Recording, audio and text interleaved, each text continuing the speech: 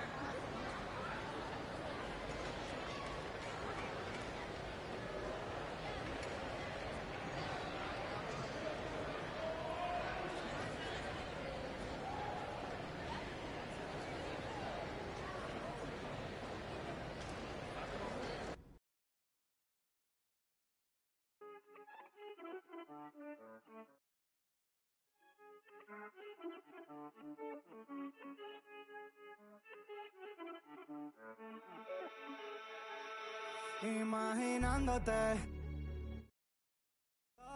preguntándole a Dios el por qué no me levanto tocándote. Aquí mirando el reloj que no para de dar vueltas como yo. Y ando por ahí en la ciudad, buscando qué hacer desde que tú no estás.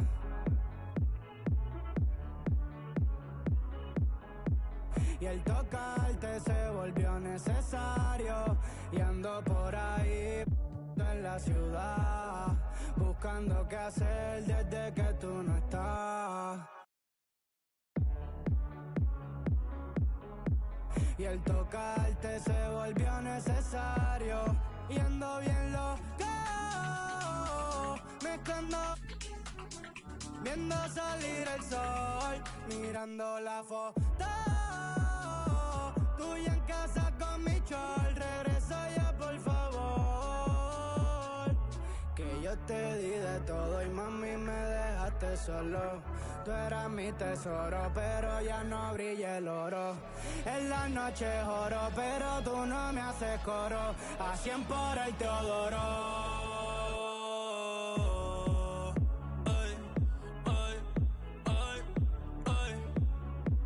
Te convertiste en mi vicio, baby. Si me das permiso, quisiera verte aunque sea por bicho. Despeinarte toda, después te doy chavos pa'l beautition. En la G-Wagon ya no estamos Pepedichon. Los contigo más son special edition. Te lo juro, estoy quitado a ese esperando a verte. Vale la pena esperarte. Baby, no quiero perderte. Estoy puesto ey, comiéndome las luces y todos los pares. Ey, tirando celulares. Ey, depresivo al care. Ey, buscando una chori. Que el corazón me repare. Mami, que me bese y me lo pare. Pero, ey, no hay una que a ti se compare. No, no, no, no, no, no. No, no. Ey, y ando por ahí en la ciudad, buscando qué hacer desde que tú no estás. Y extrañarte se volvió mi diario.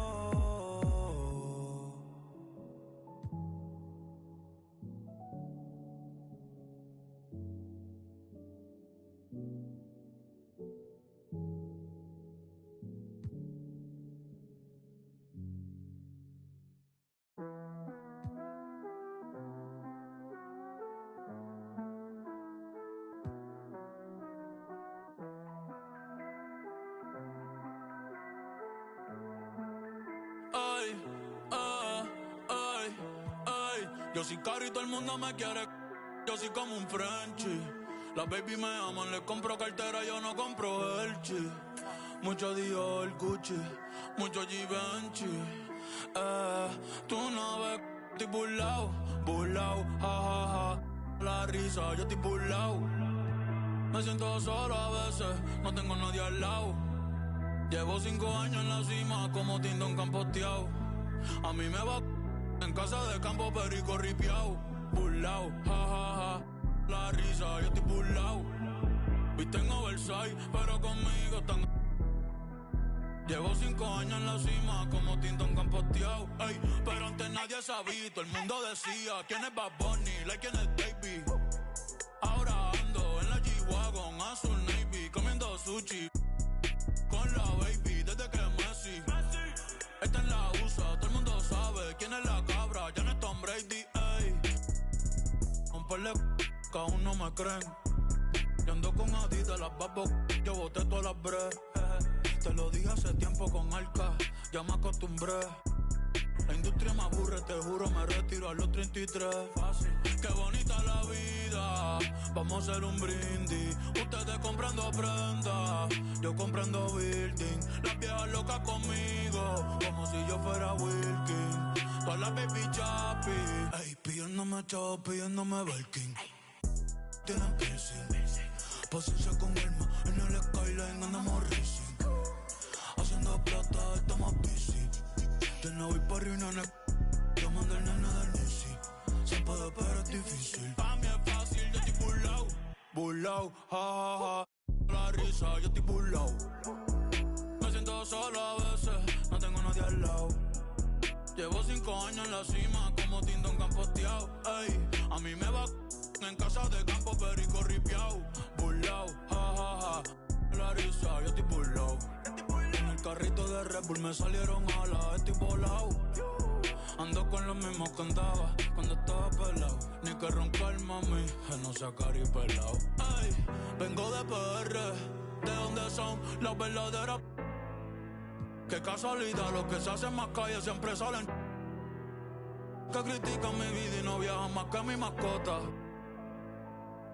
Por eso yo sigo los consejos que me dio mi abuelo, que me dio el pachino. La vida es más fácil comiendo rigatón y bebiendo un ratito en Francia.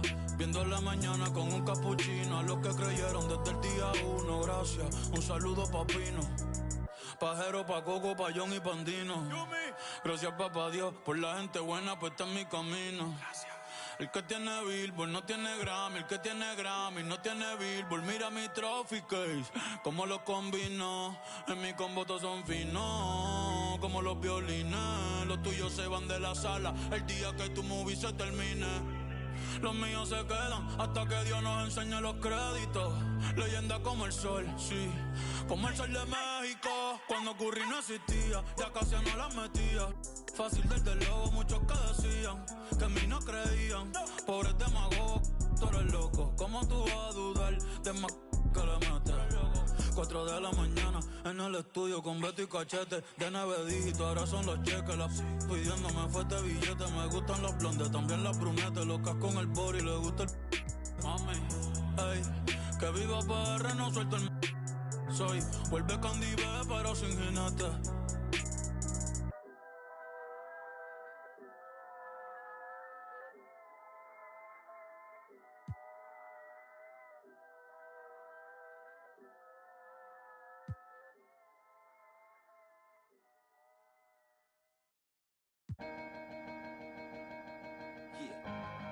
Come on. Hey, ladies. Hey, ma. What's up? Let's slide. All right. All right. And we gon' Me too. go good. Cause we gon' got drops, Got coops. got trucks. Got G's. All right. And we gon' take a ride tonight. So, ma, What's up? let's slide. All right. All right. And we gon' Now it's downtown clubbing, ladies' night. Seen Shorty, she was crazy, right? And I approached baby light. Mom, what's your age and type? She looked at me and said, you's a baby, right? I told her I'm 18 and live a crazy life. Plus I tell you what the 80s like, and I know what the ladies like. Need a man that's polite, listens and takes advice. I could be all three, plus I can come with me, come stay the night. She looked at me laughing, like, boy, your game is tight. I'm laughing back like, sure, you're right. Get in the car and don't touch nothing. Sit in the car, let's discuss something. Oh, I see you tomorrow. Now we speeding up the west side. Left side, I'm ready to do it. Ready for 55th exit. Already we home, now let's. Hey, ma, What's up? let's slide. All right. All right. And we gon' Me too. go good. Cause we gon' got drops, Got coops. got trucks. Got G's. All right. And we gon' take a ride tonight. So, ma, What's up? let's slide. All right. All right. And we gon' And I got a girl, my ex wanna holler and spit. Told me to acknowledge her quick. She like, Kim, stop fronting on that Dave Hostert tip. Come over, let's. I'm like, mama is sick. I promise you. Wow, so much hate when you're at the top, I guess. Wow.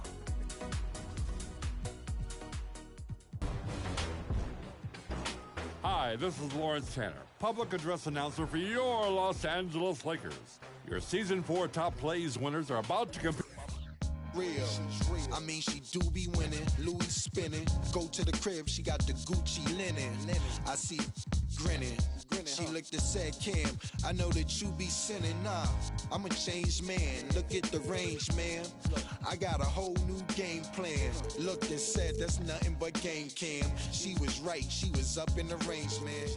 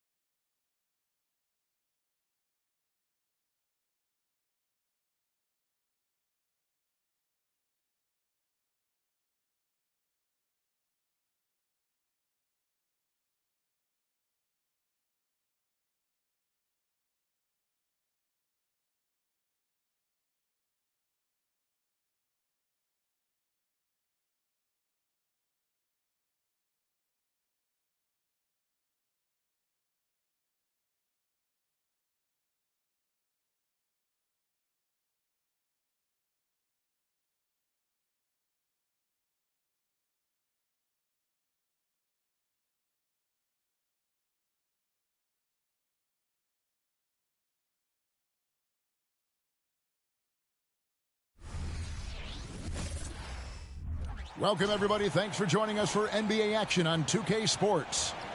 This is Kevin Harlan, and joining me, former NBA players Greg Anthony and Richard Jefferson. And the award-winning David Aldridge is on our sidelines.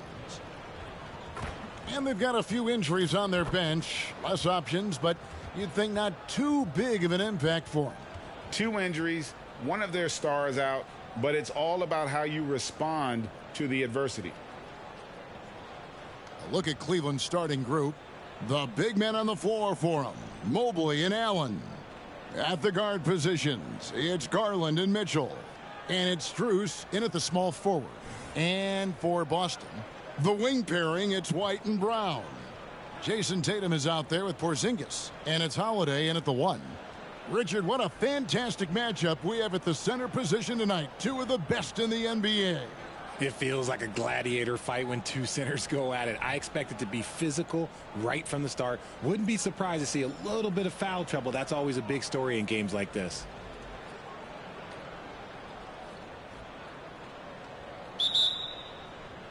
So Cleveland will get the first possession. Holiday against Garland. Mitchell a screen on Holiday. Garland kicks to Allen. Mitchell looking it over. Clock at 6. Back to Garland. Some nice passing by Cleveland here. Over Holiday. Garland, no good. And so Brown will bring it up for the Celtics. And Darius Garland, no doubt a point guard on the rise. Yeah, I think this guy's future is really promising, and it's because of his strong work ethic, his desire to keep working on his game and get better. And so it's the Celtics getting on the board first. Pass to Garland. Mitchell sets the screen for Garland. And it's Allen slamming it down. Getting better at recognizing when his teammates are open. Garland, great time right there. Porzingis with a screen on Mobley. And here's Tatum for 3. And the Celtics hit again from deep. And he's not going to miss that sort of an opportunity from deep. Garland against Holiday. 1:39 left to play in the first quarter. Kicks it out to Mitchell. Allen with the screen for Mitchell. Another shot. Count the basket. And you got to be right up on Mitchell, or else he will punish you right off the catch. Boston's gone 2 of 2 from three-point range here in the first quarter. Porzingis with a screen on Strus. Brown deciding where to go with it. Pass to Tatum. And the ball goes out of bounds. Last touch by Mobley. A big group substitution here for Cleveland. Damian Jones is checked in for Allen. George Niang comes in for Evan Mobley. Okoro's checked in for Max Strus. And Karis LeVert subbed in for Mitchell.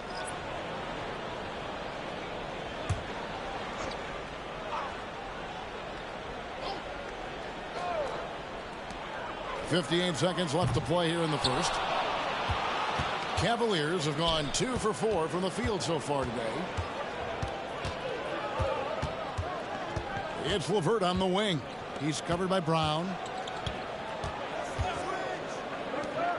Now here's LeVert. Down to 5 on the shot clock.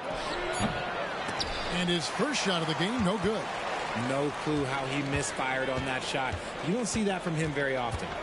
Hauser the pass to Tillman. Outside, Horford.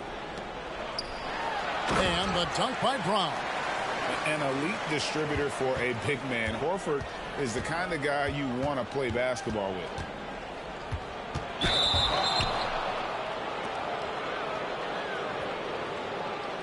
This is his first free throw of the game.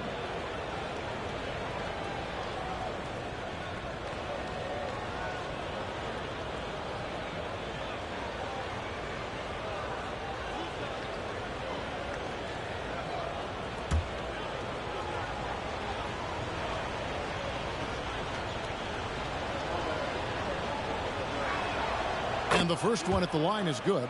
And you know what's so funny is that after his rookie season, there was speculation about Garland's ability. But he has shown continued growth and has worked his way into an all-star.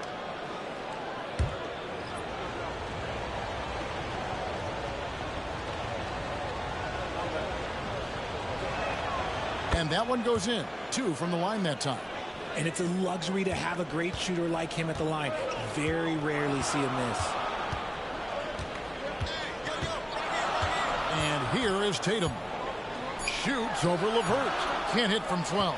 A good close contest so far as we finish the first quarter. Boston on top, up by 2. And don't go away. We'll be back with the action for the start of the second quarter in just a moment.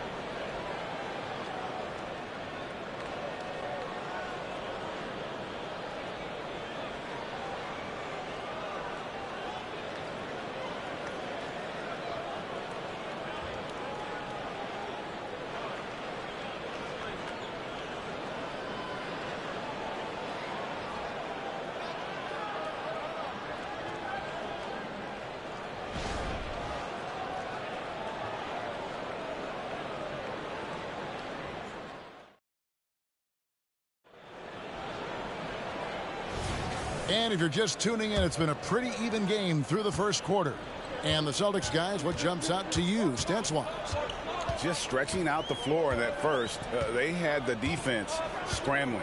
Their points came almost exclusively from beyond the arc. And as this game continues, that should open up the floor for the rest of their offense. They've got Horford. And it's Tillman in at the 5 down low. That's who's in the game for the Celtics. Wade sets the pick for Mitchell. A miss that time. Would have put him up. And close to making the defense pay for the lax coverage that time.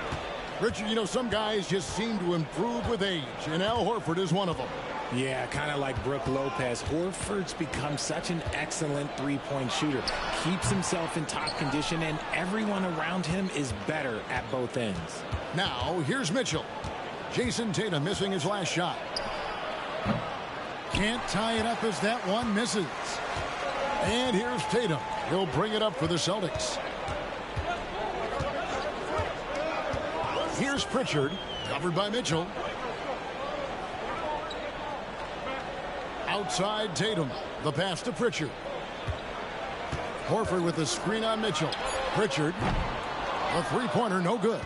Cavaliers trailing. 1:36 left now here in the second. Wade sets the pick for Okoro. Passes it to Wade. LeVert with it. Over Tatum. And it's LeVert missing. For Boston, they've gone 0-3 and are still looking for that first bucket here in the second quarter. And Greg, you talk about rim protection. Cleveland can really shut down the lane, can't they? Yeah, I mean, they have the personnel to do it. Big front court and quick guards who can keep ball handlers in front of them. Let's check in with our reporter, David Aldridge. Thank you, Kevin. The Cavaliers are trying to win now while also developing a young superstar in the making in Evan Mobley. Coach J.B. Bickerstaff said, "What we're trying to build is never putting one person above the greater success of the team. So it's a balance, because when we get to our best, I believe Evan can be our most impactful player. But it's on us to get him there." Kevin? I like that approach. Thanks, D.A.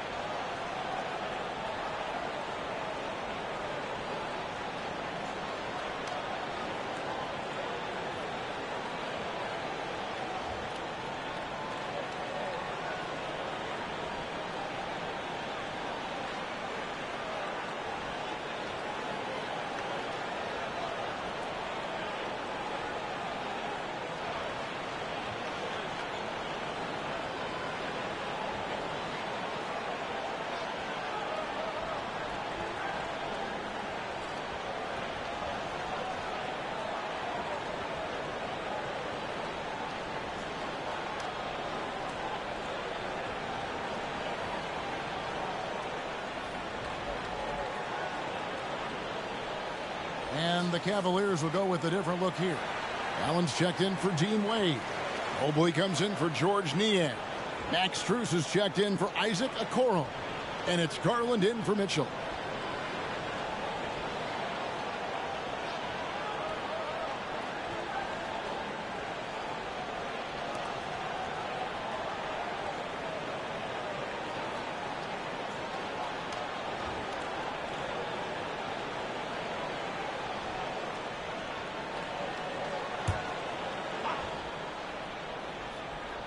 We're now about 2 minutes into the second quarter.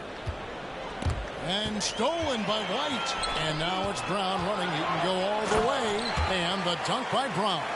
For an athlete like Brown, you salivate. You just start drooling thinking about the open floor. Fast breaks are your friend. Now, here's Garland.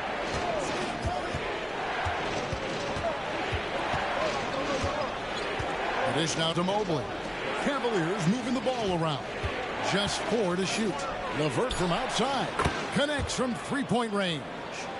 LeVert's got his first bucket of the game, and he's on the board for 3. Strus against Brown. And Holiday has it in the corner. Bangs home the trifecta. Holiday's got the lead back up to 6 now for the Celtics. Proving he's more than just a go-to scorer. Brown also loves swinging the ball to open teammates. Now Garland.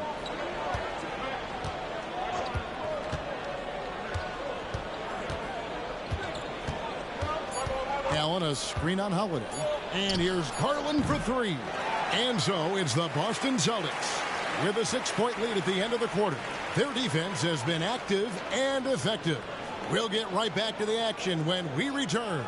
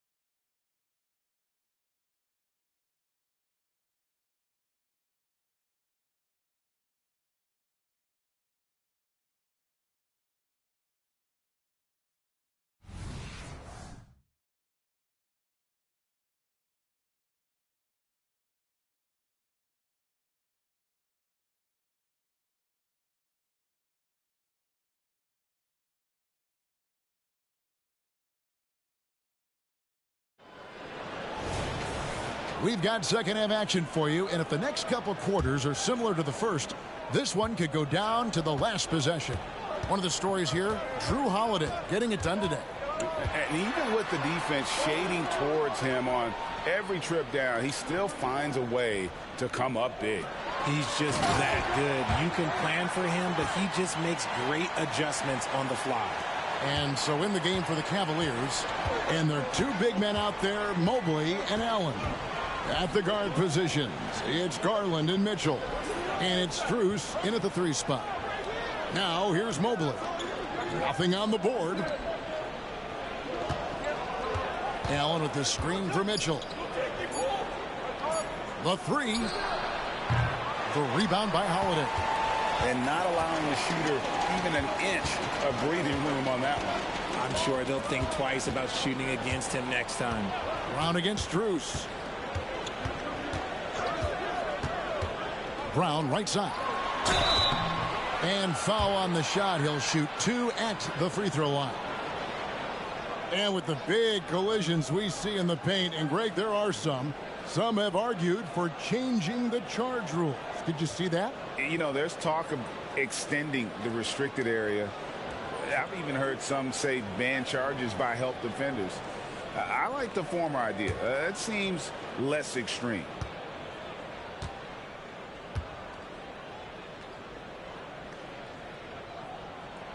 That free throw good from Porzingis.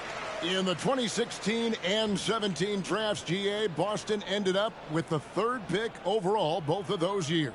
And they nailed those picks, getting Jaylen Brown and Jason Tatum back-to-back, setting up their franchise for years.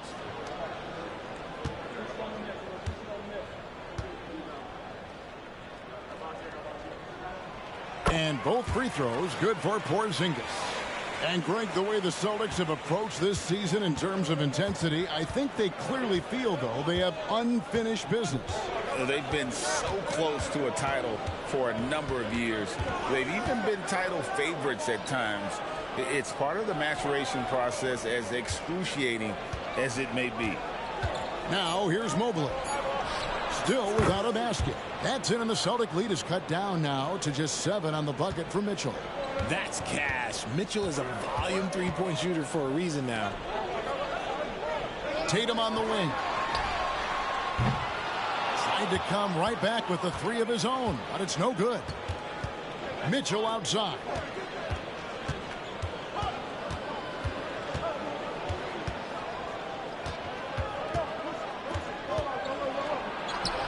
The teardrop falls in. Mitchell's got 5 points in the quarter. The floater's an important shot for Mitchell, and he's got it down. He can alter his release any way he needs to. Brown right side. There's the triple. Cavaliers with the rebound. And on an open look like that, he's very gifted at making the weak coverage pay. There's Garland. It's rebounded by Porzingis. They have a chance to go 2 for 1 here. Let's see how they play the clock. Celtics passing it around. Holiday finds Tatum. Brown outside. Good, and it's Tatum picking up the assist. Brown's got 7 points in the game. He can do a lot with the ball, but Brown is just as good playing off the ball. He's always ready to catch and fire. Mitchell against White. Now, here's Mitchell.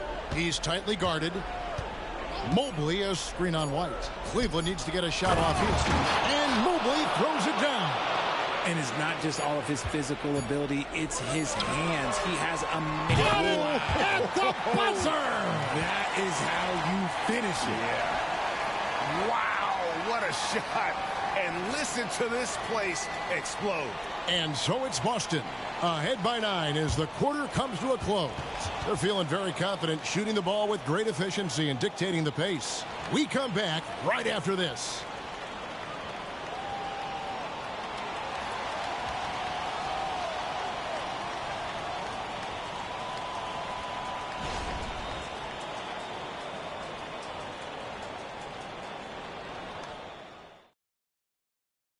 And let's take this opportunity now to show you our State Farm assist of the game. And the definition of teamwork right there, guys. I mean, what great communication between them, and what a beautiful feed. Serving it up on a platter, that is a beautiful dish. And 2 teammates on the same page, woo. And this is it. Glad to have you along for this 4th and final quarter. The Cavaliers trail by 9. The wing pairing, it's White and Brown. Kristaps Porzingis is out there with Tatum, and it's Holiday in at the point. That's who's in the game for the Celtics. Boston's gone 5 of 9 when they put up the 3-point shot tonight. Pass to Porzingis. Looks for Holiday, gets it to him. That one good for 2. Holiday's got the lead up to 11 now for Boston. Oh, a nifty finisher. You didn't think Holiday would back down inside, did you? White against Mitchell. Dishes it to Mobley. Mobley sets the pick for Garland. Cranes the 3-pointer. Pretty savvy move there by Garland, making space with that pick and roll. Tatum dishes to White. Tatum against Allen. Tatum kicks to Holiday. Brown outside. No good on the triple. And so Garland will bring it up for Cleveland. Trailing here by 8. White against Mitchell. from deep three-point territory. It's rebounded by Porzingis. The Celtics shooting an efficient 53% from the field. Right the pass to Tatum. Porzingis sets the pick for Tatum. Jacks up a three. And a rebound goes to the Cavaliers. Pass to Mitchell. Game moves along. 2 minutes gone here in the fourth. It goes straight through with the swish. Creating the opportunity. Mitchell makes the right call for this situation. Celtics leading by 6. Tatum down low. Covered by Mobley. And stolen by Mobley. This is a do-or-die possession. They have got to get points. Anything other than a make is game over. This is where you lean on your stars to get you to the finish line. Now, here's Mitchell. It drops. And now they trail by just 4. Wow, you can see Mobley just growing over time, accepting these responsibilities in this big moment.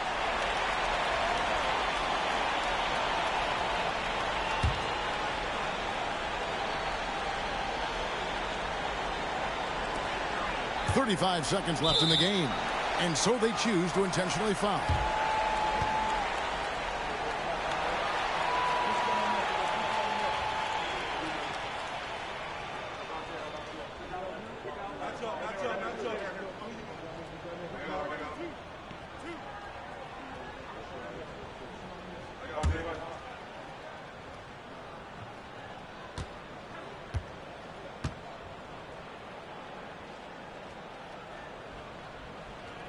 He hits the first one, and that puts them up by 5. Now look, from the moment he stepped into this league, Jason Tatum has been a difference maker. Every team in the league is looking for guys like him. Long, athletic, and most importantly, winners. And he hits both free throws here. So now it's a 6-point ball game. I'm not going to lie, that's big, making all of those, giving them a little bit more breathing room. Timeout called, Cleveland. They're trailing by 6. We've got 33 seconds left in the fourth quarter. Guys, what do you think? Yeah, trying to get back in this thing, they need a score. Yeah, it has to be fast. They got to take the first good look they get.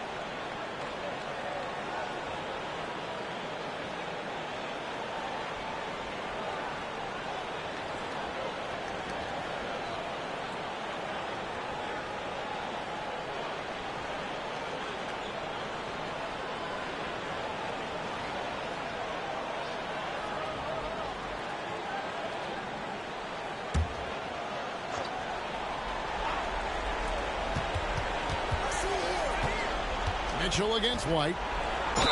And 2 free throws coming up, unable to get that one to go with all the contact.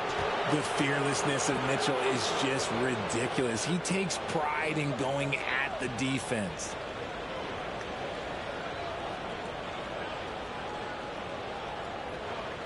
Take a break. Take a break. 2 shots.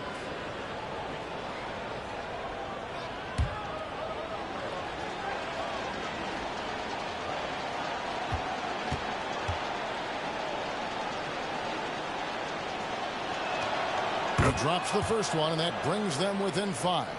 We've seen Donovan Mitchell go off. He's gone for 70+ in a game. That is special.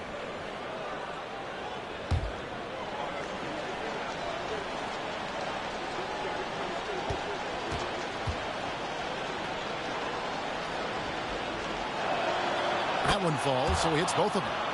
Usually a steady hand at the line. Mitchell can make a big impact here. And an intentional foul right there.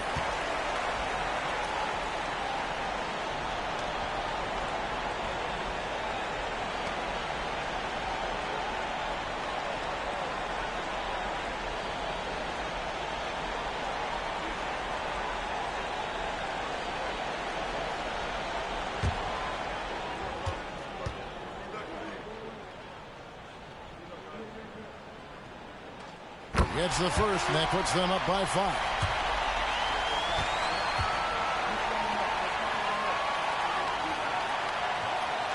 Second one is good. Hitting both at the line, and it's a 6-point ball game. Timeout called the Cavaliers. They're behind by 6. We've got 28 seconds left to play in the final quarter.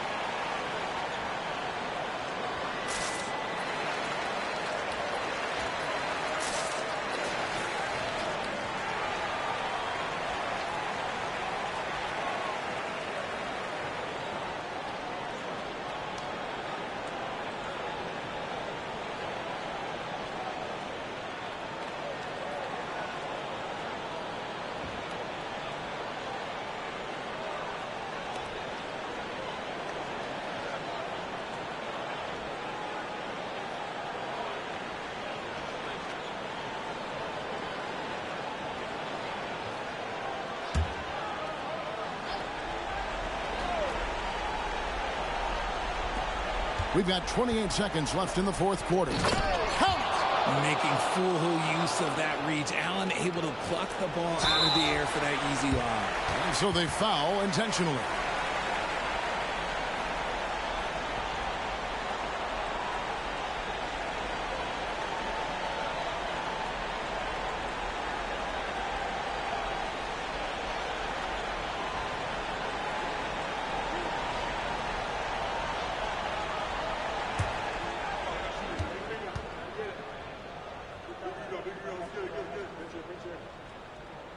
Good on the first, and that puts them up by 5.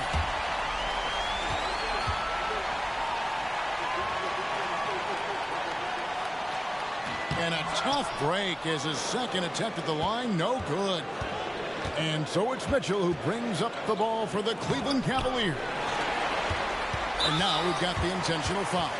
No choice but to foul there, but he's probably the last guy you want to see on the line.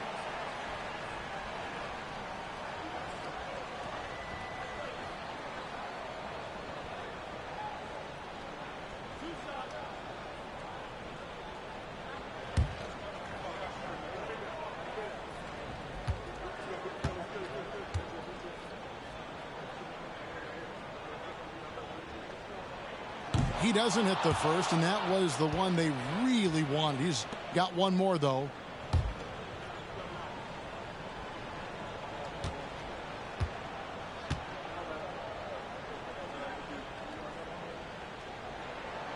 And he does get the second one. And that increases their lead to 6.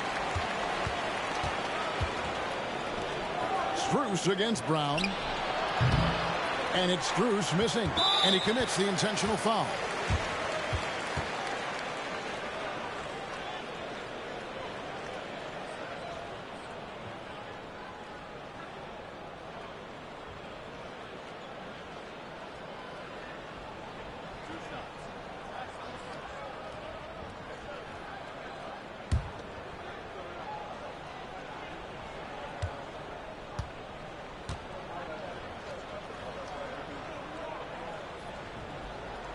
So the first one drops, and that makes it a 7-point lead.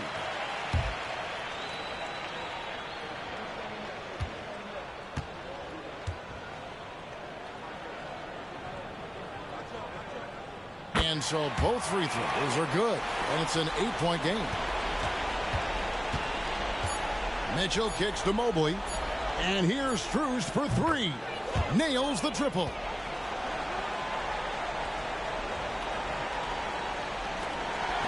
So it's the Celtics picking up the win. It was up for grabs right until the final seconds. Yeah, and for me, Kevin, what stood out is just the overall trust this group has in one another when it matters most. Doing what had to be done and to send these fans home happy. And now we'll go to David Aldridge, who's standing by with our player of the game. Take it away, David. Thanks very much, Jason. It was a struggle last time out, but tonight you were back on track. What was the difference? Just got to have a short-term memory. Sometimes shots just go in, but you always got to be aggressive and just make the right play. You're like a cornerback in basketball. That's weird, but it got you a win tonight, man. Congrats. Back to you. All right, David, thank you. And that about wraps it up.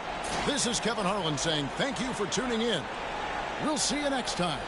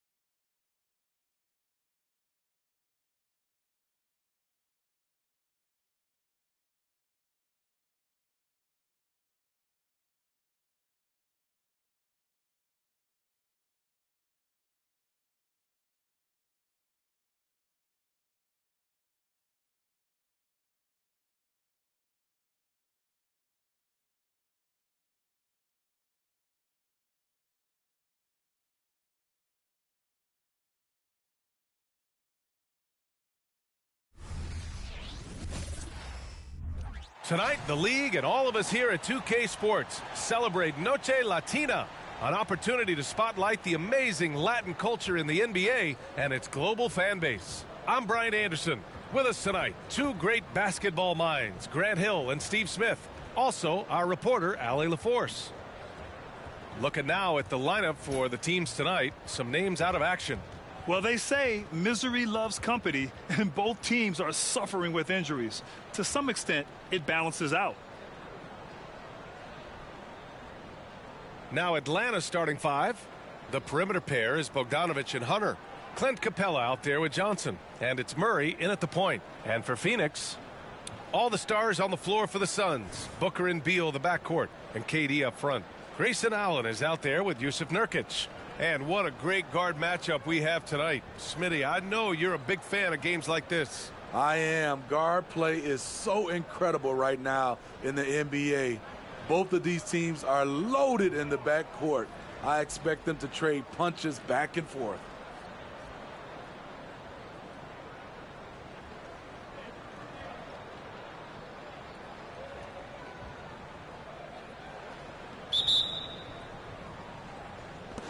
So Atlanta will get the first possession. There's Bogdanovic with the three. Phoenix grabs the miss. Beal to pass to Booker. And Booker with the jam. Slick feed by Beal, taking advantage of the hole in the defense to set up a wide open man. Lots can be said about Bradley Beal's scoring, Grant, but there's more to his game than that. Yeah, B.A., I mean, the shooting is just the most eye-catching part. He also averages solid assist numbers and plays at a high effort level off ball or on defense. And so it's Beal who brings up the ball for Phoenix. Outside Booker. Over Murray. And Booker the bucket on the assist by Beal. Yeah, Booker sees how they're defending him and just takes what's there. To the middle. Here's Murray. Count it. 1 for 1 to start the game. Just taking it right to the rim, and no one was there to greet him. Wow, that's a defensive breakdown. Can't do that against good scores. Now here's Durant. Pass to Booker. Hey, rejected by Capella. What you like about Capella as a shot blocker is the patience. He waits until the shooter commits. Murray passes to Bogdanovic. Johnson on the wing. Booker against Murray. Can't hit it from 12 feet. For Phoenix, they've gone 2 of 3 from the floor. Well, Smitty, during the 2022 offseason, the Hawks made a blockbuster trade for DeJounte Murray. Atlanta sending a clear signal. They want to win now. And I love it, B.A. The front office showing confidence in their players. Now here's Murray. Bogdanovic passes to Capella. Poked loose. 6 on the shot clock. And the ball is tied up, so we'll have a jump ball.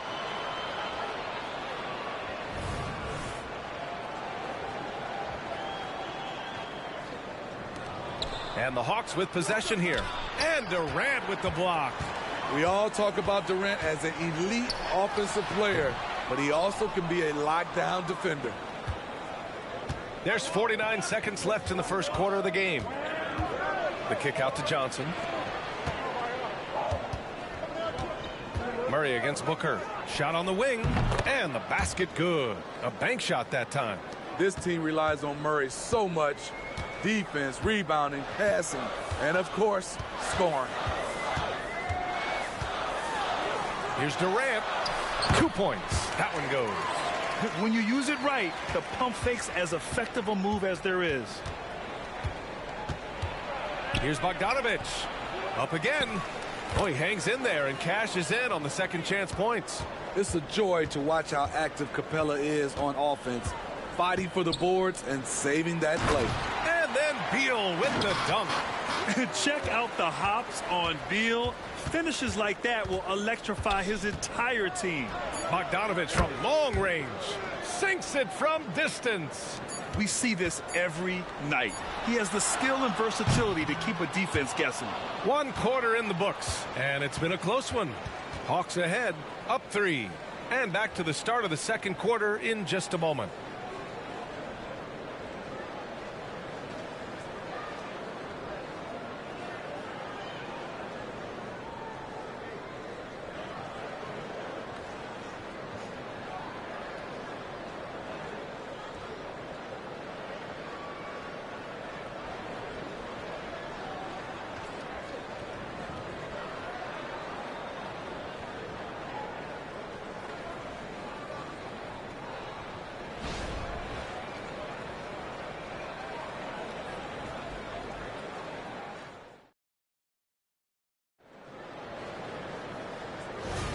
And some good action in the books as we get back to a game that's been pretty close so far here.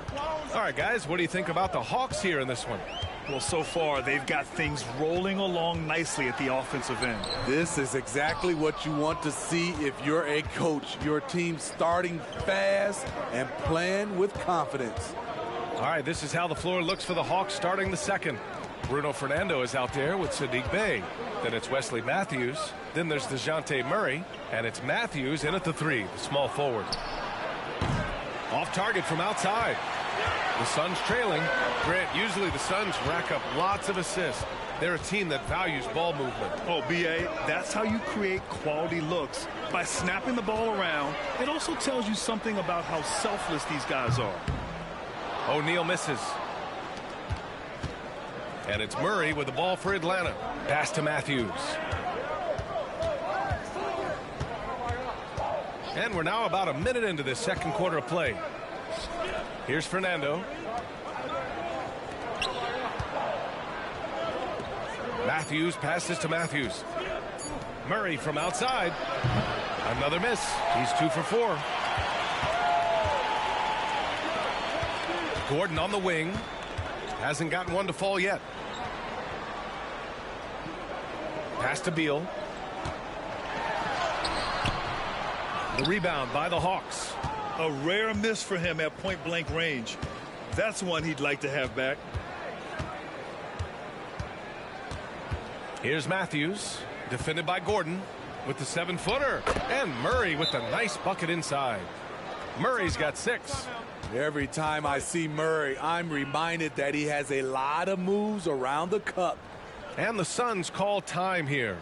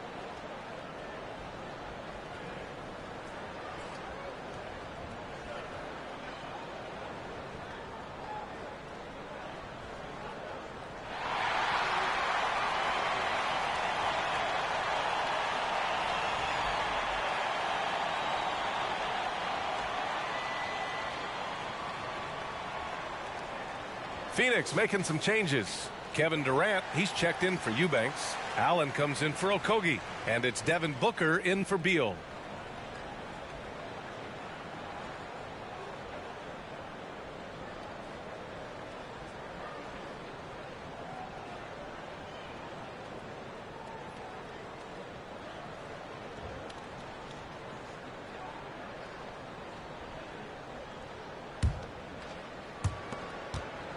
The Suns have got none of their first 3 shots to fall so far in the second. You know, Grant, thinking back to those 2021 finals, the Suns coming so close to their first championship. Think about it, B.A. Phoenix had a 2-0 lead over the Bucks, but Giannis then decided to take over. And still, I think that taste of the finals was great for Devin Booker and the Suns. Phoenix no good that time either. For Atlanta, they've gone just 1 of 3 to begin the second quarter. Here's Bufkin. Booker defending. Down low. From 7. Pass to Bufkin. Johnson a screen on Booker. 6 to shoot. Bufkin no good. Coaches loathe empty possessions. You got to be able to hit the easy ones. On the take, Booker. 14 feet away. And it's in there. Booker's got 6. Just taking what the defense allows, and that's a shot he'll make all night. Hunter against Allen. Outside Hunter. No good on the triple.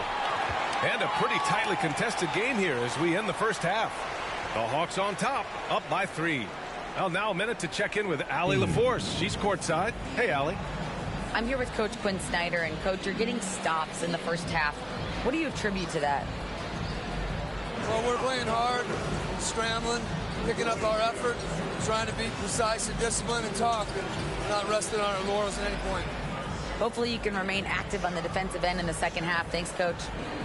Appreciate it, Allie. And we'll be coming right back after this break, ready for the third quarter.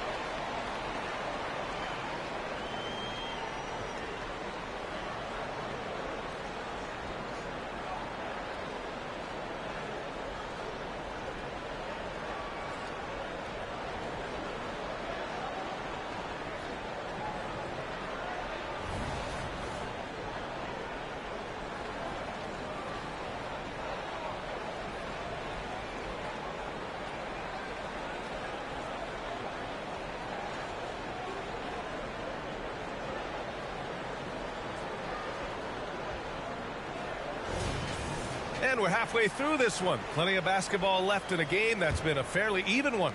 Wow, what a performance by DeJounte Murray. The numbers say it all. He spent the first half playing efficient ball. And it's not like everything's been at the rim. There's been a number of jump shots along the way. All the stars on the floor for the Suns. Booker and Beal, the backcourt, and KD up front. Yusuf Nurkic is out there with Grayson Allen. That's the group for Frank Vogel getting going here in the second half. And from the sideline, let's catch up with Allie. Devin Booker knows that fame comes with downsides. He said, quote, "I'm on the bigger stage, so there's going to be more haters. That's life. But every day I wake up grateful for the opportunity to play. Back from being the little kid who wanted to be in the NBA, I have never lost sight of that. That's what keeps me going." Brian? Okay, Allie, thank you. Good stuff. Here's Beal. It's good. Beal's gotten his second bucket. All right, Grant, I'm going to ask you to put on your executive hat now. Tell us what the key is to establishing culture at an NBA organization. Ooh, BA. Culture, structured accountability. It's about getting the right group of guys, having strong leadership. And, of course, it only works if the coaches and players fully buy in. Too much for the defense to handle. Capella playing through the whistle.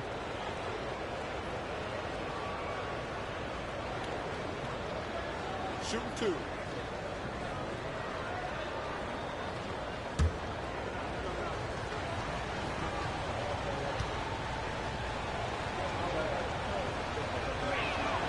That's good from Capella.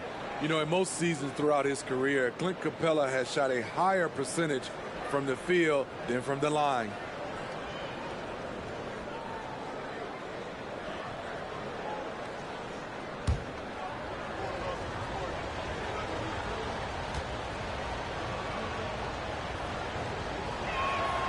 Capella hits them both. And here in the second half of play, we're just over a minute in.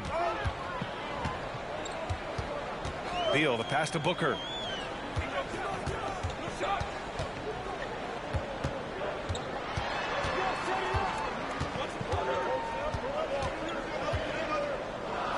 Pass to Allen. For the tie. Sends it home from three-point land. It's all knotted up. You can really see their confidence growing as this game has gone on. They have reason to believe now. Yeah, the reason is they tied it up, but it took a lot of focus and a lot of energy. We'll see if they can sustain this effort. Johnson passes to Murray. Screen by Capella. And DeJounte Murray with the three. Murray's got 9. This kid's a gamer. Murray loves the competition. Right there, a little get back. Beal, the pass to Booker. Now here's Nurkic. Guarded by Capella. Pass to Beal. Over Bogdanovich. And Beal with the basket on the assist by Nurkic. He has 6. And since the break, both teams are increasing their intensity and really getting after it. I would have loved to hear the coach's speech because they really took heed to it. Like you said, both teams playing at a different pace. And that one drops for him. In a tight game, they wanted to make sure of that possession. We've got a 9-second difference between the shot clock and game clock. Booker, the pass to Allen. To the wing, right side. Nurkic finds Allen. There's a screen by Nurkic. And the Suns get another 3. Easy look when the defender isn't fighting over the screen. Reason why it takes extra energy to do it. You have to trust your defensive rotations, but it's worth it. Here's Murray. The shot no good. And he's frustrated. That's a shot he can make in his sleep. It's all tied in Phoenix. And we're just moments away from the start of quarter number 4. Stay with us.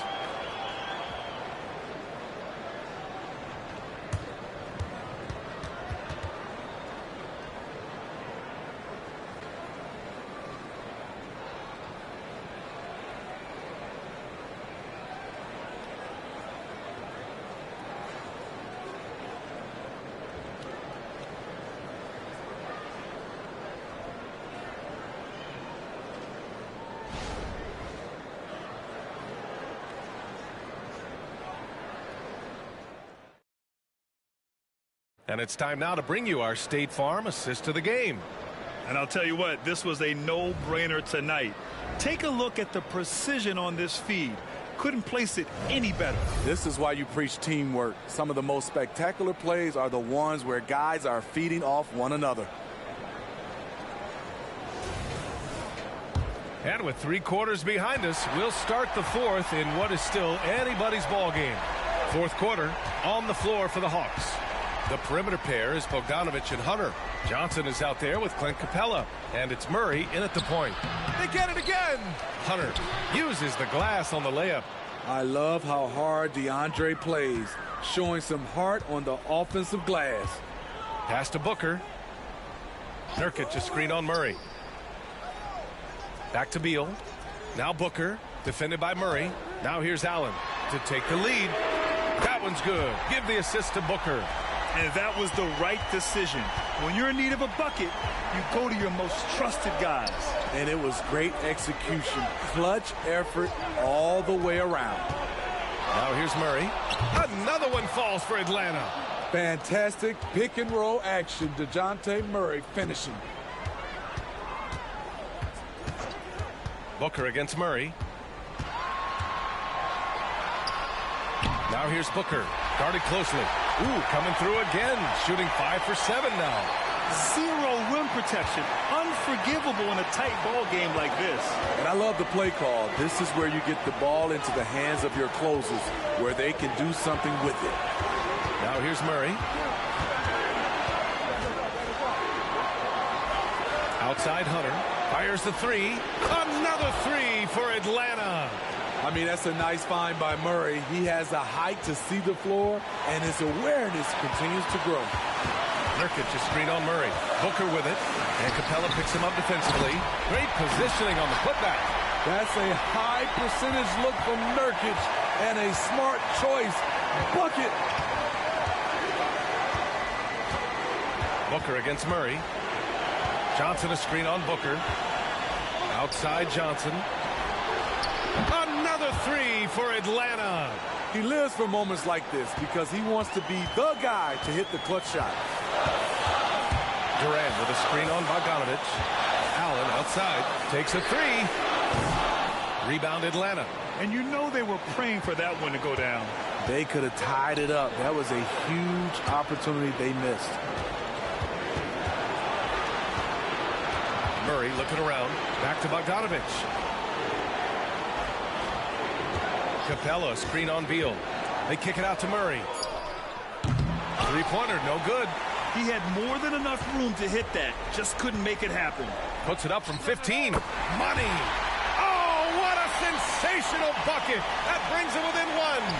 There is absolutely no fear in his eyes. He loves the moment. Incredible shot with everything on the line coming through for his team.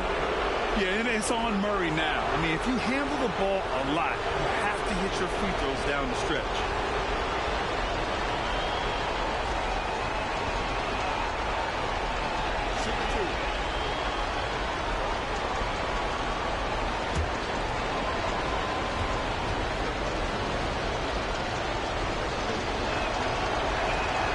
First free throw is good, and that'll put him up 2. Each year we see DeJounte Murray take on more responsibility. He's now comfortable going to the line in important stretches.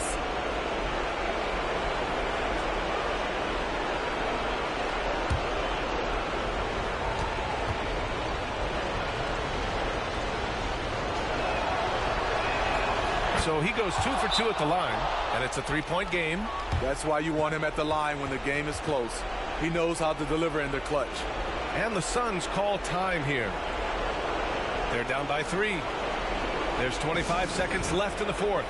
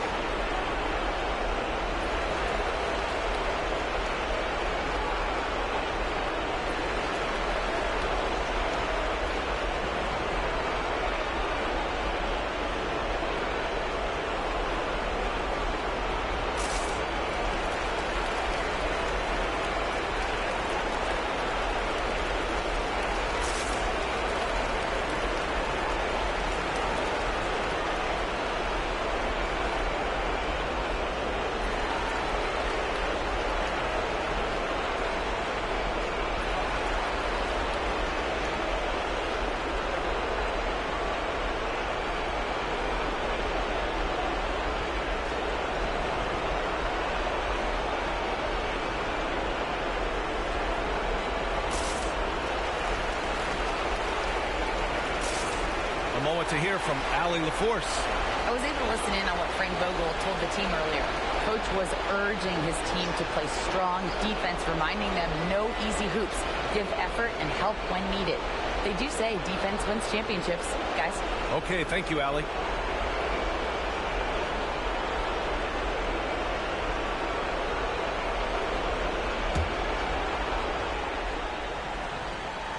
And the Suns call time here. They're behind by 3. There's 25 seconds left to play in the fourth.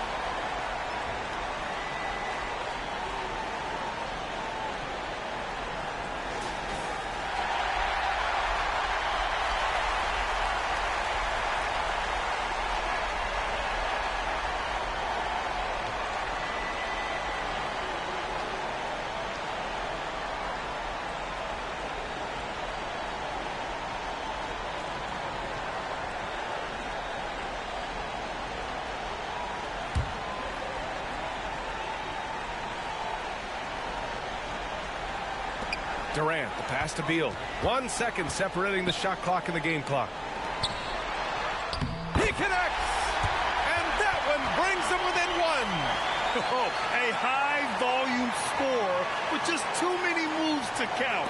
Booker is so dependable under pressure. And so they choose to intentionally foul. Yeah, just a must-foul situation to stop the clock.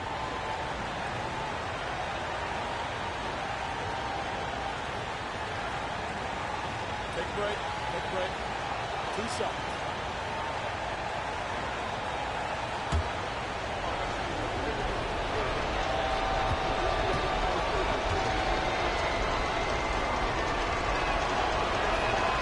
So the first one drops, and that'll put him up 2. And there's no fear in the eyes of Bogdanovich. As far as he's concerned, the bigger the moment, the better. Second one is good, getting both at the line. And it's a 3-point game. And Booker's got the ball here for Phoenix. Beal outside. There's the triple. Misses the 3. And the ball out of play. The Suns will have it.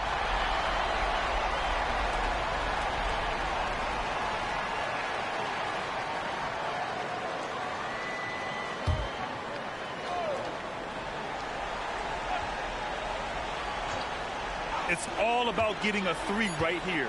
And they're looking to tie it up. Live to play another period. We'll see what they run right here. Easy look when the defender isn't fighting over the screen. Reason why it takes extra energy to do it. You have to trust your defensive rotations, but it's worth it. Now a timeout called by Atlanta. The score is knotted at 36. 1 second left in the game.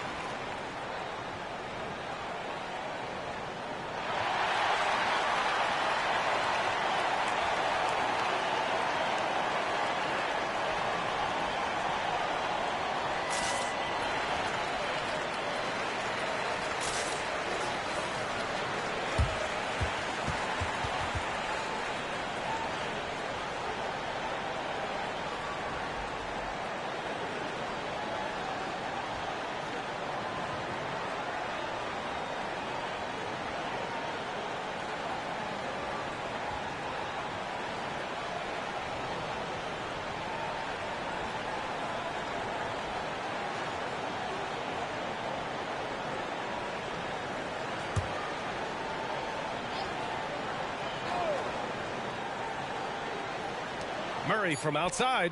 Yes, he did! Right It is good! The winner at the buzzer. It doesn't get any better. One of the greatest shots you'll ever see. The 3 with nothing but zeros left on the clock. And so it's Atlanta who scrapes by with a win. With the late victory, they upset plenty of these hometown fans. They really should take this win to heart. When the pressure was on, they stepped up and worked twice as hard to overcome it. Well, folks, that's going to do it for now. For Allie LaForce, Grant Hill, and Steve Smith, this is Brian Anderson with our 2K Sports crew signing off as New Balance presents our player of the game, DeJounte Murray.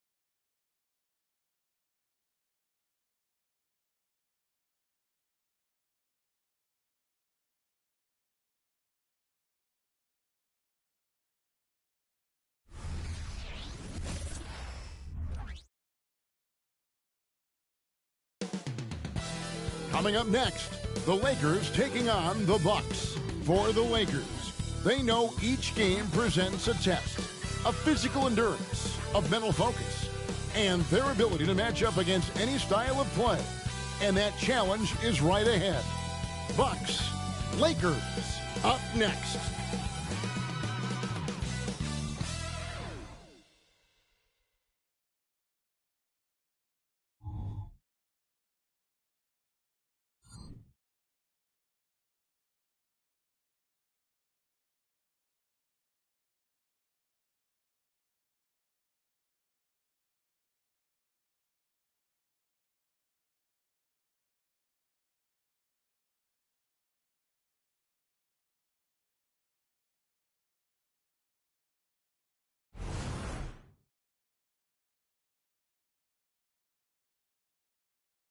Welcome, everyone. Let's get ready for some NBA basketball on 2K Sports. This is Kevin Harlan along with Greg Anthony and Brent Barry. David Aldridge will be reporting from the sidelines. Quite a few injuries here between the two teams. 5 players out tonight. 5 players scratched from the game. If you're one of the healthy players, you're going to get all you can eat. And now the Lakers starting group. Down in the block, it's LeBron and Davis. At the guard positions, Russell and Reeves. And it's Hachimura in at the 3 slot. And for Milwaukee, Lopez is the pivot with Giannis to his side. Malik Beasley out there with Damian Lillard. And it's Crowder in at the 3. When you talk about rebounding the basketball, Greg, both of these teams demonstrate an edge in this department. Yeah, both teams pound the boards. It's clear these coaching staffs push for their guys to attack the glass. So this one's going to be physical.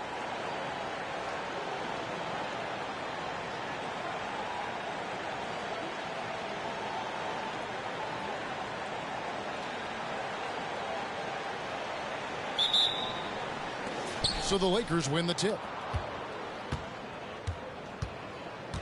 Now Russell. Davis kicks to Russell. Inside. Over Lillard. Russell, no luck. And it's Milwaukee's ball. And what a stretch it's been, Brent, for this Milwaukee franchise. All started by the drafting of Giannis Antetokounmpo. Well, just identifying him is one thing, Kevin. You got to also acknowledge the work that Giannis has put in. After that, they have done a great job of building around him. Had that not been the case in Milwaukee, you have to wonder whether he would have re-upped and signed that extension with the Bucks to continue his career here. And what would have happened in free agency? Here's Antetokounmpo after D'Angelo Russell's bucket. And they double up Giannis. And Davis sends it back. No surprise why AD has led the league in blocks before. Lopez missed it, even after all those chances. And so it's Hachimura who brings up the ball for Los Angeles. Russell kicks to Hachimura. Pass to Davis. James outside. Here's the 3. Gets it to go from beyond the arc. Well, instead of playing through LeBron, that time they set him up. Hustle against Lillard. And in the first, a little over a minute and a half in.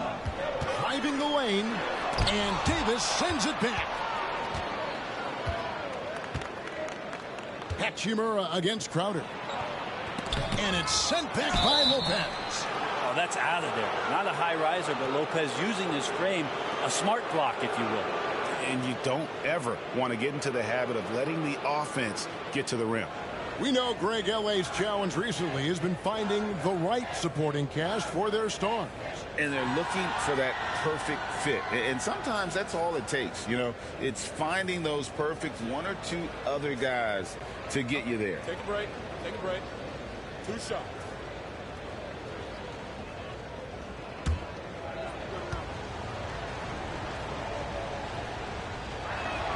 The first one falls. I think as fans, you always want to see the best in the league healthy. Anthony Davis out there tonight. And the NBA is just better when AD's playing. And the Bucks making a change here. Portis is checked in. Taurean Prince, he's checked in for Los Angeles. Off on that one, so he goes 1 for 2 at the line. Greg, looking at the history of the Lakers, they always feel they're a title contender. And they've been to the finals in every decade. Their longest championship drought in L.A., just 12 years. So, to me, the best franchise in NBA history. That's a 2 from Lillard. Milwaukee, no good that time either. Oh, can't punish the defense for leaving him open that time. That's a frustrating miss for a really steady jump shooter. Lopez with the steal, and up the court come the Bucks on the break. Here's Crowder. Makes it off the glass. And you can't forget about Jay out there in transition and getting to the right spot on the floor. For Los Angeles, they've gone 2 for 4 from the field so far today. Russell looking around, down low. Davis against Lopez. And again, no good by the Lakers. The Bucks trail. Here's Lillard.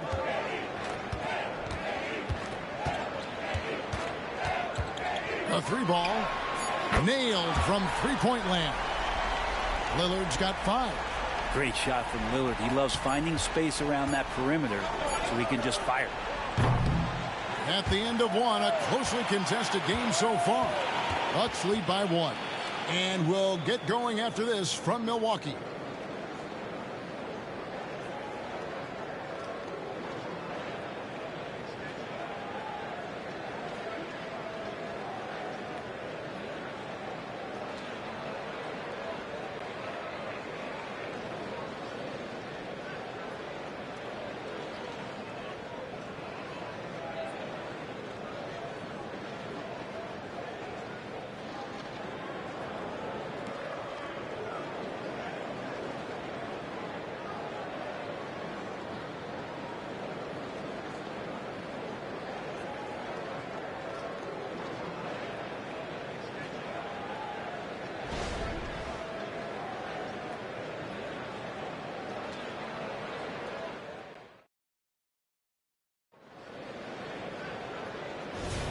And we hope you're enjoying the game. Both teams tonight keeping things pretty even so far on the scoreboard. And look what we've seen from Milwaukee. What do you think, guys? Well, their effort on the defensive end has set the tone for this game. That defense has been infectious here as everybody stepping up aggressively on that end. So for the Lakers right now, they've got Taurean Prince. He is out there with LeBron James. Then there's Christie, and it's Dinwiddie in at the point. And Greg, we still see players embellishing contact. Is enough being done to discourage those creative flourishes?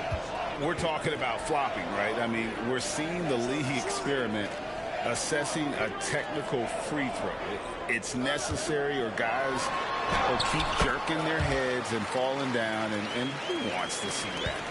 The defense knows Giannis demands 100% effort, but he's still managing to carve them up. And with an update from the sidelines, let's check in with David Aldridge. Thank you, Kevin. This Lakers franchise, of course, has a lot of championships, but they know that nothing's given. Coach Darvin Ham said that ring and them banners don't come if you ain't on your thing. You've got to be focused and make every day count. Talking about championship. At some point, the lip service gets old. You've got to go do it. Kevin, back to you. Got to go do it. He's all about action. David, thank you.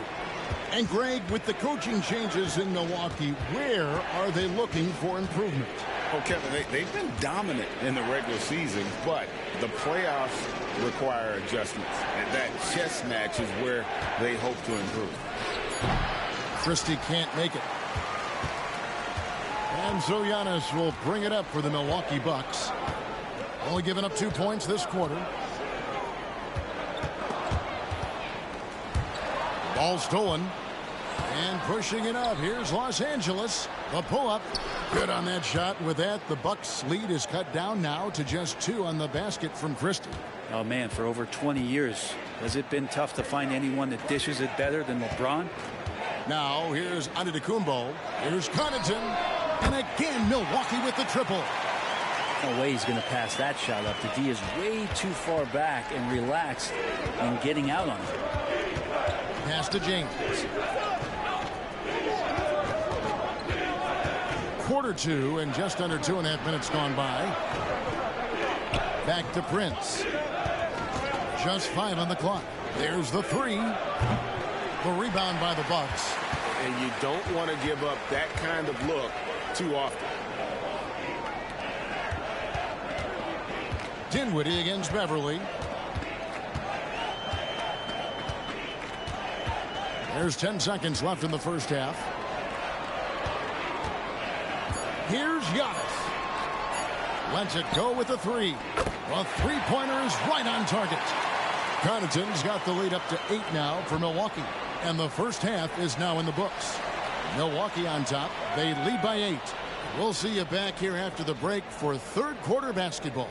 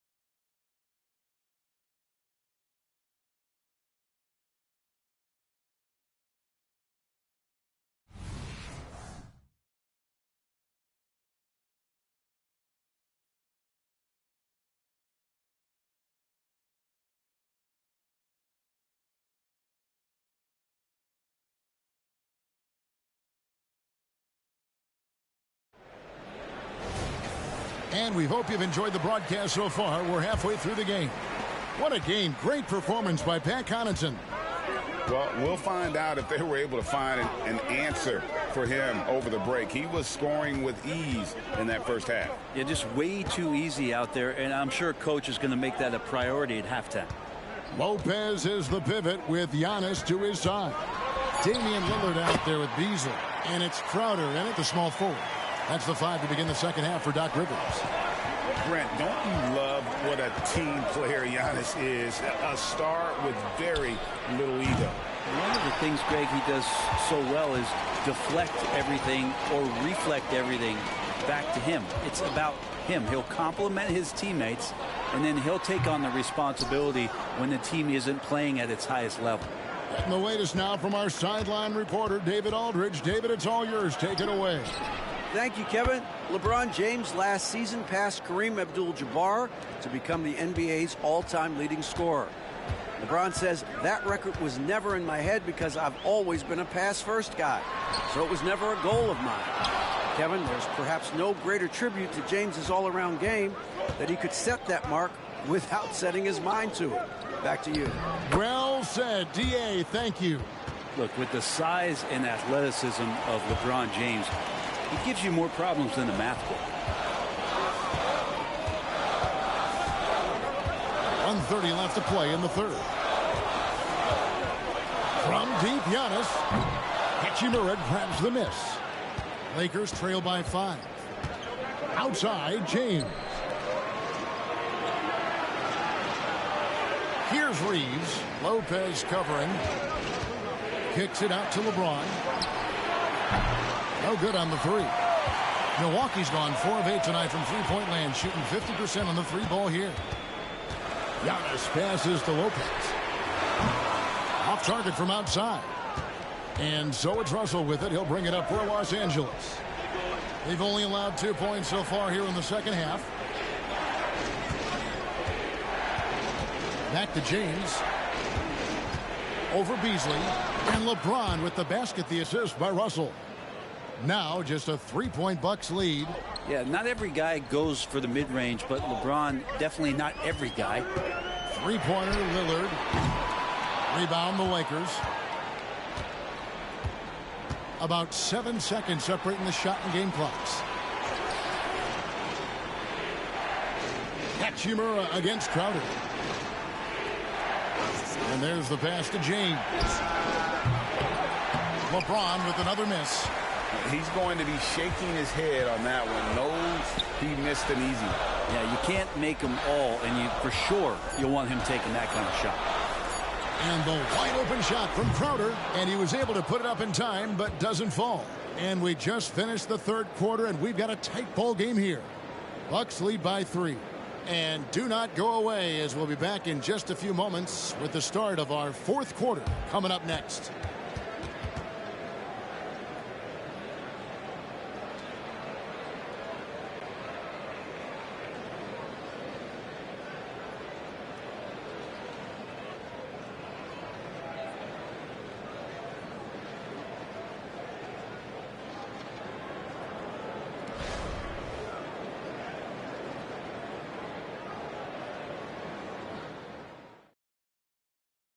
And a moment now as we take a look at our State Farm assists of the game. And how about the big fella here showing us he's got some point guard skill here with the tremendous setup. Now the passing for the team becoming contagious, this time involving the big.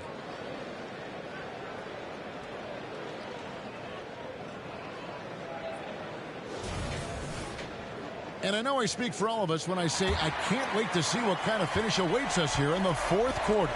So the Lakers 5 right now. At the guard positions, Russell and Reeves. Down in the block, it's LeBron and Davis. And it's Hachimura in at the small forward spot. Just can't say enough about what LeBron James can do on the floor. That time with the handle, terrific at moving the defense around. Now here's Giannis.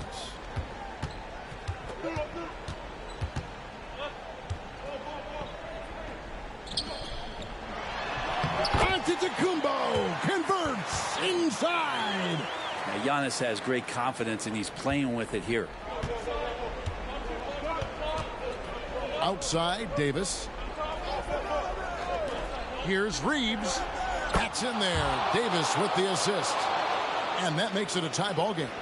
And such a clutch shooter. I mean, he lives for the big shot. And when he's rolling like this, watch out. And Lillard gets it to go. Oh, what a dime there from Giannis. Excellent sharing the basketball. And for the Lakers, they're shooting a respectable 47% from the field in this one. Hachimura, no good. That's not going to make you a favorite target of your teammates. They'll think twice about feeding you if you're going to keep missing layups. And oh boy, a lot of contact there, but he gets the call and will shoot 2. That's on LeBron James. It just has gotten to the point where you expect Lillard to make everything at the end of games.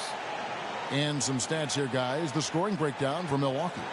Their accuracy in this one has just been on another level. I mean, the 3-ball keeps falling, and the defense just hasn't been able to run them off the line.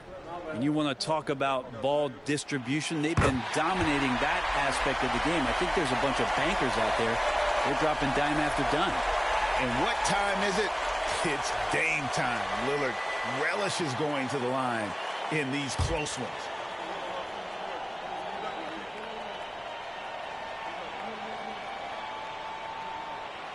So he gets them both, and it's a 4-point ball game. And he's the one person that the coaching staff and the teammates love to see at the line in a tight ball game. You can pretty much bank on these.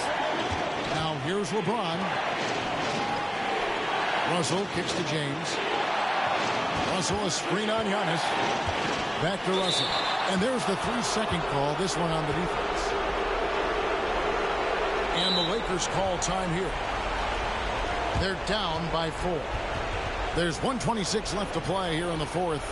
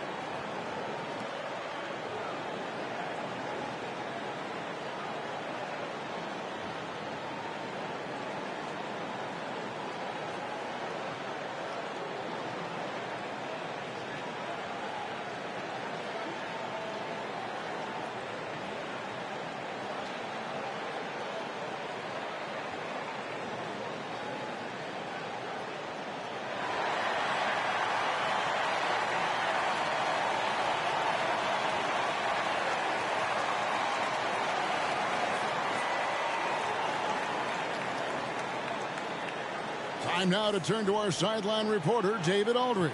David. Hey, guys, listened in on what Darvin Ham was talking about with his players. Now, he begged his players to keep it simple out there. He told them one possession at a time. Don't look at the scoreboard. What's most important is running our plays and being aggressive defensively. We'll see if they can follow that game plan. Guys? Thank you, David.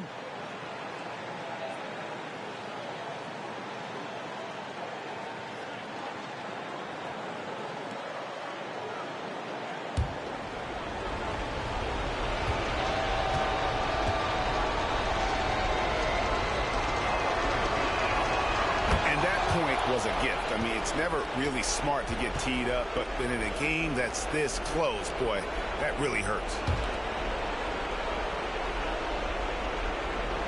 A little over a minute and a half of the fourth quarter gone now. Fires from 18. Yep, it goes in, and the Milwaukee lead is cut down to just 1 on the basket from Davis. Awesome job by AD to get the ball in a favorable spot. That's most anywhere, but comes up big with that basket. And he's fouled pretty hard on that shot, but he's got the chance to pick up the points at the line.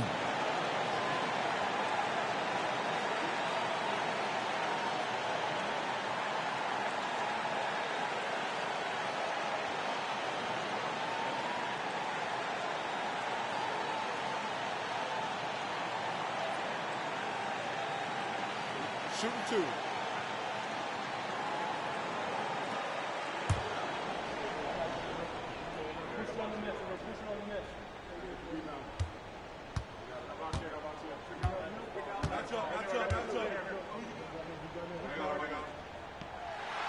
And that hurts as he doesn't get the first one to fall. Trying to focus now on the second. And this team continues to lean on the broad shoulders of Giannis Antetokounmpo for everything they do. And they should, asking him to come up big there in the clutch.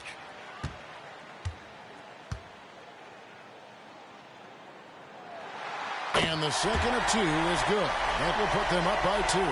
Well, they should be looking at a 3-point lead. Hopefully for them, that miss won't cost them. LeBron dishes to Russell.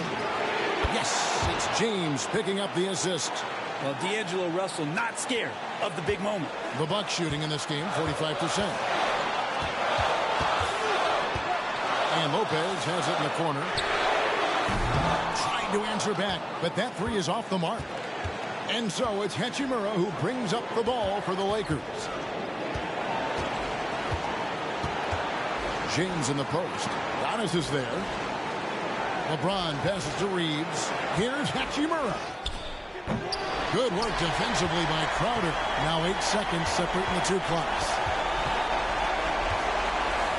Beasley outside. Pass to Lillard. Fires from deep. It's good from beyond the arc. That is world class. Love seeing that there. A huge possession, and he nets it. And the Lakers call time here. They're trailing by 2. 19 seconds left in the fourth. What do you think, guys? Big chance here to tie it with a bucket. Well, they just need a solid play right now, and Coach going through his index cards to find one to get something going.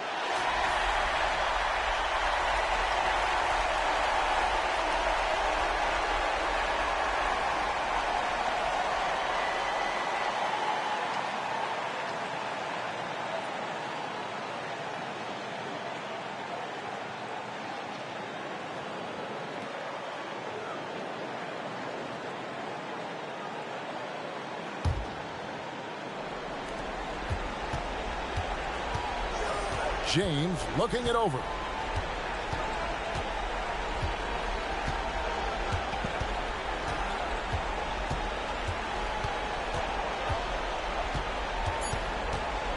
Out of bounds. Milwaukee takes possession.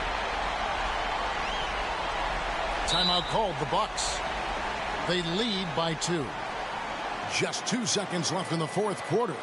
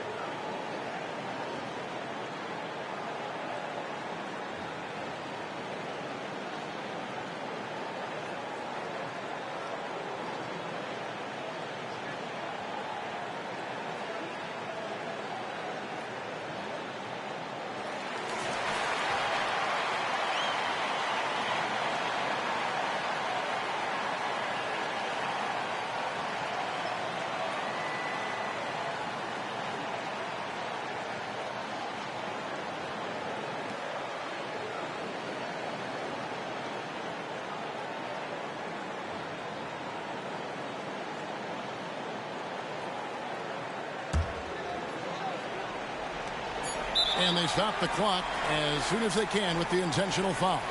Yeah, you have to do that, though. You can't just let them dribble the game out.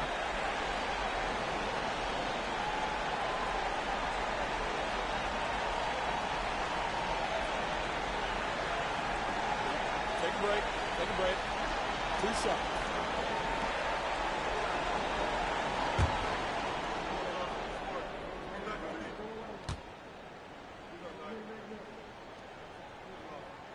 First free throw is good, and that makes it a 3-point lead. Now, Beasley has been explosive in some of the roles he's played, and with more responsibility, he's able to score a lot of points in bunches. And the second free throw. Oh, and he beat it. Did they just do that, Kevin? They just did. What a shot. Just when you think the game is over, he's able to knock it down from deep. And that's going to do it for regulation. So we are headed to overtime. And we'll get going after this from Milwaukee.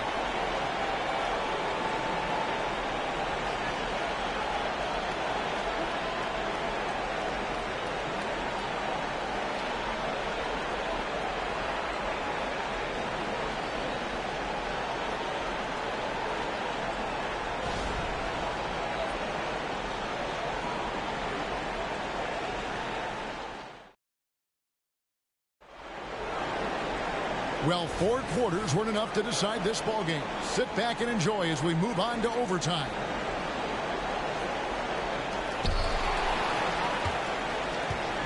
Here is Lillard. Down in the block, it's LeBron and Davis. At the guard positions, Russell and Reeves. And it's Hachimura in at the 3, the small forward. This is the time when you want to lock it down defensively. Thus far, not happening. I'm looking out there trying to find one guy at least interested in playing defense, not that last possession. Here's LeBron following the basket by Giannis. James kicks to Hachimura. Davis, shot clock at 5, and that'll be 2 free throws coming up. Officials on the call with the foul. That's on Brook Lopez. And AD loves this. He takes pride in stepping up to the free throw line when it's close.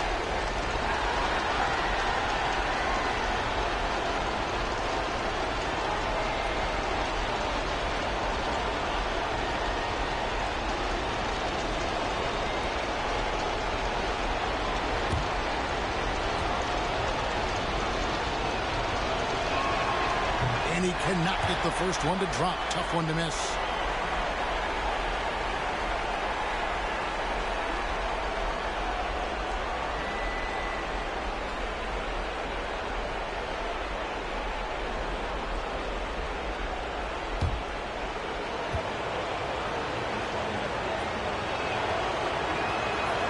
He's able to hit the second one, and that narrows the gap to 1. And it's Antetokounmpo with the ball. He'll bring it up for the Bucks. They've led by as much as 10. That missed basket now makes him 4 of 8 from the field. Here's LeBron. And a lot of contact on that one, so he'll shoot 2 here. It goes on Giannis Antetokounmpo. And LeBron has been in these spots a clutch performer from the line.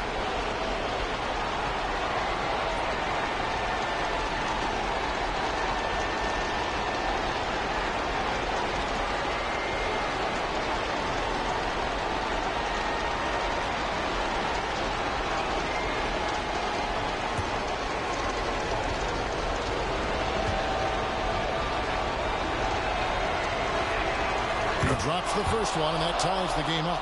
Just thinking about it, every year the physical and mental toughness of LeBron just gets more and more impressive, maintaining his spot at the top of his game.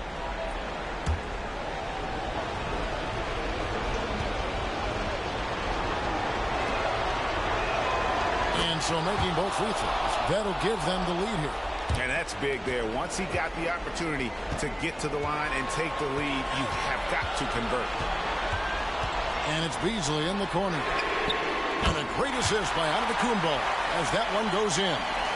More and more as a reliable spot-up shooter, Beasley with the feet set knocks it in. LeBron against Antetokounmpo. Floats it up for Davis. Money! Great work by the team there to find AD. They make eye contact, and the rest of that is history. Lillard against Russell. There's Giannis taking flight. Well, so exciting to see the growth of the Greek Freak. There are shots that stars sink, and that's a momentum changer right there. Los Angeles calls timeout. They trail by 2. There's 45 seconds left to play in the first overtime.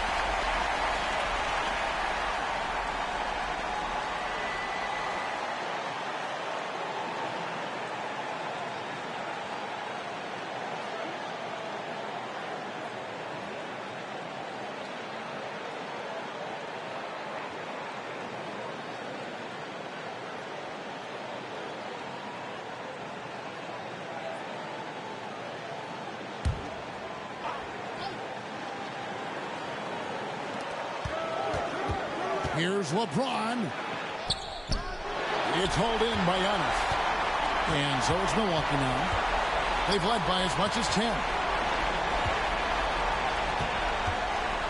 Lillard against Russell. Giannis right side. Lopez kicks to Crowder.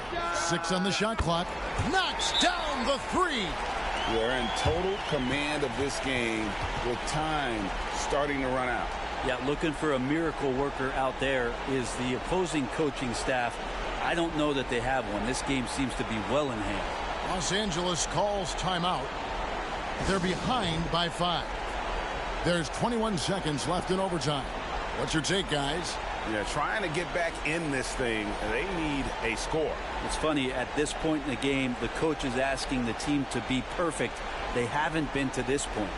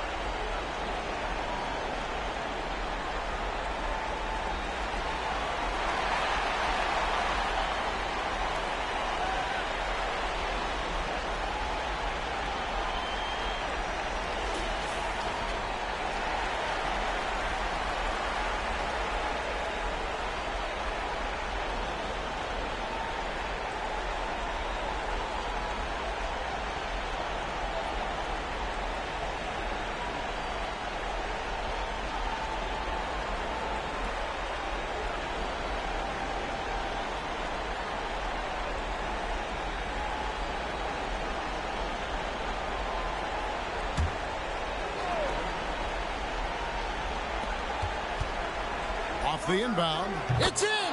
What a beautiful shot to bring him to within 3. LeBron James, one of the best ever to do it. And they foul intentionally. They're going to have to do that now again and again. They're not in the penalty yet.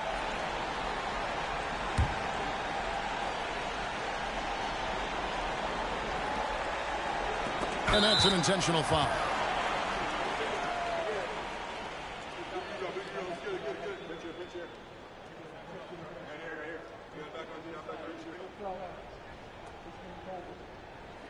We got this. Take a break. Take a break. 2 shots.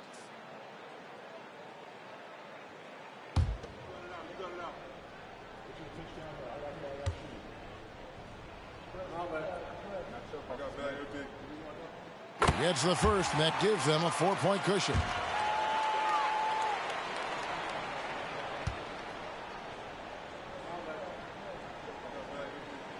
And so he drops them both. It's a 5-point game. Perfect from the line. It's now a 2-possession game. Can't waste any time here. Well, it's probably a little bit too late here, but you really need to score a bucket here to stay alive. And they go to the intentional foul.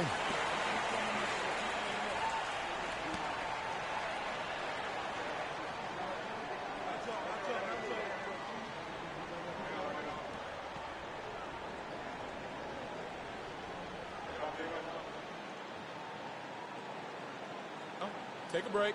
Take a break. 2 shots.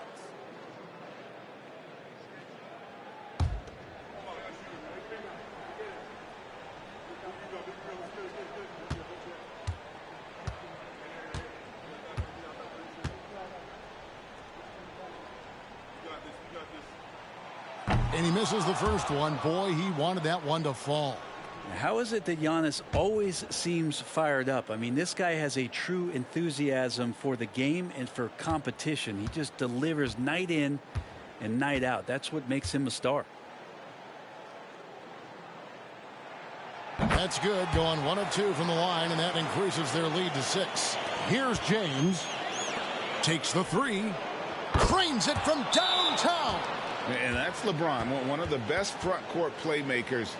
That is something you just can't teach. Now a timeout called by Milwaukee. They're ahead by 3. Just 4 seconds left in the first overtime. Action has been terrific.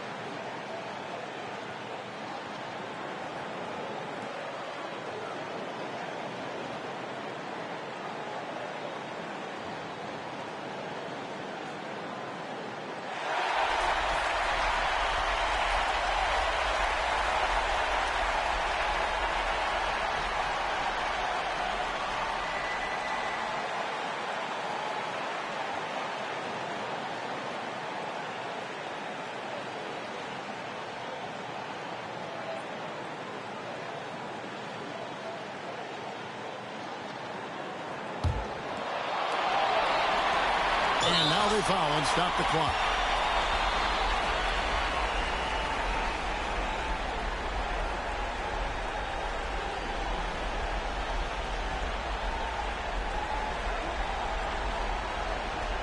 Take a break. Take a break. 2 shots.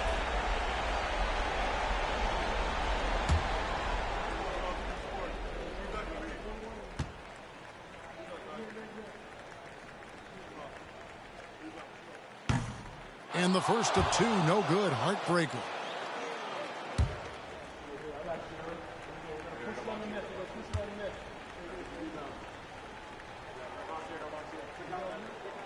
And he ends up making the second, and that gives them a 4-point cushion. And Russell puts up a deep 3. Off target with that shot. And so it's the Bucks who come out on top here.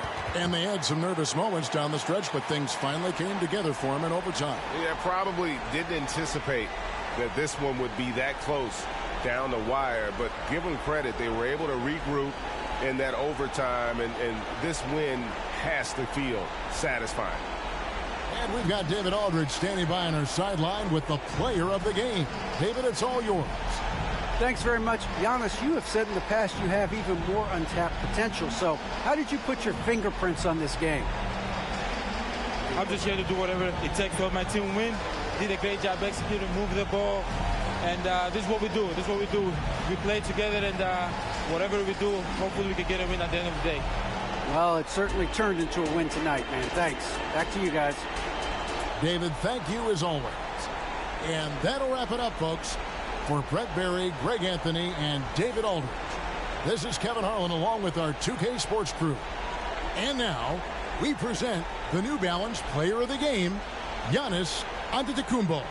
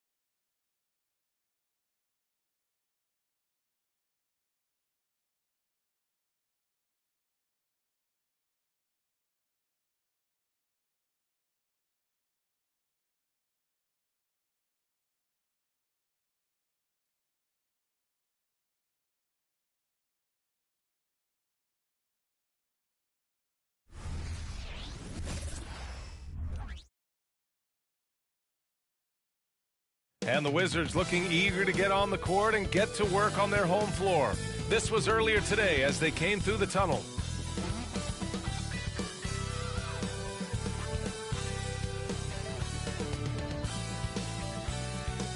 Welcome, everyone. Thanks for tuning in to 2K Sports for this NBA presentation. In this game, we'll see the Washington Wizards going up against the Indiana Pacers. This is Brian Anderson with Clark Kellogg and Grant Hill. And giving us the rundown from the sidelines, reporter Allie LaForce. They are down a body tonight, but it shouldn't have too much of an impact in their rotation.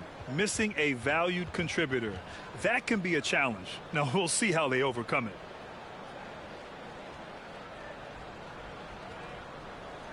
So a look at the starters for the Pacers. We've got Miles Turner, Nesmith out there with Pascal Siakam. Then there's Tyrese Halliburton, and it's Nembhard in a two-guard. And for the Wizards, Avdia and Kuzma at the forward slots. Jones and Poole teaming up in the backcourt. And it's Bagley in at the pivot spot, manning the middle. These teams both hungry for a win, Grant, searching for some consistency on a night-to-night basis. And this is what they call a get-right game, potentially. So how do the teams focus? Will the players be in the right frame of mind, trying to capitalize on this unique opportunity? We'll see.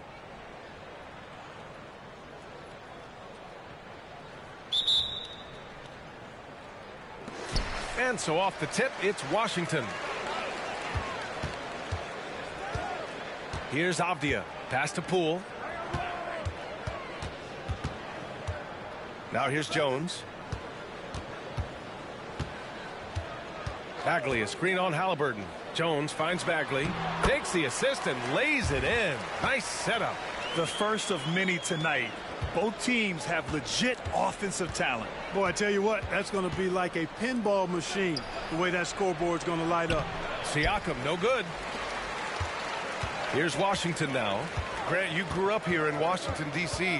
What's the hoop scene like here? Well, B.A., they love the game of basketball here, and the fans are unbelievable. So many stars from here like Kevin Durant. So D.C. is kind of a sneaky, underrated basketball city. Here's Nembhard. Pass to Halliburton. Fires from deep. Sinks the tray. At the arc, Halliburton, confident, no fear, no hesitation. If he sees a good shot, he's letting it fly. Bagley sets a screen. Poole for three. The rebound by Turner. And so it's Siakam with it. He brings it up for the Indiana Pacers. Halliburton, the pass to Nembhard. Back to Halliburton. Launches it. Rebound Washington. Ooh, that's a tough break. After poor communication defensively, it leaves him all by himself. Poole left side. Laid it in with a nice touch off the window. Just taking it right to the rim, and no one was there to greet him. Well, this early, they should be showing a lot more energy on defense. It's not there. Now here's Siakam. After missing his first attempt, now 1 for 2. Ooh, cooking it up down low, it's Spicy P. Jones against Halliburton. Bagley, a screen on Halliburton. Pass to Bagley. And he's going to the line for 2. The official saw contact while he was going up. And they'll give that one to Miles Turner.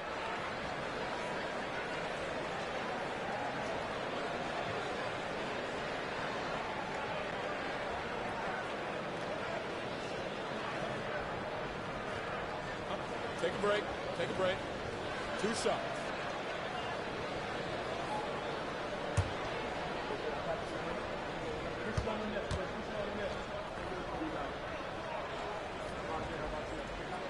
Free throw good, Bagley. And talk about a team that's known for being unselfish, the Indiana Pacers. Yeah, you know, B.A., it's part of their core philosophy. Keep the ball moving, keep everyone involved and engaged. The Pacers making a switch here. Toppin, he's checked in for Turner. McDermott comes in for Nesmith. Matherin's checked in for Nembhard. And it's McConnell in for Halliburton. And both free throws good for Bagley. Really always a plus to have a big guy stroke it from the line like that. The soft touch on full display. McDermott with a screen on Holmes.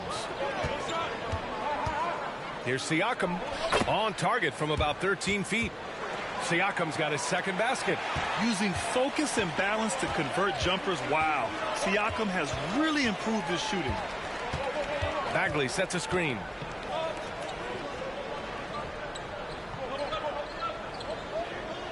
Pass to Kispert. Here's Coulibaly. 5 to shoot. Outside Bagley. Right wing. Three-pointer Holmes.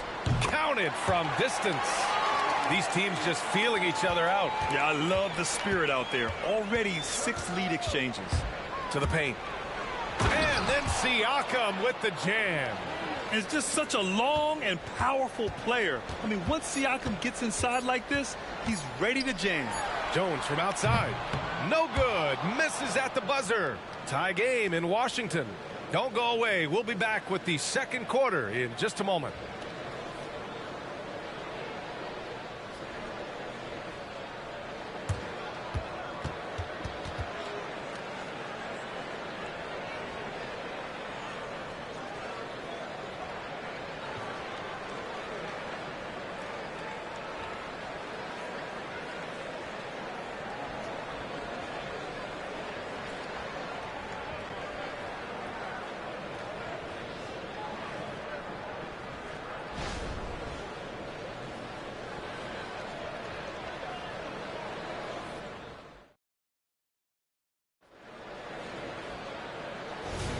And getting it going again here in the second quarter. Fairly close game so far. All right, let's quickly break down the game and what we've seen so far from the Wizards, guys. Attacking relentlessly, drawing fouls. They won that first quarter at the stripe. Boy, I like the aggressive nature they're playing with here. Not playing soft at all. They're going right at them. On the court for the Pacers. Second quarter underway. Obi Toppin out there with Benedict Mathurin. Then there's T.J. McConnell. Then it's Halliburton. And it's Jackson in at center. One thing about the Pacers, Clark, year in, year out, they compete. And, you know, it doesn't matter who's on the roster. They can and will outwork most teams. Even the best teams can't afford a letdown against the Pacers. And now it's time to take another view of that huge swat. I mean, letting them know up front that he's on the hunt tonight and eager to knock away shots. I love it. Avdia, he's checked in for Washington. Poole comes in for Shamet.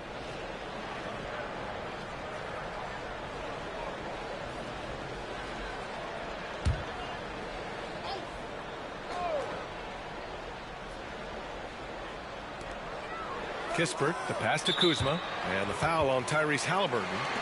That's his first foul.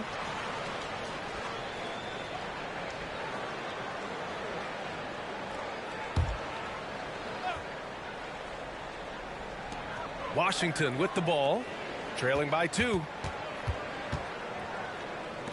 Here's Kuzma. No luck on that one. Excellent D there from Toppin. Mathurin up top. Still no points. Halliburton outside. Back to Mathurin. Takes the 3. Rebound by the Wizards. Pass to Kispert. Stolen by Jackson. To the right side. McConnell finds Halliburton. Well, Grant, we saw a lot of lower seeds winning series in last year's playoffs. Is the regular season losing importance? You know, B.A., there's greater parity, which means less separation in the league, especially between the top seeds and the bottom seeds. But still, the league needs to make sure regular season games do matter. Indiana leading. Outside Mathurin. Out to the right wing. Here's McConnell. Indiana again missing. Couldn't quite line that one up. Just got to shake it off and move on to the next one. Kuzma for 3.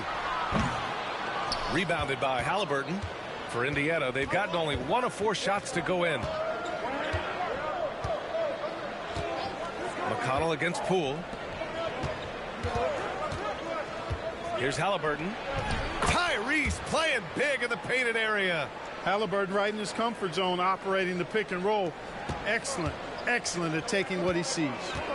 Things just don't seem to be clicking for them offensively. Yeah, they really need to find a way to get back on track. Here's Poole. And the layup is good off the glass. Poole's gotten his second bucket of the game. Terrific design and execution, leading to an opportunity right at the rim. Halliburton surveys the floor. Off target from three-point range. Washington trailing. If they take their time, this will be the final possession of the quarter. Yeah, they've got to hold for the last shot here. And there's a pick. Here's Poole. Oh, and Jackson with the block. 1 second left. And Mathurin gets it to go on the assist from Halliburton. Sweet dime that time from Halliburton. This combo guard has really impressive floor awareness, folks. And the first half comes to an end. We've got a close game going here. It's the Pacers. They lead by 4. Stay with us, folks. We'll be back just after halftime to get the third quarter started.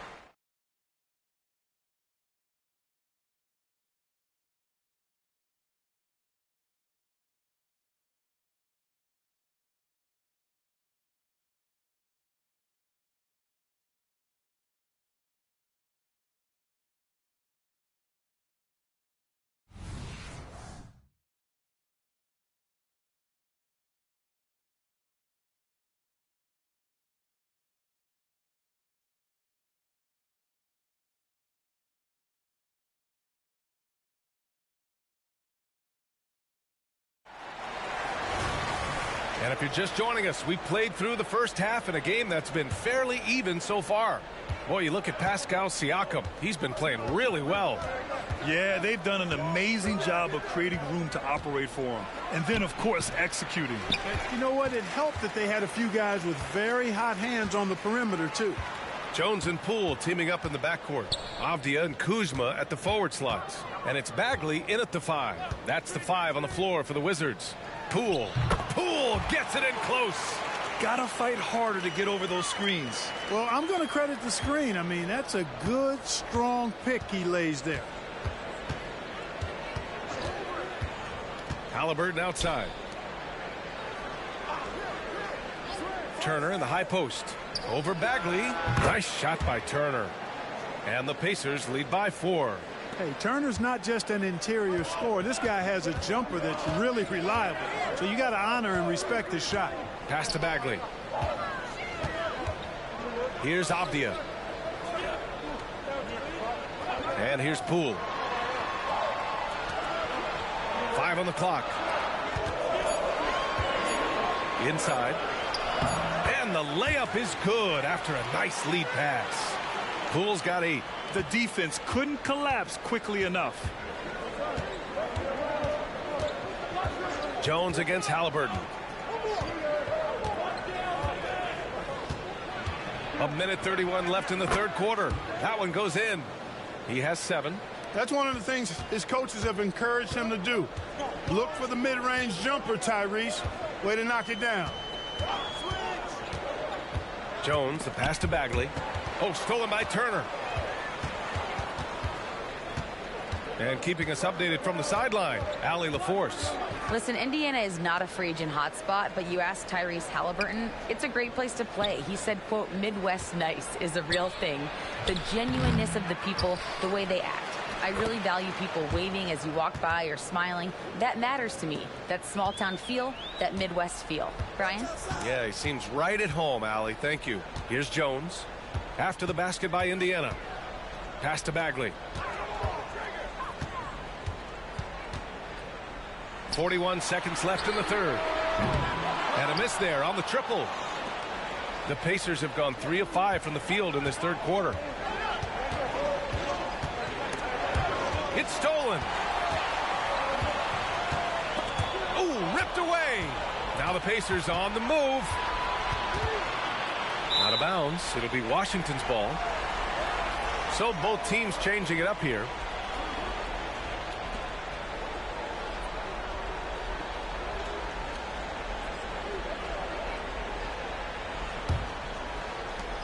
.20 seconds left in the third. Poole outside.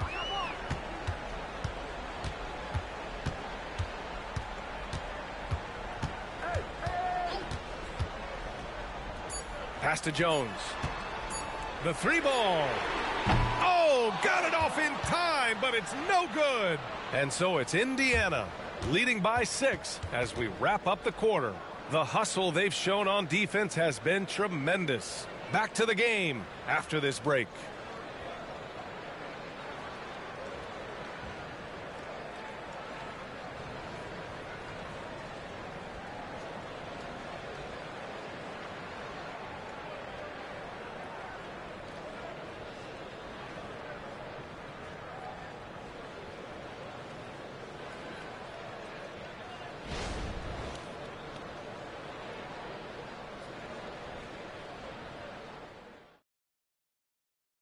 And a moment now as we take a look at our State Farm assist of the game.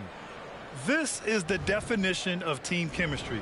I love to see this kind of communication and connection between teammates leading to the perfect pass. For me, next to the big-time alley-oops and monster throwdowns, passes like that are probably the next best thing when it comes to sweet-looking NBA highlights. And with these teams locked in a very close contest, this fourth quarter promises to be a good one. And a look at the 5 for the Pacers to start the fourth quarter. We've got Pascal Siakam. He's out there with Miles Turner. Tyrese Halliburton is out there with Nesmith. And it's Nembhard in at the 2. Now here's Kuzma. Shot clock at 6. Poole outside.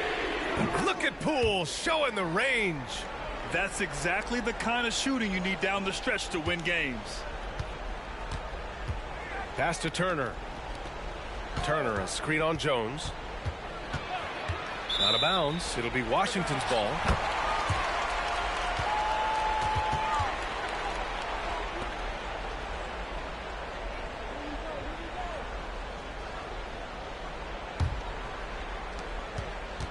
And for Washington, they're shooting around 41%.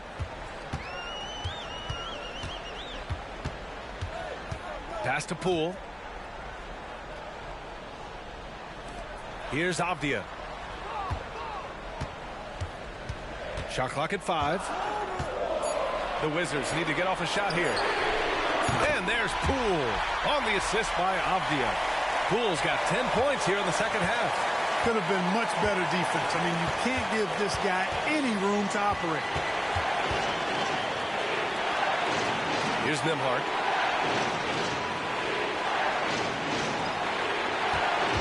Siakam outside from behind the arc. Avdia pulls it in. Washington has gone 2 of 2 from outside so far in the fourth. Pass to Kuzma. Just over a minute and a half played here in the fourth. Back to Avdia. Now here's Poole. Bagley sets a screen. Poole finds Bagley. Oh, the big finish by Bagley. Put your head down and go to work. That's what they need to do. Yeah, these teams trading punches right now. I mean, it's table tennis. Back and forth we go. Now here's Halliburton. Back to Siakam. To halt the run. And he takes it up and lays it in. This is why this team turns to Siakam in big moments. They trust him to come through. Kuzma against Siakam. Pass to Avdia. And here's Poole. To the inside. Bagley. Money. Talk about stepping up in a big way. Well, that was 1-2. He wanted the ball. Nobody else was taking that shot. Time called here. The Pacers decide to talk it over. They trail by 2. There's 45 seconds left in the fourth.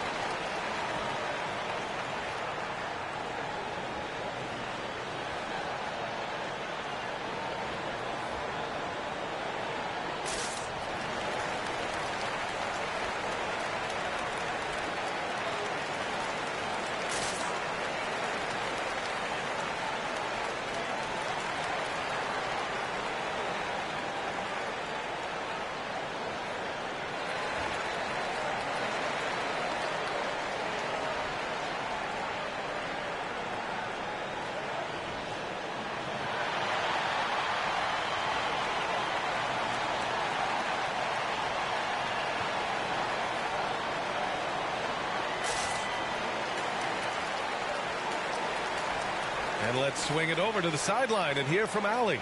Well, over the break, I listened in on Rick Carlisle's huddle. He reminded his team just how close this game is, saying, guys, we aren't out of this yet. We still have plenty of time left. Let's go out and execute our game plan, and I promise you, we will win this game. Let's see how they come out of this timeout, Brian. Allie, thank you.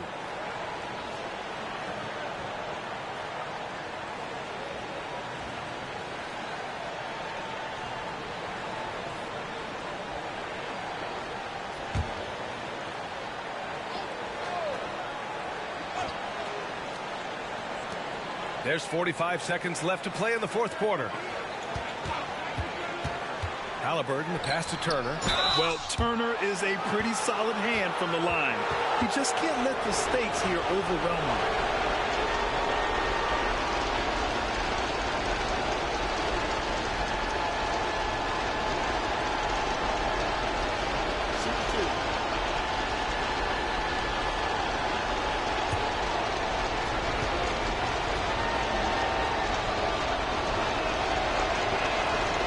Drops the first one, and that narrows the gap to 1.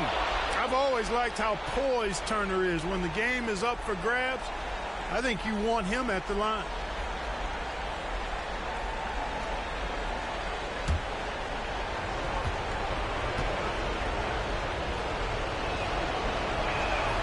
And so he hits both. And he doesn't let the pressure get to him. Cool and confident from the line. Now a timeout called by Washington.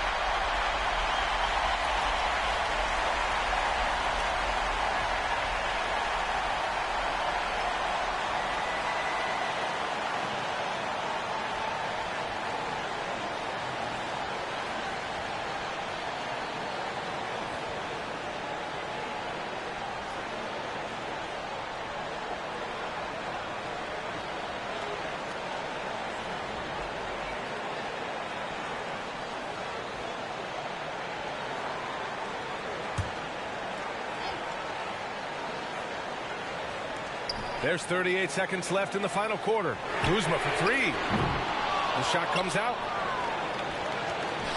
Siakam, the pass to Halliburton. Back to Siakam.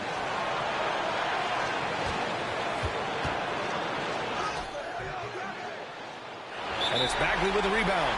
Now a timeout called by Washington.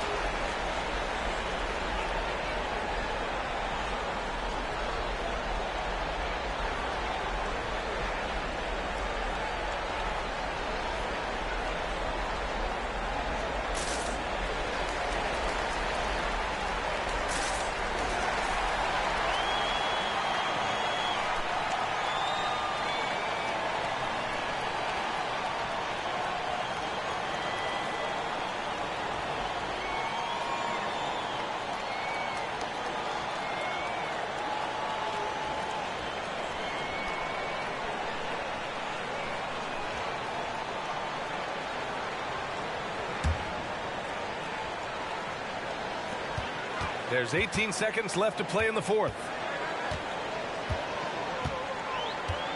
Kuzma outside.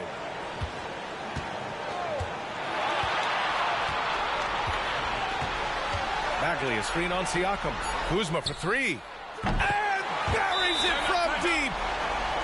Kyle Kuzma showing you the killer instinct, which oftentimes is really special, showing you how valuable he is.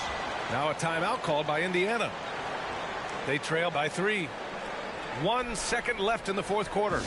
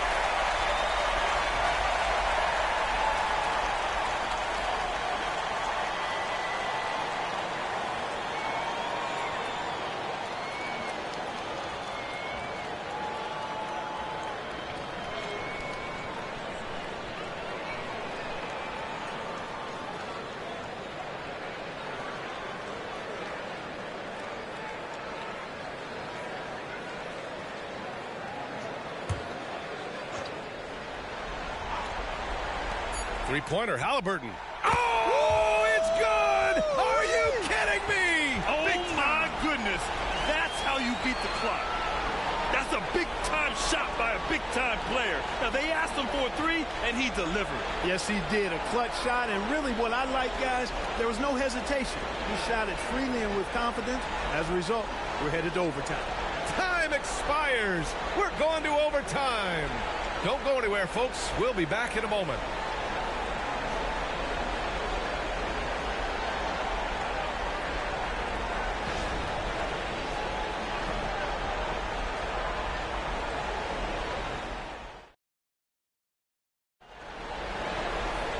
Glad to have you with us as we get going in overtime. Neither team giving an inch in this game.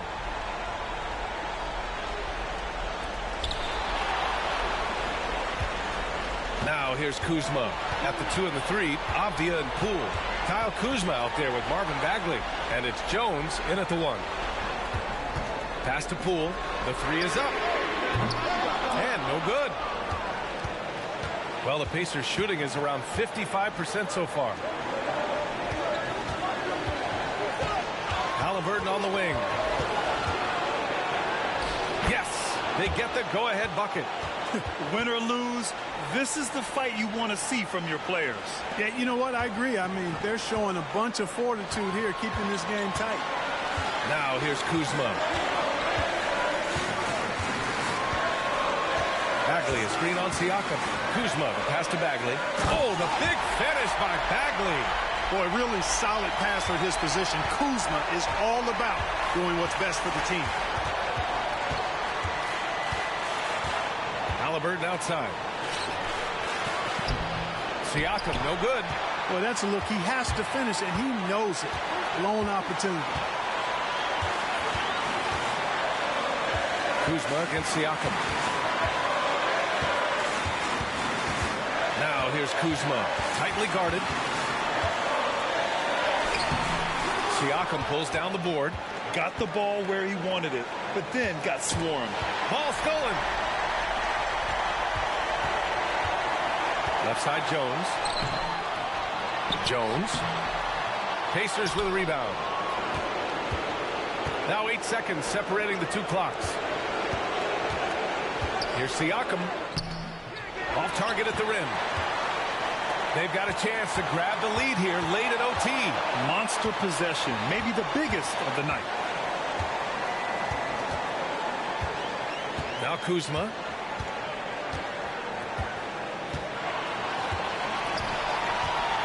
No one near him. It's in! Pick works well there, but the defense left a lot to be desired. Yeah, that's not the defense you need. You got to be tougher defensively. Timeout called. The Pacers. They're down by 2. Only 2 seconds left in OT. All right, guys, what's your take? I think you attack the rim here, get the ball close to the goal, and that way, even if you miss, you might have a chance for the putback.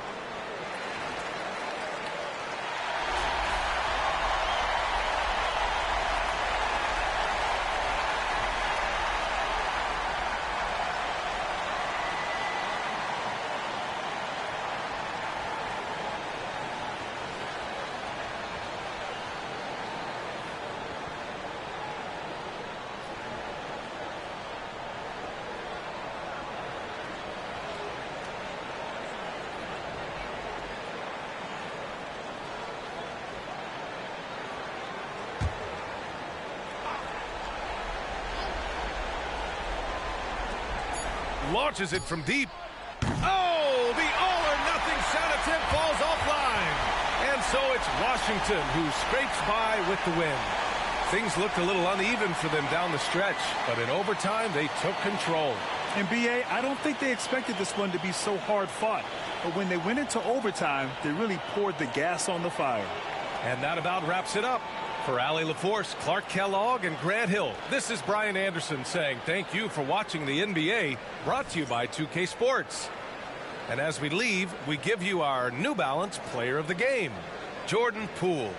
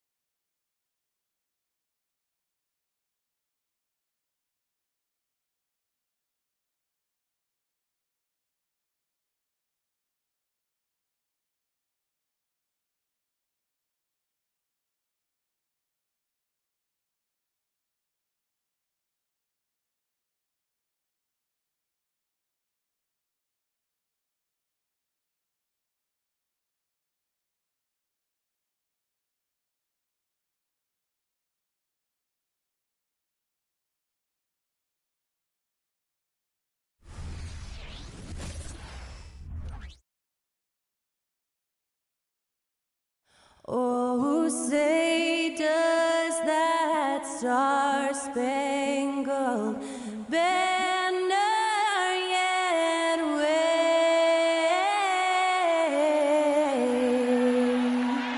o'er the land of the free and the home of the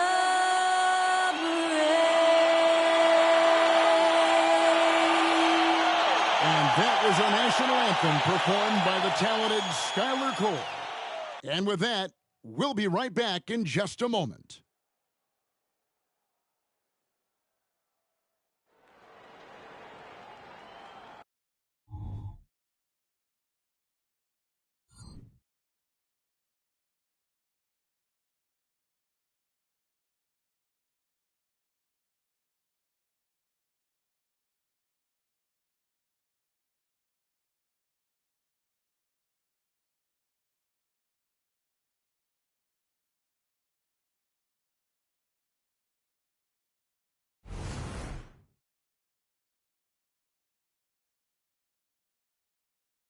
Welcome, everyone, to NBA basketball here on 2K Sports.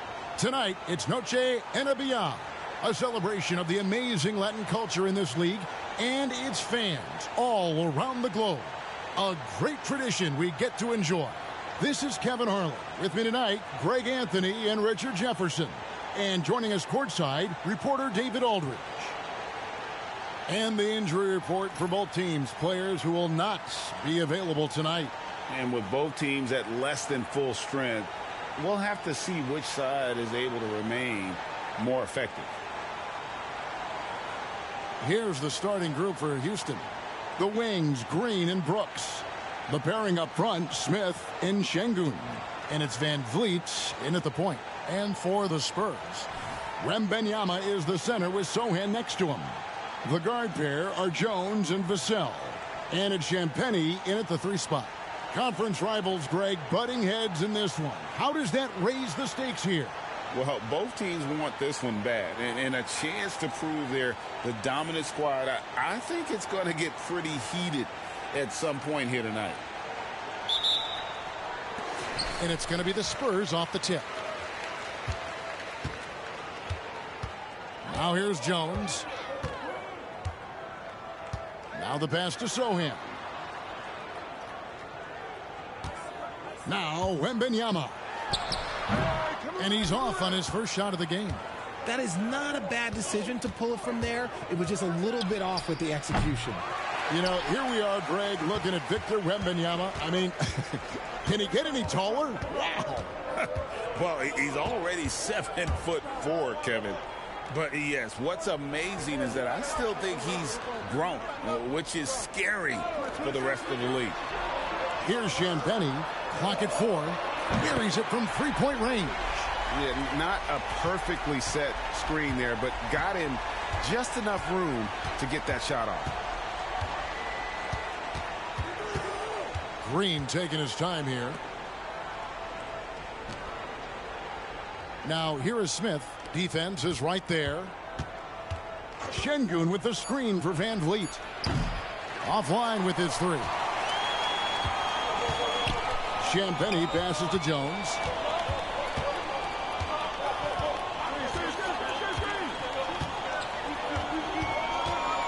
.136 left in the first.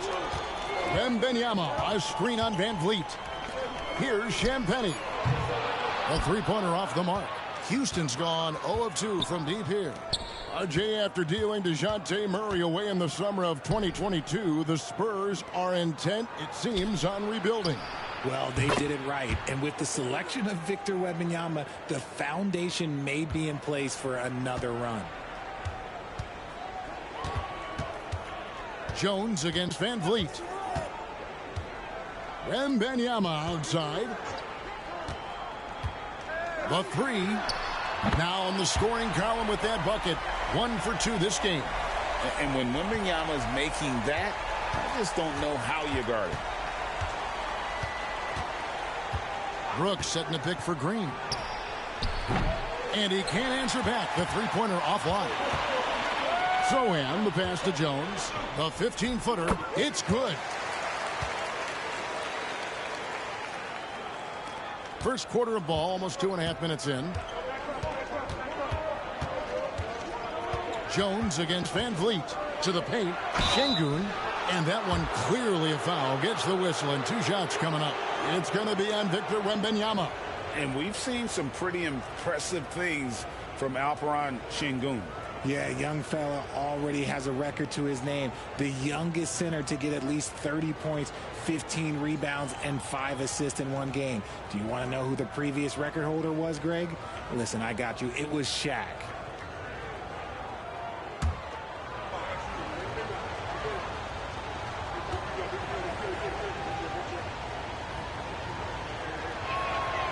That one is off. And the Rockets hiring of Coach Udoka brought a lot of optimism, it seemed, to the fan base. Yeah, Houston has had a rough go in recent years. And Udoka took the Celtics to the NBA Finals in his lone season as head coach. They're not expecting that kind of success right away, but they're hopeful he can turn things in the right direction.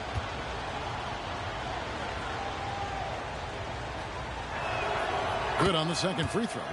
When you think about the Spurs, Greg, it's hard to believe how long Greg Popovich has been at the helm, isn't it? And it's hard to imagine another team will have the stability at head coach that the Spurs have had. Not too many coaches last decades anymore. And here in the first, approaching 3 minutes played.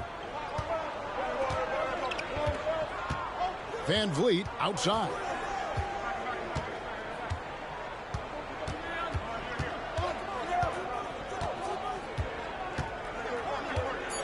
Pass to Tate. Here's Smith. Banked in off the glass. Smith's got 5 points so far. And that concludes the first quarter of play. Spurs out in front, up 4. And we'll get the second quarter underway on the other side of this break.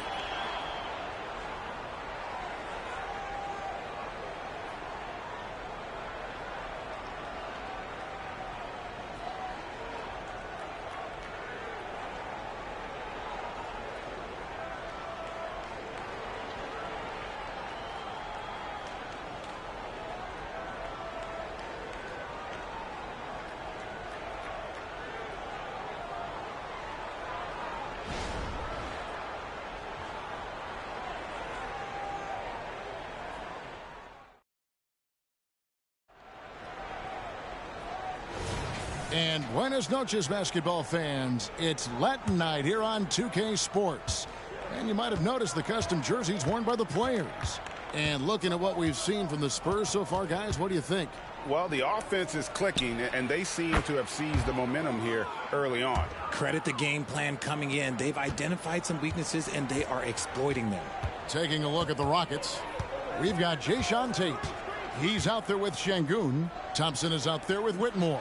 And it's Holiday in at the 2 guard. Thompson against Wesley. Wembanyama outside. Just 5 to shoot. Johnson outside. Misses the 3. Rockets trail. Holiday dishes to Thompson. Şengün against Collins. 9 feet out. A rebound by the Spurs. And around a minute gone here in the second quarter. And finished off by Collins. Those plays can make a difference in a game like this. Well, you know it's going to fire up, Greg, everybody on that bench. And you can feel the jolt of energy that he sent through his team. That is a huge boost in a tight game like this. Now, here's Şengün. Collins grabs the miss. Which of the Houston Rockets were once a powerhouse team in the West, especially during the 2010s. Yeah, they even gave the KD and Steph Curry Warriors a run for their money. Look, the James Harden era in Houston was special, and now they're trying to get back into contention. And now the first timeout called here for the Rockets. And with Tim Duncan and David Robinson, Greg, the legendary Spurs big man of days gone by, does that, do you think, add pressure for Victor Wembanyama? Maybe a bit, but he also has the resources of the same great organization behind him, and that's what'll help.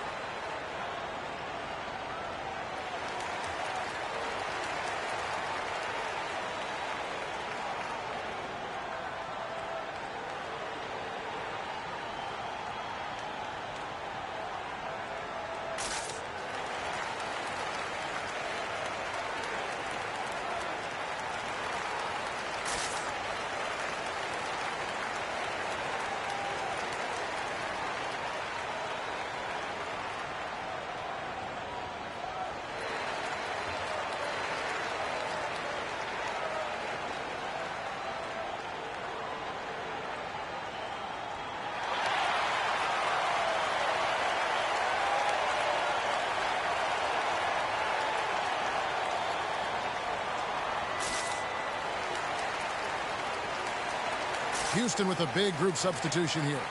Jabari Smith, he's checked in for Şengün. Dylan Brooks comes in for Whitmore.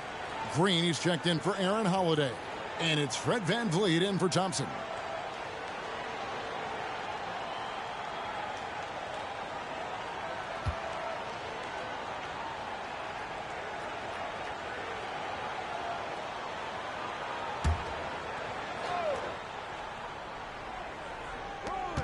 .122 left here in the second. Passes it to VanVleet. Tate with the ball. Jones covering. Now here's VanVleet. Guarded closer. And Smith with the stuff. And great find by VanVleet. He's in control of this offense and generally makes good decisions. Vassell kicks to Jones. Pass to Collins. 6 to shoot. Here's Vassell. Another one falls for San Antonio. Really well done there. Just confident and composed, never in a hurry. VanVleet with a screen on Vassell. A shot by Tate with no one around. Good. Great play by Green to set it up. As he gets more comfortable in unlocking his potential, we'll see Green get more comfortable in moving the ball. Here's Collins. The Rockets pull it in. And no need to rush this. Let the clock run down. Yeah, and you don't have to be quick. You just have to be deliberate. Jones against VanVleet.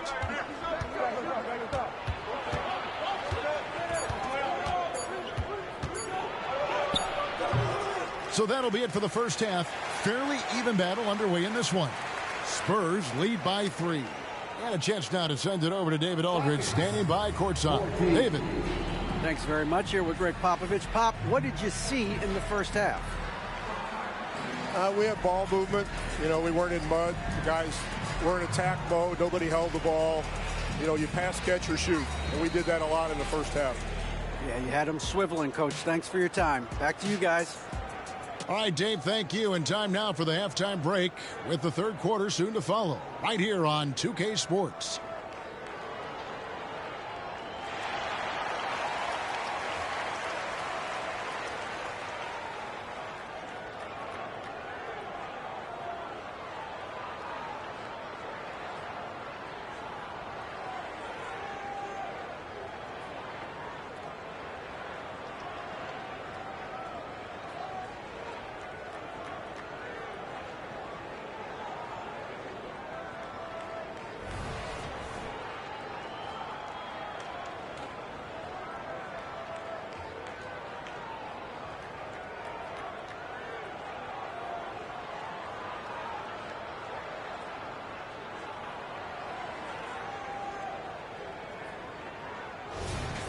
And if you're just joining us, we've played through the first half in a game that's been fairly even so far. Nice game. Great performance by Jabari Smith. He's done a fantastic job of finding open space to operate within the first few quarters. I like how they came into this one with a game plan, and they're just going out and executing it. Terrific job. The guard pair are Jones and Vassell. Wembanyama is the center with Sohan next to him. And it's Champagnie in at the small forward position. So that's who Greg Popovich starts the second half with. And the rejection by Smith. Using that wide wingspan, Smith manages to get a hand on the shot. Rockets trail by 3. And while we've got a moment, let's send it over to our terrific reporter, David Aldridge. David? Thank you, Kevin. The Spurs celebrated their 50th season in San Antonio last year. It was a tremendous legacy for one of the 4 ABA teams to join the NBA in 1976. And the Spurs hosted a game against the Warriors with more than 68,000 fans in attendance. It was the most ever for a regular season NBA game. These loyal fans continue to support their home team. Kevin? They've been so loyal. David, thank you. Absolutely. This is a great market. Here in this third quarter, just over a minute play. Jones, the pass to Vassell. Spurs working the ball around now. 5 on the clock. Here's Wembanyama. And Greg, when things go crazy, coaches are often the first to go. But how often does that improve things? Sometimes it goes the opposite direction, Kevin. But the simple fact is it's usually easier to change the coach than it is to turn over the roster. And too much time in the lane. They get called for the 3-second violation. Just lost his head out there. It'll happen if you're pushing a little too hard. And the Spurs making a change here. Collins is checked in. Tate, he's checked in for the Rockets. San Antonio leading by 3. Jones looking for an opening.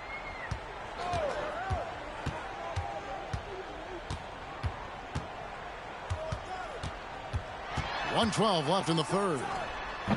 San Antonio again missing. Rockets trail by 3. Tate with the ball. Jones covering. And there's the foul. It's on Tre Jones. That's his first foul.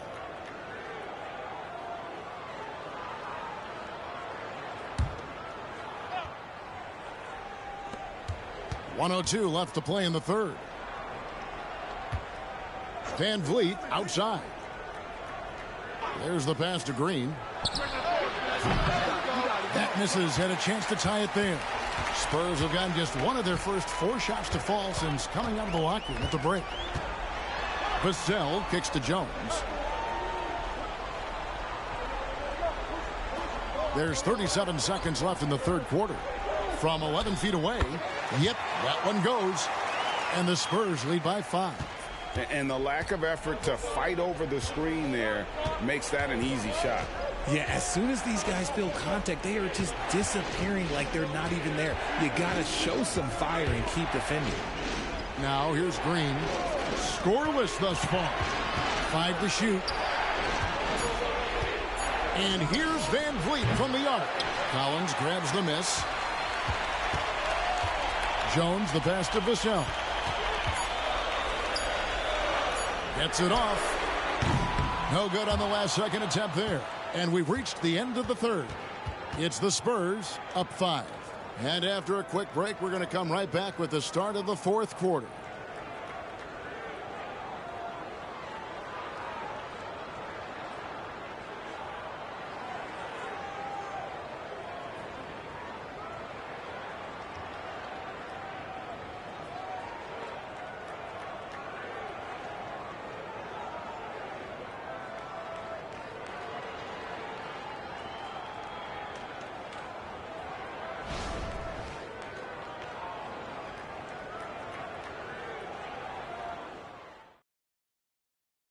And a worthy candidate tonight as we take a look at our State Farm assist of the game. Yeah, and I like the fact we get to see this pass one more time. A magnificent feed, and you love to see your off guard taking over the playmaking duties with this much skill. Not just playing selflessly, but also making a smart decision with the ball. And it's been a very competitive game so far as we get rolling here in quarter number 4. Fourth quarter on the court for the Rockets. At the forward spots, it's Brooks and Smith. The guard spots are Van Vliet and Green. And it's Şengün in at the center, filling out the middle. Wembanyama against Şengün. Wembanyama passes to Jones. Here's the floater.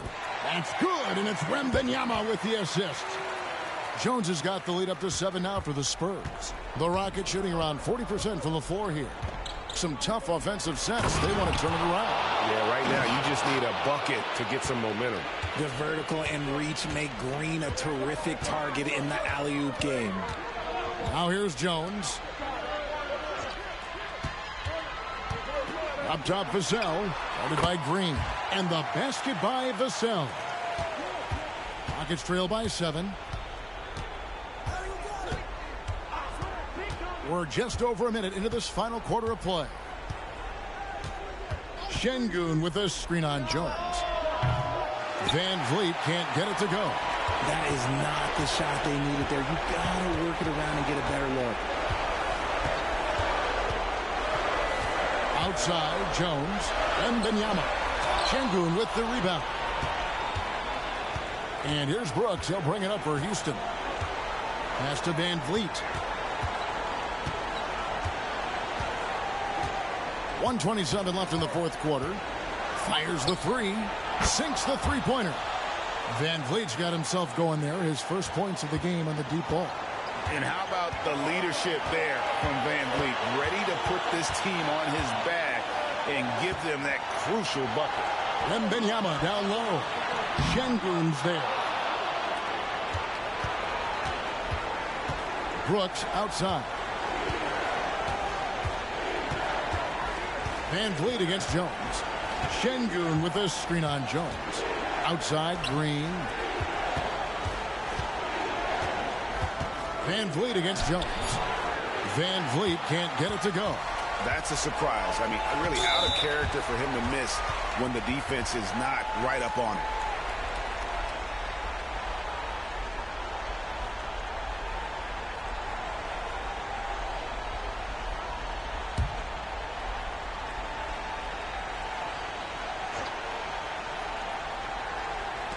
.44 seconds left in the fourth quarter of this one. Jones, the pass to Champagnie. Here's Sohan. Three-pointer. Here's Wembanyama. And he finishes nicely on the layup. And the Spurs lead by 6. How do you like that? I mean, the rookie stepping up big time. Now a timeout called by Houston. They're trailing by 6. 34 seconds left here in the fourth quarter.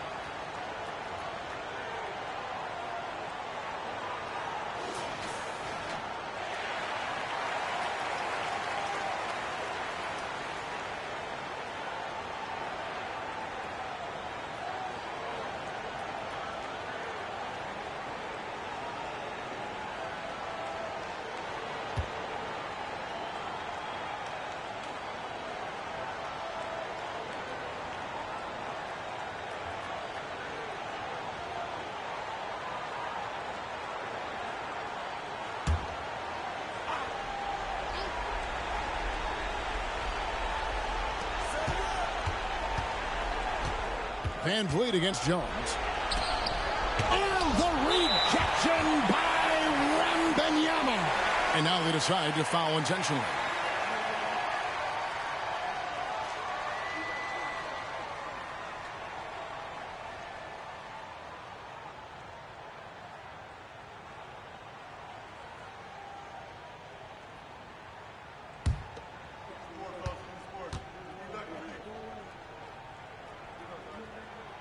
Good on the first, and that makes it a 7-point lead.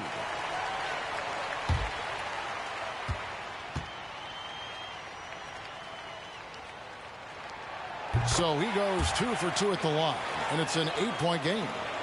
Not enough ticks left on the clock to save them tonight. Yeah, they got to be disappointed with this result. Smith for 3. And Jones pulls it down. Passes it to Wembanyama.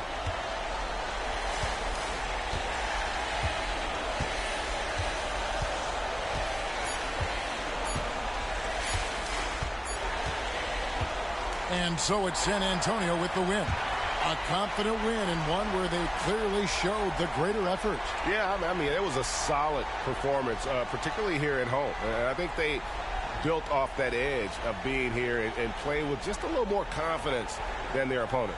Well, folks, that's going to do it for now. This is Kevin Harlan thanking you for watching as New Balance presents our player of the game, Victor Wembanyama.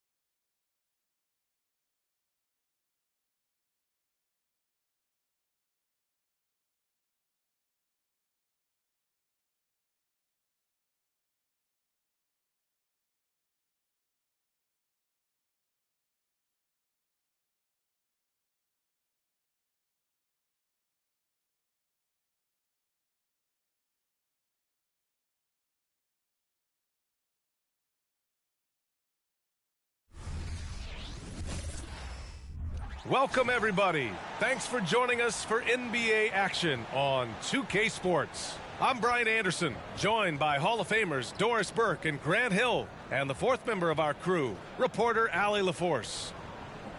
And the injury report for both teams, players who will not be available tonight.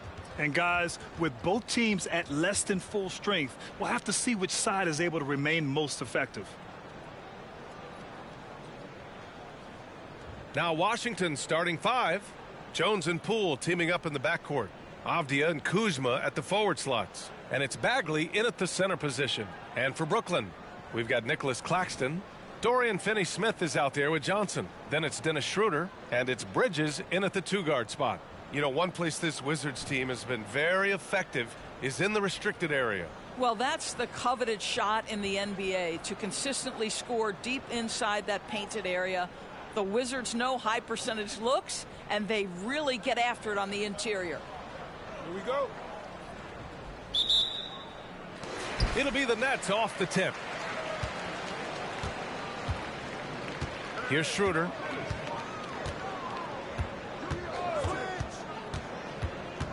Pass to Bridges. Over Poole. Bridges misses. Boy, no idea why he went with the fadeaway. Had a clean look at the basket. Kuzma, the pass to Jones. Here's Avdia. Now here's Kuzma, covered by Schroeder. Avdia from outside drains the triple. Yeah, Kyle Kuzma, we think of him as a scorer, but that was a tough target to miss. Wide open. Schroeder against Jones. Schroeder passes to Finney-Smith. Back to Schroeder. Just 5 to shoot. Rebound by the Wizards.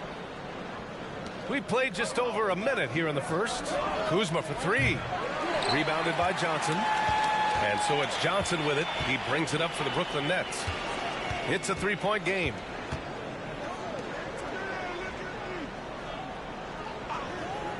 Pass to Bridges. Over Poole.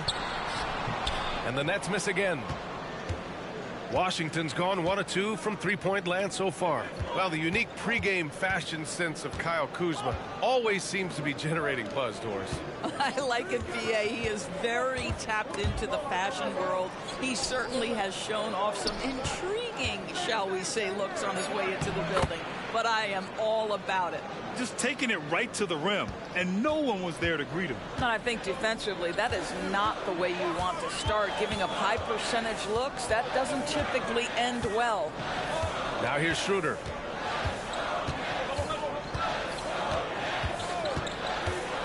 To the middle. And he goes in for the dunk. He knew exactly where his man was going to be. Outstanding lead pass. Pass to Avdia. Kuzma with the ball. Over Johnson. Kuzma. That's good. Kyle Kuzma doing work in the painted area. That's beautiful. Here's Schroeder. Here in the first, just under 2.5 minutes played so far. Claxton with it. Pass to Bridges. Clock at 6. Screen by Claxton. Bridges passes to Claxton. And he takes the feed in stride and slams it home.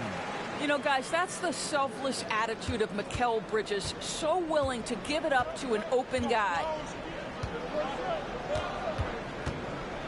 Kuzma outside. On the wing, Jones. Here's Poole. Oh, and he just knocked down the buzzer beater. Makes his selection just in time. Well done. Well, finishing quarter strong. Every coach preaches it. Nice work. And we've reached the end of the first quarter. Wizards out in front, up by 5. And back in a moment as we'll get underway with quarter number 2.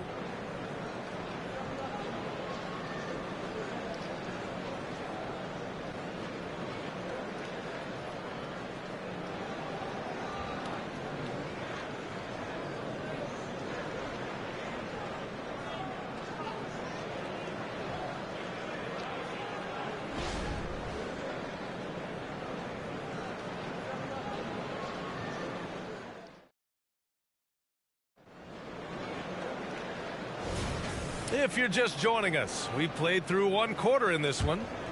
And what do you think about how the Wizards are doing here?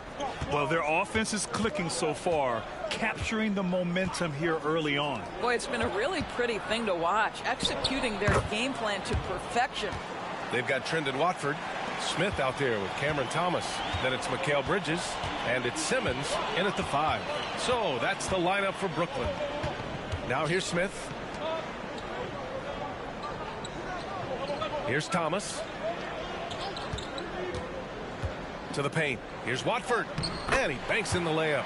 And with players like Moran and Giannis last season getting undercut around the rim, would you support moving the charge circle out a foot, Grant? You know, B.A., that's a good idea. I mean, I don't see why not. The league wants more highlights and less injuries, so it seems to make a lot of sense to me. Here's Shamet after the basket by Brooklyn. They get the rebound. Holmes. Oh, it's Holmes with the big jam. Oh my. What a display of effort. That's his bread and butter, right? Chasing down the boards. What about the decisive finish? Great timing, tremendous force. You will have to finish harder than that if you want to convert in traffic. And one of the better defenders in the league, Grant, Mikal Bridges. He'll lock you down. Oh, he will be often matched up against the opponent's best scorer, and he is just so fierce. But he also helps you generate offense, hitting threes and extending the defense to create room to operate. Now here's Bridges. He's scoreless. A minute 22 left in the second. Here's Thomas. Pass to Simmons.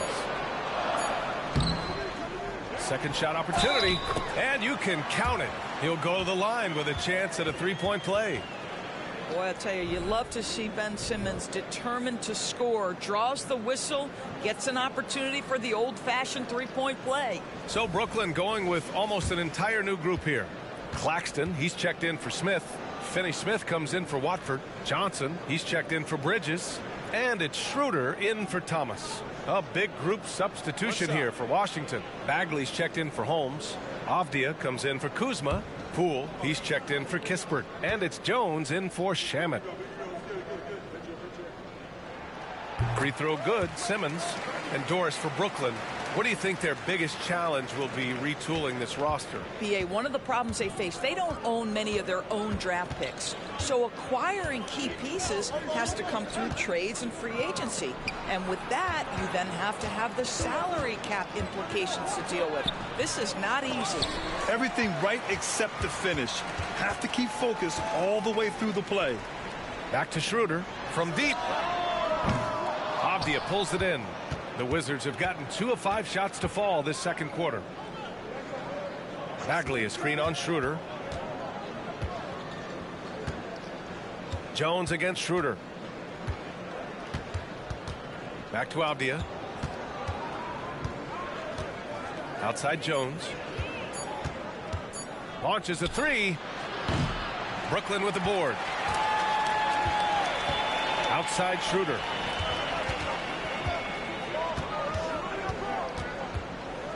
Outside Simmons. Finney-Smith a screen. Let's go with a three. Pure from three-point range. Finney-Smith's gotten himself going with a triple, his first basket of the game. And we're through the first half of play here in what's been a good one. Wizards out in front, leading by 1. And we'll be right back after halftime to get the third quarter underway.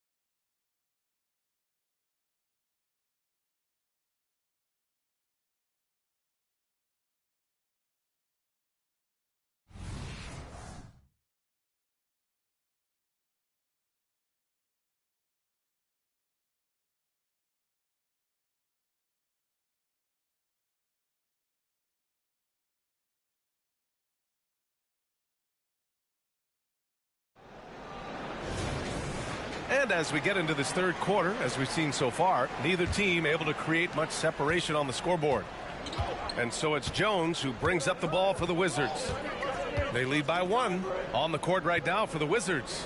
At the 2 and the 3, Avdia and Poole. Kyle Kuzma out there with Marvin Bagley. And it's Jones in at the point guard position. Kuzma, that's good. When it's this close, every bucket matters. You need good looks. Well, Doris, the Wizards have some star power, but they're kind of stuck in the middle of things. BA, unless you have top free agents coming your way, it is so hard to get over the hump. It's about drafting well. Your player development has to be next level. It is not easy for the Washington Wizards right now. Never easy to stop this guy at the rim, but that is a beautiful contest right there.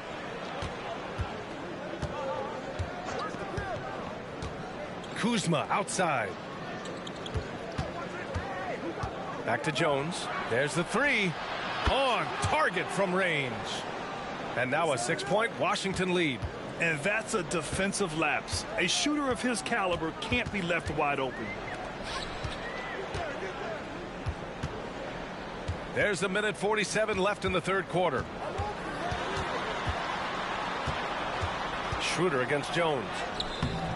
Jones with some nice D. I'll tell you, everything went right in terms of execution. He just can't get it to go. Back to Avdia. It's Poole on the wing. Bagley, a screen on Johnson. Pass to Avdia. Now Kuzma. No good on the 3. Well, Doris, it's special when you get a kid like Cam Johnson who can seriously stretch the floor. Well, B.A., we know how highly valued deep shooting is. Cameron Johnson from the three-point line is legit dangerous. He's supremely confident. But what I love is he can also put it on the deck. He can also be elite defensively. The best is yet to come from an already talented player. Now here's Finney-Smith. Not watching the line there. That'll be a backcourt violation. Thomas, he's checked in for Bridges.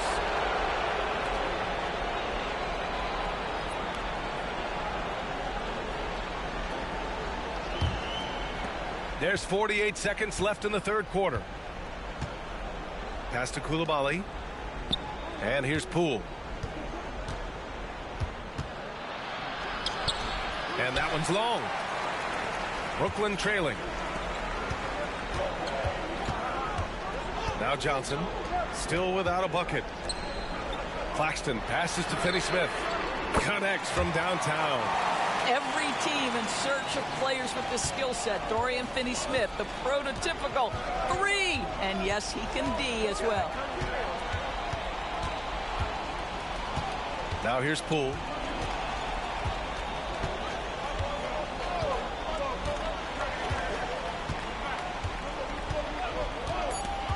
Fires for 3. He can't hit that time. We're at the end of the third quarter, and we've still got a close one. It's the Wizards up by 3. Don't go anywhere. The final quarter is coming up next on 2K Sports.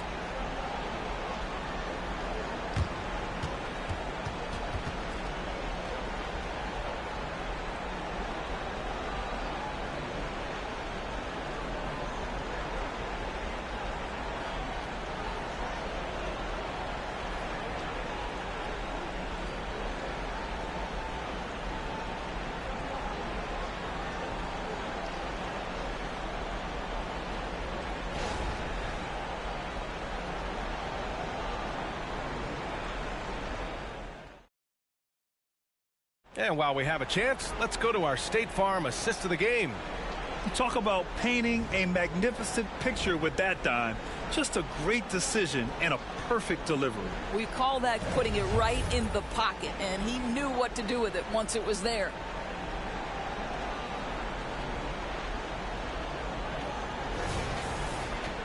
Well, this has been a great contest so far. I imagine the fourth quarter could have more action in store for us.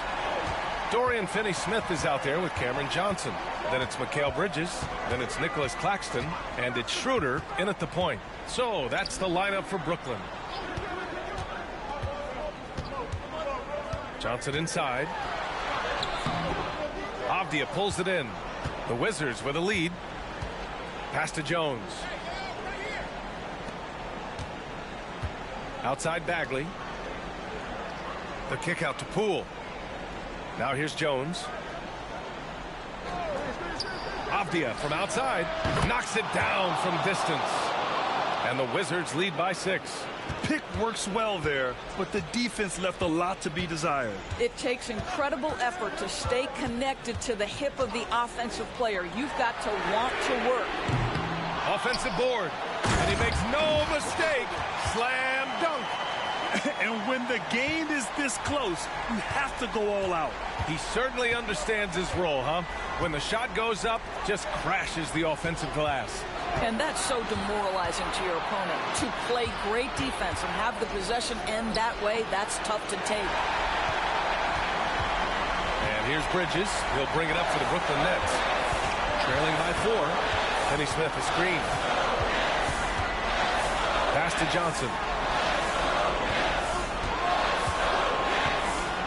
Now Bridges, guarded by Poole. And the Wizards on the break. Avdia passes to Poole. Back to Avdia.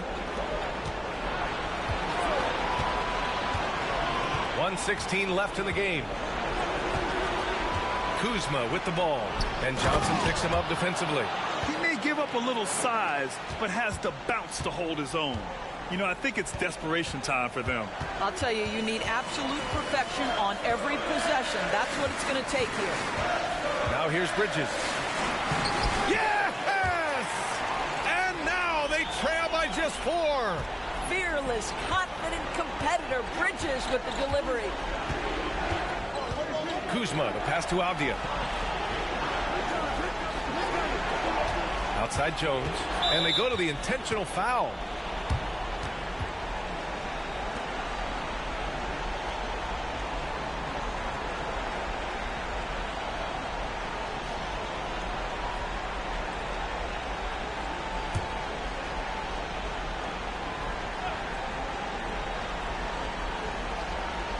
And so it's Washington with it. 4-point game. Bagley for 3. The rebound by the Nets.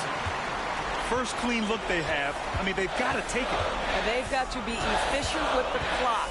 Quick score, quick foul. Now here's Schroeder. Johnson for 3. Count it! Oh, what a sensational bucket! That brings him within 1. Big-time shot, sending his teammates into a frenzy. I'll tell you, these guys have worked so hard together. Everyone pulling in the same direction. Beautiful to watch.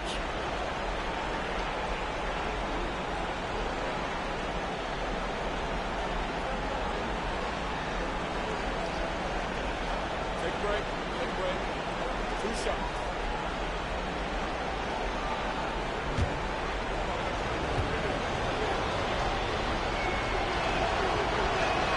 He gets the first, and that'll put him up 2.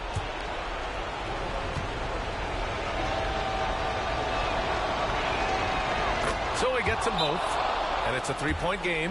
That last free throw was a huge, huge shot. The difference between a 2 and a 3-point lead at this stage is major.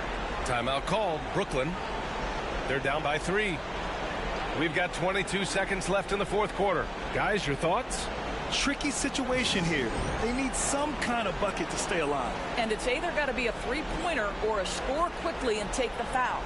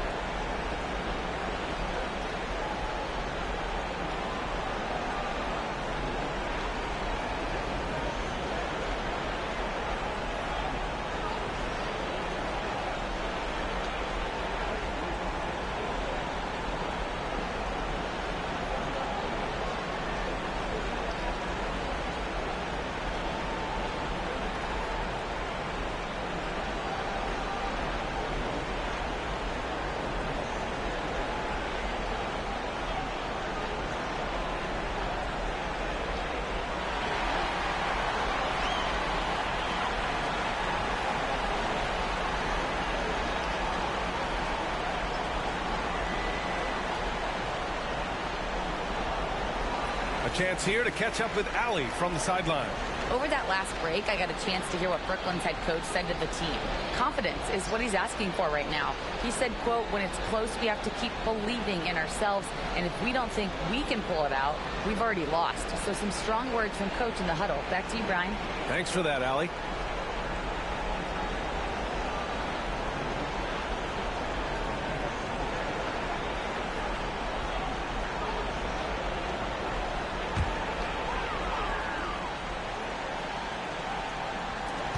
We've got 22 seconds left in the fourth quarter. Schroeder passes to Finney-Smith. Outside Johnson. And here's Claxton to tie it up. Can't get the three to fall. Out of bounds. It'll be Brooklyn's ball. Now a timeout called by Brooklyn. They trail by 3. 7 seconds left in the fourth quarter here. Your thoughts, guys? Tricky situation here. They need some kind of bucket to stay alive. And it's either got to be a three-pointer or a score quickly and take the foul.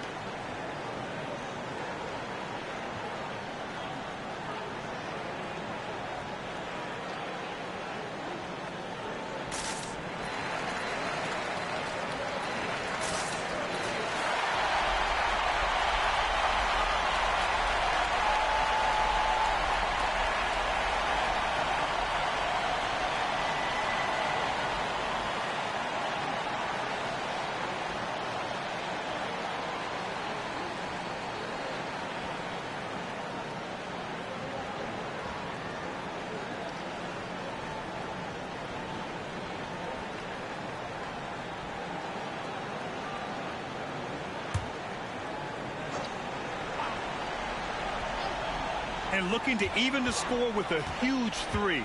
Greg, this is all about execution. Can you free an open man from the three-point line? That's what it comes down to. So it's a narrow victory for the Wizards, pulling out the W. With the late victory, they upset plenty of these hometown fans. They really should take this win to heart. When the pressure was on, they stepped up and worked twice as hard to overcome it. Thank you for joining us. That'll do it for now. For Allie LaForce, Grant Hill, and Doris Burke, this is Brian Anderson. Thank you for watching tonight's game. We'll see you later.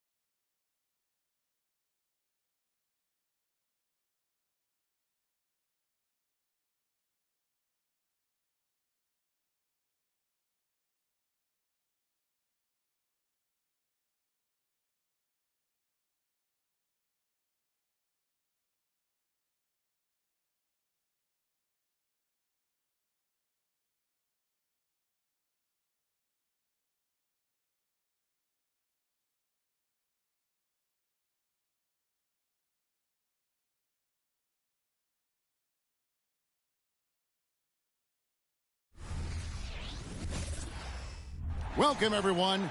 Thanks for tuning in to 2K Sports for this NBA presentation.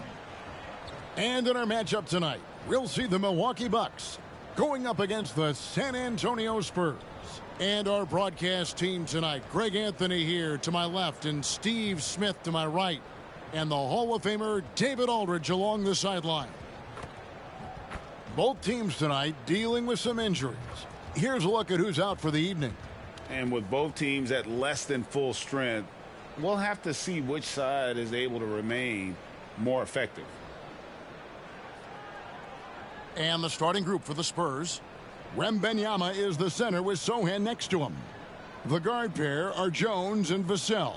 And it's Champagnie in at the 3, the small forward. And for Milwaukee, Lopez is the pivot with Giannis to his side. Beasley is out there with Damian Lillard. And it's Crowder in at the 3 spot. And Greg, on paper, this looks like a real mismatch. These teams have very different expectations.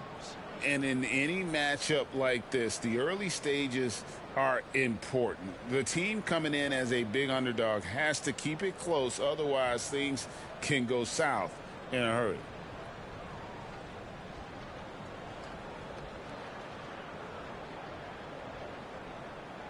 Here we go. Tip-off goes to Milwaukee. Jones against Lillard. Lopez, a screen on Jones. Puts it up from 12. Count it. You must be up on Lillard at all times because he's ready to shoot when he's got room. Well, Spurs fans, the last 5 years, Steve, haven't been able to enjoy the playoff experience like Spurs fans of old. They haven't, Kevin. And you know they've held the record for most playoff appearances in a row at 22 seasons. But it's been a long 5 seasons now without going. They have lots of youth and a hope for the future. Now, here's Vassell. Following the miss by Giannis. Wembanyama sets a screen for Jones. And foul on the shot, so he'll get a chance at the line. And you look at the hype surrounding Wembanyama. Greg, it's unreal. One of the best prospect profiles really since LeBron. Almost unfair to try and live up to the expectations, but he's got the tools to be one of the best to ever play. Shooting 2.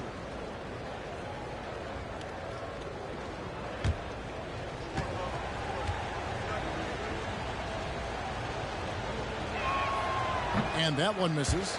And the enthusiasm and expectations for Wembanyama are off the charts for a rookie. That's a lot of pressure for a young man to deal with.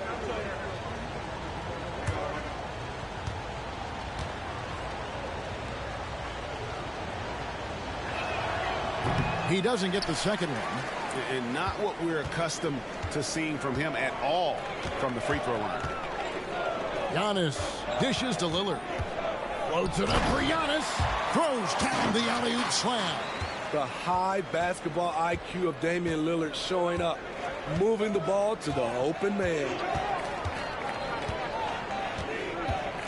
Vassell against Beasley. Pass to Sochan. Outside, Jones. It's Wembanyama at the elbow. Just 3 to shoot. Here's Sochan. Jay Crowder with the rebound. Not pretty. You've just got to shake off a miss like that. And Lillard kicks to Lopez. He's looking for Giannis and finds him. And the wide open shot from Crowder off target from 3-point range. The defense got lucky there. That's one you expect him to drain. Vassell against Giannis. Here's Wembanyama. And the rebound goes to Lopez.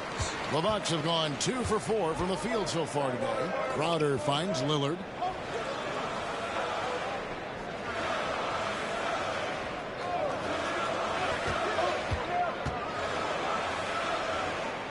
Back to Crowder. And stolen by Wembanyama. Passes to Jones. Oh, he blocked it and deflects off the backboard.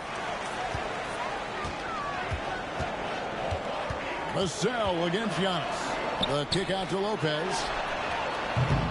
And the Bucks miss again. Spurs trail by 4. Outside, Jones. We've got 13 seconds left here in the opening quarter. The pass to Wembanyama. And that one is off. Lillard from deep three-point land. And that one released in time, but no good. And that does it for the first quarter. The Bucks on top. They're up by 4. And the second quarter about to get started. We'll be back in just a moment.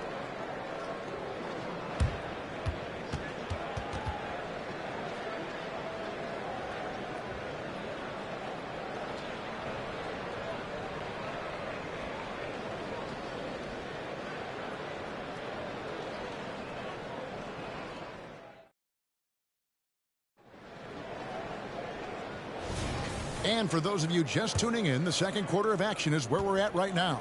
And look what we've seen from Milwaukee. What do you think, guys?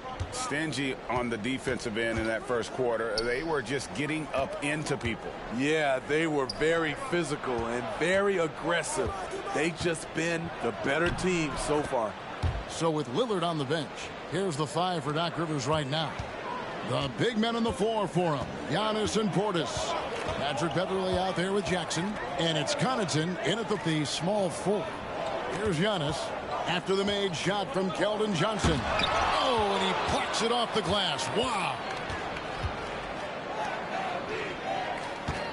Steve, you were considered oversized for a guard when you were coming up out of school and into the pros. But right now, I don't feel like size matters as much at that position. You can be any size. Yeah, I totally agree. But I think if you're a guy that has a lot of height and you has the skill set to play the guard position, you definitely have an advantage. The bigger you are and the more tight your skill set, the more successful you will be on the floor. Now Wesley, after Keldon Johnson missed from long range, pass to Wembanyama. Down to 5 on the shot clock. Beverly against Wesley. And here in the second with about a minute and a half gone by, Portis kicks to Jackson. And here's Antetokounmpo outside. It's good. The assist this time from Jackson. Giannis has got the lead up to 5 now for Milwaukee. And San Antonio calls the first timeout of the game. And just trying to get some traction offensively. Boy, it hasn't been pretty. You know, this is a good time to maybe switch up your strategy a little bit. You can't keep doing what you're doing and expect a different result.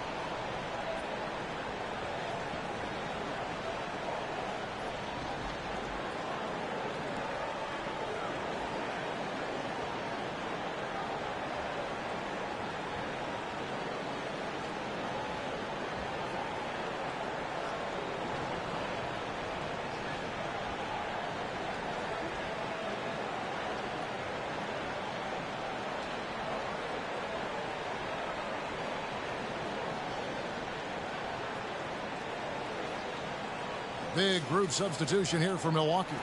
Lopez, he's checked in for Bobby Portis. Jay Crowder comes in for Pat Connaughton. Malik Beasley, he's checked in for Jackson. And Lillard subbed in for Patrick Beverley.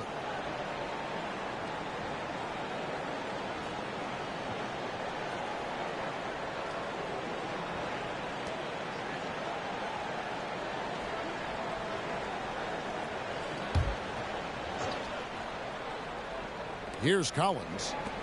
No scoring in this one. 1:11 left to play here in the half. Off target with his 3. Bucks leading by 5. Giannis passes to Lillard. From deep, Giannis. San Antonio with the rebound. Pass to Vassell.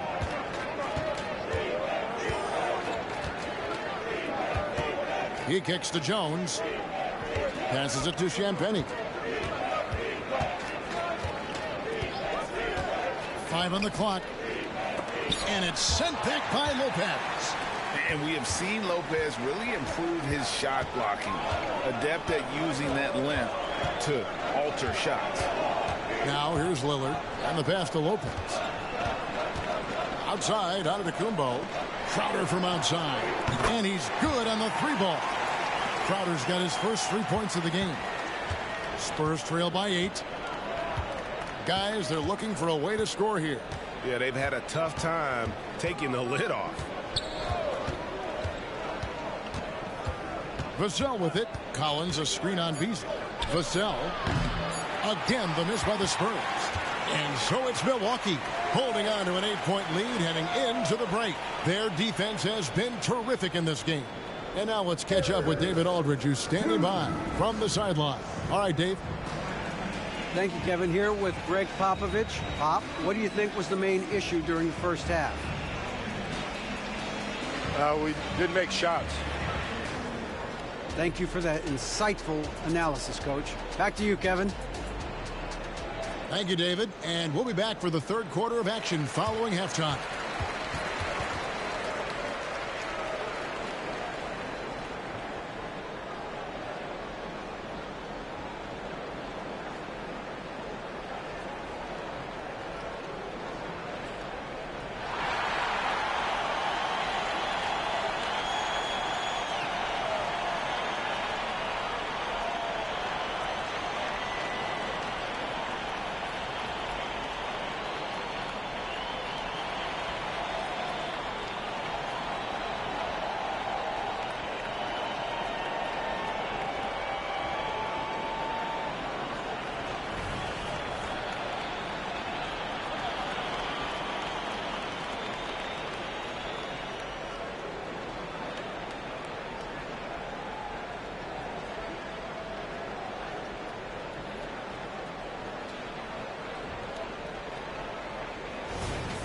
And for those of you just tuning in, thanks for being with us. The second half of this game still to play. You have to like what we're seeing from Giannis Antetokounmpo.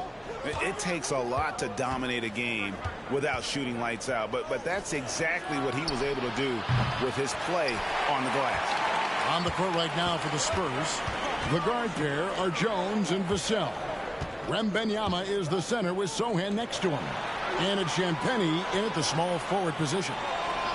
Now here's Crowder, three-pointer, Lillard, Wembanyama with the rebound.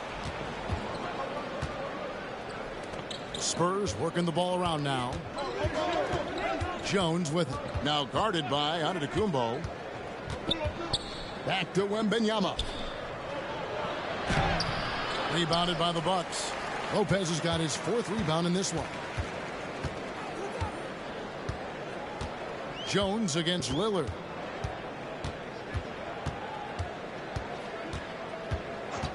Outside Crowder.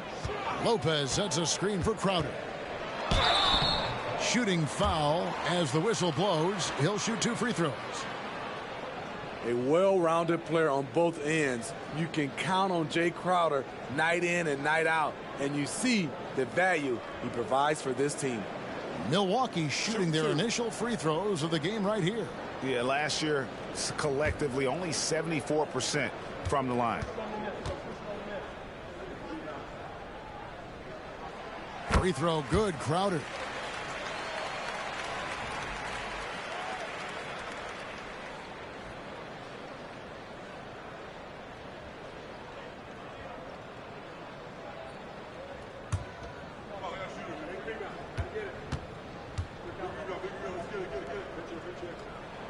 And he makes both free throws. Little over a minute gone here in the second half. Pass to Vassell. Outside, Jones puts up a three. Drills it from outside.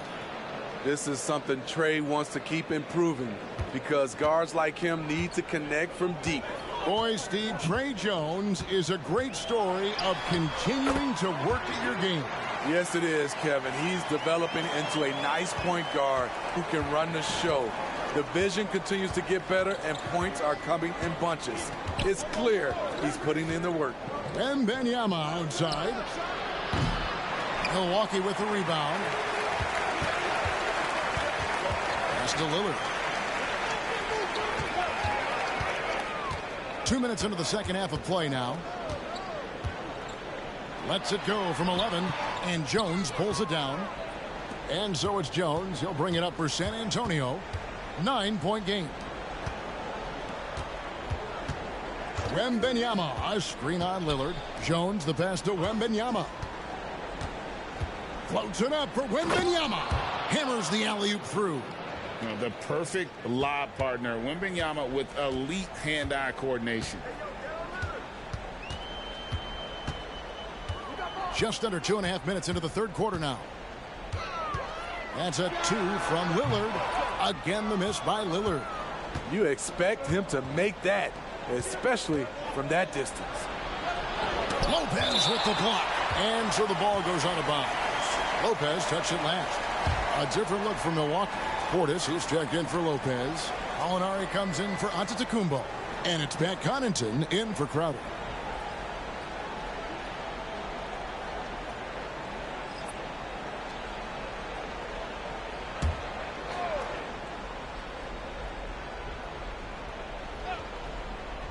A touch over 2.5 minutes of basketball played here in the third quarter. Beautiful concentration from Devin Vassell. He's right where he wants to be, and he fires. Lillard against Jones. Tries from 10. That one wide left.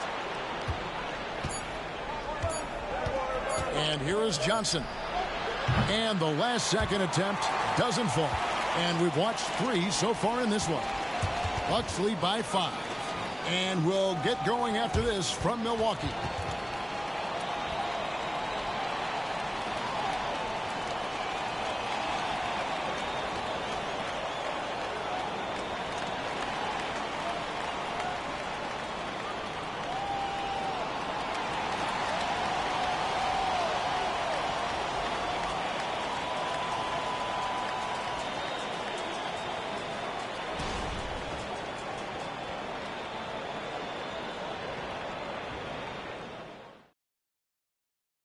And let's take now this moment to bring up our State Farm assist of the game. And how about the floor generalship right here? I mean, showing us why they're always in good hands when he's the man in charge. So many good point guards in this league. So much responsibility comes with that position. That was a smart play. Well, what a terrific game it's been so far, with this fourth quarter sure to bring more pressure-packed basketball.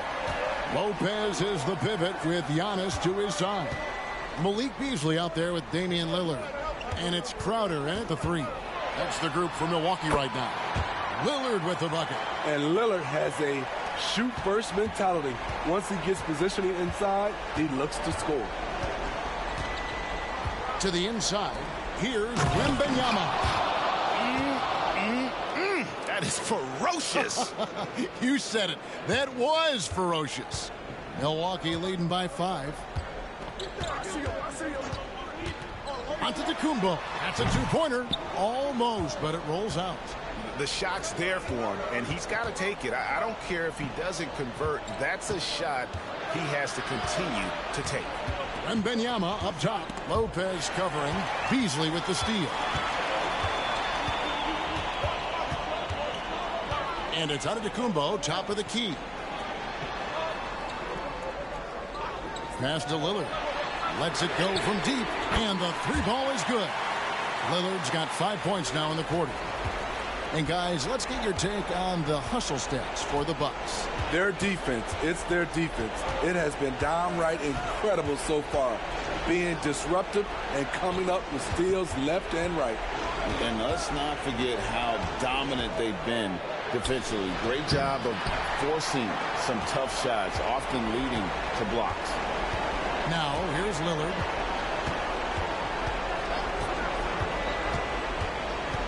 Kicks it out to Giannis.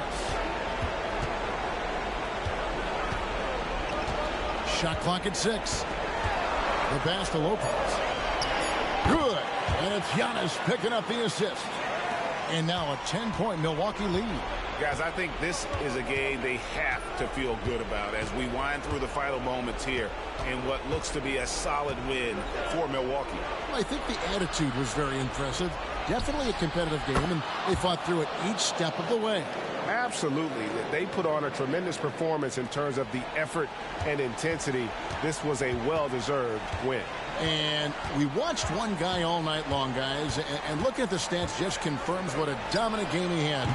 What a night tonight it was for Damian Lillard. What was impressive to me, it felt like he made an impact in so many areas. Some of the effort won't show up in the stat sheet, but I noticed it. Devin Vassell coming up clutch. And now we've got the intentional foul.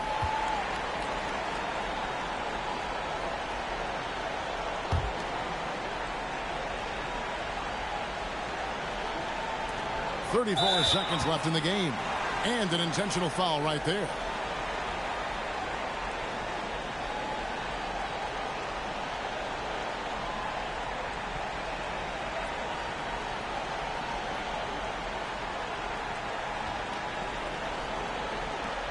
Shooting 2.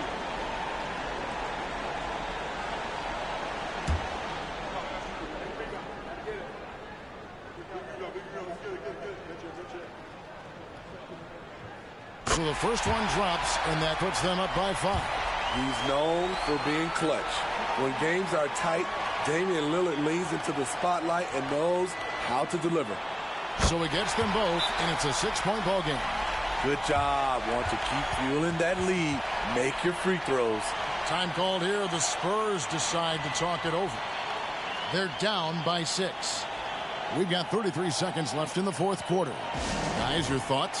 Looking for a quick shot, trying to extend the game. And on the defensive end, they'll have to foul whomever gets the ball. No time left to be picky.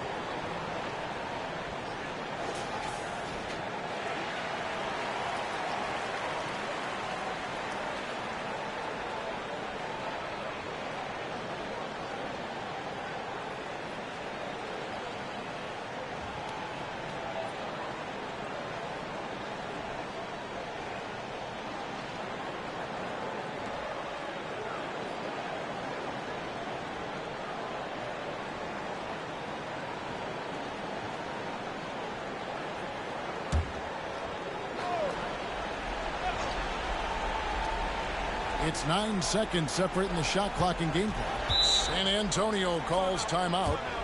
They're trailing by 6. 29 seconds left in the fourth quarter of this one.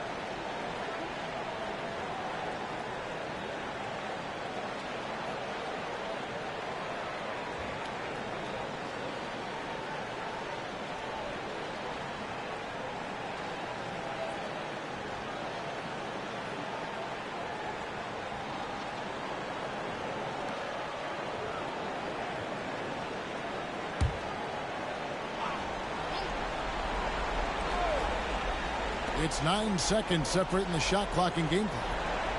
From outside the arc, once again off the mark by San Antonio. And so they choose to intentionally foul.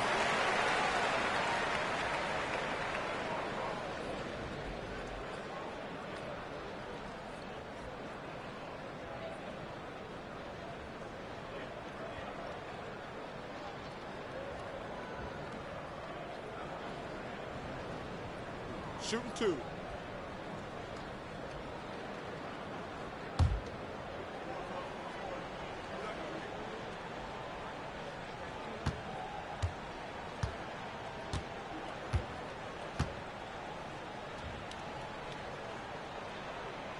He hits the first one, and that makes it a 7-point lead.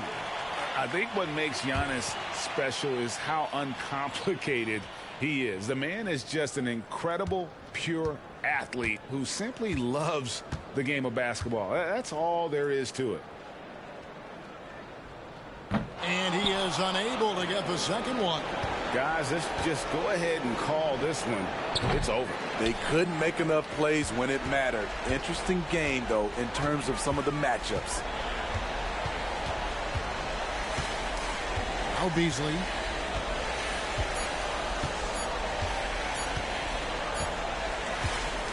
And so the Bucks take the win. Probably a little closer than they would have liked it, but a win nonetheless. Yeah, but I really got a sense that the fans gave them that emotional boost that was needed down the stretch. This crowd, man, they were electric. It's time now to go courtside as we send you over to David Aldridge from the sideline. David, take it away. Thanks very much. Dane, how much do you challenge yourself to provide that scoring to get this team over the hump? I mean, coming into the game, I know I'm going to get a lot of attention. Team's trying to stop me, so I let it come to me. And, you know, nobody has ever won a game in the first half. It gets done in the second half, so that's when I come on and try to get it done. That is when the stars shine the brightest, and you were shining out there tonight, man. Congrats. Back to you. All right, David, thank you. And that'll do it, folks. For Greg Anthony, Steve Smith, and David Aldridge, this is Kevin Harlan saying thanks for watching. So long.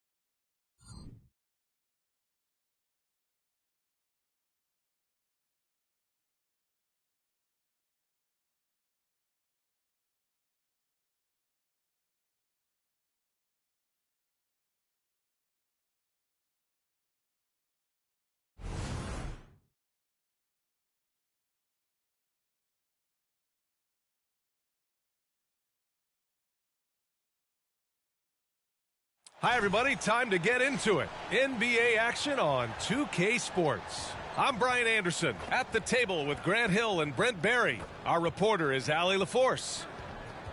And some notable injuries for both teams as we take a look at the players unavailable for tonight's game. A long list of injuries coming into this game. You look at all of those names and they're unavailable. It's pretty daunting.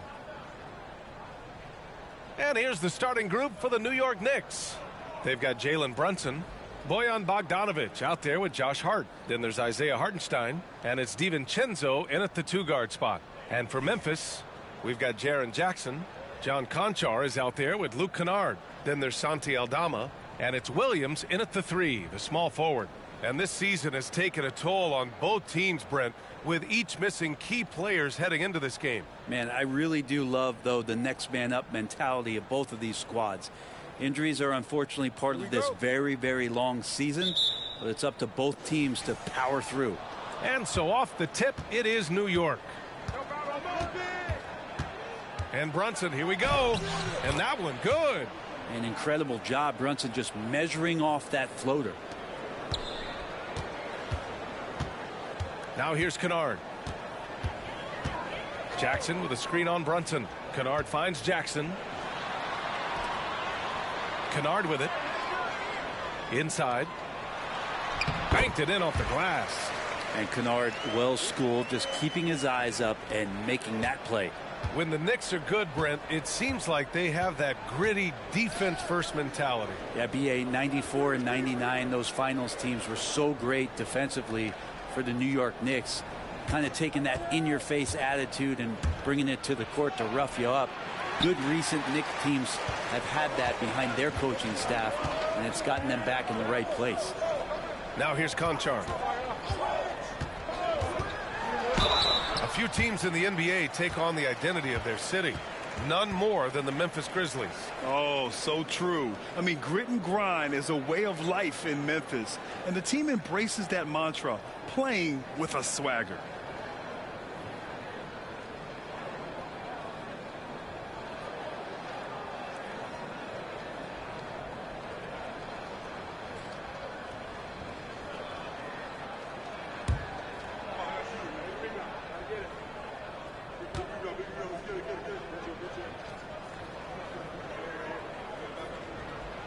No good on that one.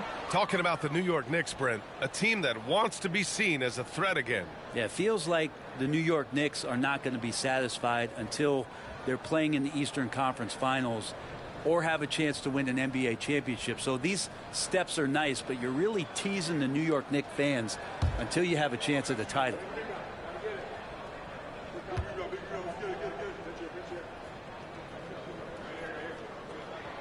So neither attempt will fall that time for him. Grant, when you look at the Memphis team from last year, everyone was under 30 years of age. Yeah, and a lot of upside there. But the move this summer to bring in veteran leaders like Marcus Smart, I mean, he fits their timeline, BA, and can also balance some of that youth with experience. 6 to shoot. Hartenstein a screen. For 3, DiVincenzo. The Grizzlies pull it in. A minute and a half left in the first. Williams passes to Conchar. And here's Aldama.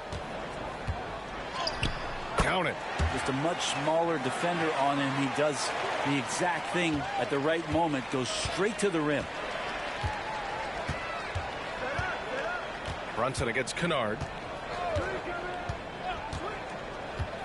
Right side, Brunson. Oh, it's blocked by Jackson. I mean, if I was out there, I'd probably test anyone but Jackson Jr. There's 49 seconds left to play in the first quarter. Pass to Williams. Conchar outside.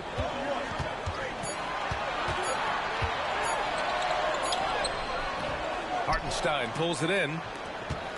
The Knicks have gone 1 of 4 to begin this one. Brunson against Kennard. And that one's good for Brunson. And that in-between J, Brunson capable. The Grizzlies have gone 2 of 3 from the floor. Brunson against Kennard.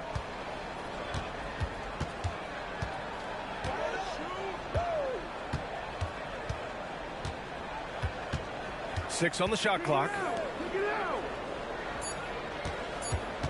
Jackson down low. No good there, off the double clutch. Yeah, it's pretty much the only way to keep him from taking advantage of you down low. You got to play tough, physical defense. It's a tie game in Memphis. And the second quarter is on its way when we return.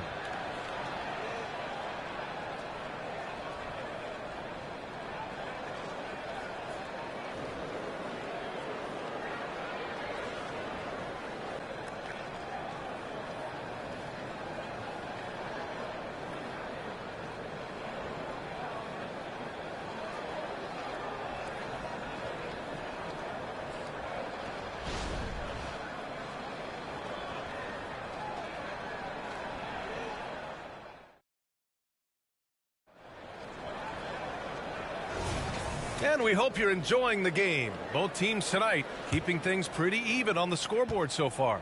What stands out to you from the Grizzlies in this one? Oh, what a first quarter. You love their willingness to make the extra pass. Well, so much unselfish play out there. The coaching staff has to be thrilled with that. We've got Yuta Watanabe. Derrick Rose is out there with Luke Kennard. Then it's Jackson, and it's LaRavia in at the 4 slot. That's the lineup in the game for Memphis. Now here's Brunson. And Grant, you talked about it early in your playing days, blaming yourself for the Pistons not winning. Talk about that pressure on the best player to deliver wins. Well, B.A., the pressure is real, and it's tough to keep perspective and just control what you can control. When you're tasked with leading a team to victory, you expect it first and foremost from yourself. And he makes it. Smart play from Rose, getting up close to the basket for a high percentage look. Here's McBride, defended by Kennard. Pass to Brunson. Over Rose. Can't hit the free throw line jumper. The D giving him that shot, and that's probably not a good idea, but I guess they knew what they were doing that time. You know, one guy who's surprisingly physical at the offensive end, Jalen Brunson. The fundamentals, BA, around Jalen Brunson's footwork are things that players, young players today need to study. Incredibly efficient and very dangerous when he gets it going offensively. Now here's Burks. No made baskets yet. They get it again. Here's Brunson outside. Oh, Brunson nails it from deep. Really quick release there from Brunson. Let that one go in a hurry. All right, now a timeout called by Memphis. The last few seasons, the Knicks have had a defensive-minded approach. And that's been the key for them getting back into the postseason, B.A. I mean, they play great team defense and pride themselves on getting stops.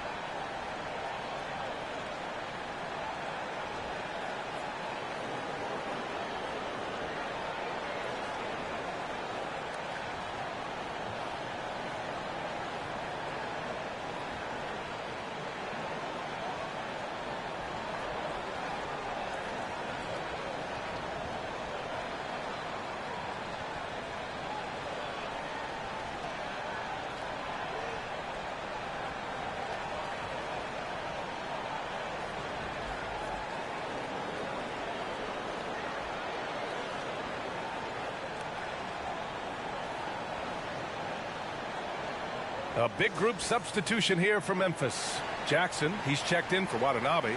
Aldama comes in for LaRavia. Williams is checked in for Kennard. And it's Conchar in for Rose. A big group substitution here for New York.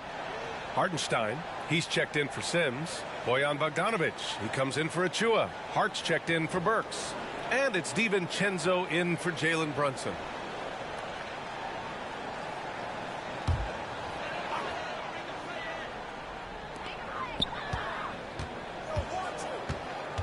we're about 2 minutes into the second quarter here.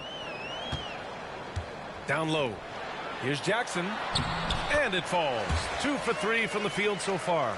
Oh, forget the threes, Jaron. Hammer them down low. Great possession, big fella. DiVincenzo, the pass to Hart.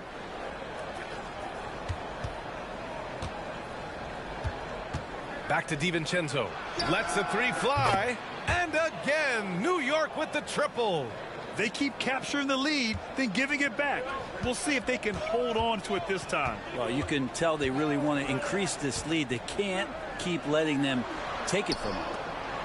Now here's Jackson. And there's a 3-second violation. And the Grizzlies making a change here. Kennard's checked in. Jalen Brunson, he's checked in for New York.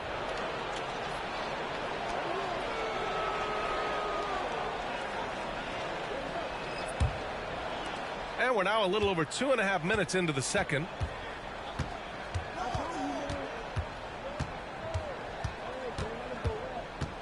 Hartenstein a screen. Here's Brunson. And the Knicks miss again. Konchar outside. Pass to Aldama. Now here's Kennard. The three is up. And so a close game as we wrap up the first half of play. It's the Knicks leading by a point. Well, now we have some time to check in with Allie LaForce. Allie. Thanks so much. I'm here with Coach Tom Thibodeau. And Tom, what's it going to take down the stretch to win this ball game? I think just tough defense, take good shots, not turn the ball over, play smart. Back to the basics. Thanks, Coach. Allie, as always, thank you. We'll be back right after the break for the third quarter here on 2K Sports.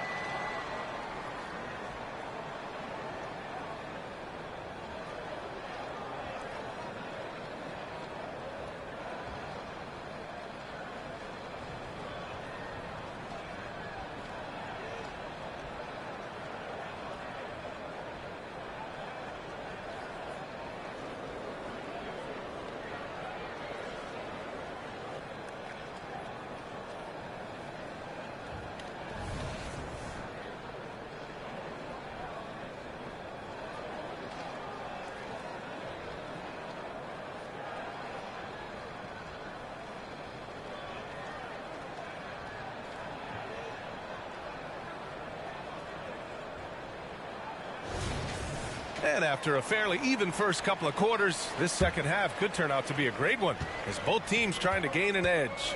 You look at Jalen Brunson. What a contribution. You know, I'm not really sure what defenders can do to slow him down. He's just too skilled. Yeah, avalanche warning in this one. He is just on a roll.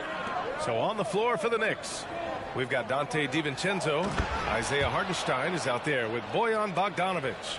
Then there's Jalen Brunson, and it's Hart in at the small forward position. Excellent court vision from Brunson as he's able to find the open man. And one guy who's instant offense when he's hot, Dante DiVincenzo. Yeah, he can get it going offensively. There are nights where it takes a bit for that to happen because he's an opportunistic scorer, but he's got size out of the backcourt. He's a good athlete, a good shooter, and an even better defender. Let's check in with our reporter, Allie LaForce.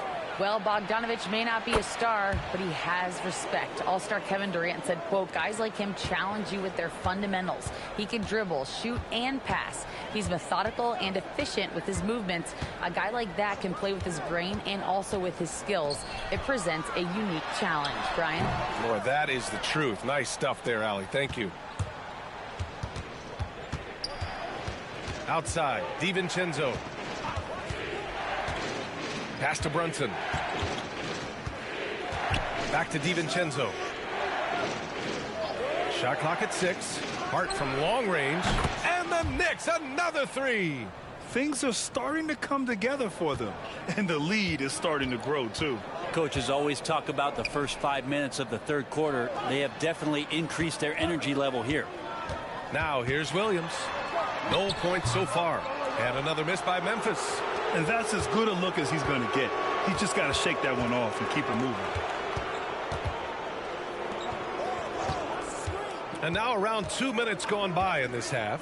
Hartenstein passes to Brunson. Up and over Kennard. Brunson misses. Memphis has gone 0 for 2 from outside here in the third. Conchar outside.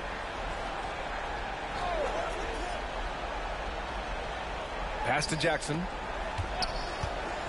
They need this. And it's in. Off the glass. Jackson's got 6 points. Yeah, here's a list of things I don't want to do, and right at the top is guard that guy. DiVincenzo, the pass to Hart. Outside Brunson. Now Bogdanovic. His first shot attempt. Yes. And a nice assist from Brunson. Brunson's got 3 assists now in this one. For Bogdanovic, sometimes those mid-range jumpers feel like layups. Kennard against Brunson. Kennard outside. Jackson down low. Williams from long range. He buries it from 3. Williams has got his first bucket of the game, and he's on the board for 3. And so it's the New York Knicks with a 6-point lead at the close of the quarter. What has them in front right now, by and large, they're taking great shots. All right, we'll get back to the action after this break.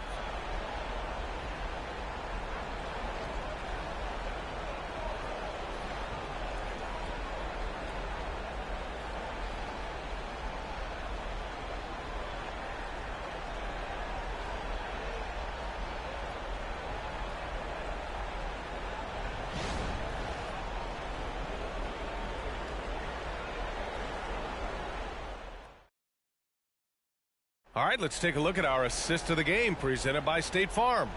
You talk about painting a magnificent picture with that dime. Just a great decision and a perfect delivery. Yeah, those are the kind of plays that you want to put on a canvas. Just beautiful basketball.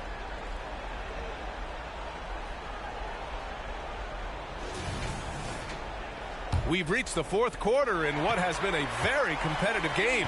Should be an exciting finish. Santi Aldama out there with Jaren Jackson. Then it's Luke Kennard. Then it's John Conchar.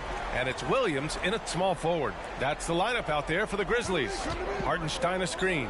Bogdanovic from long range. Second chance effort. And he lays it in.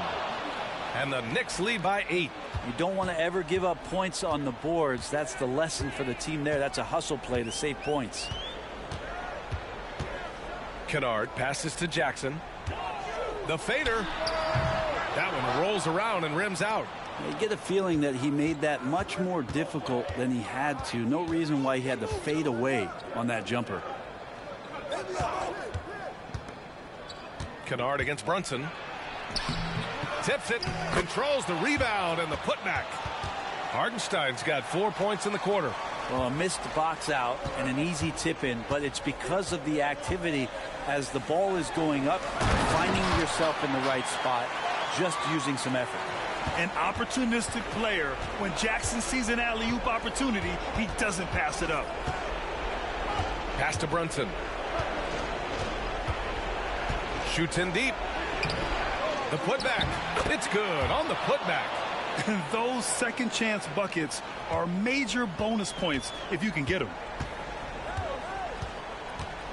To the paint. And he got the whistle on the way up. So he'll be headed to the line for a pair. And great poise there from Jackson. He's getting crowded by the defender, but stays cool and takes the foul.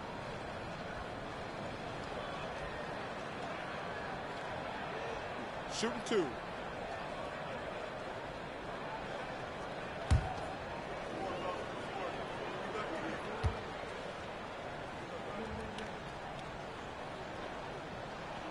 Good on the first, and that brings him within single digits.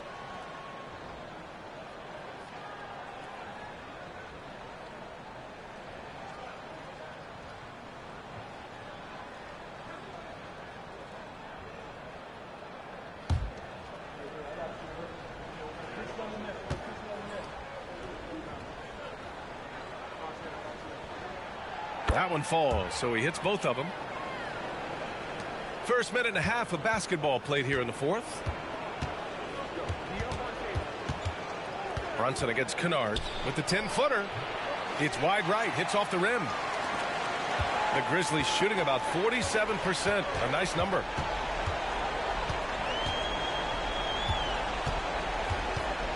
To the middle. Here's Jackson, and the dunk by Jackson. What a night for Jackson so far. This could be the level of play we see from him consistently in future seasons. Kennard against Brunson. To the inside. Out to DiVincenzo. Hartenstein a screen. Just 5 on the clock. Jalen Brunson playing big right now. And aren't we here with Brunson? This is what we expect from him, crafty and efficient. Timeout called. Memphis. They're behind by 8. There's 48 seconds left to play in the fourth quarter of this one.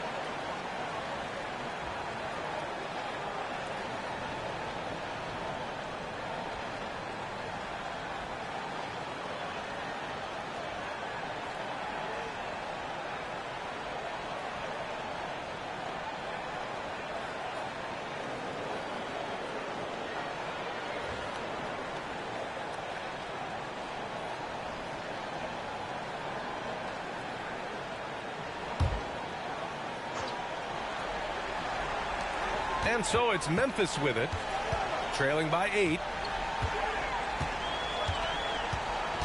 Kennard against Brunson, and out of bounds. The Knicks will take it.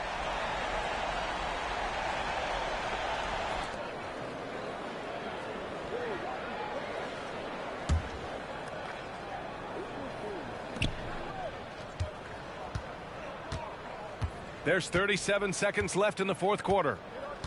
Pass to Hartenstein.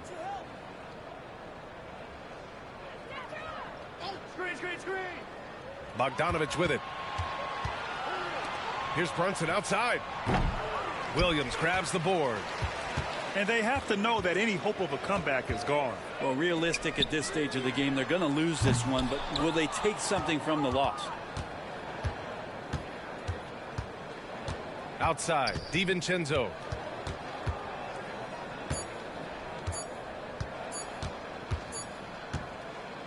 And so this one belongs to the Knicks. It ends up being a fairly easy road win. Those are so hard to come by. It's never easy to take a game in someone else's building. All right, Allie's ready to go. She's courtside. Hey, Allie. Dante, you won state titles in high school, 2 national titles at Villanova, and now a growing role in the NBA. What has been the secret to your success? It's my ability to adapt. Different teams, different dynamics of different teams, and just my ability to adapt to that team and fit. Sky's the limit, guys. All right, Allie, good stuff there. Thanks for that. And that'll do it, folks. Alongside Brent Barry, Grant Hill, and Allie LaForce, this is Brian Anderson with our entire 2K crew thanking you for watching. Now our New Balance player of the game, Jalen Brunson.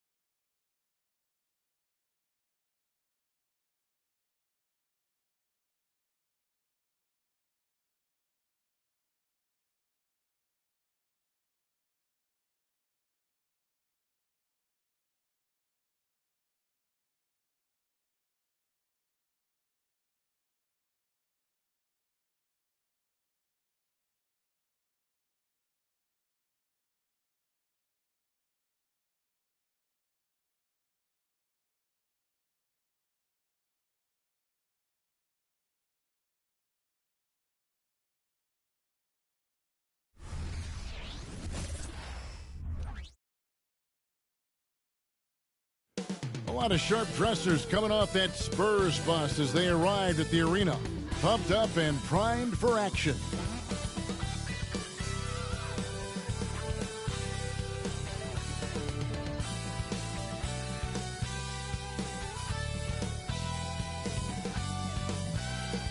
Hi, everyone. We're coming to you live on 2K Sports, bringing you the NBA.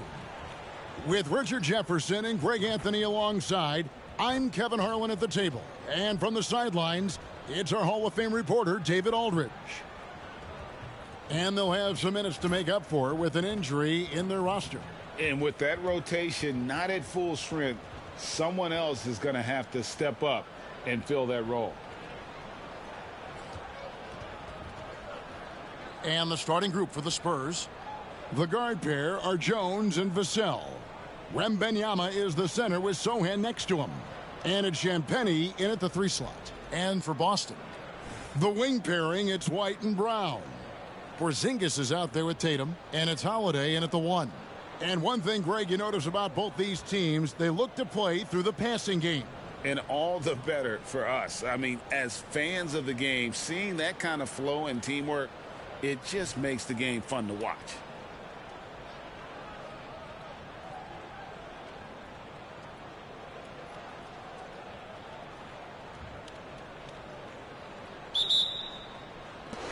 And so off the tip, it's Boston. And here's White. Brown outside.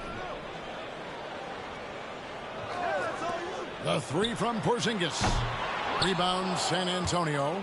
RJ, when we talk about the Boston Celtics, they've transformed into a real heavyweight out east. Oh, they are a dominant team out east, one of the dominant teams in this league. Look, they have so much young talent and talent that they drafted and developed. This group, their only job is to contend for championships. And we talk often about Wembanyama's insane lift. There, we see it on the offensive glass. Tatum looking around. The kick out to Brown. Pass to White. Here's Porzingis. Just 5 on the clock. The 3 from Tatum. Good for the basket. Starting off 1 for 1 with that shot. An accurate shooter from distance. Tatum's teammates want him to keep looking to pull the trigger. Sohan, the pass to Wembanyama. Spurs working the ball around now. And it's Sohan missing. Boston's gone 1 of 2 from long range in the first quarter. First quarter of play with about a minute and a half gone. Brown kicks to Porzingis. Releases. The shot's good. Brown making the play. Not just being selfless, but also smart with the ball. Brown is able to find the best guy for the right shot. Jones, the pass to Wembanyama. Buries the long-range jumper. Wembanyama has got 5 now. Boy, he is looking confident. Love how they're using him so far. Yeah, when he gets engaged this early in the game, it's bad news for the defense. He can roll this start throughout the rest of the game. Now here's Tatum. And there are the Celtics with another basket. Over the years, Tatum has limited the amount of mid-range jumpers that he takes, but it is still a natural part of his game. Jones looking for an opening. Sohan, the pass to Wembanyama. Outside, Jones. Three-pointer. Rebounded by the Celtics. The pass to Tatum.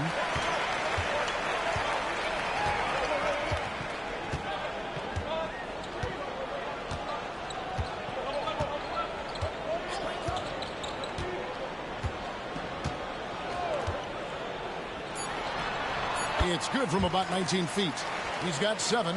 See, this is what I like about Tatum and the way he uses the pick. That extra room is all he needed and just knocks down the shot. Knocks down the 3 ball. And still a close game as the first quarter comes to a close. Celtics lead by 1. And we'll get things started in the second quarter when we return.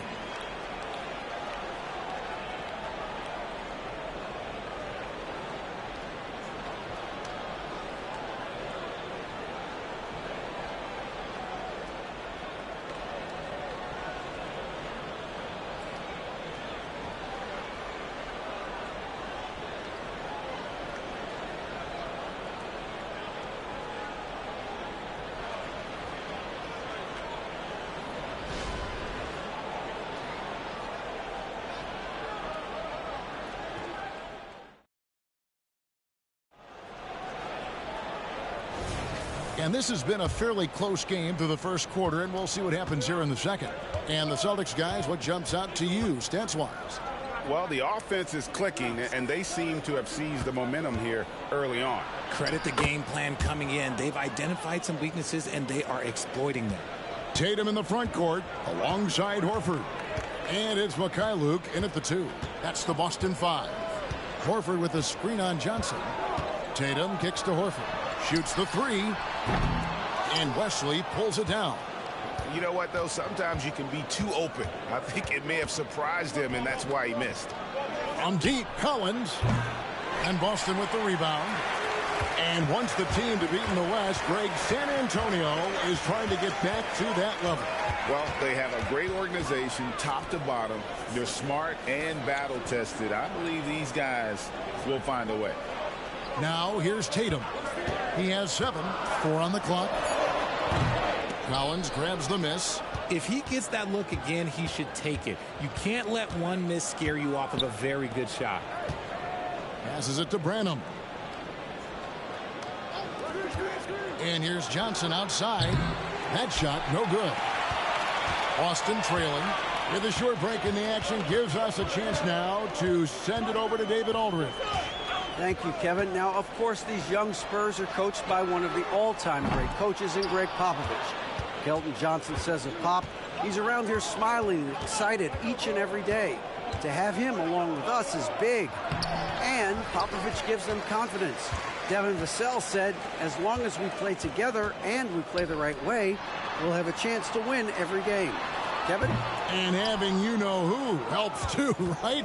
Wembanyama makes things happen. David, thanks. Here's Pritchard. Plays it in off the breakaway. And the defense to start that play was terrific. I love the fact that they attacked early in the shot clock. And San Antonio calls the first timeout of the game.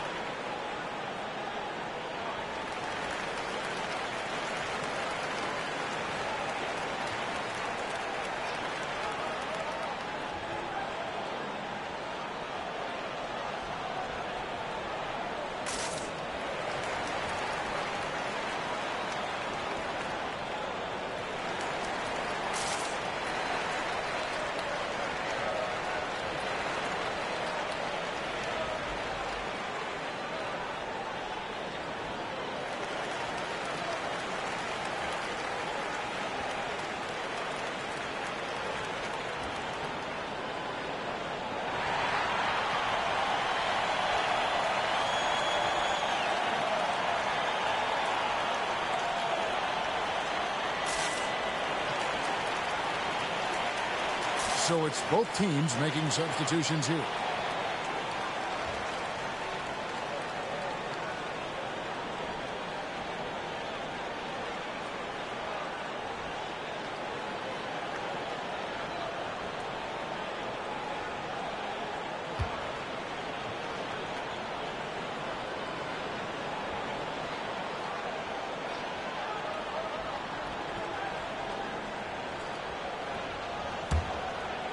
And we're about 2 minutes into the second quarter here.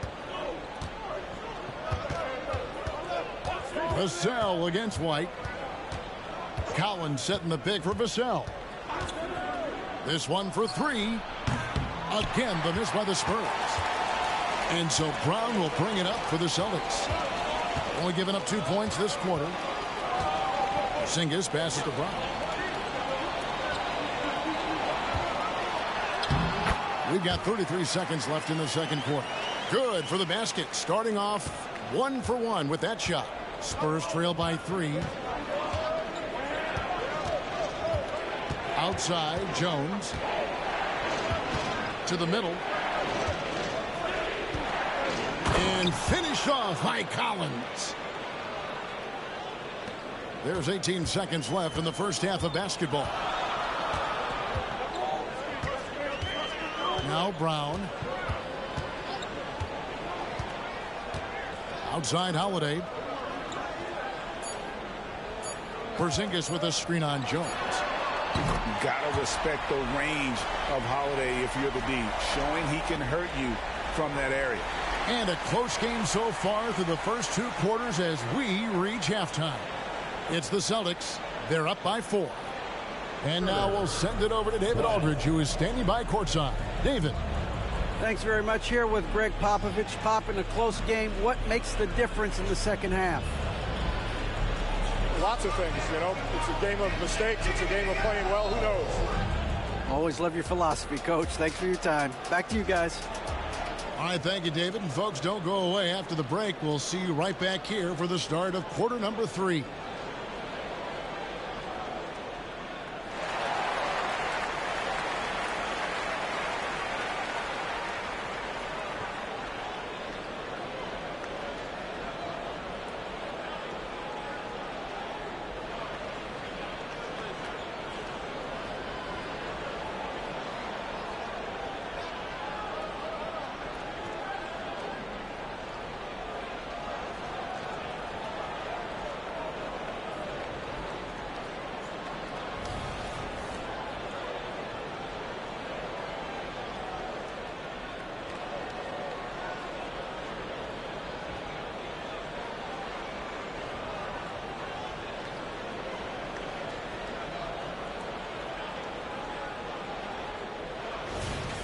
And we're halfway through this one. Plenty of basketball left in a game that's been fairly even so far.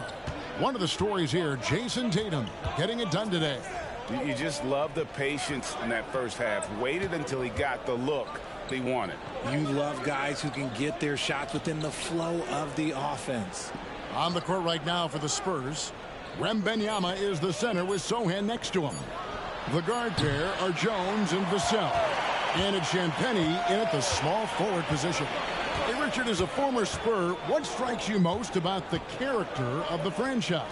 Well, there's a stability there in San Antonio that you don't find in other teams. That's part of the reason why I didn't fit in well. As a player or a fan, you can have the confidence that this organization has a solid plan. Now Jones following Drew Holiday's three-point attempt. Wembanyama, a screen on Holiday. Jones finds Vassell. 6 on the shot clock. Beyond the arc. And that's out of bounds. It was last touched by Vassell.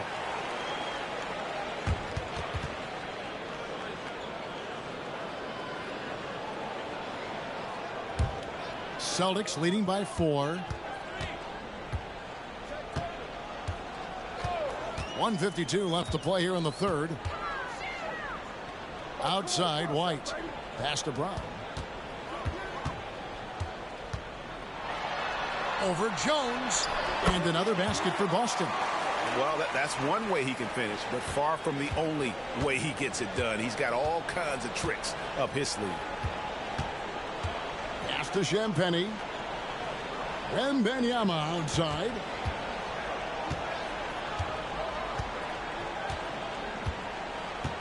And Jones has it in the corner. Now the pass to Champagnie. Wembanyama, right side. And another shot. No luck, they battled on the glass but couldn't knock it down. The Celtics shooting it very well tonight, around 57%. Here's Tatum. He has 7. Tatum setting the pick for Holiday. Passes it to White. And here's Porzingis. The 3 from Tatum. The 3 from Tatum. Well, Tatum is the obvious option for the catch and shoot. He's such an efficient scorer. They've been looking out of sync offensively. Yeah, their offense has ground to a standstill. Jones for 3. Good on the three-point shot. Jones has got himself going with the triple, his first basket of the game. And an eye for an eye. Both teams working to stretch the floor. This is today's NBA. Hey, we see this kind of exchange more often than not. Porzingis passes to Tatum. About 3 seconds between shot and game clock. Outside White. Takes a 3.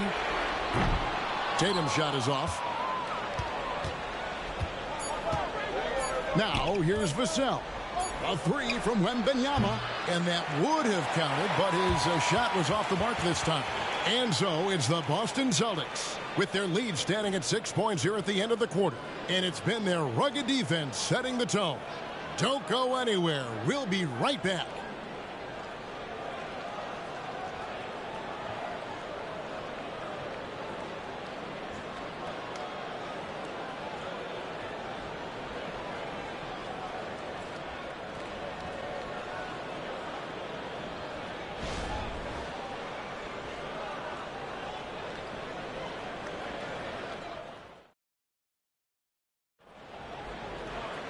Well, this has been a great contest so far, and I imagine the fourth quarter could have even more action in store for us.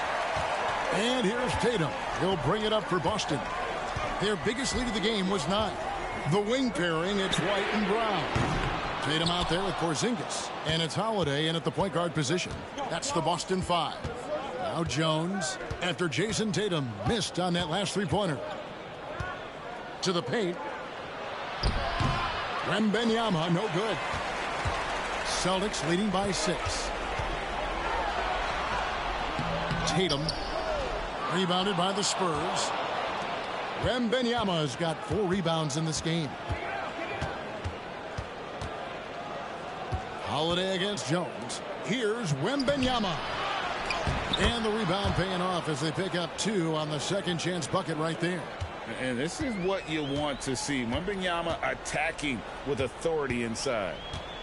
Porzingis sets the pick for Tatum.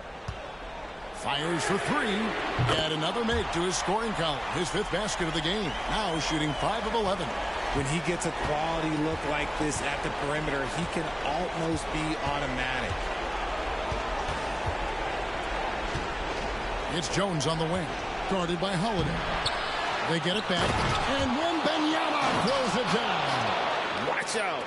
Wembanyama hammering that one home. And Holiday kicks to Porzingis. 11 feet away. Tatum passes to White. From past the arc. Whoa! Tatum stretching his range. And this is the game plan for him. He's a big part of their floor spacing. Yeah, you got to know where he is at all times, especially when he's roaming around the perimeter ready to fire. 2 free throws coming up, and they call the shooting foul. A generational talent. For Wembanyama, the sky is the limit and the reality. And, guys, let's get your take on the scoring breakdown for the Celtics. All game long, they've been making it rain from the arc. And look, they've done it by feeding the hot hands. And not just that, they're also forcing turnovers at a high rate and taking advantage in transition. He drops the first one, and that narrows the gap to 7.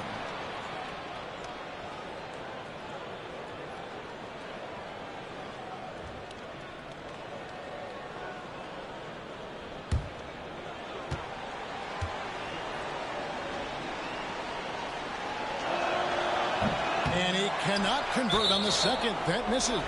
Boy, he'd sure like to have that miss back. Hard to chip away at a lead when you're leaving freebies at the line.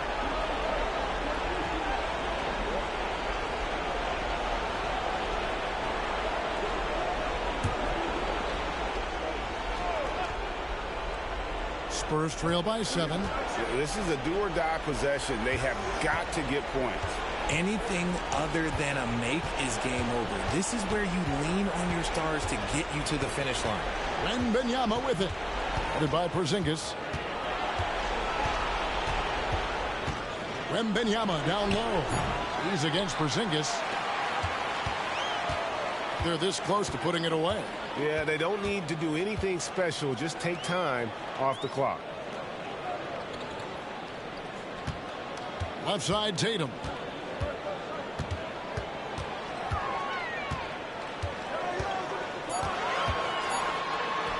Gets that one through the hole, making now 7 of 13 in this game.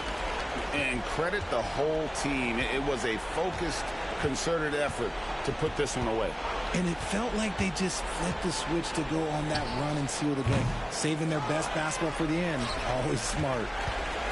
And they can just let the clock run out here. Cannot argue with the W. Jones against White.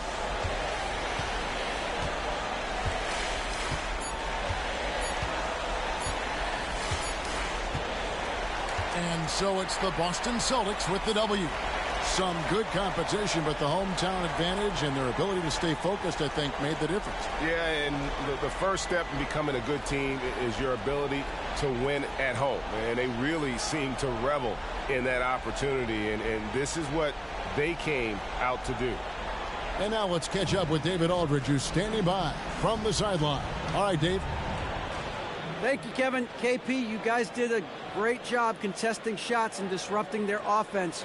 What did you like best about the defensive effort tonight? I think from the beginning of the game, we just started off aggressive. We were connected defensively, and that's how we were able to stop them. You got it done when it counted, Kristaps. Thanks a lot. Back to you, Kevin. All right, DA, thanks again. And that's going to do it tonight, folks, for our broadcast. This is Kevin Harlan saying thank you for watching. And now our New Balance player of the game, Jayson Tatum.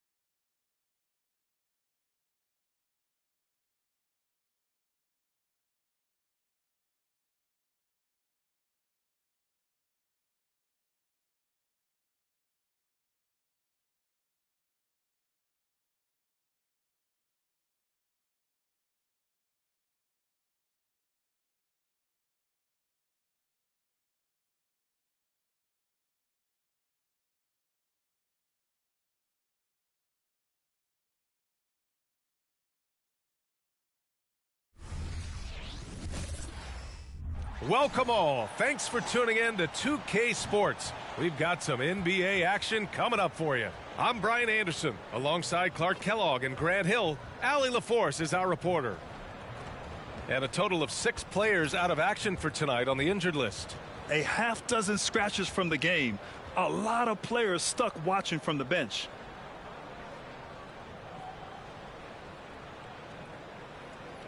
And checking out the opening lineup for Memphis. We've got Santi Aldama, Luke Kennard out there with John Conchar. Then it's Jaren Jackson. And it's Williams in at the 3, the small forward. And for Charlotte, Ball and Martin are the 1 and the 2. Miles Bridges is out there with Miller. And it's Richards in at the center position, locking down the middle. Grant, a look into the future of the NBA tonight. These are 2 of the brightest young teams in the league. You know, when it's all said and done, B.A., these are squads that I expect to eventually play for titles.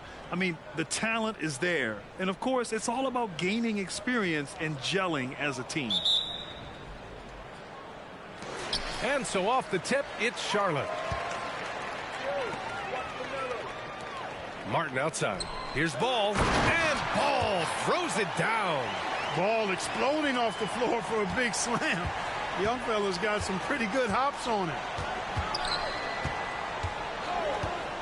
Conchar with the ball. Here's Kennard.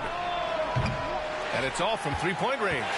It's tough to get open in this league, and when you do, it hurts not to capitalize. Well, here's Cody Martin. What a special family connection he's got, Clark. Yeah, you know, his twin brother Caleb also in the NBA. In fact, they played together for a couple of years with the Hornets. Now on separate teams, but both of them more than earning their way. Take a break. Take a break. 2 shots.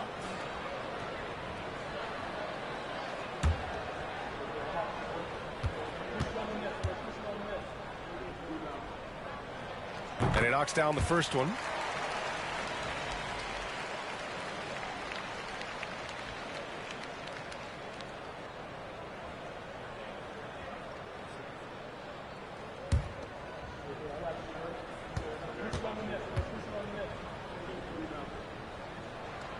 It's both from the stripe. Here's Conchar.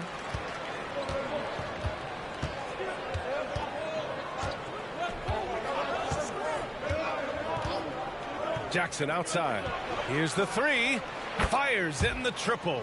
And you know, his team wants Jackson Jr. to keep taking these threes, knowing it'll help open up this offense even more.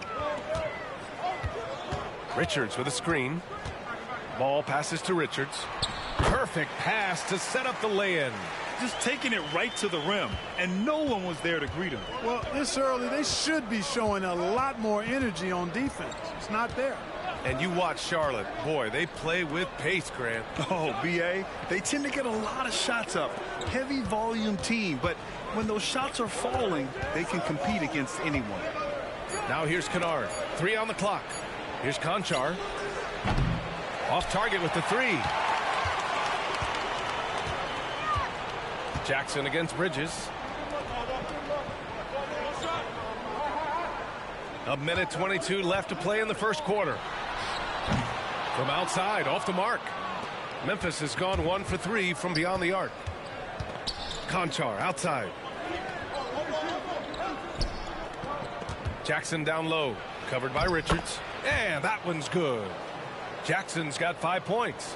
Oh, forget the threes, Jaren. Hammer them down low. Great possession, big fella. Pass to Richards. And here's Ball.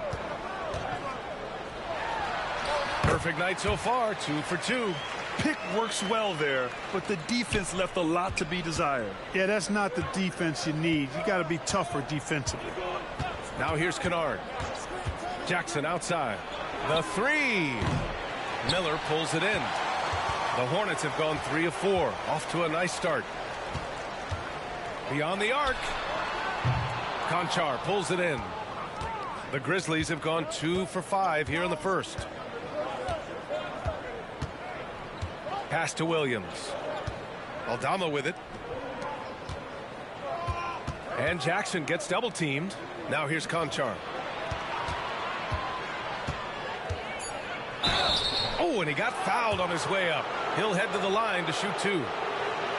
It's going to be on Nick Richards. Yeah, and you never want to let shots at the rim go uncontested. Yeah, I couldn't agree with you more. I mean, that's the message they were sending with that foul. Nothing easy inside.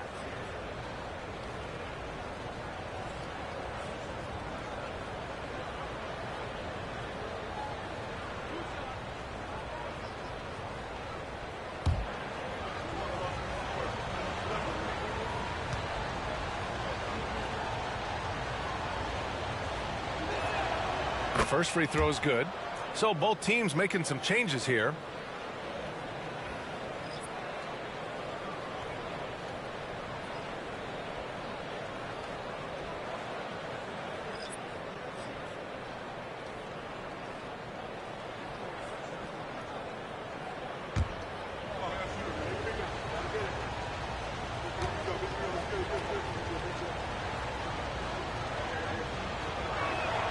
He's perfect from the line this time. There's 6 seconds left to play in the first. The 3 from Ball. Oh, and the buzzer beater is good. And just nails the 3. Way to close the quarter. Talk about lifting up a team and energizing them at the end of a quarter. A 3 at the buzzer, that'll do it. And so the first quarter is in the books. Hornets out in front, leading by 4. Quarter number 2 coming up right after this break. Don't go anywhere.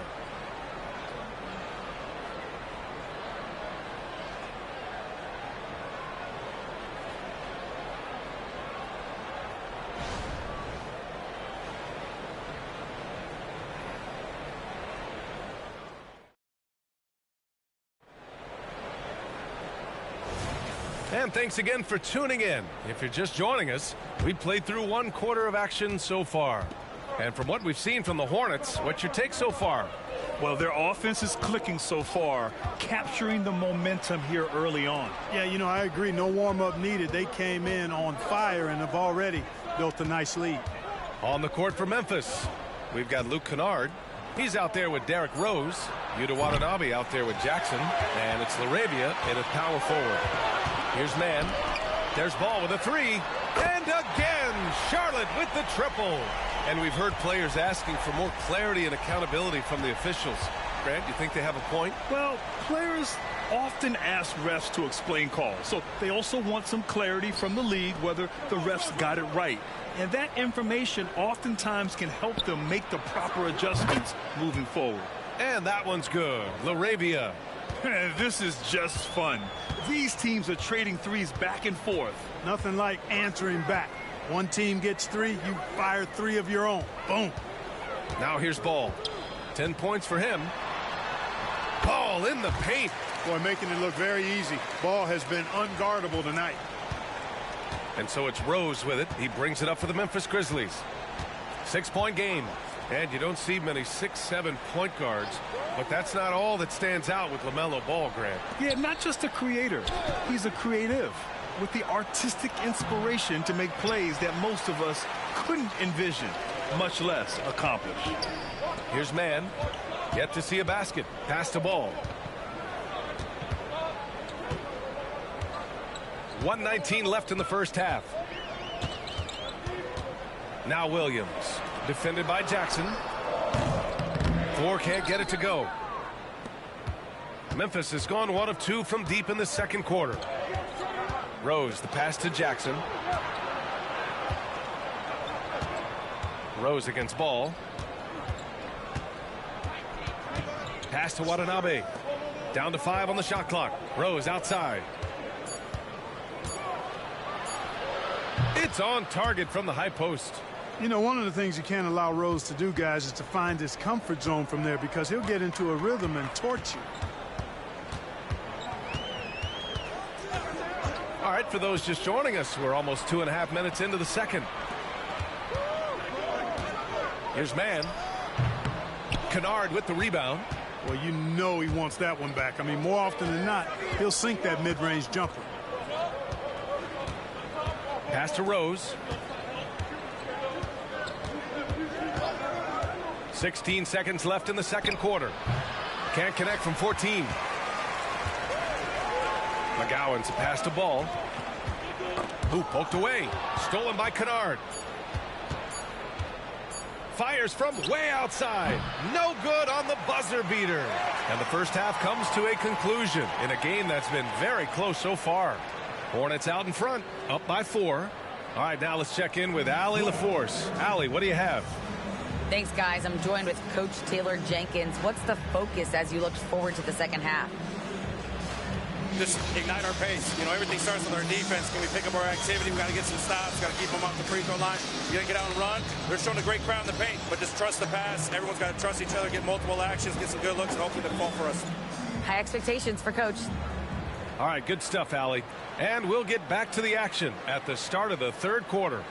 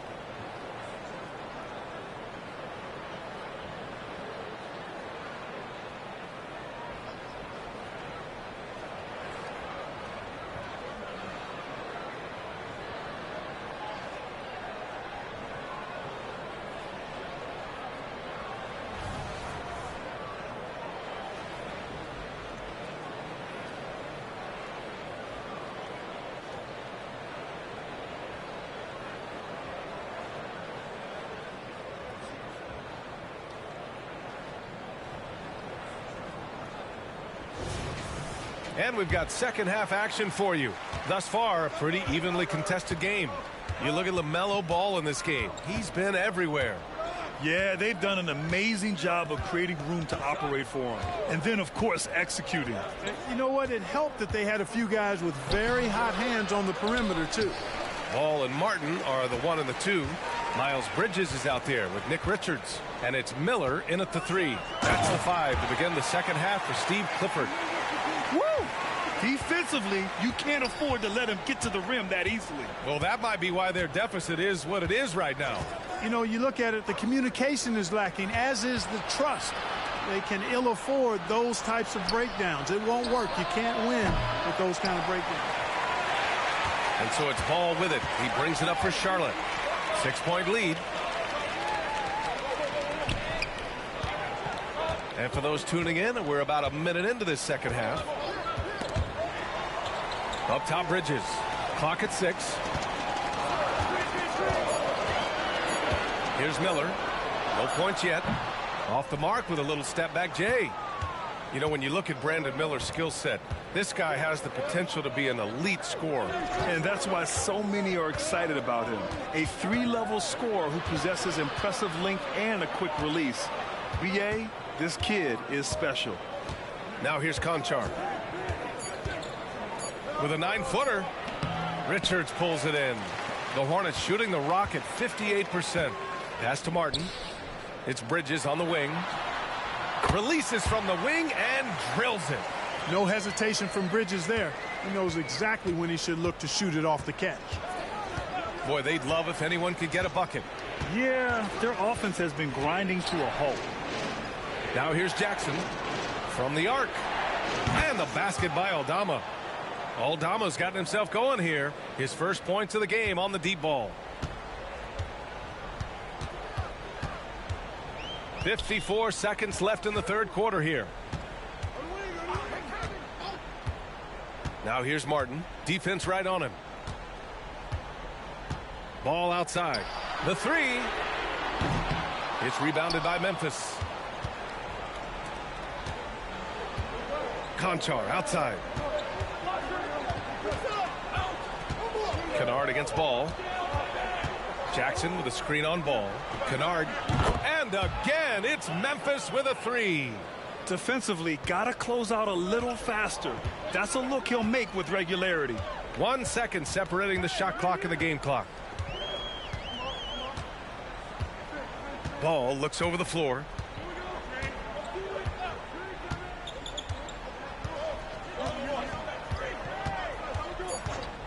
From downtown, deep range, LaMelo.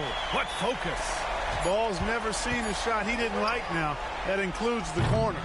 And we've watched 3 so far in this one. Hornets out in front. They lead by 5.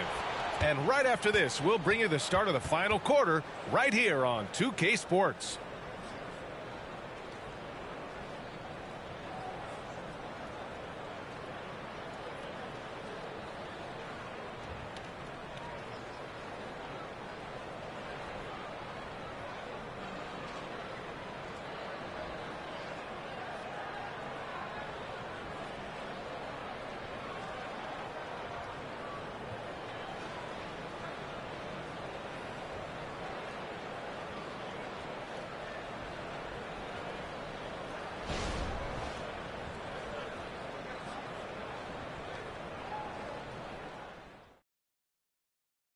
And now we have a moment to reveal our State Farm assist of the game.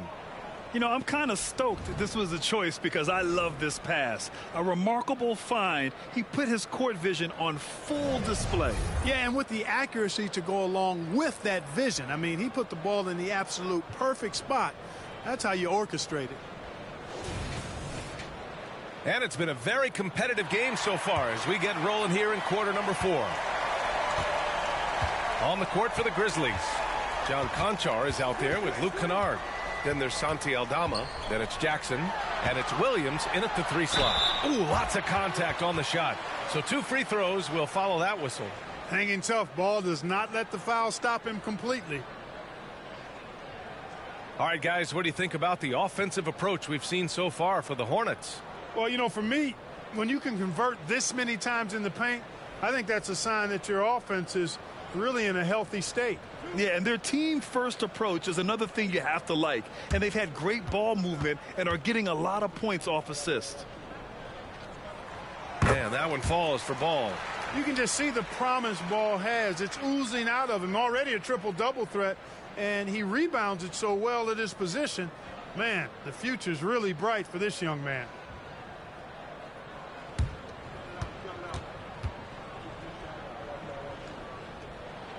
That's also good, so he hits both free throws. Already a very confident player. Knocking down those free throws only fuels that.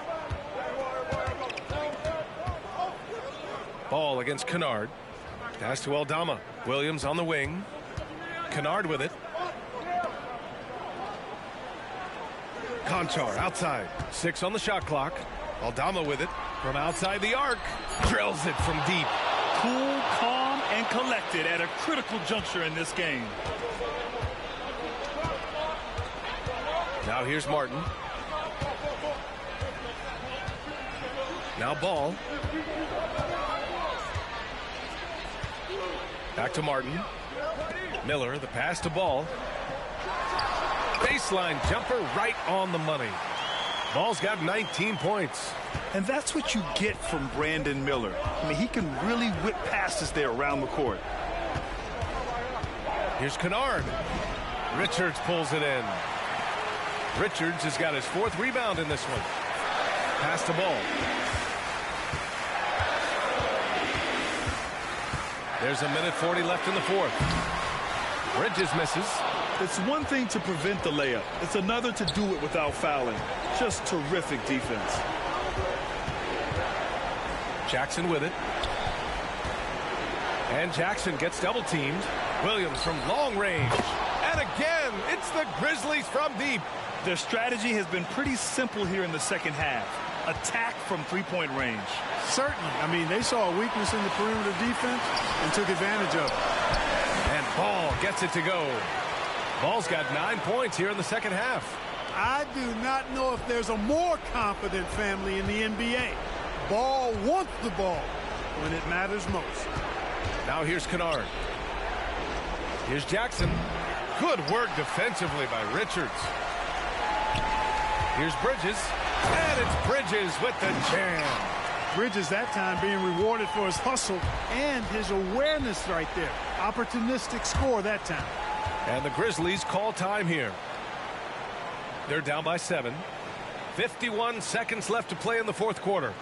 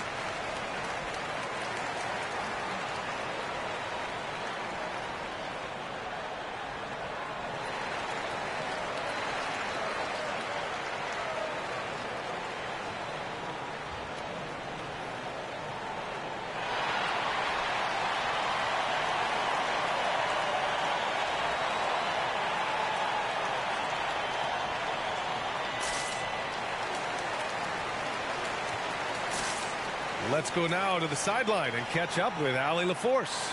I was able to listen in on what Taylor Jenkins had to say to his team. He was very encouraging with his guys, saying to them, we are still in this one. Don't give up right now. Get out there and let's grab this lead from them. Guys, let's see if the intensity picks up here.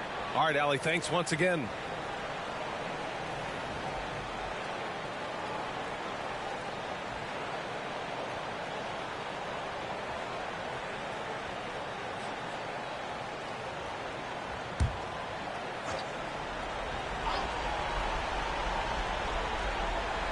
Here's Conchar. Williams passes to Aldama. Kennard against Ball. Pass to Jackson. Good work defensively by Richards. Martin outside.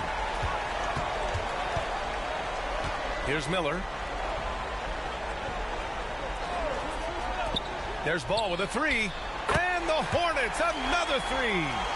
Stepping up and nailing an important shot to put this away. And, you know, this run shows what kind of attitude this team has. I mean, the win is there. Go get it. Here's Miller.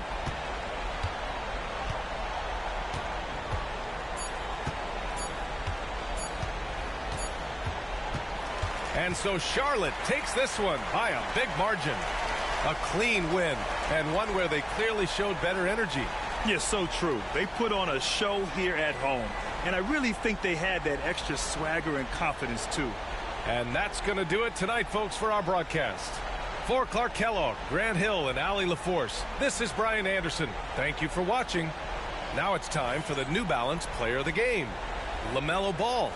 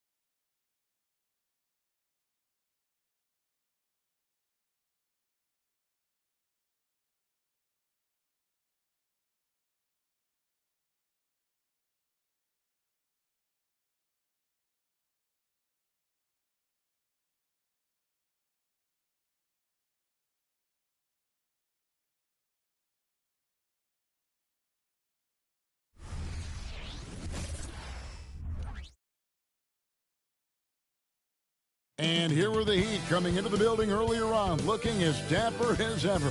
Their goal, as always, protect their home court.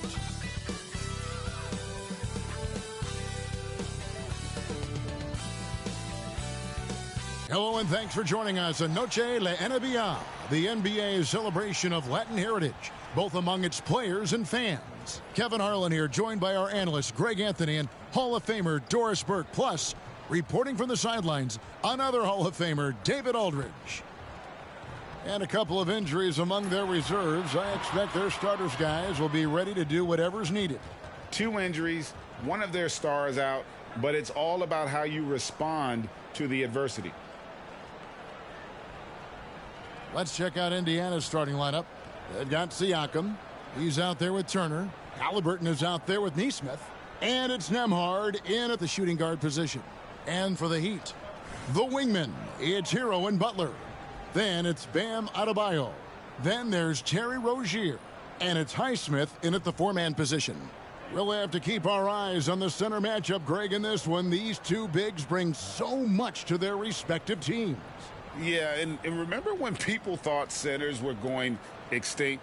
Look around the league. There's so much talent at that position, including the 2 guys we get to watch here tonight. And the Pacers start off with the ball. Now, here is Halliburton. Pass to Siakam. Charity stripe shot. That's good, and it's Halliburton with the assist. Well, that is about recognition right there from Tyrese Halliburton. He recognizes the overcommitment, makes the defense pay. You know what you love seeing from Pascal Siakam is his confidence continuing to grow. And Kevin, especially when it comes to scoring. Pascal understands how valuable he is to his team and how much they lean on him to step up on that end. See, Jimmy Butler is able to move with a certain level of force coming off the screen, and because he does, he gets the separation he needs. Here's Nembhard. Pass to Halliburton. Miami grabs the miss. Boy, 9 times out of 10, that's going in. I'm sure he surprised himself with the miss. Rozier kicks to Hero. Turner against Adebayo. Second shot opportunity. The rebound by Turner. I'll tell you, most of the time this guy's going to finish that, but that was tremendous defense that prohibits him from completing the play. Nesmith, the pass to Turner. Here's Nesmith. And the 3 off target. There's 1:26 left in the first quarter of the game. Greg, in terms of the Pacers' last few seasons, some have pointed to their relative lack of size. What do you think? Well, I think a big push for them this summer was adding to their front court, particularly getting more size at the forward positions. And I think they've improved in that regard. And Indiana making a change here. McConnell's checked in.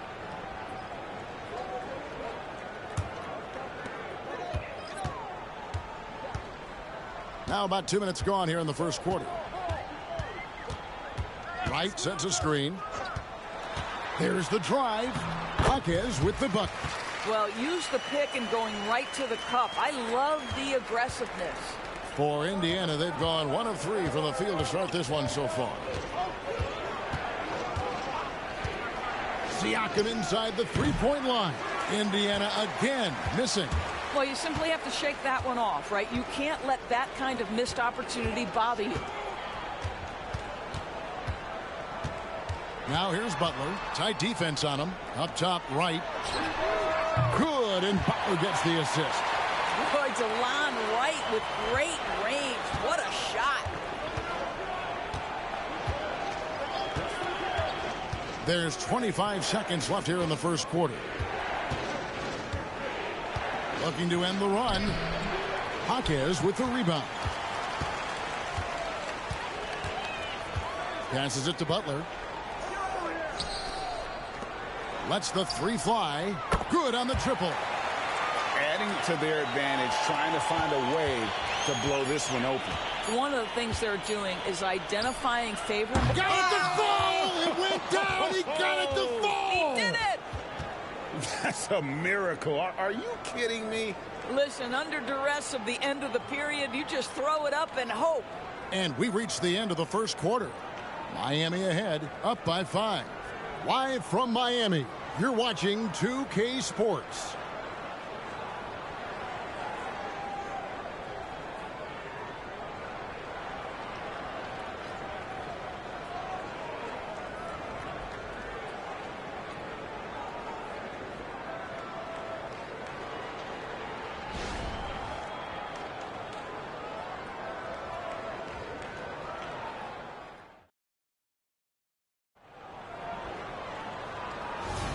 And as we return, it's Noche Latina, celebrating the NBA's connection to the Latin American community. And before we move on, what do you guys think about what we've seen so far from the Heat? What we saw in that first quarter, they won their matchups defensively. I think across the board, a number of guys who've done a great job guarding multiple positions. On the court for the Pacers as our second quarter gets underway. T.J. McConnell is out there with Tyrese Halliburton. Then there's Toppin. And there's Jackson, and it's Mathurin in at the 3, the small forward. Pacers trail by 5. So when we're talking about team identities, Greg, what would you say is the Miami Heat's identity? Tough-nosed, aggressive, and hard-working. That's what attracted guys like Jimmy Butler here in the first place, and that's the style of ball they want to continue playing. Wherever he's gone, the shot has followed. Halliburton perfecting his craft in the mid-range. Outside for Martin. Puts up a 3. Off to a good start as he hits his first shot attempt. This guy can do so much for you on the offensive end, and that is why his number gets called time and time again. McConnell against Wright. Tapping a screen on Wright.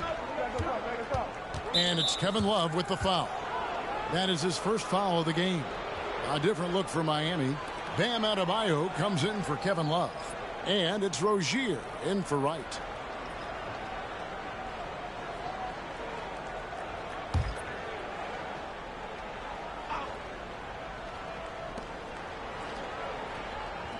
Nembhard the pass to Mathurin. Here's Turner. He's guarded by Adebayo. The shot by Turner no good. And here's Hero. He'll bring it up for Miami. 6-point game. The pass to Rozier. Here's Jaquez. Some nice ball movement here by the Heat. Here's Adebayo. The Pacers pull it in. Listen, that's a shot he can make, but obviously the defense okay letting him shoot it. Halliburton finds Mathurin. Outside Turner. 6 to shoot.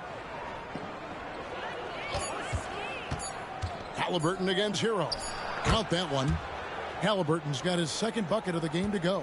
Tyrese Halliburton has already proven to be a very capable 3-level scorer. What a fun player to watch. And finished off by Martin. Not the kind of aggressive defense they need to cut into the lead. Yeah, you have to protect the rim, Greg, a little better. They're just too slow to react. You can't afford to sleepwalk through possessions. What's going on out there? Back to Turner. Fires the 3. Gets the 3-pointer to fall. Turner's got himself on the board with 3 there.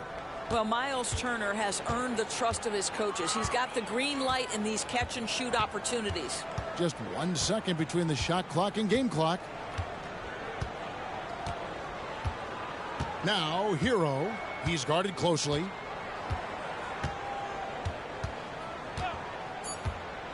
Launches it. Here's Adebayo. And Adebayo throws it down. This is how Adebayo typically gets his points. Off the roll, off the lob, or off the glass. And that'll do it for the first half. A competitive game so far. Heat lead by 5. And a chance now to send it over to David Aldridge, standing by courtside. David. Thanks very much with Rick Carlisle. Coach, what needs to happen on the defensive end to get back on track? Well, a lot of things need to get better. Our level of force defensively is not there. We got to pick it up. We got to play with a lot more collective force.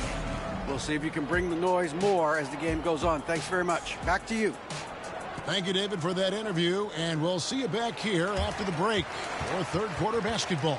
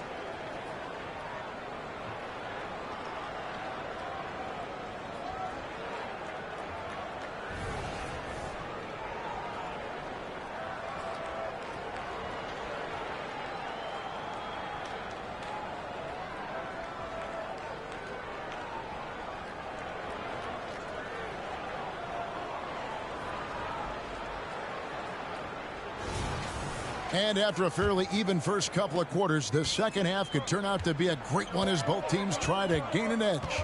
The wingmen, it's Hero and Butler. Then there's Terry Rozier. Then it's Bam Adebayo. And it's Highsmith in at the 4 slot. So that's who Eric Spoelstra starts the second half with. And it's Butler missing. Pacers trail by 5. It wasn't the best of season's doors for the Indiana Pacers last year, but there are reasons for optimism. Kevin, they've got a talented young core that appeared to really enjoy playing with one another. It was a selfless group that looked fun to coach, and I believe the franchise headed in the right direction.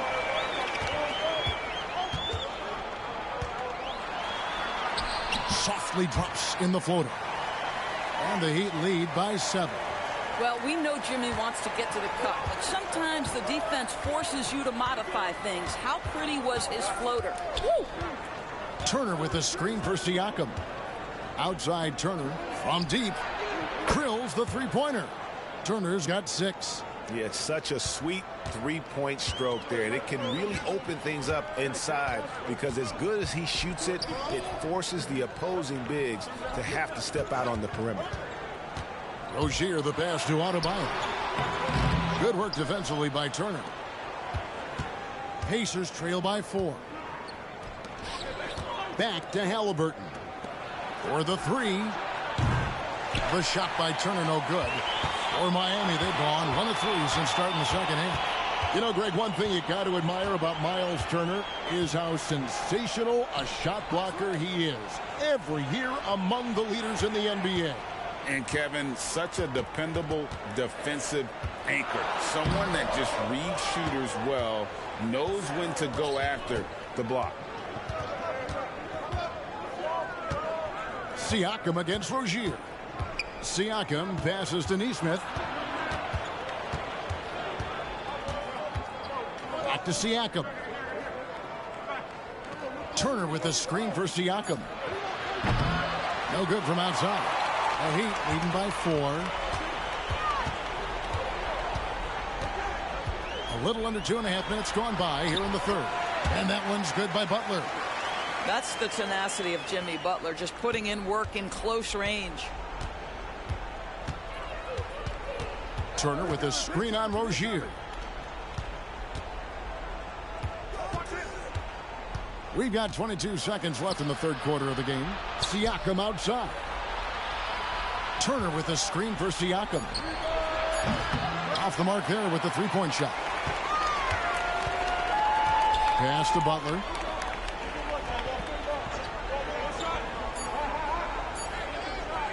Puts up a deep 3. And that shot was up in time, but doesn't go in. And so it's Miami with their lead standing at 6 points here at the end of the quarter. They've been playing some ferocious defense. Right back after this break.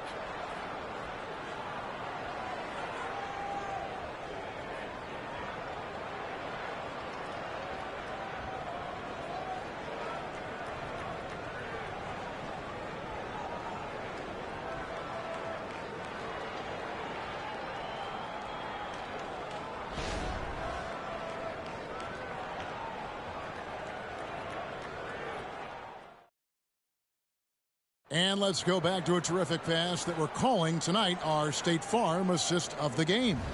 And he may not be known as a pass-first guy playing out of the two-guard spot, but he shows here that he can dole out an assist or two when he needs to. Well, having multiple playmakers on the floor makes you a much tougher team to defend.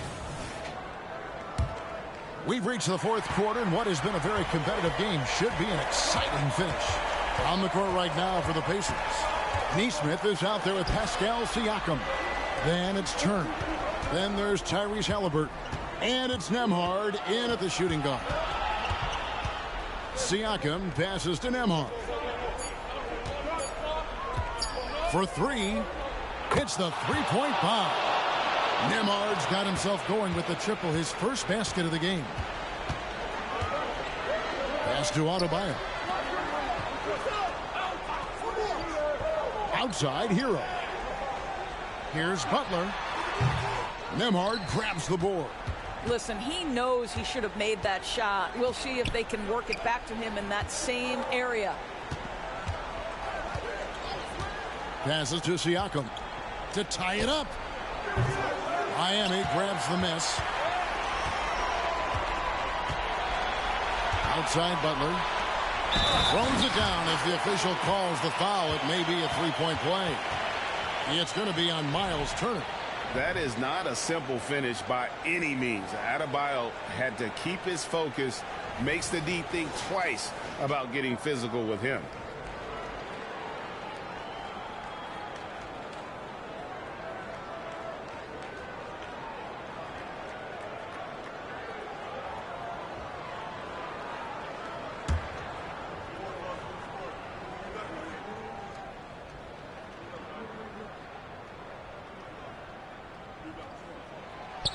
Tacks another big point onto the lead. Great N1 play, showing us now a little bit of that killer instinct. Rozier against Halliburton. Here's Nembhard. There's the pass to Siakam. Trains it from beyond the arc. Well, you can see he is not shy from range, and Pascal Siakam continues to work on his consistency. Outside Butler. And he could not get that one to go. A lot of contact, and he'll go to the line for two. It goes on Aaron Nesmith. And you know what? You allow a guy to get right to the rim like that. That's your only option. And what do you guys think so far about the offensive approach for Miami? They bullied the defense here in the paint. Look at all of those buckets inside. Just hard to defend in the paint. And the other thing, guys, that they've been very effective at is shooting the long-range jumpers. The defense has been having trouble closing out to them in this game in particular. And someone who welcomes big spots, Jimmy Butler loves that he's at the line.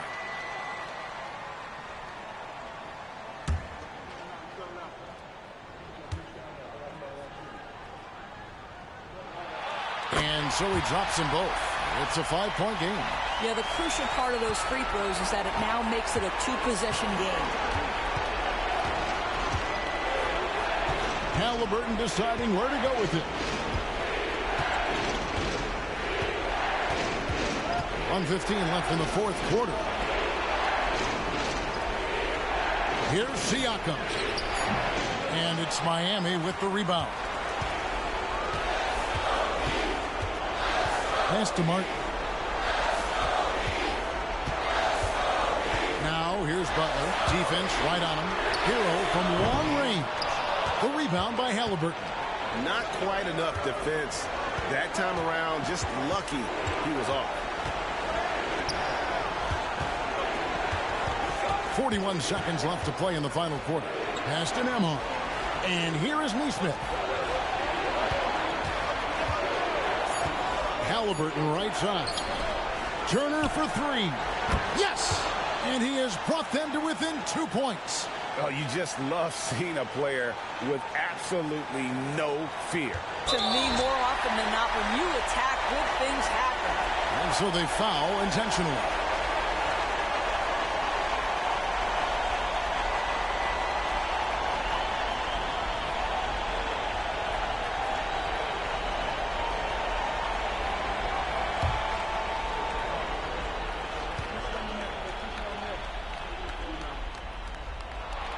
Good on the first, and that makes it a 3-point lead.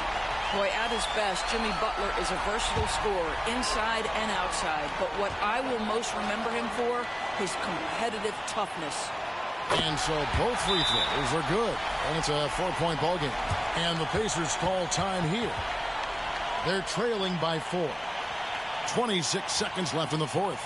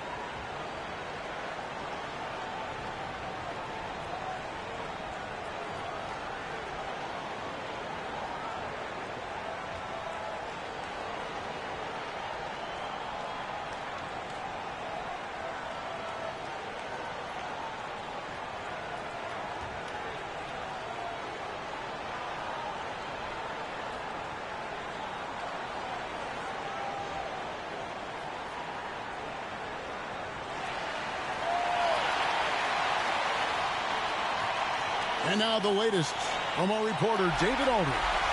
Hey, Kevin, I heard Rick Carlisle during that last break talking with the team. Now, Coach was still pretty positive. He told his guys a handful of shots completely changes this game. Just a few good minutes, and we're right there. Back to you guys. Thanks so much, David.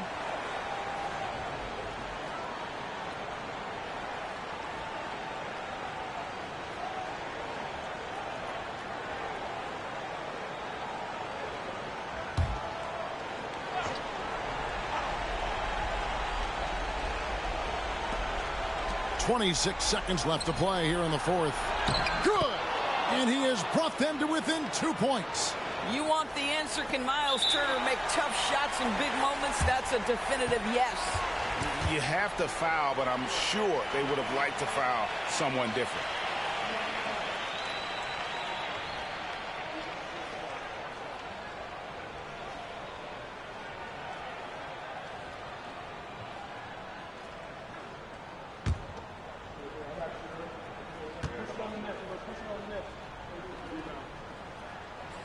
Gets the first, and that makes it a 3-point lead.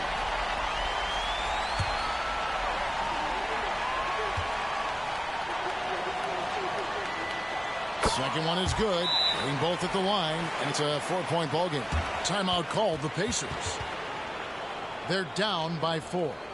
There's 21 seconds left in the fourth quarter.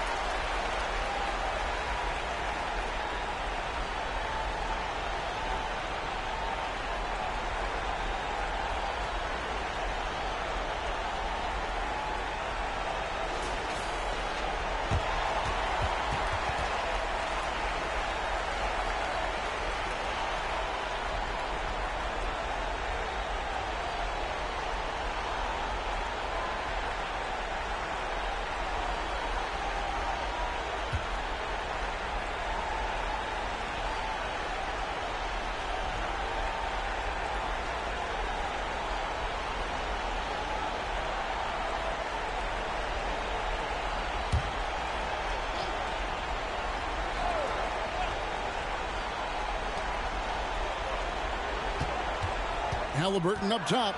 Rozier defending. Turner with a screen on Rozier. Nembhard. And a miss there on the triple. And they're going to prolong the game here with an intentional foul. Had to foul, and on that occasion to stop the clock. That's the enemy in this situation.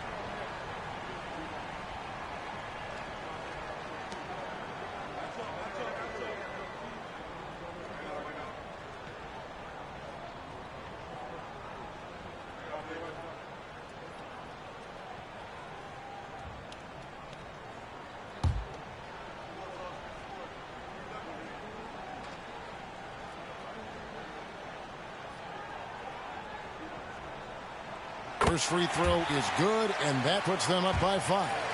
And attitude plays such a big role in Adebayo's game. This guy is a worker. Doesn't mind getting his hands dirty if it means getting his team ahead. Second free throw, no good that time. He really wanted that one. And once again off the mark by Indiana. And so it's Miami winning this one. It was a fantastic ball game, and they did a great job making sure it didn't get away from them late. Yeah, I mean, they faced some challenges, but really held firm when they needed to. On both ends, just effective in terms of coming away with this win. And now let's check in with David Aldridge reporting from the sideline for our player of the game. David, take it away. Thanks very much, Jimmy. I know you see defenses like that all the time, but it didn't seem to slow you down. Not really. I mean, I guess I just had it going. We started double teaming them too, you know, and they got so many great shooters, man. It's just good to win, though, at the end of the day, really. Yeah, I know that's what counts, man, but congrats on the win. Thanks. Back to you. Thank you for that, David. Thank you for joining us. That'll do it for now. For Greg Anthony, Doris Burke, and David Aldridge, this is Kevin Harlan. Thanks for tuning in. As we present our New Balance Player of the Game, Jimmy Butler.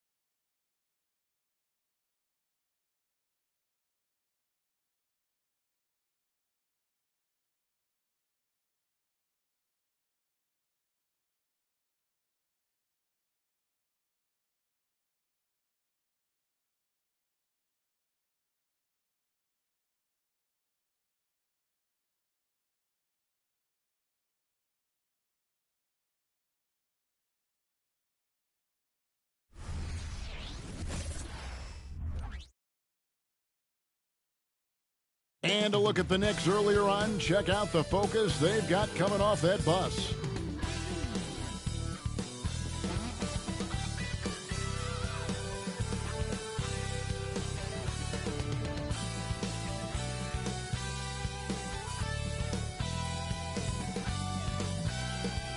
Welcome, everyone, to the NBA on 2K Sports. And our broadcast team tonight. Greg Anthony here to my left and Steve Smith to my right. And the Hall of Famer David Aldridge along the sideline. And let's check out the injury report. 5 players unavailable tonight. 5 players unavailable tonight. A lot of minutes and shots to go around. So the New York starting 5. We've got Bogdanovich, Jalen Brunson out there with Dante DiVincenzo. Then it's Josh Hart. And it's Hartenstein in at the center.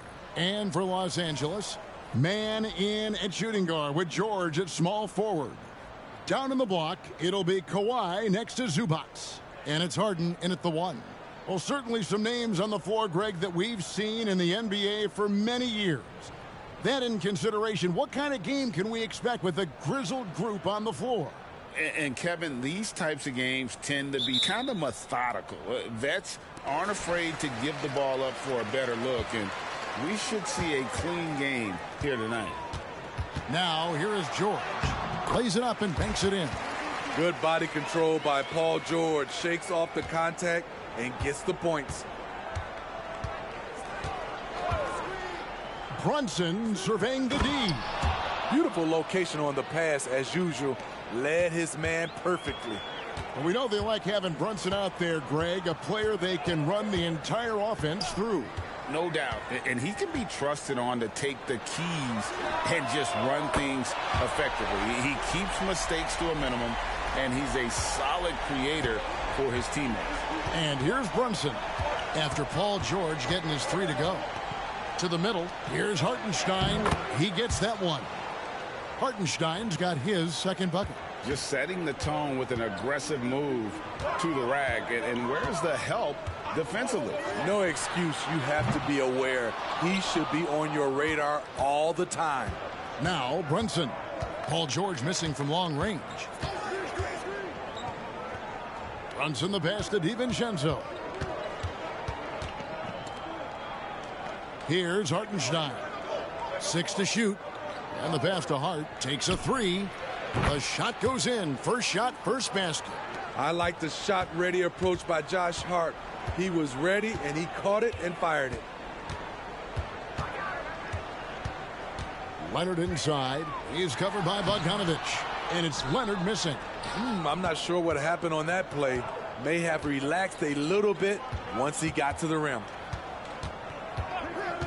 Outside Bogdanovich. No good on the triple. The Clippers have gone 2 for 4 from the field so far today. And Leonard gets it to go. Not enough. Kawhi Leonard is too strong to get rattled by contact. And here's Brunson. Down low. Hart, that's good. Hart's got 5. And they've scored several times already here in the first quarter on the inside. And here's Leonard from 3. It's rebounded by New York. And I thought that was going to drop. It looked good from here. DiVincenzo passes to Hartenstein. Passes it to Hart. They set the pick. Pulls it from the elbow. And Brunson has it in the corner. And Bogdanovich kicks to DiVincenzo. Pass to Brunson.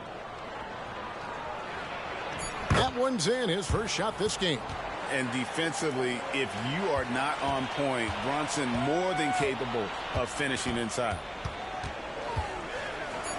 And here's Harden for 3. No good on that one. And that does it for the first quarter.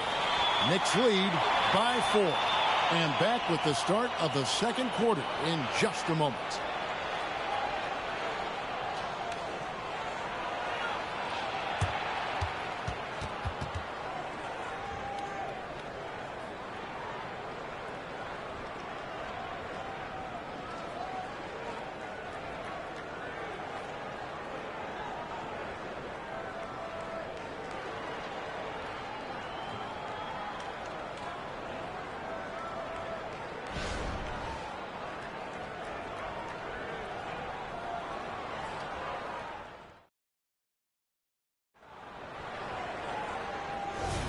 And thanks again for tuning in. If you're just joining us, we've played through 1/4 of action so far.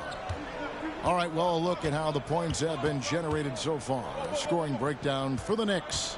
They're unselfish. They're passing the ball well, setting up teammates, playing team basketball, and their focus. And the other thing I've been impressed with, guys, is their assertiveness at attacking the paint, trying to hunt for those high percentage looks.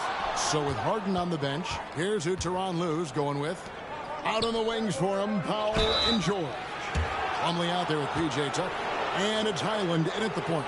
And Smitty, we know when it comes to the Clippers, they seem to go as Kawhi Leonard goes. No doubt, Kevin. The only year they didn't make the playoffs with him, he was hurt. But when he's healthy, they are dangerous.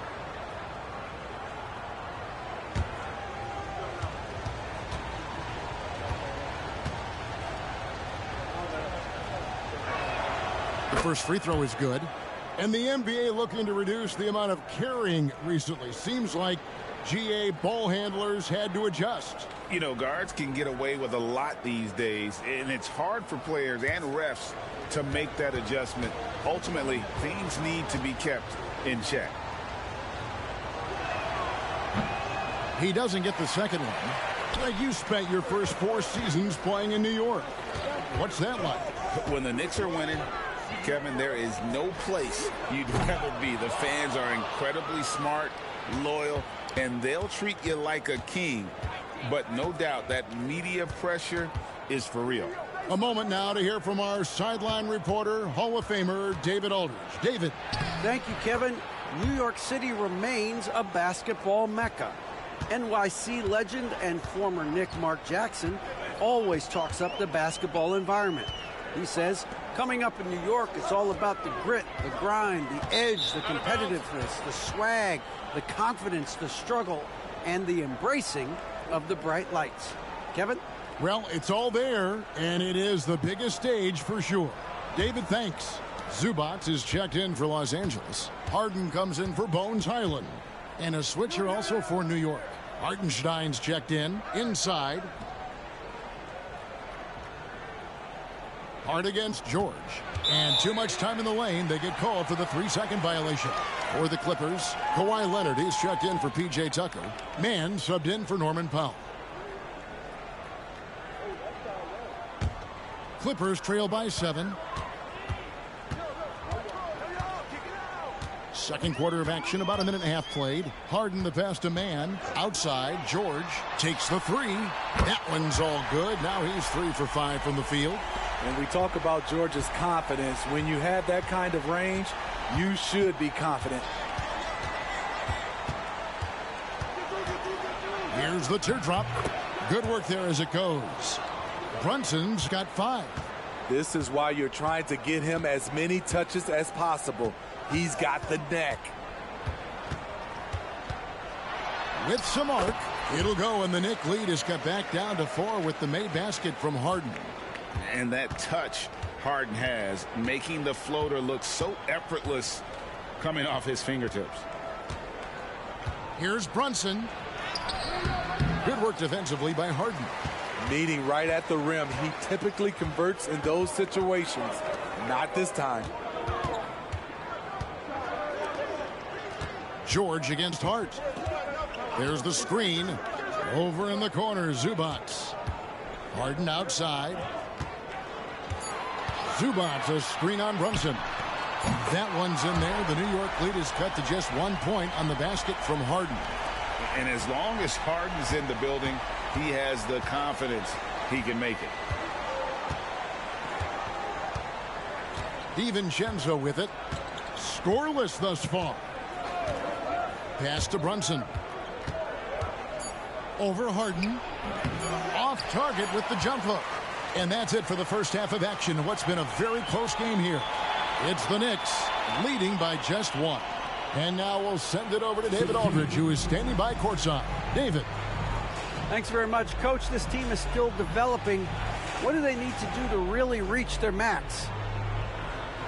Just keep working every day. Give maximum effort, great concentration, and play to win. Make winning plays. Sounds simple, but I know it's not, Coach. Thanks for your time. Back to you guys. All right, David, thank you. And stay with us, folks. We'll be back just after halftime to get the third quarter started.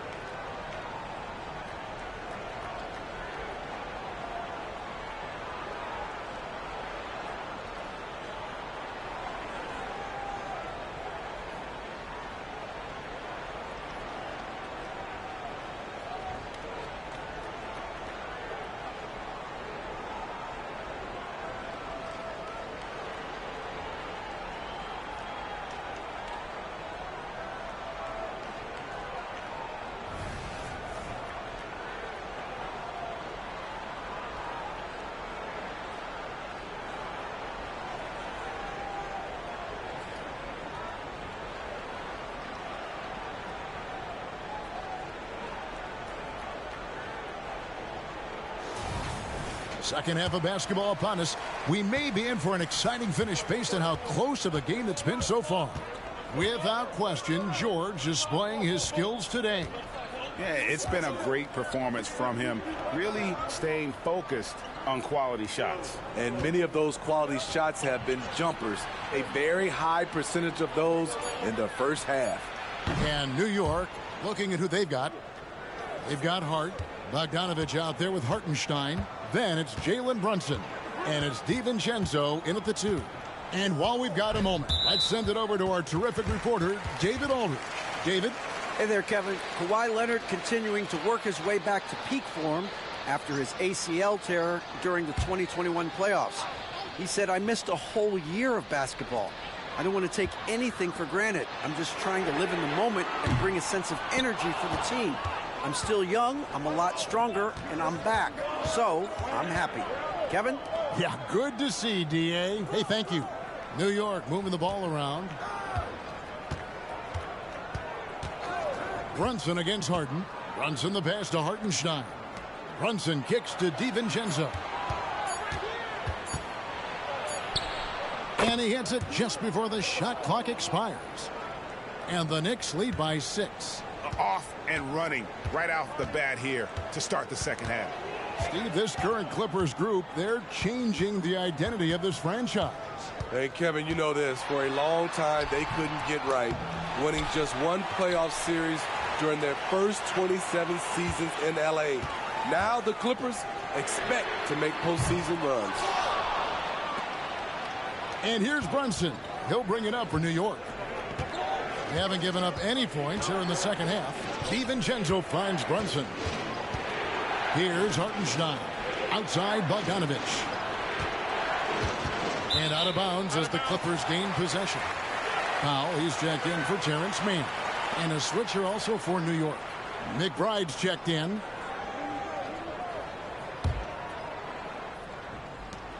We've got 1:13 left to play in the third. Harden outside. On the wing, George. Over Hart. And it hung on the rim, but wouldn't fall for him. Here's McBride. There's a good screen. Back to Hart. Leonard with the steal. And now running up the court. Leonard pushing it up. And Harden with the stuff. Nice vision from Kawhi Leonard, scanning the floor and finding a ready shooter to feed. There's the pass to DiVincenzo. A little over 2.5 minutes off the clock in this final half of play. And not the most common call you'll see in the NBA, but hard to argue that pick wasn't illegal. It's often a tough call that can go either way, but I agree with you on that one. Catching up on the changes for the Clippers. Plumlee comes in for Ivica Zubac. And Amir Coffey is subbed in for Paul George. A deep three from Leonard. The rebound by McBride. And he's a good shooter from outside, but not sure from that deep. You know, we're seeing players move further and further back to create space, but that does make it a tougher shot. The third quarter comes to a close. Knicks lead by 4. And do not go away, as we'll be back in just a few moments with the start of our fourth quarter coming up next.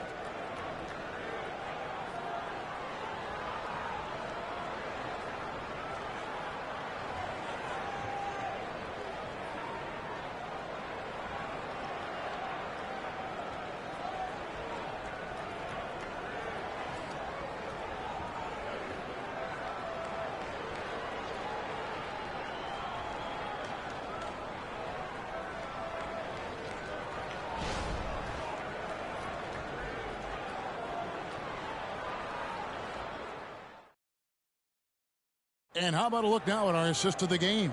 Brought to you by State Farm. And he sliced the D wide open with this feed. They had no chance to prevent that basket. Creating plays for others, it's an art form, but it's also a discipline. Fantastic job. Well, what a terrific game it's been so far, with this fourth quarter sure to bring more pressure-packed basketball. George and Leonard are the forwards. Then it's Ivica Zubac. Then it's Harden, and it's Mann in at the 2 guard. That's who's out there for the Clippers. Now, here is George. Clock at 6. Lets it fly. The top of the key jumper is on the mark. He lives for moments like this because he wants to be the guy to hit the clutch shot. Pass to Hart.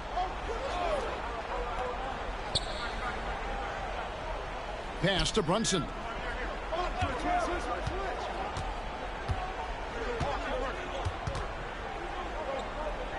He kicks to Bogdanovich.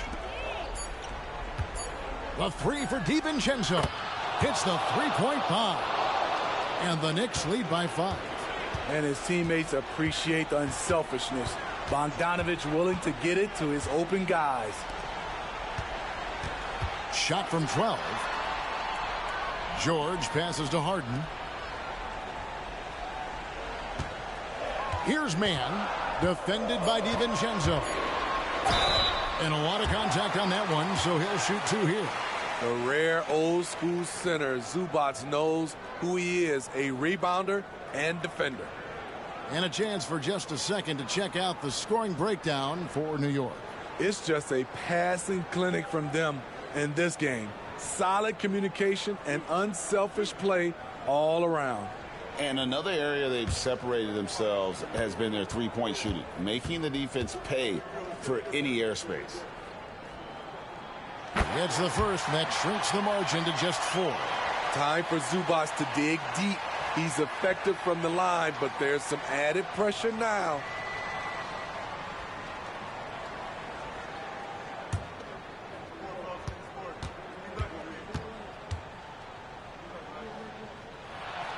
He hits both from the stripe.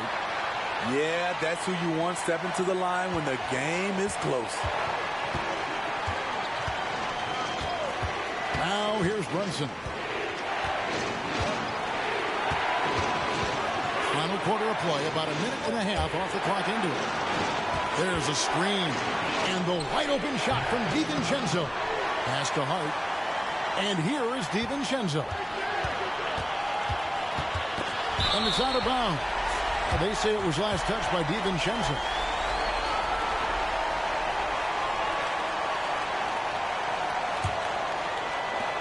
Clippers trail by 3. Harden surveying the D to tie it up. Sinks the three-pointer. And this is what great players do. Harden understanding how to deliver in a big moment. And we're about 2 minutes into the fourth quarter now. Now Brunson. The pass to DiVincenzo. Shot clock at 5. New York needs to get off a shot. Great perimeter D. Gave a good shooter absolutely no room to operate. George dishes to Harden to take the lead. Nails the triple. That is world class. Incredible shot with everything on the line coming through for his team. New York calls timeout. They're trailing by 3. 36 seconds left to play here in the fourth.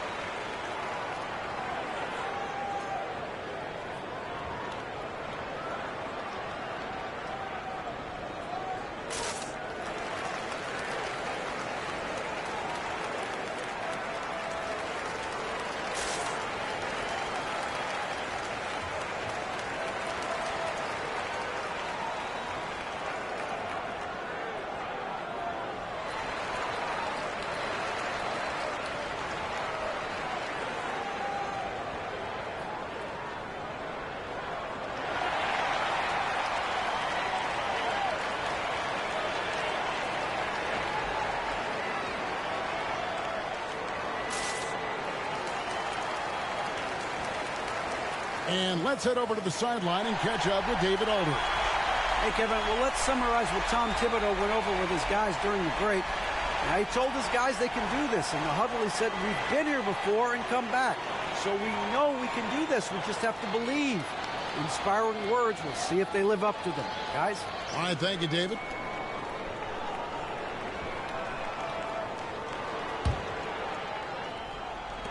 .36 seconds left in the fourth quarter. Passes it to DiVincenzo. They need this. It's hauled in by Zubac. And they had some botched coverage that turned into no coverage. And so they foul intentionally.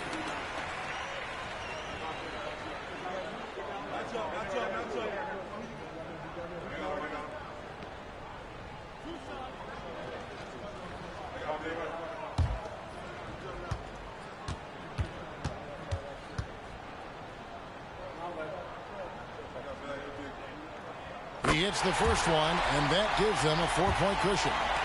And with the game in the balance, PG is a good bet to deliver. So he gets them both, and it's a 5-point game. Tremendous showing of confidence by getting those two to fall. New York calls timeout. They trail by 5. 23 seconds left here in the fourth quarter. What do you think, guys?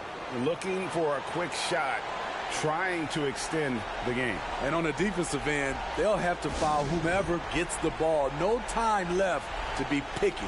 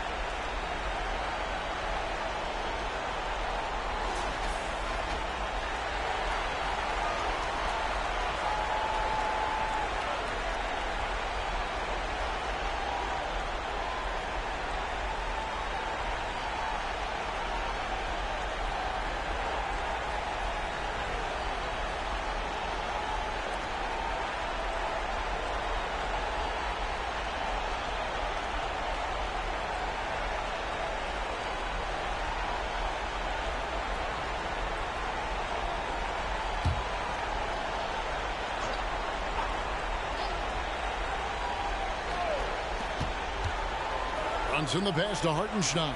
To end the run. It's in! What a beautiful shot to bring him to within 3. Showing time and time again he is comfortable being that first option. Brunson delivering in the clutch. Had to foul, and on that occasion to stop the clock. That's the enemy in this situation.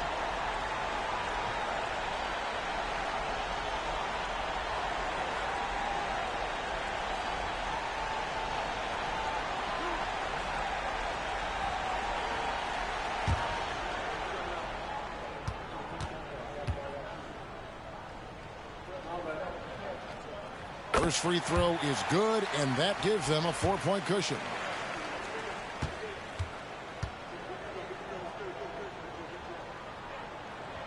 And the second free throw, no good. A tough break there. Brunson the pass to Hartenstein. A 3 from Bogdanovich. Can't hit that one. So it's Los Angeles taking the W in a close one. They didn't make it easy on themselves or their fans, but in the end, everyone's satisfied. I mean, there were some times that momentum shifted, and especially early on, but let's give this group a lot of credit for that stick-to-itiveness in terms of finishing out and executing that game plan. And now let's go over to David Aldridge from the sideline for an interview with our player of the game. Hey, David. Thanks very much, James. You have seen every type of defense from opponents over the years. What do you enjoy about that back-and-forth challenge? Just every single game trying to figure out what they're doing and how can I be aggressive and attack it. You know, I love playing the game of basketball. I love being crafty and just trying to compete at a high level every single night. You know, it takes a lot, but I'm built for it, and I'm going to just continue to keep going. Well, you won the chess match tonight, man. Congrats on the win. Back to you. Thank you, David. And that'll do it, folks. For Steve Smith, Greg Anthony, and David Aldridge, this is Kevin Harlan thanking you for being with us. As we leave you with our New Balance Player of the Game, James Harden.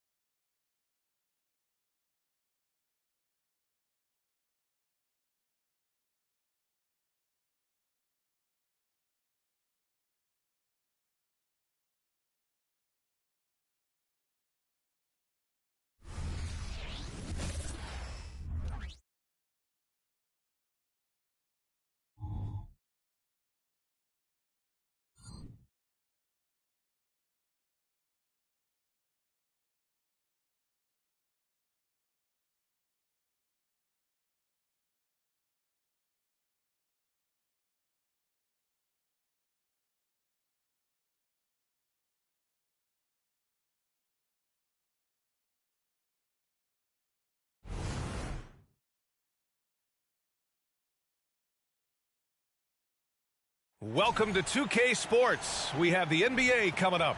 Great to have you with us. And tonight, we've got the Minnesota Timberwolves playing against the Indiana Pacers at Gainbridge Fieldhouse. This is Brian Anderson, joined courtside by Grant Hill and Clark Kellogg. Our reporter tonight, Allie LaForce. Looking at the starting five for the Minnesota Timberwolves. Inside, we got Towns and Gobert. Conley at the guard with Edwards next to him. And it's McDaniels in at the 3. And for the Pacers, they've got Halliburton, Pascal Siakam out there with Nesmith. Then there's Miles Turner, and it's Nembhard in at the 2. Grant, a look into the future of the NBA tonight. These are two of the brightest young teams in the league. You know, when it's all said and done, BA, these are squads that I expect to eventually play for titles. I mean, the talent is there. And, of course, it's all about gaining experience and gelling as a team.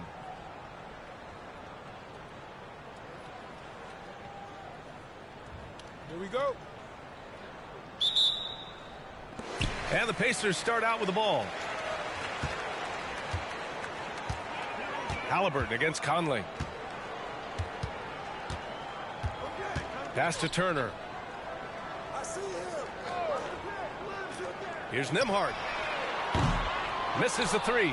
We know how good a shooter he is. It's frustrating for him when he's not able to knock down that kind of wide open look. I think when his coach looks at Andrew Nembhard, he sees lots of potential there, Grant. Oh, yes, he does, B.A. And for a second-round pick in 2022, he's been a steal. A pure point with size at 6'5", that enables him to play at either guard spot. Halliburton finds Siakam. Here's Halliburton. 5 on the clock. Pass to Siakam. Over Towns. Siakam, no good. Good shot, gone bad. Gotta finish there. And Edwards with the basket on the assist by Conley. Defense gets burned by Edwards' ball handling ability. I mean, this guy's athletic and can really move. Halliburton against Conley. Halliburton, the pass to Nembhard. Back to Halliburton. Kicks it out to Siakam. Pass to Halliburton. Fires the 3. He buries it from 3. As fast as lightning, Halliburton gets it and shoots it in a matter of nanoseconds. And here's Edwards. Gobert passes to Edwards. Ooh, he's looking comfortable now. 3 for 3. Starting to find his rhythm. He's cooking, and he knows it. And you know what? They're going to keep using him. I mean, he'll be the centerpiece of their offense today. You can bank on that. Now here's Halliburton. Turner, a screen on Conley. Pass to Turner. Beyond the arc. And it's rebounded by Karl Anthony Towns. The Timberwolves have gone 3 of 3 so far from the floor. And here's Edwards outside. Yes, great play by Conley to set it up. Conley's got 3 assists in the game. You know, Edwards is still tweaking his three-point shot, but it sure looked good there. Halliburton against Conley. There's 39 seconds left to play in the first quarter. Turner, a screen on Conley. Three-pointer, Halliburton. Perfect night so far, 2 for 2. Halliburton, with the answer, was anxious to throw it right back at him. Left side, Edwards. He's off on the layup. And so it's Halliburton with it. He brings it up for the Pacers. It's a 3-point game. Siakam with it.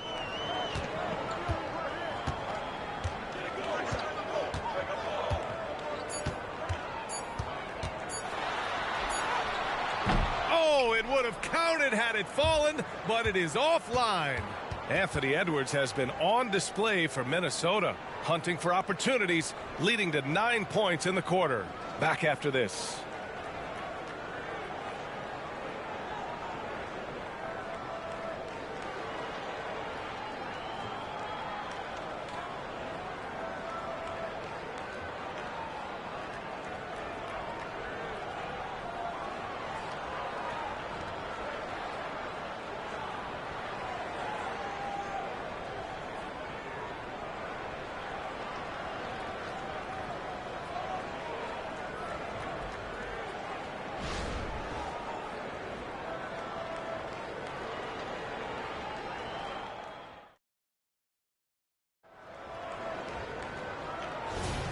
And we hope you're enjoying the game. Both teams tonight keeping things pretty even on the scoreboard so far. And before we move on, what do you guys think about what we've seen from the Timberwolves? Well, clearly they played well in the first period because of their selfless attitude. Yeah, and you know, so many of their hoops came off an assist, which is a good sign of ball movement and sharing that ball. Topping out there with Benedict Mathurin. Then there's Tyrese Halliburton. Then there's T.J. McConnell. And it's Jackson in at the 5. So that's the group out there for Indiana. When you discuss the Minnesota Timberwolves, what would you say about their front office, Grant? Well, B.A., they want to be as competitive as possible. Whether it's who they are drafting, trading for, or signing in free agency, this team's goal is to be taken seriously out west. Now here's Anderson. They lead by 6. That's their biggest margin. Pass to Reed.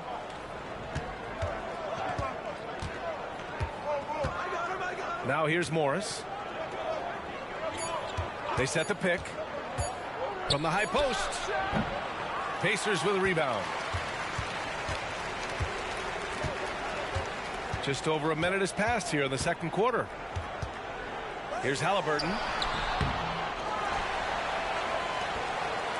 And here's Toppin from the arc. Anderson pulls it down. And here are the Timberwolves. Pass to Morris. Here's the 3. Mathurin with a rebound. For Indiana, they've got none of their first 3 shots to fall so far in the second. A nice shot by Toppin.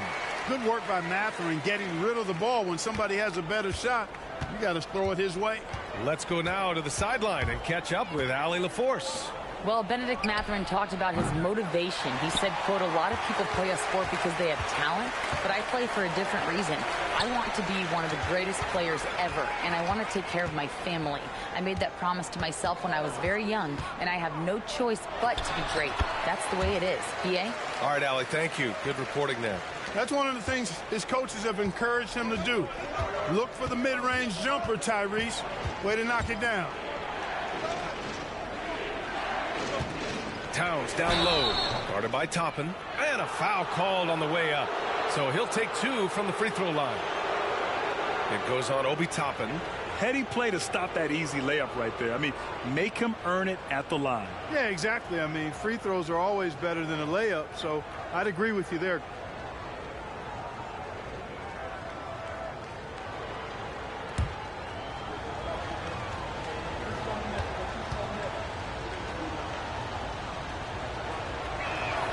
And he makes the first. And Clark, when Karl Anthony Towns is on the floor, he's one of the best big men in the NBA. Well, you said it. The key words there, on the floor. I'm sure Cat is frustrated by the injuries he's had over the years, and he's doing everything in his power to stay as healthy as possible. The Timberwolves making a switch here. Gobert's checked in for Reed. McDaniels comes in for Anderson. Anthony Edwards is checked in for Alexander Walker. And Conley subbed in for Morris. Well, he's certainly been on target with the free throws. Such an advantage when your bigs can knock them down from the line. Siakam in the post. Towns on him. Siakam, no good. He's as surprised as we are. Most nights, that bucket is automatic. 9 seconds separating the shot clock and game clock. Towns outside. Right side, McDaniels. Outside, Edwards. The 3 is up. Hey, in 6 attempts, he's made 5. Talk about efficiency. Boy, you love to see Edwards shine on offense like this. I know it's got to be making his coach happy, too. Here's Nembhard. Pass to Siakam.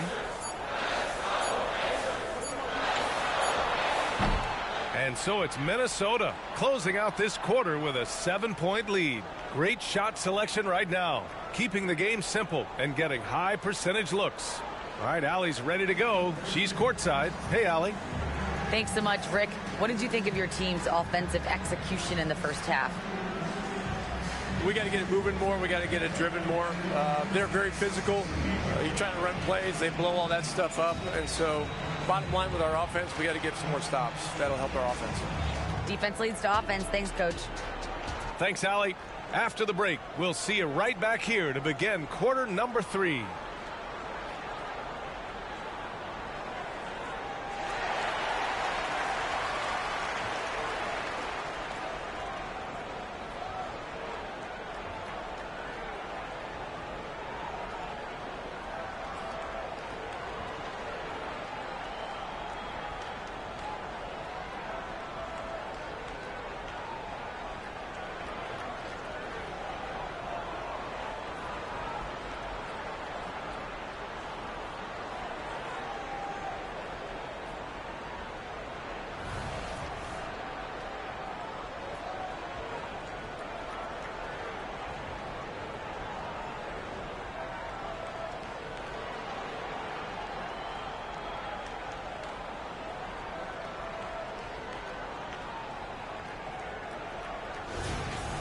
And if you're just joining in, one half is in the books. One half to go. And, you know, Anthony Edwards has been really making it happen, guys. Yeah, they've done an amazing job of creating room to operate for him. And then, of course, executing. You know what? It helped that they had a few guys with very hot hands on the perimeter, too. On the court for Minnesota. Edwards at the 2 with McDaniels at the 3. They have their 2 big men out there, Towns and Gobert, working inside. And it's Conley in at the 1. Lays it up and banks it in. Siakam's got his first points of the game. Great teamwork on that drive, punctuated by a strong finish. That is the perfect fast break, guys. Getting a hoop before the defense can get set.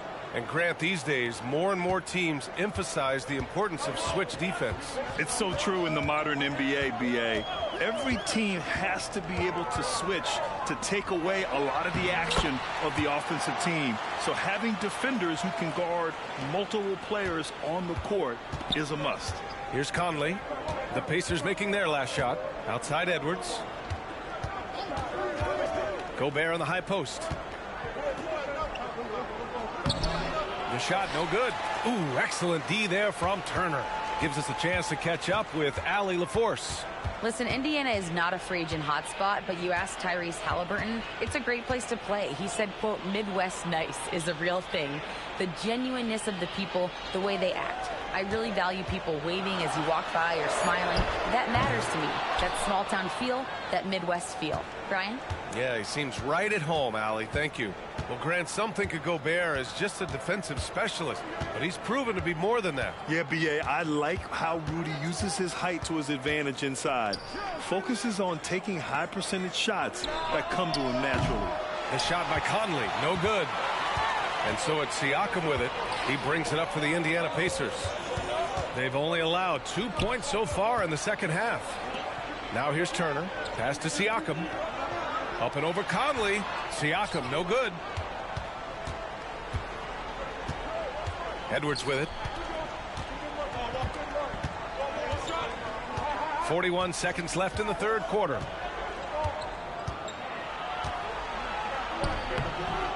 Siakam pulls down the board. The Pacers have gotten 2 of 4 shots to go since the break. Here's Nembhard.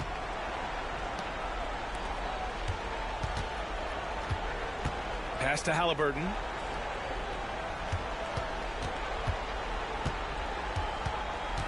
Three-pointer. And once again, off the mark by Indiana. Halliburton with a steal. Here we go, one-on-one.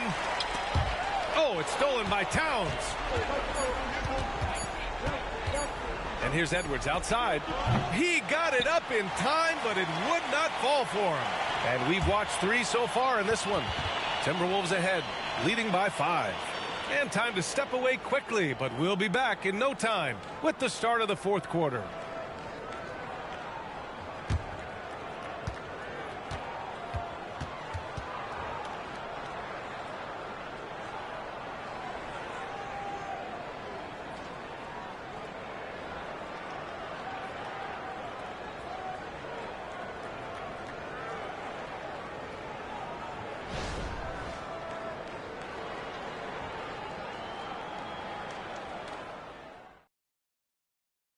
And it's time to bring up the State Farm assist of the game. You talk about painting a magnificent picture with that dime. Just a great decision and a perfect delivery. And they'd love to see every possession end this way. True team basketball.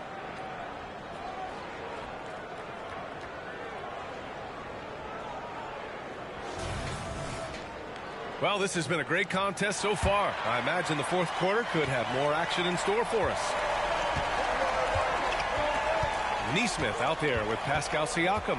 Then it's Halliburton. Then there's Miles Turner. And it's Nembhard in at the 2. That's the 5 for the Pacers. Halliburton.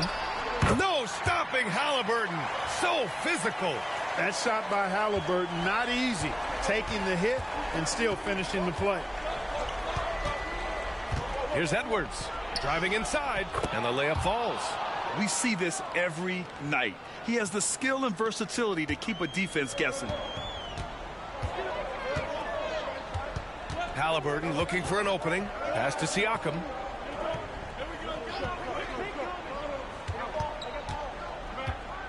Over Towns. That one off the back iron and out. Minnesota's gotten 3 of their 7 threes to find the net in this matchup. Down low. Here's Edwards. A strong finish under heavy pressure from the D. And the Timberwolves lead by 7. Offensively, it's been a struggle for them. Yeah, they need to string together some shots to have any kind of chance. And the ball goes out of bounds. Last touch by Towns.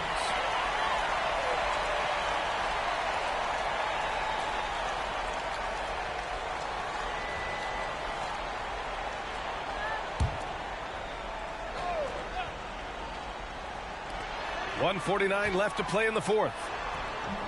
Well, I like the effort that Edwards is making to commit to defense, not letting the shooter get by him.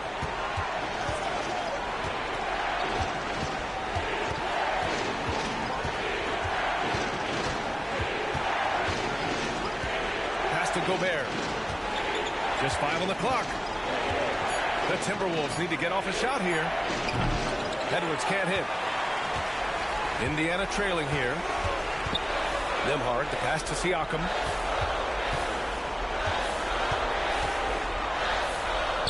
Banked it in off the glass. This is why this team turns to Siakam in big moments. They trust him to come through. Outside Edwards. Pass to Conley. Outside McDaniels. Yes, great play by Conley to set it up. Attacking right away.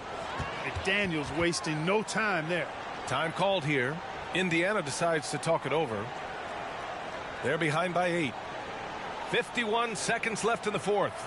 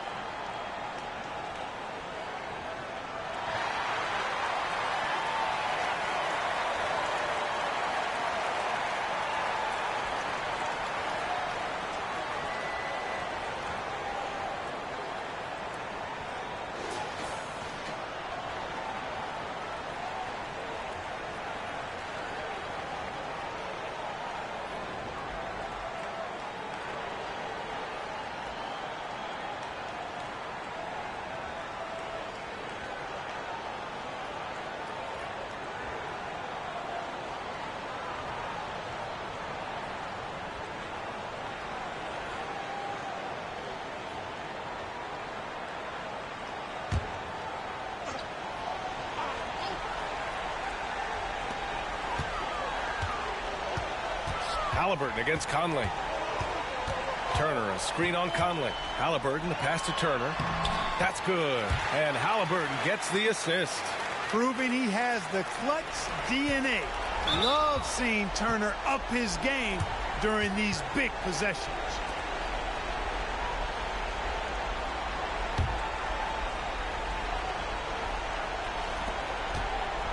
And so it's Edwards who brings up the ball for the T-Wolves. 6-point lead. And they double up Edwards. And now they decide to foul intentionally.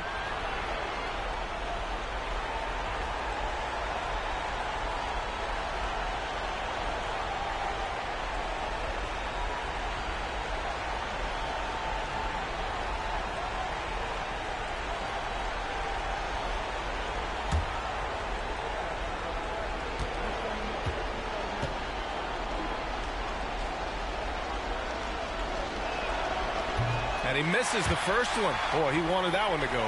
Yeah, one of the best leaders in the NBA. This team loves having Mike Conley in their locker room. And he's able to hit the second one, and that makes it a 7-point lead. Time called here. Indiana decides to talk it over. They're down by 7. 29 seconds left to play in the fourth quarter.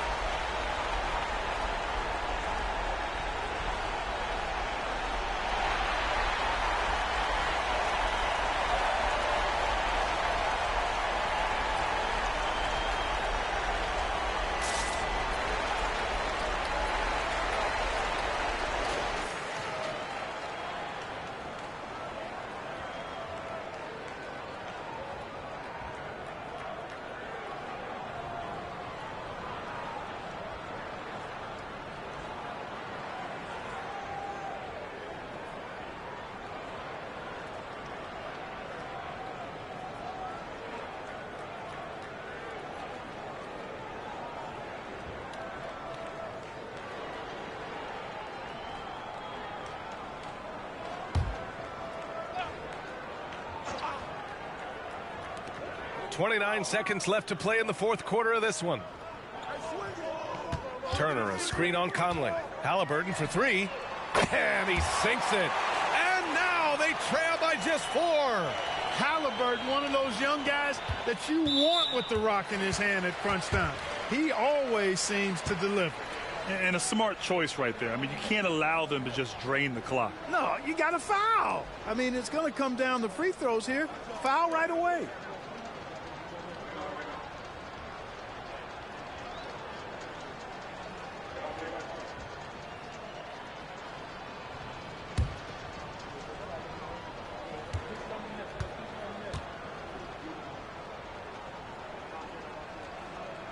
Good on the first, and that puts him up 5.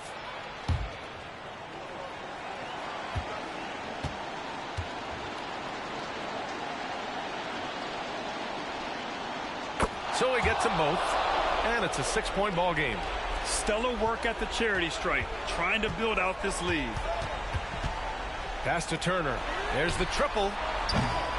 Towns with a rebound, and that's an intentional foul.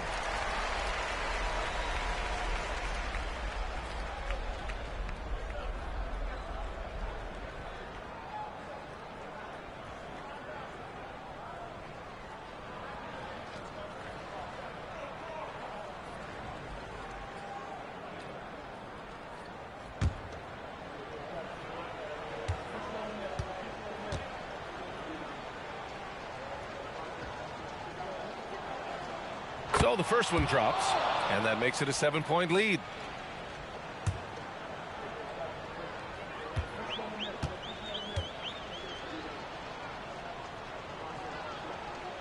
And he hits both free throws here, and it's an 8-point ball game. 9 seconds left in the final quarter. Siakam outside. Jacks up a 3. Oh, he drained it from downtown. And this is why the team relies on Siakam. In the big moments, you can trust him with the shot. And so it's Minnesota with the W. Just a gutsy performance on the road. It really was. When this one was up in the air late, they showed how tough-minded they are as a team. Well, now we have some time to check in with Allie LaForce. Allie. All right, I'm with Karl-Anthony Towns. Karl, congratulations on the victory. What was key in getting the win here tonight? I mean, we played like we wanted it more. You know, we came out here and we just did a lot of great defensive stops. It wasn't offensive. It was more defensive. We did a great job. We got those 50-50 balls, put us in a nice position. We could see and feel that desperation. Congrats on the win. All right, Allie, thank you. And that about wraps it up. For Allie LaForce, Clark Kellogg, and Grant Hill, this is Brian Anderson saying thank you for watching the NBA, brought to you by 2K Sports. Now our New Balance Player of the Game, Anthony Edwards.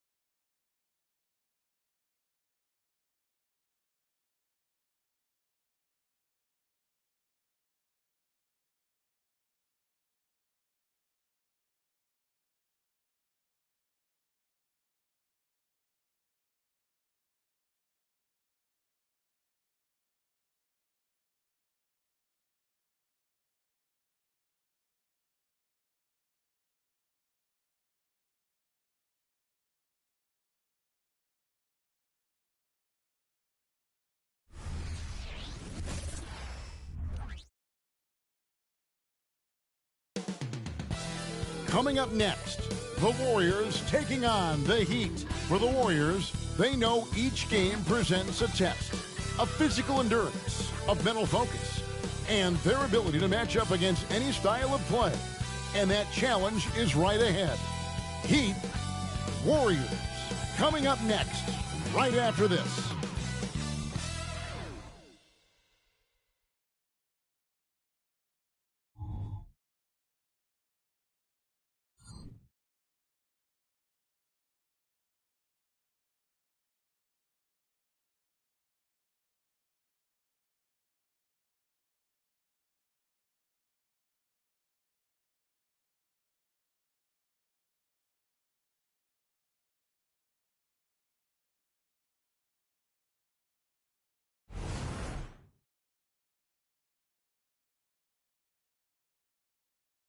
Hello, basketball fans. You've got it on 2K Sports as we get set to bring you an exciting NBA basketball game.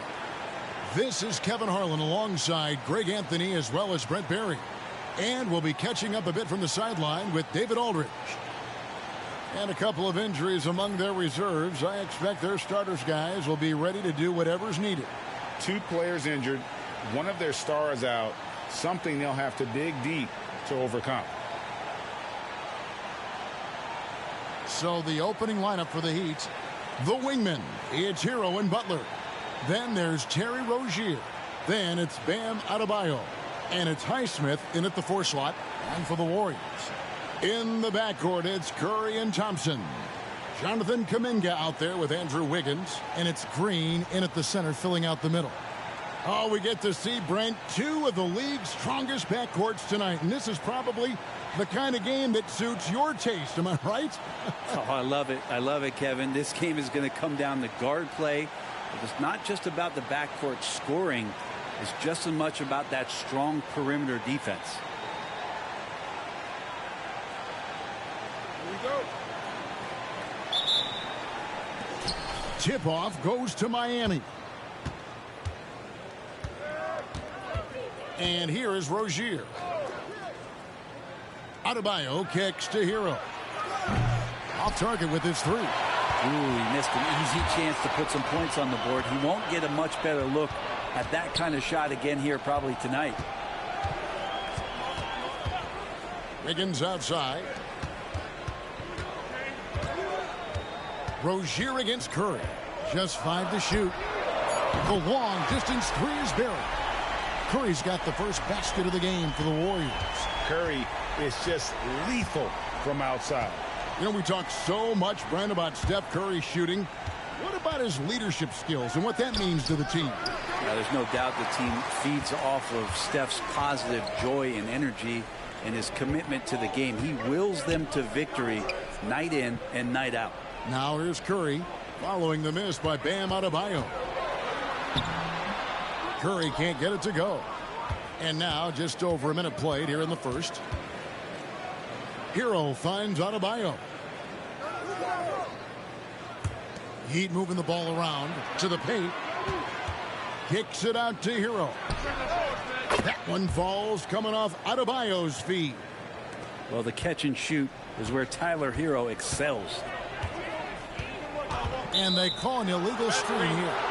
Beyond the leaning, you could see his feet more set on that screen. Easy call.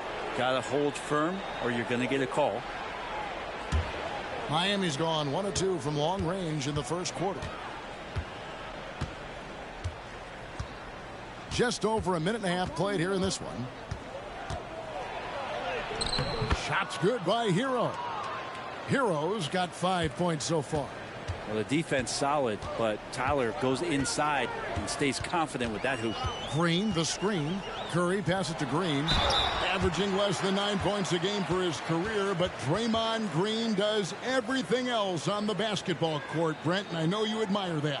Yeah, of course, the former defensive player of the year, a tremendous playmaker, but the biggest skill, Kevin, is his mouth. He is a great communicator out there to keep this team connected.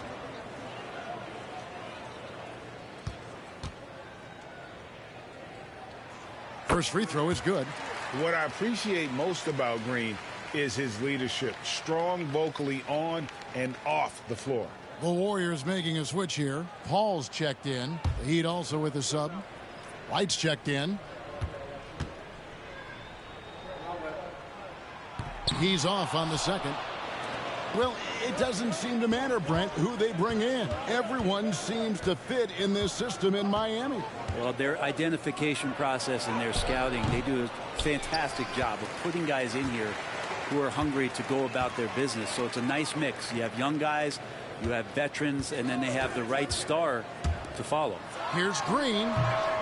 Rebound by the Heat. The shot's there for him, and he's got to take it. I don't care if he doesn't convert. That's a shot he has to continue to take. Here's Jaquez. To the inside. Green with the rebound. The defense ready for him on that possession. They had to be, because he is so strong in the paint. Thompson against Butler. Thompson outside. The shot that time not on target. And still a close game as the first quarter comes to a close. It's the Heat up by 1. It's the NBA on 2K Sports from San Francisco.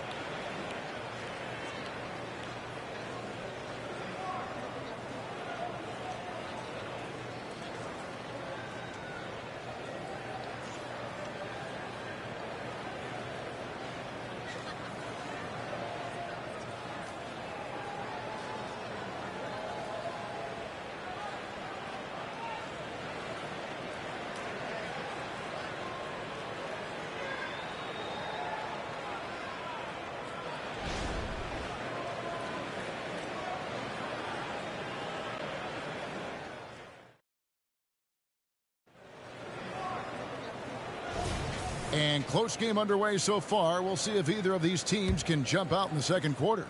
And what stands out to you guys from the Heat in this one? Well, their effort on the defensive end has set the tone for this game. That defense has been infectious here as everybody stepping up aggressively on that end. They're going to go small with Paul and Curry as the guard pair. Looney out there with Dario Saric. And it's Podziemski in at the 3 spot. That's the Warriors 5. Here's Curry. The Heat getting the bucket. Down low. Here's Saric. And there are the Warriors now with another bucket. When it comes to the essential components of a winning team, GA, how much importance do you place on veteran leadership? Kevin, I think it's important. You want a few guys in the locker room who've seen it all. Players who can keep the ship steady if the team kind of goes awry or has a tough stretch. And the latest now from our sideline reporter, David Aldridge. David, it's all yours. Take it away. Thank you, Kevin. Jimmy Butler made some headlines a while back when he said he wished the NBA would allow more of the scrapping we saw in decades past. So would I. He says that would suit his game. Jimmy said, I want to run into people and see who falls down first, who's going to quit first. That's the style of basketball I like to play. Kevin? Yep, you're right. And it shows, DA. It shows. Thank you so much. Now, here is Martin. Love high post.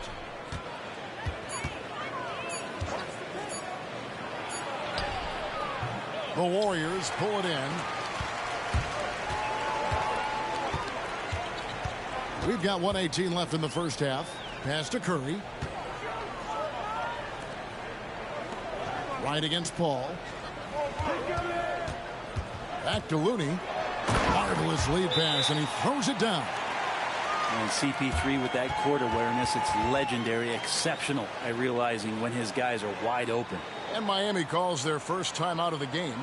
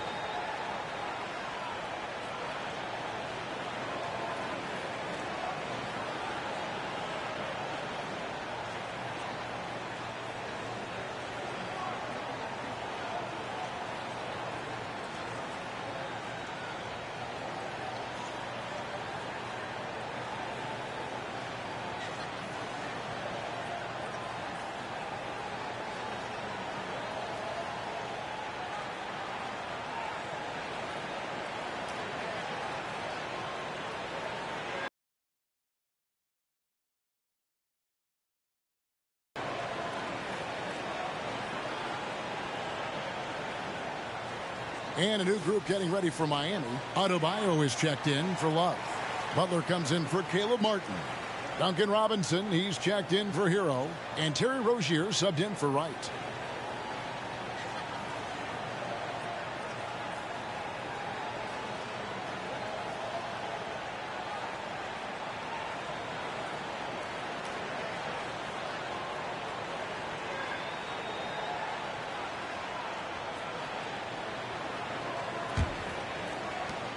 .104 left in the second quarter. Here's Jaquez, defended by Kuminga. And the call will go against Jonathan Kuminga. That is his first foul of the game. Yeah, that's a tough call right there, and really a tough break for the D.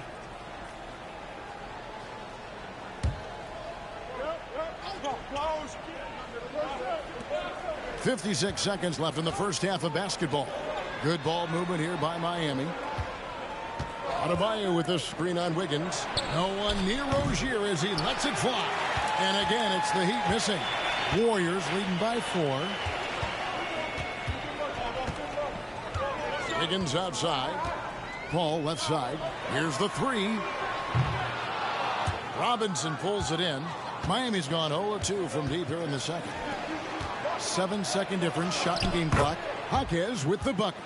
One of the more skilled offensive players that is on the floor here tonight. Not an easy fella to hold in check. Thompson, high post. Robinson on him. Kuminga with it. Still yet to score. Shot clock at 6. Passes it to Wiggins. Fires for 3. Drills the three-pointer. Well, if Wiggins hits these three-point balls at a high clip, he'll become a much better player and more dangerous for this offense. And that'll do it for the first half. A competitive game so far. Warriors lead by 5. And a chance now to send it over to David Aldridge, standing by courtside. David. Thanks very much, Steve. Some great engagement defensively. What's happening that's good at that end of the floor? I think they're just playing hard, rotating, playing for each other, and I think they've done a better job of avoiding fouls and just playing through. Steve, thanks for your time. Back to you. All right, David, thank you. We'll be back after halftime for the start of the third quarter.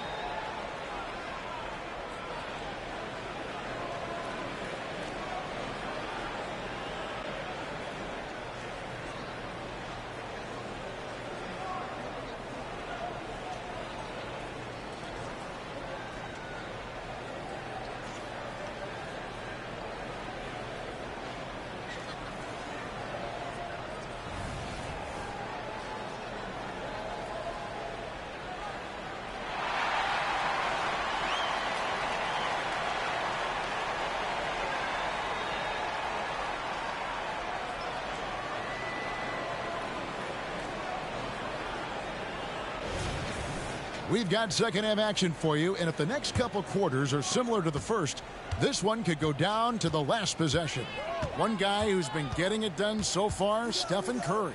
Yeah, there is no stopping him, and you can't even contain him at this point. He is that talented. Yeah, I don't know if you have enough game plans to slow him down. How do you guard a guy that good? Here's who Eric Spoelstra is starting the second half with. The wingman, it's Hero and Butler. Then it's Bam Adebayo. Then there's Terry Rozier. And it's Highsmith in at the 4. Shots good from Butler. They don't call him Jimmy Buckets for nothing. Warriors leading by 5.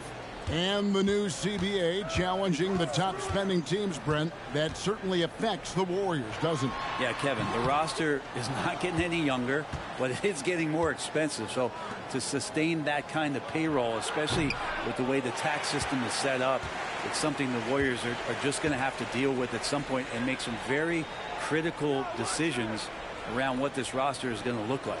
And with an update from the sideline, let's check in with David Aldridge.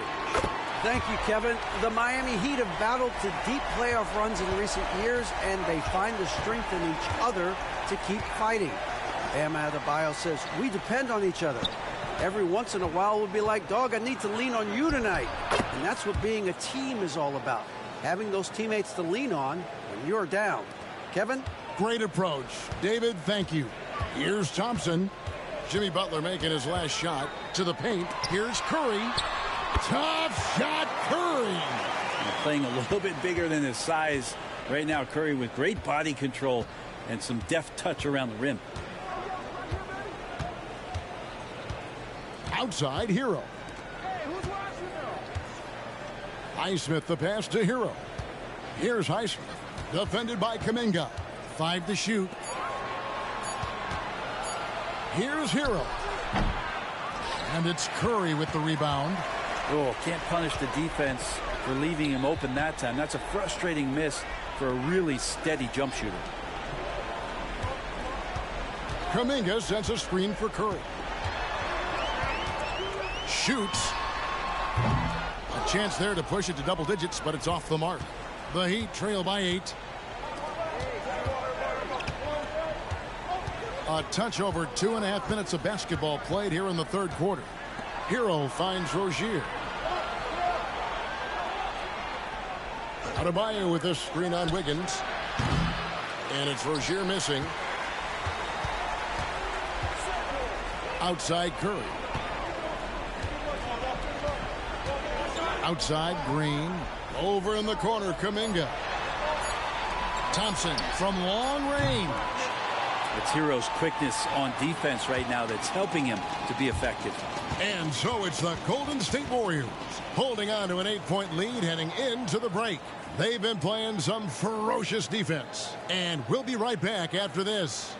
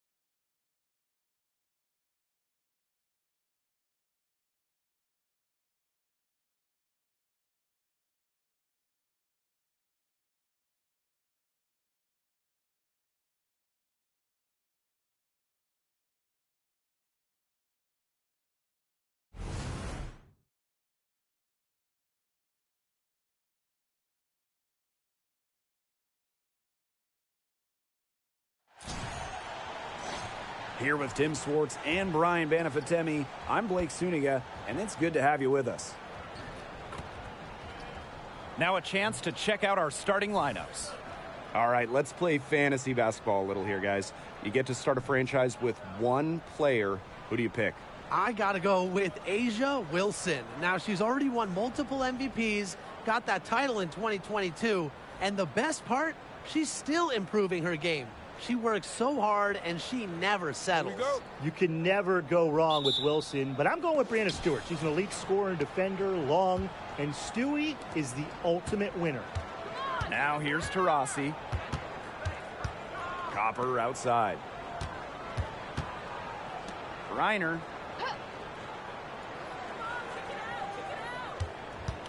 Six to shoot. Fires the three. Taurasi's shot is off. Such a spark for her team. Chiney Ogwumike brings a ton of energy for her squad. She's been shooting it less, so her scoring has gone down a bit.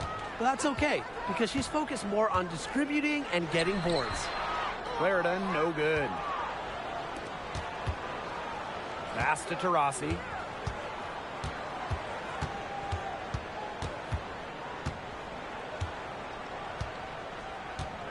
Fires from deep. Rebound by the Sparks. And just about a minute into this first quarter. Now Billings. To the inside. Here's Stevens. And she drops in the layup off glass. That's a great example of Stevens' comfortability and focus around the basket. So effective down there. Now here's Cloud. Taurasi right side to the paint. Here's Griner. It's good, and she makes her first shot of the game. Sometimes you look at Brittney Griner and you think she is an unstoppable force. A little bump, it doesn't do anything to stop her. She's so locked in on scoring. The shot by Stevens, no good.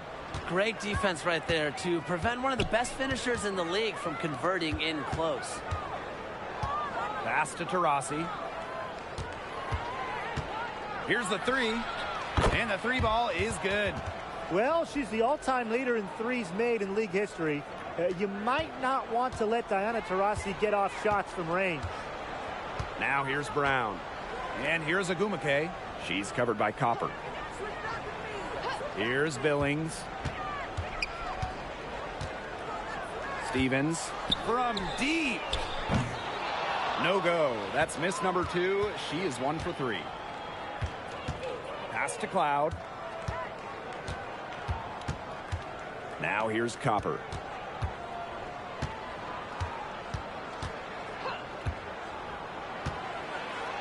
And here's Griner. That's her second shot and her second basket. My math says that's 2 for 2. Okay, well, part of what makes Griner a great center is her ability to execute the pick and roll effectively. Outside Clarendon. Down low. Here's Stevens. And it's going to be a 3-second call.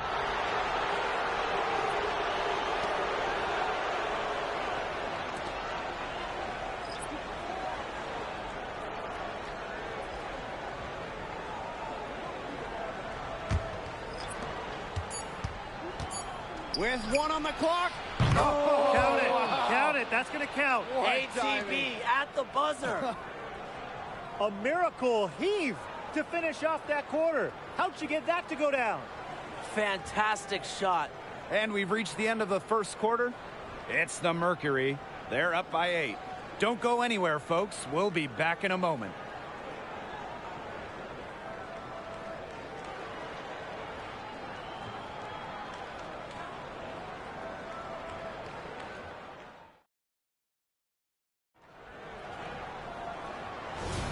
And the first quarter in the books, second about to get underway. And what do you guys think about the Mercury here in this one? Not much room to operate on this one. A very tough D through 1. You know, they haven't given up a lot of easy chances at all. Now here's McDonald. Hamby outside. Just 5 on the clock. Excellent D there from Brittany Griner. Phoenix leading. And Erica Hamby earned her first All-Star nod during her 7th year in the league. And you just admire Hamby's determination. She didn't average double figures until year 5. But every season she's improved her game, becoming a champ with Las Vegas in 2022. Here's Sutton. They lead by 8. That's the biggest margin of the game. Griner, she gets it in there. Well, that might be the last player in this league you want to get an offensive board. At 6'9", Griner can get the ball back up and in real quick. Pass to Burrell. To the middle. Now here's McDonald. Guarded closely. Parked down low that time and got hit with the 3-second call. So it's both teams making substitutions here.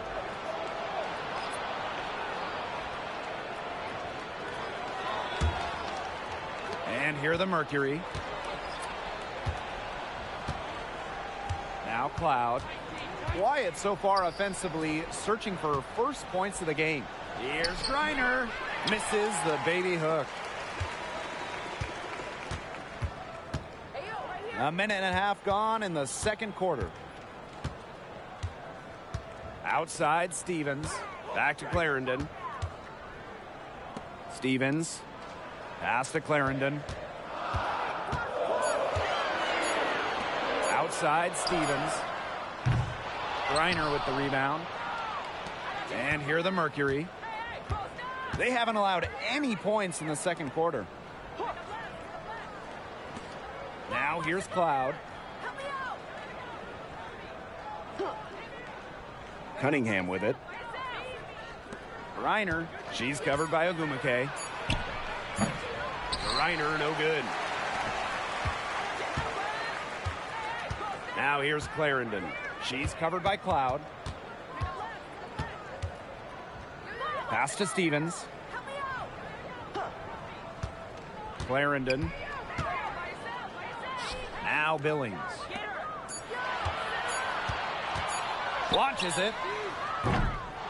Rebounded by Copper. Shot and game clock separated by 5.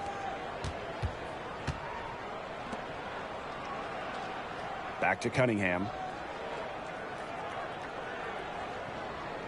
Pass to Copper. From downtown. The basket good off the assist from Sophie Cunningham. If you let Copper get comfy, get time, and get set, she'll just continue to bury these shots. Inside, it's tipped, and it's out of bounds. The Sparks able to retain possession here. So close to picking that pass off. Still a nice play, though, to make sure the pass didn't reach the target.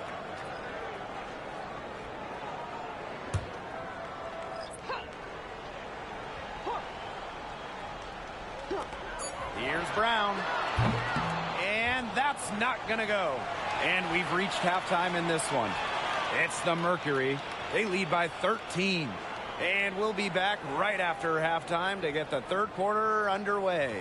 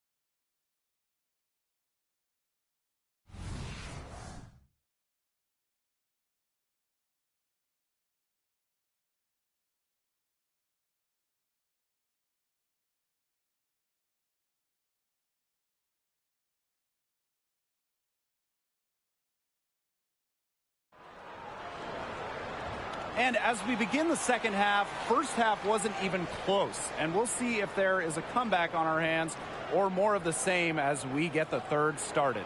It's been quite a game for Diana Taurasi. Well, guys, what she gives this team is an edge. She lights up an arena when she gets going. In the first half, she had it going. And she doesn't just give them an edge.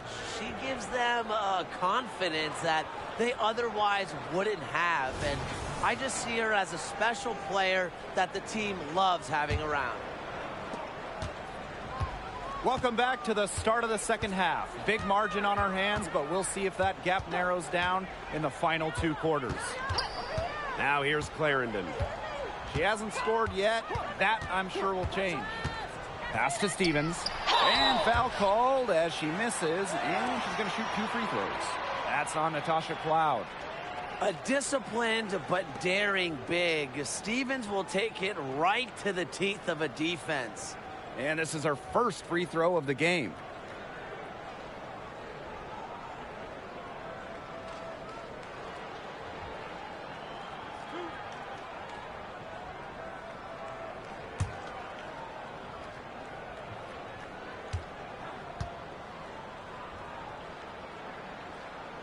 And the first one at the line is good.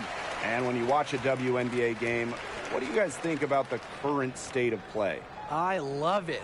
You know, we're in this small ball era, so we've seen the pace and three-point shooting go way up. There's just much better spacing on the floor these days. And I think the fans love it, too. Everybody wants to see points, and we're in the best offensive era in league history.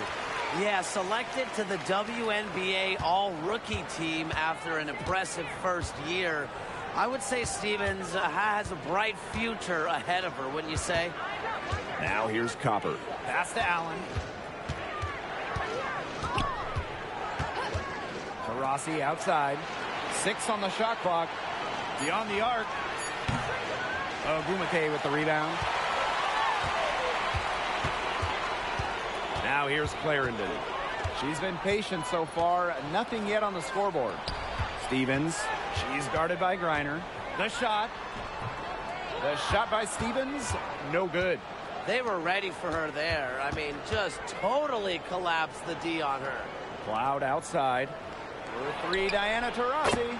And that comes off the assist by Natasha Cloud. You can't leave somebody open on Natasha Cloud's team, because when you do, she's going to make sure they get the rock. Pass to Brown.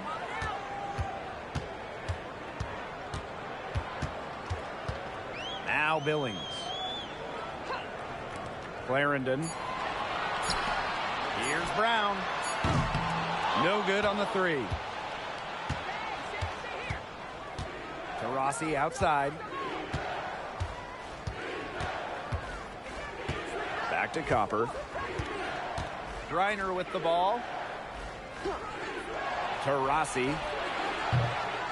And a miss there on the triple.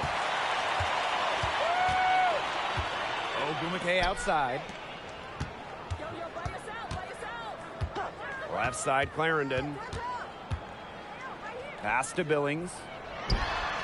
Gets to the corner and hits it. Here's Cloud. She hasn't yet put up any points in this one. On the wing, Kalia Copper. A little under 2.5 minutes gone by in the third quarter. And that one good. Laser focused. Copper nailing the mid-range. They need a good offensive possession. Yeah, it's been a long time without a bucket. Focus. Clarendon with it. She's picked up by Griner. Pass to Brown.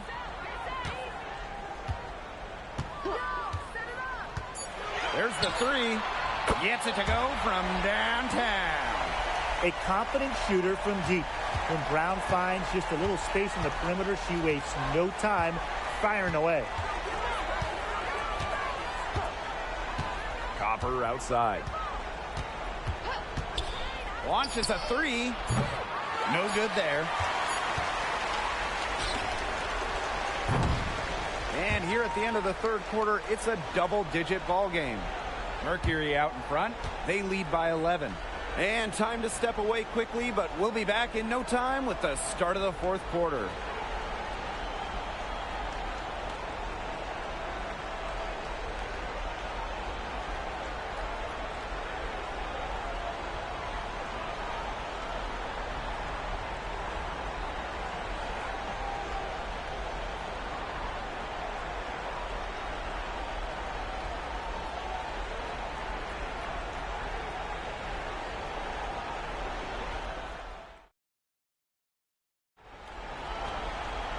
And we're getting underway in the fourth quarter. The scoreboard tells the story in this matchup, but we'll see how much things can change. Taurasi with it. Copper outside. Back to Taurasi. Allen. The basket good off the assist from Diana Taurasi. Yeah, that's a high IQ pass by Taurasi to the wide-open shooter. She's got a great sense of where to send the ball. Pass to Stevens.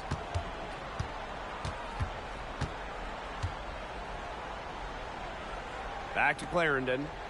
Billings. Shot clock at 5. Here's Brown for 3. Sinks the triple. Look at how solid Brown's mechanics are. Zero hesitation on the catch-and-shoot bucket. Phoenix with the ball. They've led by as many as 14 points. Copper with the ball. Stevens covering. Pass to Taurasi.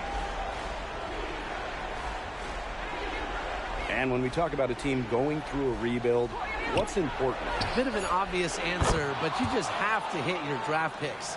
The best way to acquire franchise-level talent is through the draft. So you better nail your picks. And in that same vein, luck is a key factor. Winning the lottery helps, but also, who is the number 1 pick? Is it a player like A'ja Wilson who can change the course of your franchise?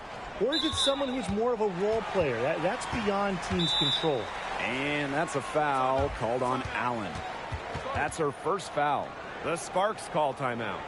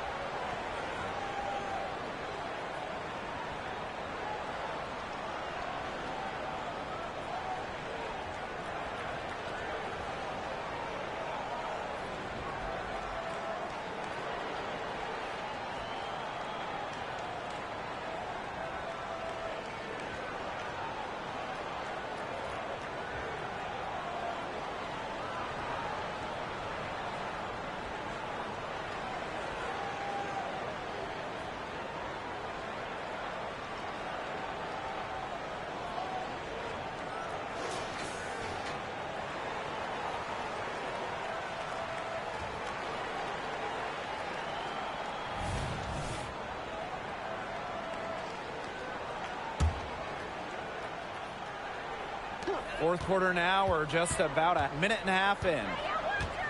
Pass to Brown. Three-pointer. That's good, and it's A'ja Clarendon with the assist.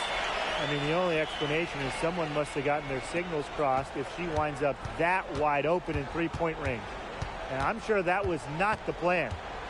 Now here's Taurasi. Tried to answer back, but that three is off the mark. Now Clarendon. Second minute off the clock now in the fourth. Here's Stevens. Another shot. It's not going to go for her. Brittany Griner with a defensive effort. Loud outside. Taurasi. Lets the three fly. Good on the three-point shot. Time to turn out the lights on this game. Oh, I think the lights are out. Give them a ton of credit for the job they did here today. Just so businesslike, so calm, such a dominant performance. Now here's Brown. Another three for the Sparks. She is just bombing it today. How many more threes are we going to see from her? Well, we've already seen a lot. I mean, she's got more points from outside the arc than inside the arc. I don't want to say that they're trying to run up the score, but they do keep adding up to that lead. Well, if you won't say it, partner, I will. They're trying to run up the score here. Thanks for saying that, Brian. Here's Stevens. That shot, no good.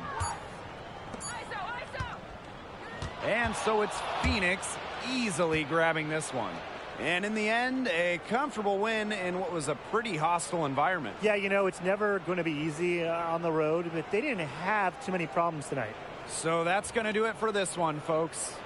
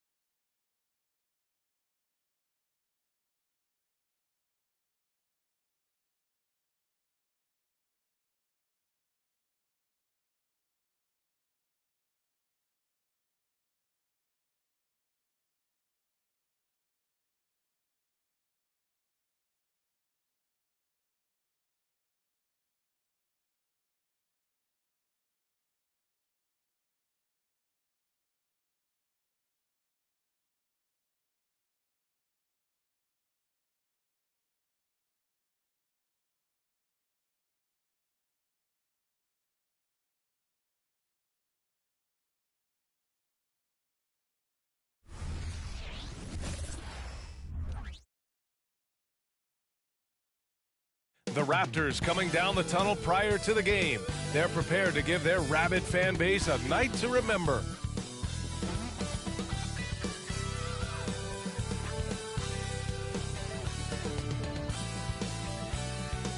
Welcome, everyone. Thanks for tuning in to 2K Sports for this NBA presentation. Brian Anderson here. With me, Grant Hill and Richard Jefferson. Joining us courtside is Allie LaForce. Both teams tonight dealing with some injuries. Here's a look at who is out for the evening. And some uncertainty arises when both teams are missing players. Who is better able to weather the storm and take care of business? Let's check out Sacramento's starting lineup. Murray and Sabonis are the bigs. Herter and Barnes fill the wings. And it's Fox in at the point guard position. And for the Raptors, Kelly Olynyk is out there with R.J. Barrett. Then there's Jakob Poeltl. Then there's Emmanuel Quickley. And it's Trent in at the 2. All right, folks, get your running shoes on. Both of these teams want to push the pace. Oh, that they do. Pace, pace, pace. And as a fan, I just love these types of matchups. It's so much fun to see these teams get up and down the floor, play with pace, and have fun. I'm excited for this one. It'll be the Raptors off the tip. Now here's Quickley. Trent outside. Launches it from deep. The long distance three is buried. The first of many tonight. Both teams have legit offensive talent. And if everything goes to plan, this could be a very fun matchup to watch. Now here's Fox. Down low. Murray passes to Fox. Sabonis with a screen on Quickley. 6 to shoot. And it's Fox missing. And here are the Raptors now. It's a three-point game. Well, Mike Brown is known as a great defensive coach, but he led the Kings to an all-time great offensive season in 2023. Yeah, and they actually ranked towards the bottom of the league defensively. So for them going forward, we'll see if Brown's expertise can bolster the Kings defense. Here's Fox following the bucket by the Raptors. And you don't see that every day. Usually he'll convert when he gets that close to the rim. Pass to Barrett. Barnes comes with a double team. Outside Olynyk. Lets it go from deep. Rebound by the Kings. And the defense got away with one there. I mean, that's a shot he typically makes. Murray, a screen on Quickley. Three-pointer. Fox buries it from 3. And when Fox, he's hitting consistently from deep, it opens up the floor for him and his teammates. Outside Barrett. Shoots from the line. Oh, can't get it. Misses his first attempt. Defense kind of rolled the dice there, and I'm a little surprised that it ended up going their way with the miss. Fox against Barrett. Pass to Sabonis. Over Olynyk. Sabonis can't hit. Both sides going at it. Classic good offense versus good defense. Fox against Barrett. Here's Poeltl. Sabonis on the double team. Olynyk with a screen on Sabonis. And again, no good by Toronto. For Sacramento, they've gone 1 of 4 to begin this one. Here's Fox. That one's good. This game is all even. Fox has got 5 now. And Fox can hurt you from there, especially when he's shooting with confidence. Barrett against Barnes. Here's Barrett.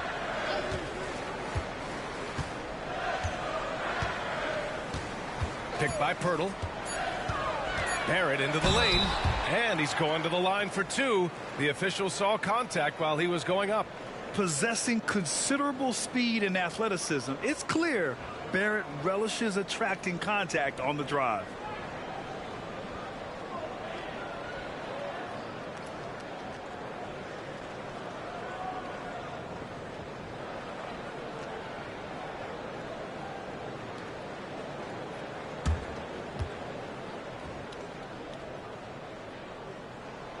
Free throw drops for Barrett. And with Barrett, we know he can score the ball. Now he must focus on becoming a better passer and facilitator.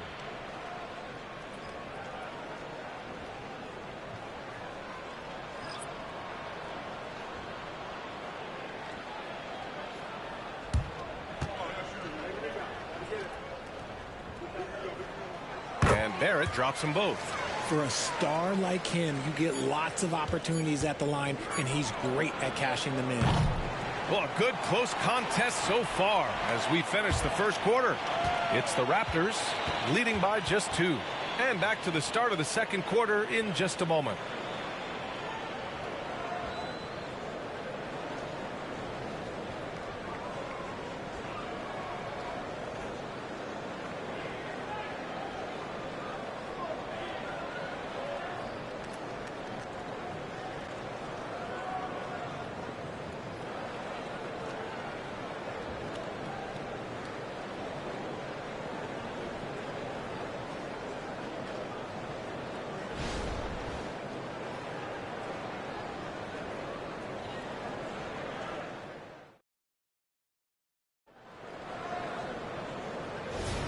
And it's been a pretty even game here after 1 quarter of play. You know, you take a look at the Raptors' performance here, guys. What are your thoughts? It's simple. The main takeaway from the first quarter is they're winning this game with defense. Making it as difficult as possible for the offense to find clean looks. Great stuff. On the court for Sacramento, Fox and Monk, they're the guards. Alex Len is out there with Trey Lyles. And it's Duarte in at the 3. No good on his first attempt of the game. The Raptors with a lead. And out of bounds, Sacramento will have it. And Grant, you talked about it early in your playing days, blaming yourself for the Pistons not winning. Talk about that pressure on the best player to deliver wins. Well, B.A., the pressure is real, and it's tough to keep perspective and just control what you can control. When you're tasked with leading a team to victory, you expect it first and foremost from yourself. McGee, he's checked in for Lynn. Here's Monk. Three-pointer, Fox. Hauled in by Brown. That is not a guy you want to allow open looks from range. Lucky for the defense, he just couldn't get it to go. Let's check in with our reporter, Allie LaForce. Brian, the Kings finally last season snapped their 16-year playoff drought, and Coach Mike Brown said, quote, "You take a job to try and build a championship-level team. Sometimes it works, sometimes it doesn't, but you have to believe. We are going to keep working, and we will get there." Brian? Well, that's what he's all about. He's the reigning coach of the year, Allie. Thank you. The Kings trailing. Well, Grant, one of the things that keep Raptors fans positive is the youth that's represented on this roster. Yeah, they've got a great core, B.A., and lots of young guys on this team. But they're missing a star. Yeah, probably, but they can be dangerous. Fox for 3. And he misses the shot again. Only 2 of 7 in this one. Brown looking around. Pass to Barrett. Kick out to Brown. Drops in the 3. Brown's gotten himself on the board with a 3 there. See, he had time to line it up, and you know what? He's capable. Boy, they need something to go to regain some confidence. No question. Way too many empty possessions for them. Back to Lyles. And here's Fox. Pass to Duarte. McGee, a screen on Barrett. Here's Duarte. Again, the miss by the Kings. And so Brown will bring it up for Toronto. 5-point lead, biggest of the game. Here's Barrett. Here's Olynyk. Great D that time from McGee. The Kings have gone 0 for 4 in the second quarter. Now Monk. Back to McGee. McGee, a screen on Olynyk. And the three-pointer goes. Fox has got 8 points. Showing that quickness that time. Fox getting rid of it in a hurry. Outside, Brown.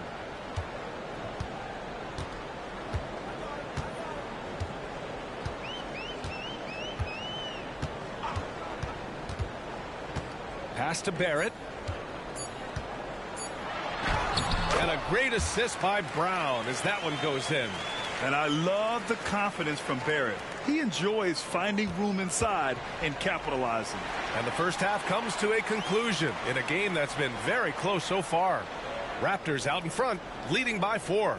And time now for the halftime break, with the third quarter soon to follow on 2K Sports.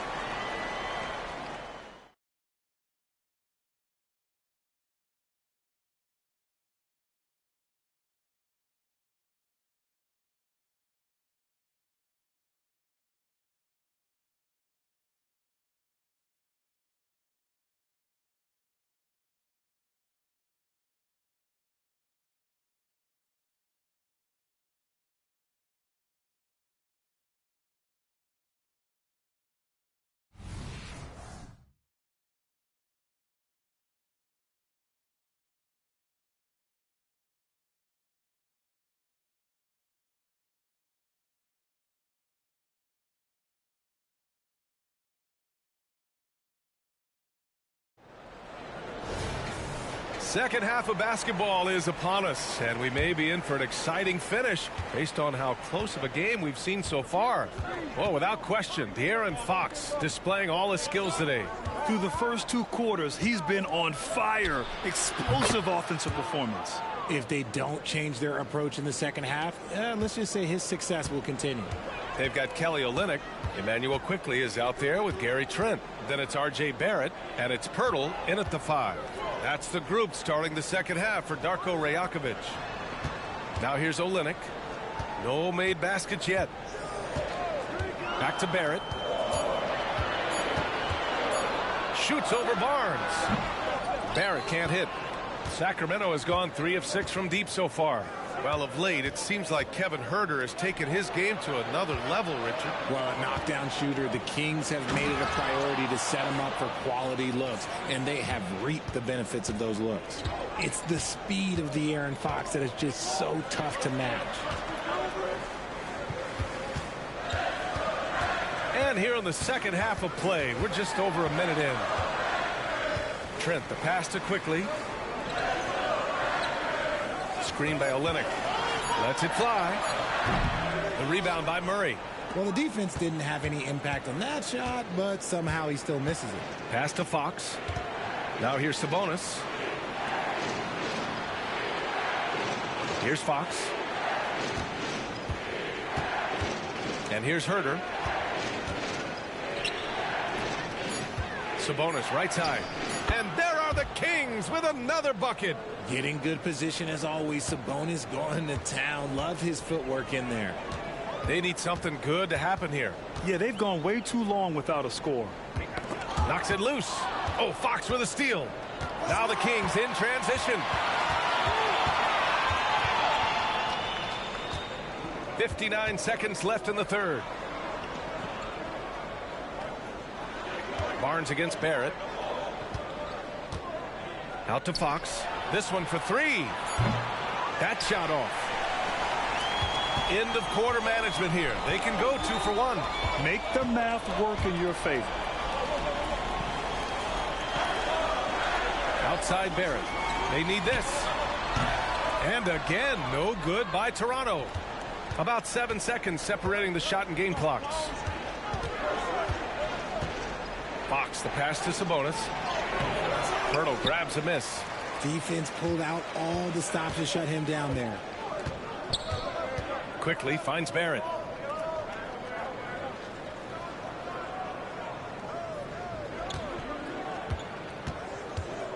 Olynyk with a screen on Barnes. Barrett.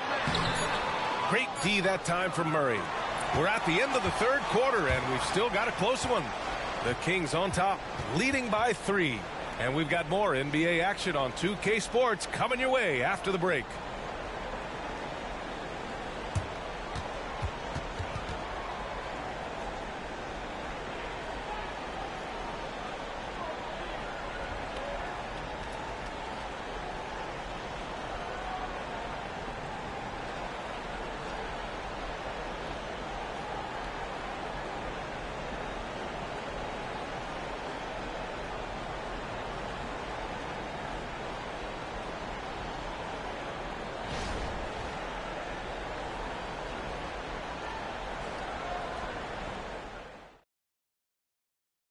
And it's time to bring up the State Farm assist of the game.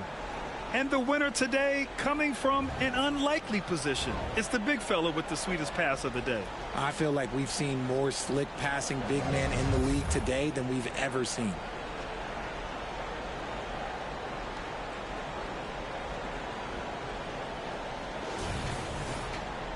And with these teams locked in a very close contest, this fourth quarter promises to be a good one. All right, a look at the 5 for the Kings to start the fourth quarter.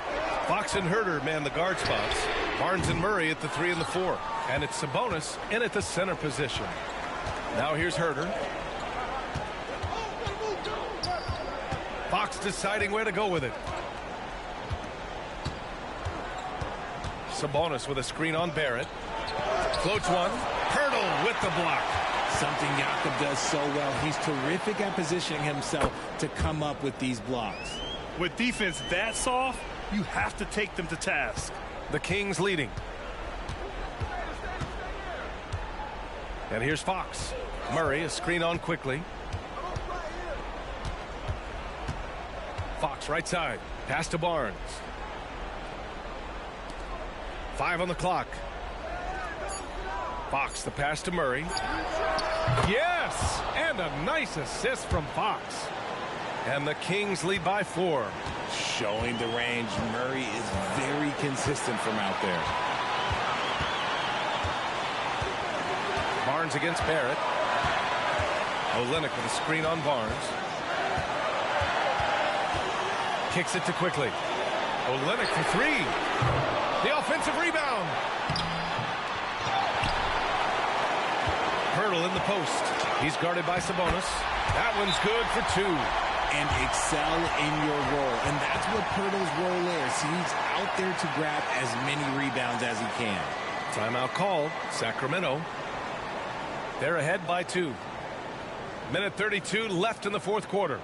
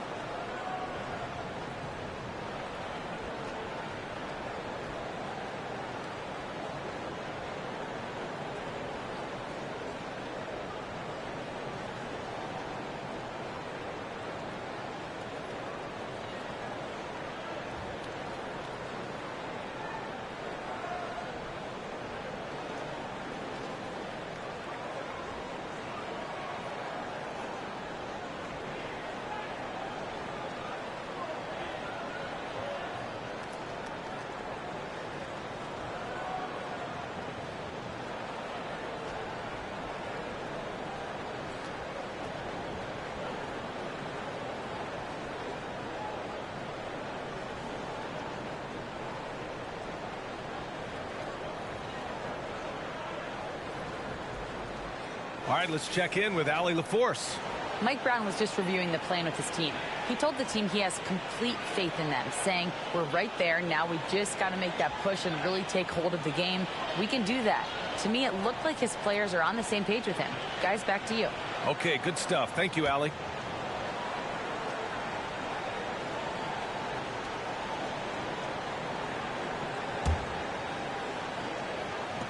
Minute 32 left to play in the fourth quarter. Fox against Quickly. Sabonis with a screen on Quickly. Fox the pass to Murray. Outside Herter. Shot clock at 6. Over Trent. And there's Herter. That's good on the assist from Barnes. I know what they say, defense wins championships, but you need some bucket getters too now. Barnes against Barrett. It's hauled in by Herter. Sacramento has gone 4 of 8 from 3. A nice percentage. Fox with the ball. Sabonis with a screen on Quickly. Here's Fox. Ooh, and he took a hard foul on the shot. So he'll head to the line to shoot a pair. And for a point like Fox, handling the ball late in games, I mean, you'll be in this situation a lot.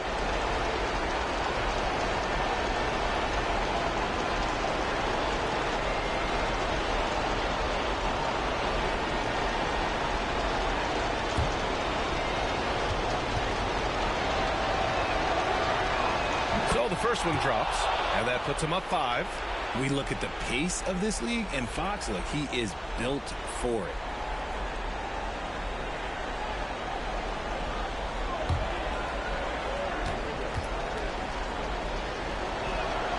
And so he drops them both, and it's a 6-point ball game.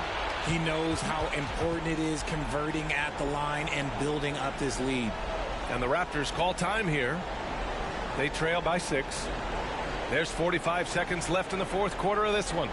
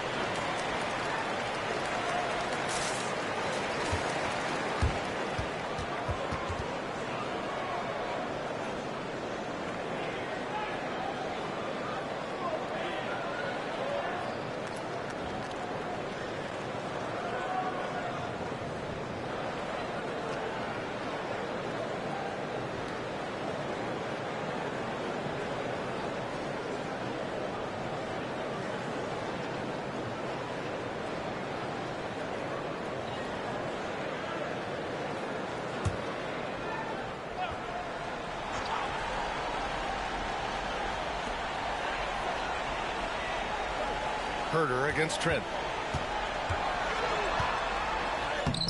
Called in by the Kings. It's stolen by Pirtle. Things aren't looking good here. I mean, they need points, and they need them now. And if I were them, I'd start thinking about where I'm going to get food after the game, because this one looks a bit out of reach.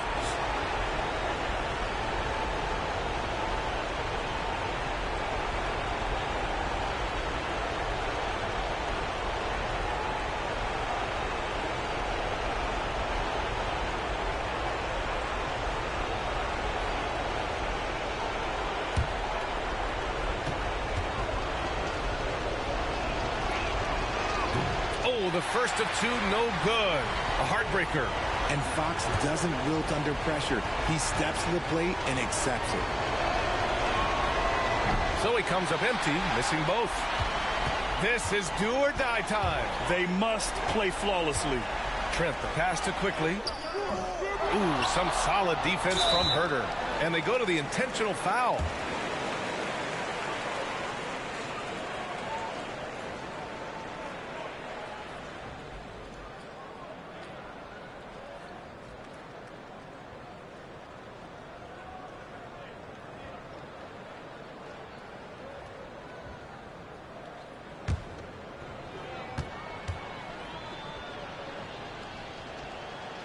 And no good, as the first free throw misses.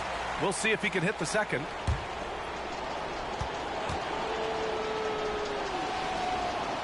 And he ends up making the second. And that puts him up 5. And Toronto calls time here. They're down by 5. 23 seconds left in the game. All right, guys, what do you think? And they're going to have to work fast coming out of the timeout. Yeah, no time to waste. They basically have to execute things perfectly from here on out.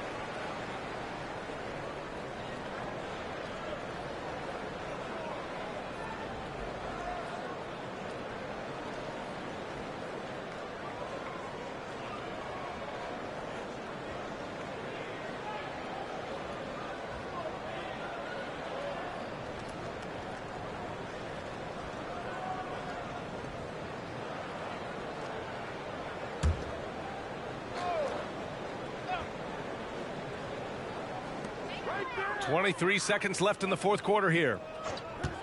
Pirtle with a screen on Herder. Trent from long range. And it's in. And he's brought them within 2 points now. Talk about stepping up in a big way. What a huge play, coming through when it matters most. Yeah, no, you had to do that. I mean, you can't allow them to dribble out the time.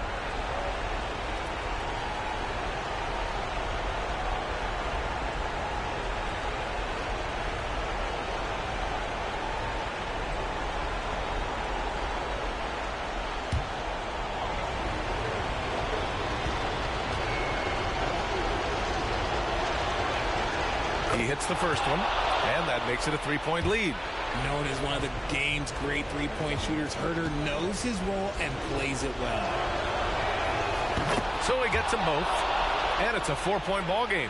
Gets them to fall, and those are huge free throws. It's now a 2-possession game. Quickly from outside. Barnes with the rebound. It's never easy from that distance, but we see him drill those and shoot around all the time. Even though he is capable of hitting that shot, I'd like to see him work for a better look in that situation.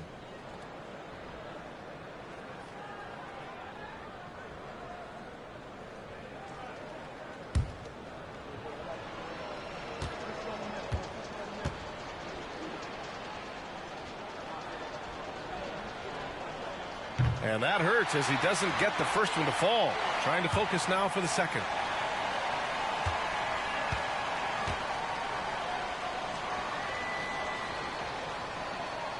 That's good. Going 1 of 2 from the line. And that puts him up 5. Outside Barrett. Fires the three. And knocks down the three. This is why R.J. Barrett went second overall. He can be a difference maker. Timeout call. Sacramento. They're leading by 2. Only 2 seconds left in the final quarter.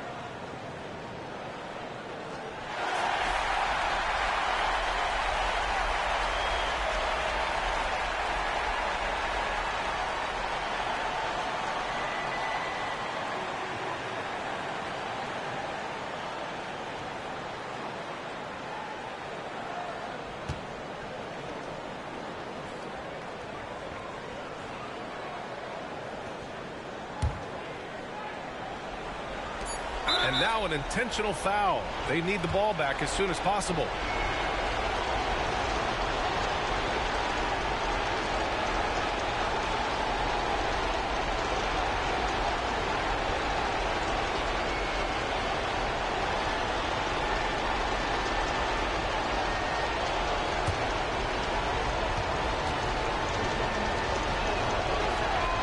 First free throw is good, and that makes it a 3-point lead.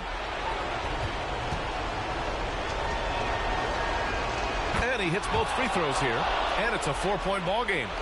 Making no mistakes and putting some extra nails in the coffin right here. That pretty much do it. So it's the Kings taking the W in a close one. And this was an emotional win for them, no doubt about it. Just a fantastic accomplishment. You love how they just diffuse the energy in this arena. Thank you for joining us. That'll do it for now. For our terrific 2K Sports crew, this is Brian Anderson saying thanks for watching. Now it's time for the New Balance Player of the Game, De'Aaron Fox.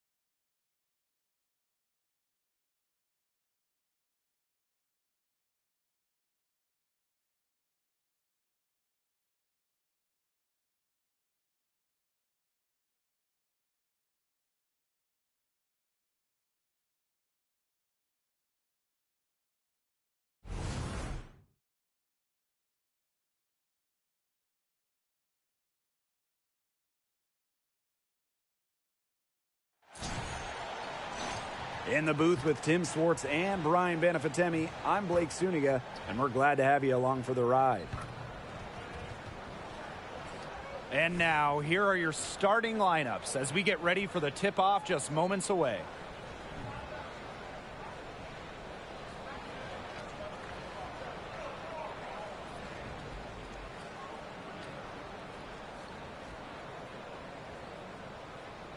And you have to appreciate the way these two teams play. They're all about ball movement. Yeah, they each play a beautiful brand of basketball. They're always hunting for good looks and making that extra pass. And you're playing unselfish. That's the big thing. You're playing the right way, and it makes it easier for everyone to buy in. Now, here is Lloyd. Horston with it. Clock at 6. Skylar Diggins-Smith outside. Now Williams.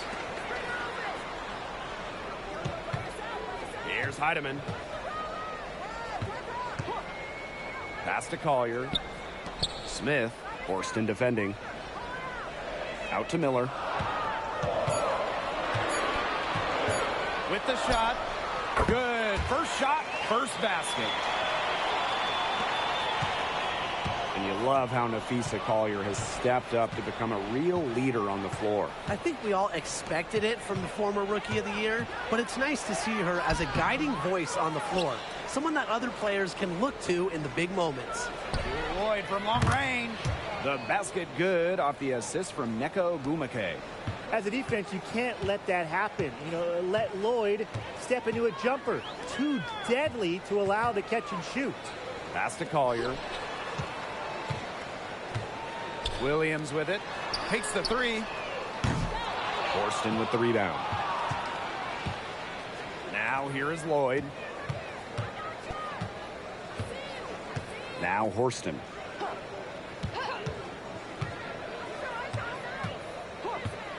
Here's Diggins-Smith. Skylar Diggins-Smith missing again. Outside Miller. Collier outside. And the 3 off target. Now here's Diggins-Smith. And it's going to be a 3-second call.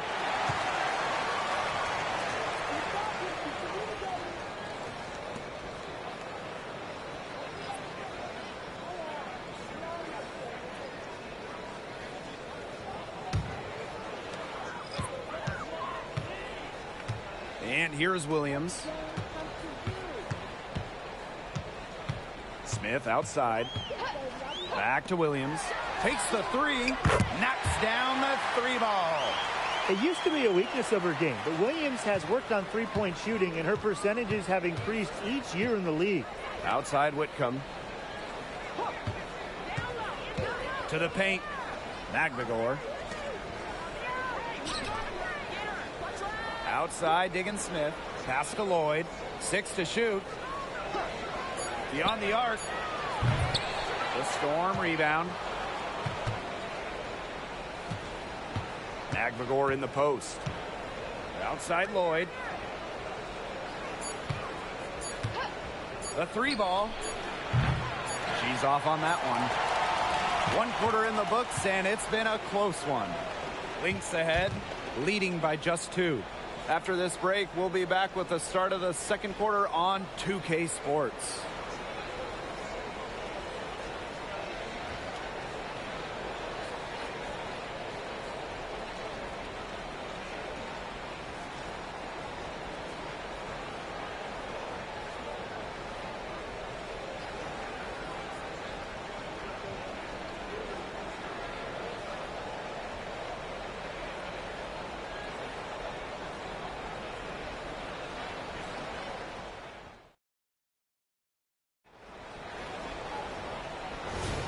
And so far, it's been a closely contested game as we get the second quarter going.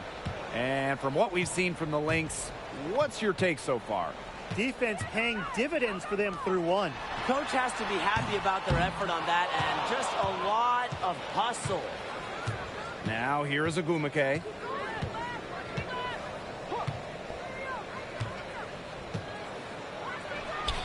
What a terrific move that was. Look how quick she was to bite on that pump fake. Left her feet way too soon. Collier outside. Pass to Juhas. Excellent D there from Mercedes Russell. Outside Whitcomb. Out to Ogwumike. Lets it go from deep. And she's good on the 3 ball. You know, you see her development off the catch, and that's a true student of the game. Ogwumike dominates because she never stops learning. Now here's McBride. She hasn't yet put up any points in this one. They set the screen. Pass to Juhas. And the basket by McBride.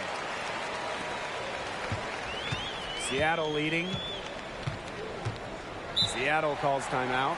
Well, we normally don't play favorites here, but I'll let you guys play them just this once. Do you have a favorite player to watch? I absolutely do, and it's Sabrina Ionescu. Not just because she's from my hometown, Walnut Creek. She has total command of the game. She's a triple-double machine. Plus, Sabrina always plays the game with incredible flair. I mean, who doesn't like watching Ionescu play? I really enjoy another point guard, Skylar Diggins-Smith, a little older than Sabrina. Skylar has that pure point game as well as the ability to score, a lethal combination.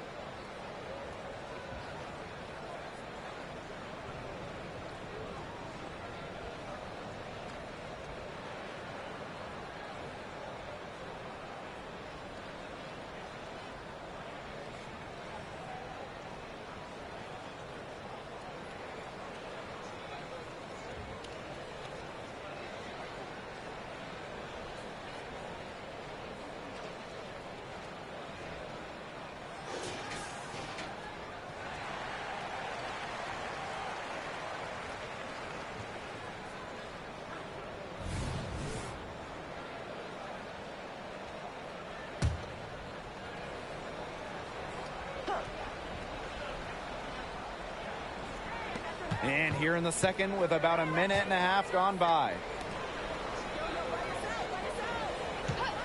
Outside Lloyd. It's good. It's her second basket. She's shooting 2 for 4. Yeah, that's just a graceful shot by Lloyd, sending it up and over with the floater. Pass to Smith. Collier, Horston defending. Now Miller.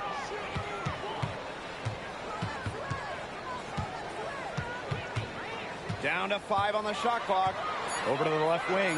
Collier outside. The 3. It's good from long range. A steady shooter from beyond the arc. Collier's presence on the floor helps space it. A big asset for this team. Pass to Russell. And here's Horston. Russell with the screen. To the inside. Horston with it. For 3.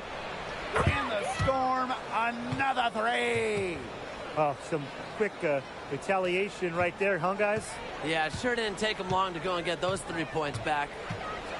Now here's Smith. Here's Juhas. Puts up the 3. Horston with the rebound. Just 2 seconds between the shot clock and the game clock. Outside Lloyd.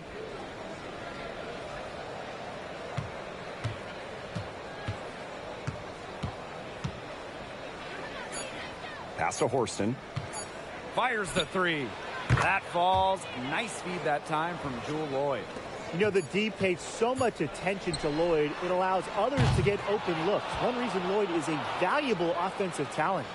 And so we've reached the end of the first half of play.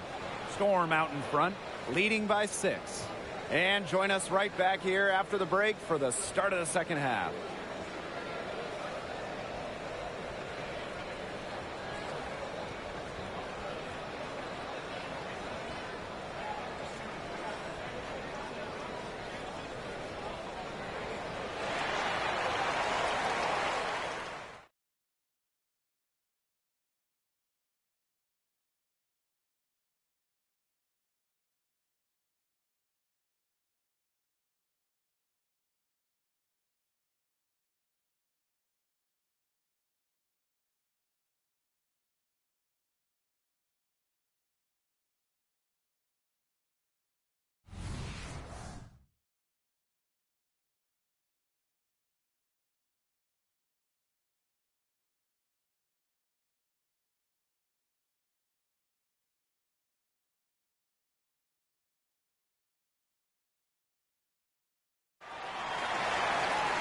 Welcome back. The second half about to get underway, and it's been a close one so far.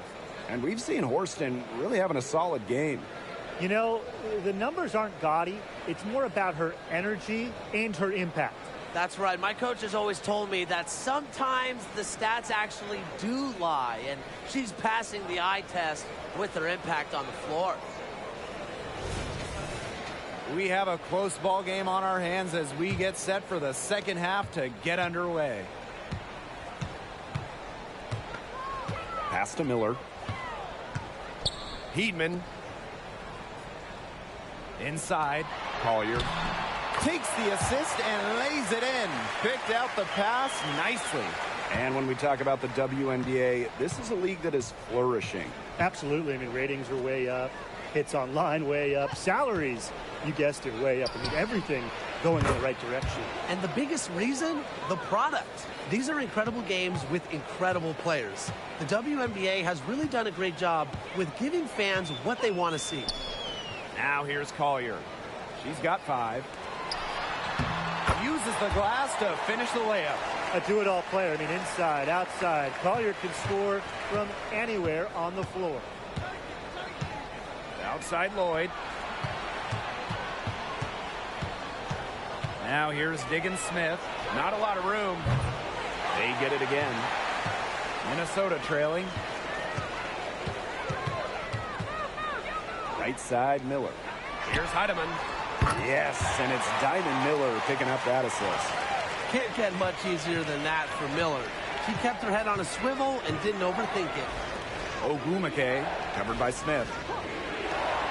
Loyd from long range sinks the three-pointer. Perfect screen there. Set her up with a terrific look. Yeah, but that's a bad job by the defender to not fight through that screen to contest. You want to see more effort there. Now here's Smith. Quiet so far offensively, searching for her first points of the game. I'll bet her percentage is pretty high from that range. Seattle with the ball. 3-point lead. Outside Loyd. Ogwumike sets a screen. Launches it. The Storm rebound. Pass to Horston. And here's Loyd.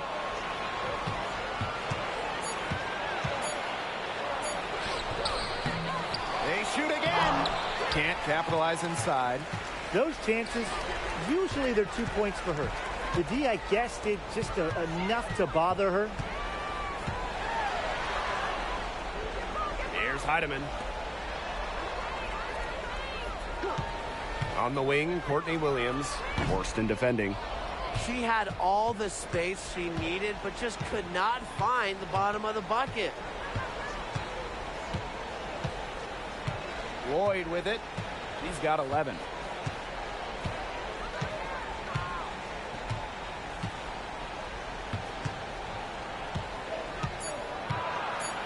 Unloads.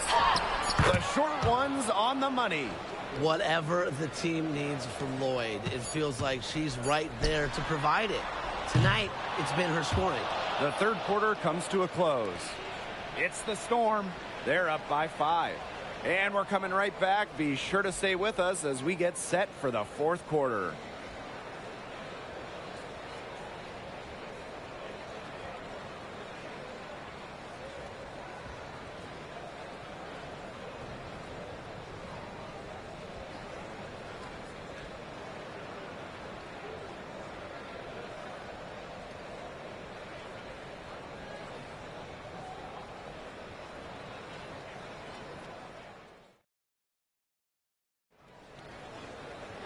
We've got a great game on our hands as we welcome you back. Fourth quarter action getting started.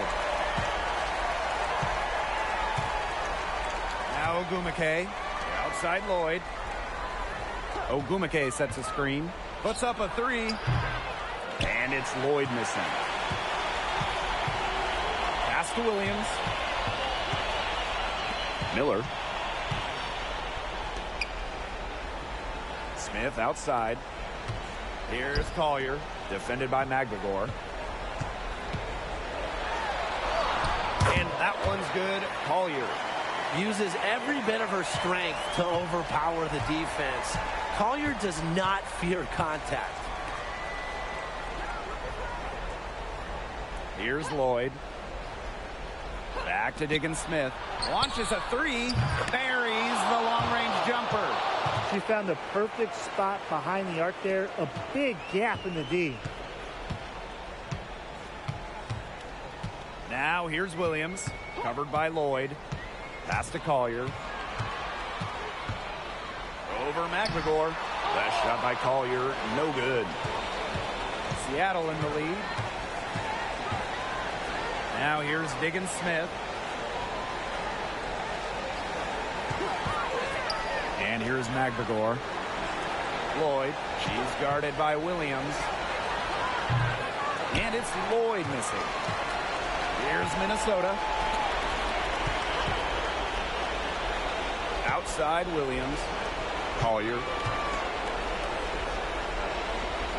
Back to Williams.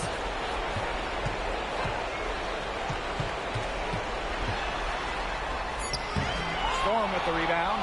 Terrific job defending the basket that time. It's not an easy task stopping her when she's headed to the rim. Pass to Ogwumike. Horston. Miller defending. Now Lloyd. Horston the screen. Fires from deep. And it's Lloyd missing. Yeah, and ever since halftime, she's been ice cold. Very little going her way out there. That shot by Collier, no good. They depend on her to convert those chances. A lot of times, even with solid defense draped on her.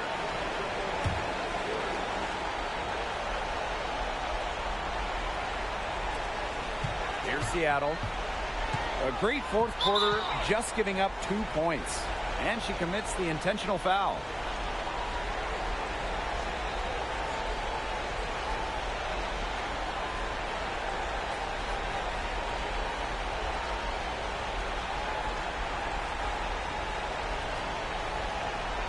Take a break. Take a break. 2 seconds.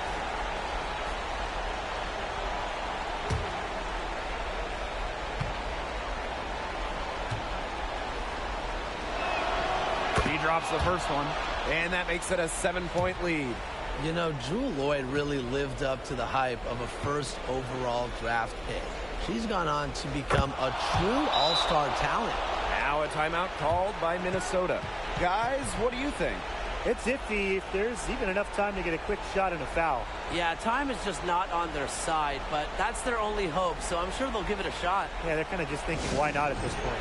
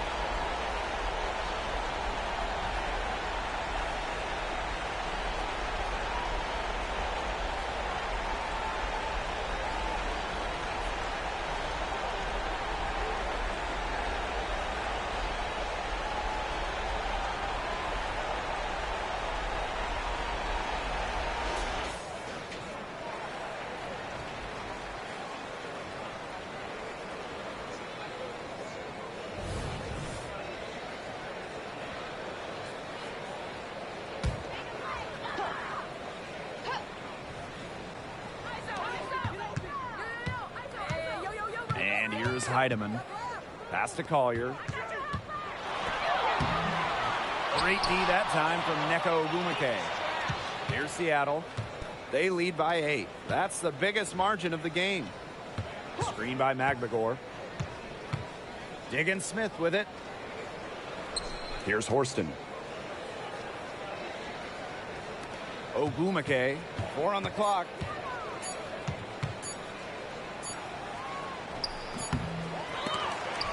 And so it's Seattle winning this one. This was a very strong showing for them.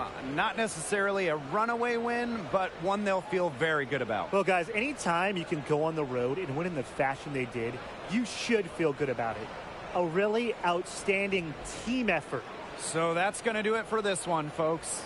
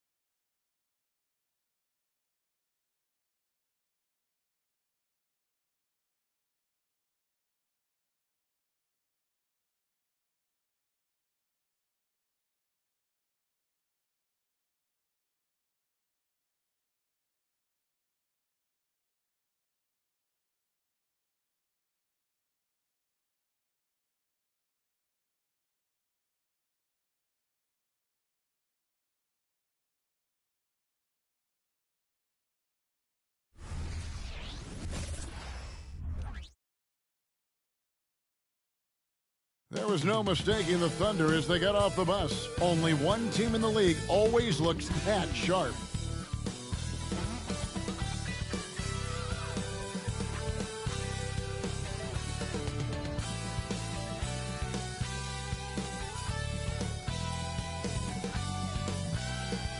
It's great to be with you on a Monday afternoon as we get set for this broadcast of the NBA on 2K Sports. This is Kevin Harlan with Greg Anthony and two Hall of Famers, Doris Burke here at the table, and on the sideline, David Aldridge. So here's Oklahoma City's starting group. Dort and Williams up in the forward positions. Gilgeous-Alexander out there with Josh Giddey. And it's Holmgren in at the center position. And for Utah, the 4 and the 5, it's Collins and Kessler. Sexton is out there with Dunn, and it's Markkanen in at the 3, the small forward. These may not be the teams, Doris, we see in the conference finals this year, but we can expect, I think, them to be a threat for years to come. Kevin, we say they're not going to advance to the conference finals simply because of the lack of experience. Talent is not an issue. We are looking at what is likely the next generation carrying the sport forward, and boy, we are excited to see them. Now here's Giddey.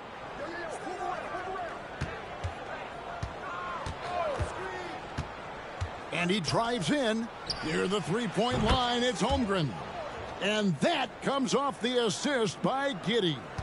And playing up-tempo, pro-level ball can be hard for some guys, but Holmgren has easily made the transition. Here's Markkanen. And Sexton has it in the corner. Sinks the triple. And that's exactly what he's looking for, draining the triple. LDB, the Jazz have managed to stay competitive while going into a rebuild. Kevin, you've got to give Utah credit. That is not an easy task. They have managed to amass a great deal of first-round picks and young talent and still remain focused on winning. Truly incredible. Gilgeous-Alexander against Dunn. Pass to Markkanen. To the middle. Here's Kessler. And Holmgren pulls it down. And the way he was able to reach out towards that release had an impact. Well, no question. He altered that shot, and most of the time, that's just as good as blocking it. And nice take by Holmgren. He has a feel for when to score and when to just make the right play. Inside, here's Dunn. Off on the layup. Boy, if you're going up against this guy in this close a range, you've got to defend with everything you've got. A tremendous job defensively. Well, known for being a terrific passer, he shows you right there. Case in point. Greg, we were just talking about Chet Holmgren, and he's a lot tougher, I think, than his frame might indicate. Physically and mentally, he does not back down. In fact, he's often the one who initiates contact. You think you're going to bully him? He's going to try to bully you.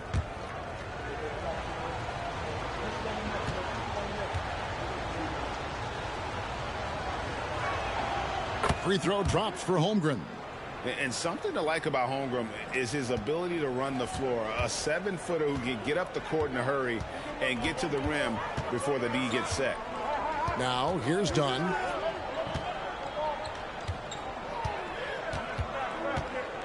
He dishes it to Sexton. Shot clock at 5. Markkanen passes to Kessler. Sexton for 3.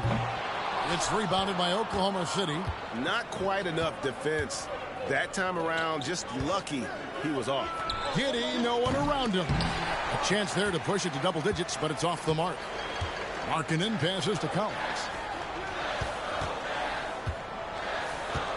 First quarter of ball, almost 2.5 minutes in. Markkanen kicks to Collins. No good, unable to end this run. And so it's Giddey with it. He brings it up for Oklahoma City.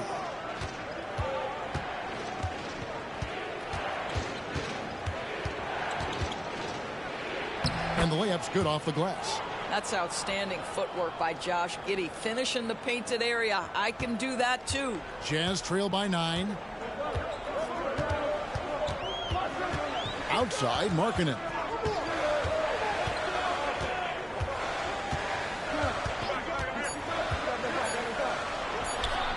Jump shot is good. And with that basket, he's able to end a 10-0 run by the Thunder. And so it's Chet Holmgren making things happen for the Thunder. He got into double digits for the quarter with 10 points total. Back right after this.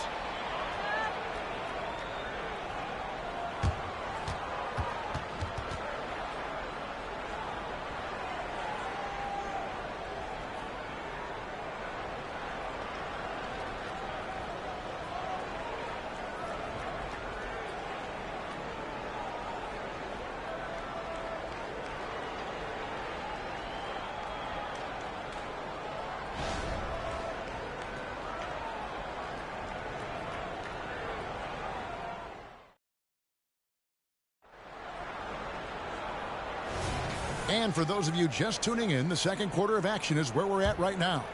And let's quickly break down the game we've seen so far from the Thunder, guys. Well, the offense is clicking, and they seem to have seized the momentum here early on. Boy, it's been a really pretty thing to watch, executing their game plan to perfection. Sharing the wing spot, it's Clarkson and Markkanen. Then it's George. Then it's Yurtseven. And it's Hendricks in at the 4. That's the group for Utah getting going here in the second.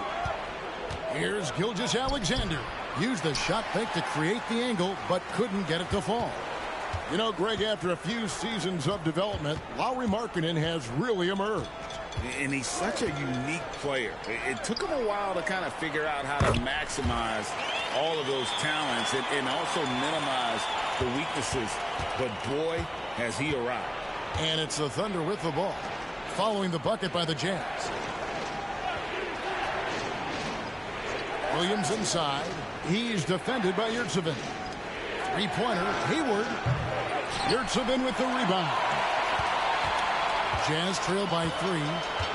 And man, is this team on a roll right now offensively, Greg. So fun to watch. They're playing with so much confidence, which is why they're tearing it up on this end. And now we've got some time to check in from the sidelines. What do you got for us, DA? Thank you, Kevin. Well, the OKC Thunder is still building, but is it fast enough for their all-star guard, Shai Gilgeous-Alexander? SGA says, I think we're going to be a really good team a lot sooner than people think. So it's pretty easy for me to be patient. I see the growth every day, and I'm super excited about it. Kevin? And we see it too. Hey, David, thank you. Now, here's George. After the miss from Shai Gilgeous-Alexander. Clarkson passes to George. Utah needs to get off a shot here. Here's Yurtseven. And that's good. A nice job in the glass as they pick up 2 on the second effort. Second chance points always hurt. Just not enough effort to block out. No doubt those extra possessions can really add up against you when you do not take care of the defensive glass. On offense, here are the Jazz. They're rolling here with a 9-point run. The shot by Clarkson, no good. I'm sure he's kicking himself. He hates to blow that kind of opportunity. Hayward a screen on George. Here's Gilgeous-Alexander.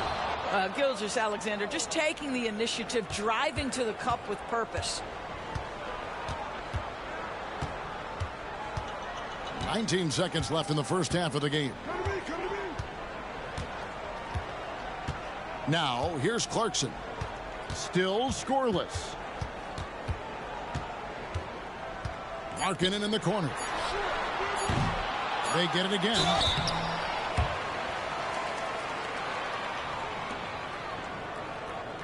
Utah shooting their first free throws of the game. And look back a season ago. They did a solid job at the line. About 79% of their free throws.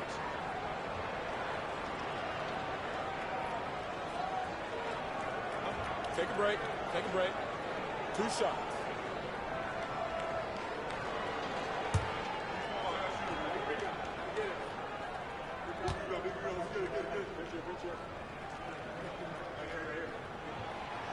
And that one misses. So it's both teams making substitutions here.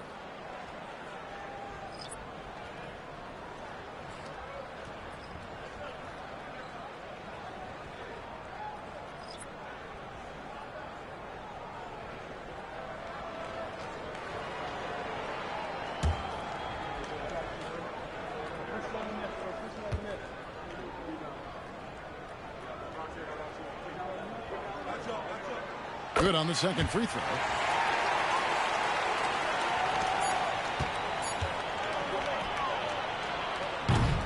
So that'll be it for the first half. Fairly even battle underway in this one. Jazz lead by 1. From Delta Center, back in a moment.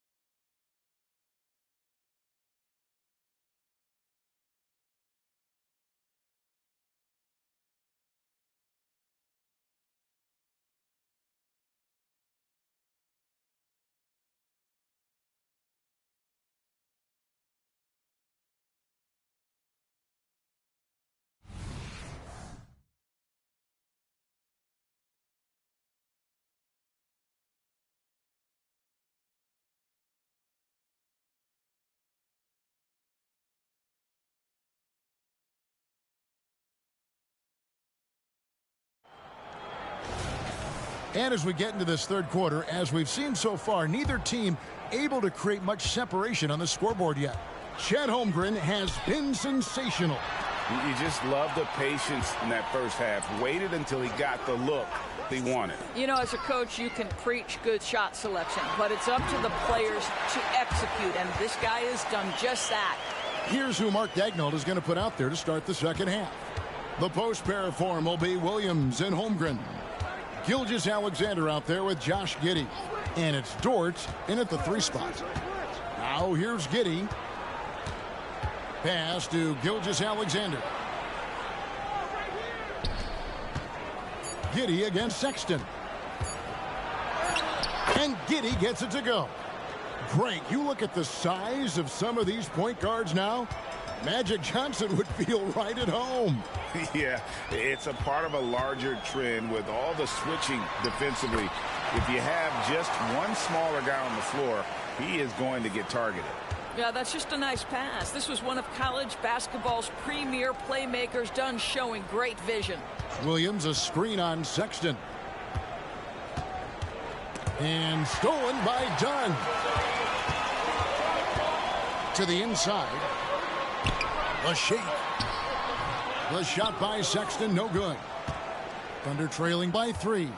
In regard to the Thunder, they had to go through, Greg, a rebuilding process not too long ago. Yeah, it was a tough couple years, but they had a plan in place and did it the right way. They made some smart signings and created a very balanced roster. Right now, let's send it over to the sidelines and get a report from David Aldridge. Thank you, Kevin. Josh Giddey is very capable off the dribble, and at 6'8", he's starting to use his size to finish. Coach Mark Daigneault said he's definitely physical. Before, he was just trying to shoot over people, but now he's taking up space, using his size and strength. He's getting a lot more around the basket. Kevin? Yeah, he is getting into him. D.A., thank you. Now, here's Sexton. He has 5. Here's Markkanen. Thunder with the rebound. Well, defensively, if you allow him to get this close, you're playing with fire. He just happened to miss that one. Sexton against Giddey. With the drive. That's what Josh Giddey wants to do. Put pressure on you with his dribble drive ability. That's nicely done. This is his first free throw of the game.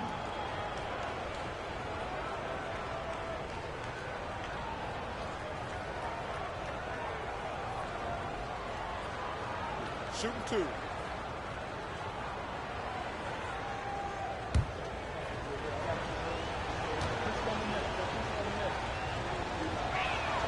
And the first one drops. When you look at Josh Giddey's overall skill set and combine that with the 6'8" size and the point guard mindset that he has, he is special. The playmaking, the willingness to score it in tough spots. This guy has got a bright future.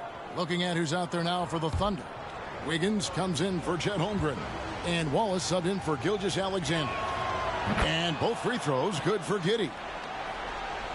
A touch over 2.5 minutes of basketball played here in the third quarter. Clarkson taking his time here. 12 seconds left in the third quarter. 5 to shoot. Done. And that one clearly a foul. Gets the whistle and 2 shots coming up. Well, you love the physicality from Chris Dunn. He's willing himself to the stripe thanks to the way he goes straight into the defense on that shot.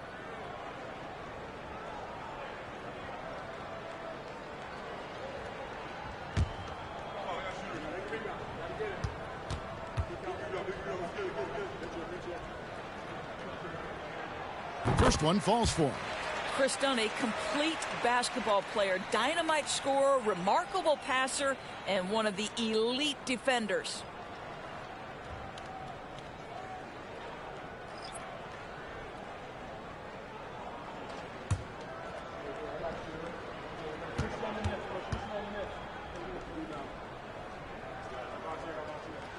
And that's good as he hits both of his shots.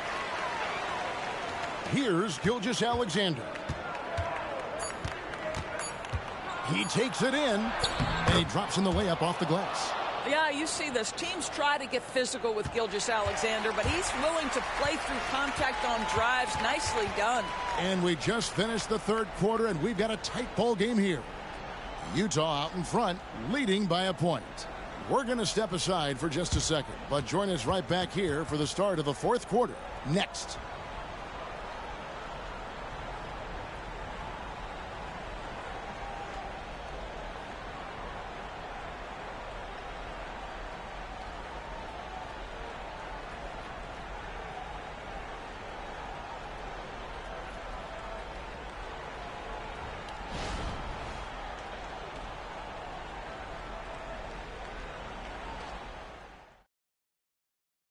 And a moment now as we take a look at our State Farm assists of the game.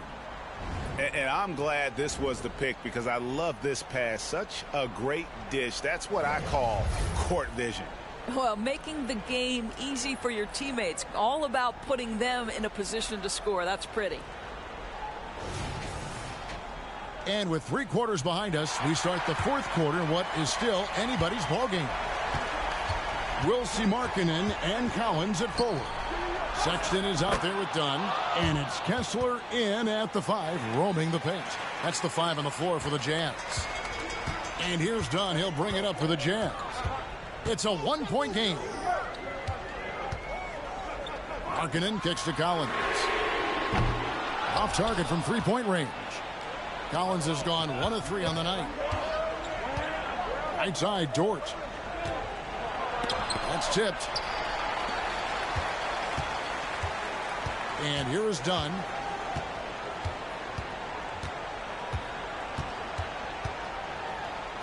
And the rejection by Holmgren. Long 7-1 with that 7'6" wingspan. Holmgren can alter a block just about every shot in his vicinity. Gilgeous-Alexander, a screen on Sexton. And Gilgeous-Alexander the bucket on the assist from Giddey. 6 points for Shai Gilgeous-Alexander. Jazz trail by 3. Outside, Sexton. Passes it to Markkanen. Sexton with a screen on Dort. Markkanen down low. Working on Holmgren. Here's Gilgeous-Alexander. And Gilgeous-Alexander throws it down. Boy, wide open teammate. Really pretty pass by Lou Dort. No hesitation there. Markkanen against Dort. Collins a screen on Dort. Markkanen finds Collins. Rockets hits. They get the rebound. Outside for Sexton. Over Giddey. The shot by Sexton, no good. Oklahoma City leading by 5. Gilgeous-Alexander passes to Giddey. Back to Gilgeous-Alexander.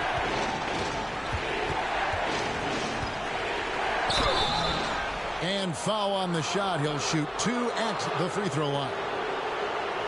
Let's remember, Shai Gilgeous-Alexander is 6'6", so getting on the interior is not a problem. And some stats here, guys. The scoring breakdown for Oklahoma City. They bullied the defense here in the paint. Look at all of those buckets inside. Just hard to defend in the paint. Well, I also noticed, guys, how much they move the ball in this one. Selfless, willing to pass the ball to a teammate with a better look.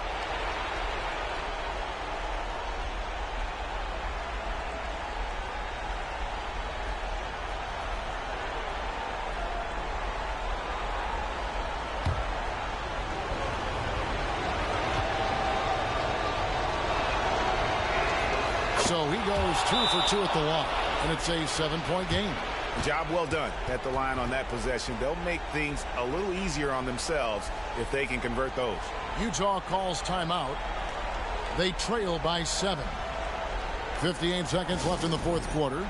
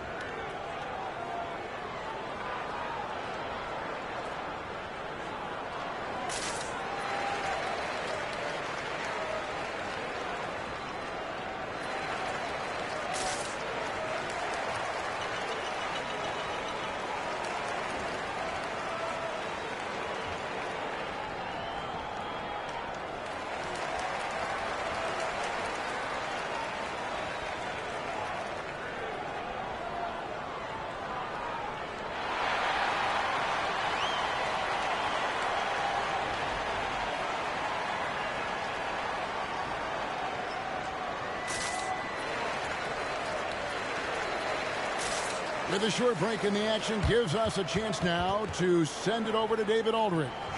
Hey, guys, listen in with Will Hardy and his team. Now, he begged his players to keep it simple out there. He told them one possession at a time. Don't look at the scoreboard. What's most important is running our plays and being aggressive defensively. We'll see if they can follow that game plan. Guys? Thank you, David.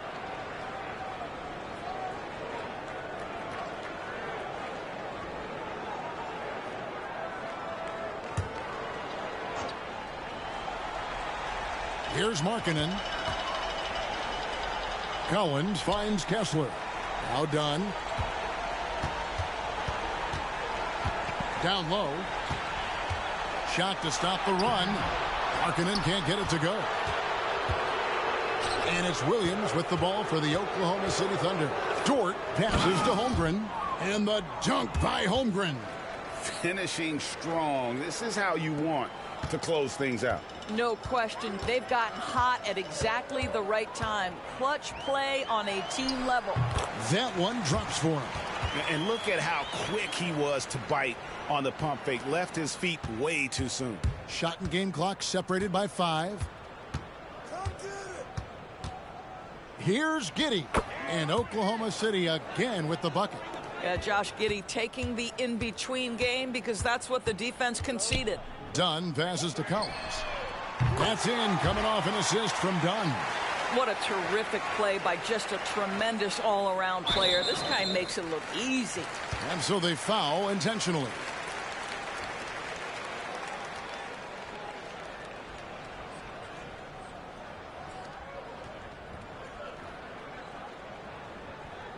Take a break.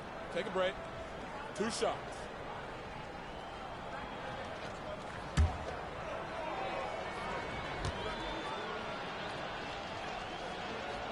First free throw is good, and that makes it a 7-point lead.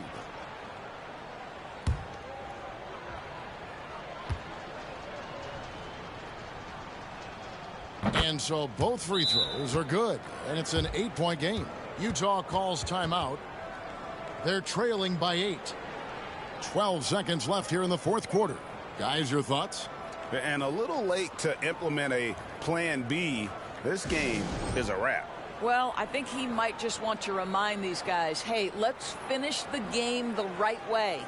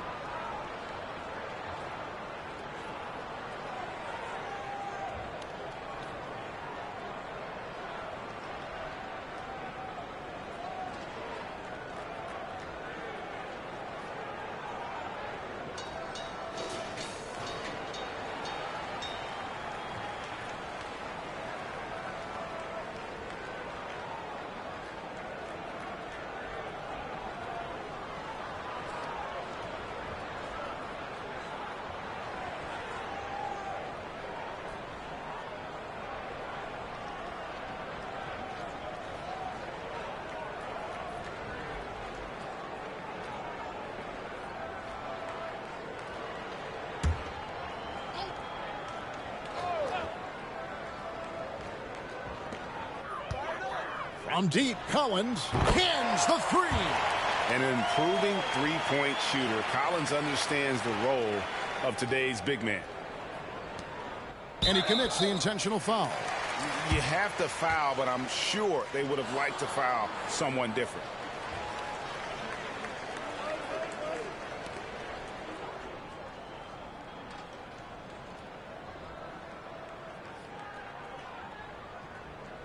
Shooting two.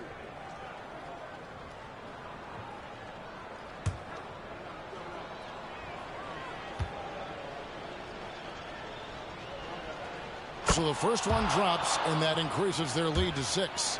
Boy, Shai Gilgeous-Alexander has become a walking bucket, folks. This is now an elite NBA scorer. And so he drops them both. It's a 7-point game. Outside Collins. Markkanen from outside. And Utah, another three. The willingness to embrace the pressure, Markkanen, big-time delivery. So a close game sees Oklahoma City taking this one. This was a hard-fought, well-earned victory for him, Greg. They really had to work for this win. That's a good point. I mean, weaker teams might have buckled at the end with the crowd amped up, everyone in the building kind of rooting against you, but they stood tall and pulled it out. Well said. Thank you for joining us. That'll do it for now. For Greg Anthony, Doris Burke, and David Aldridge, this is Kevin Harlan along with our terrific 2K Sports crew, thanking you for tuning in. As we leave you with our New Balance Player of the Game, Chet Holmgren.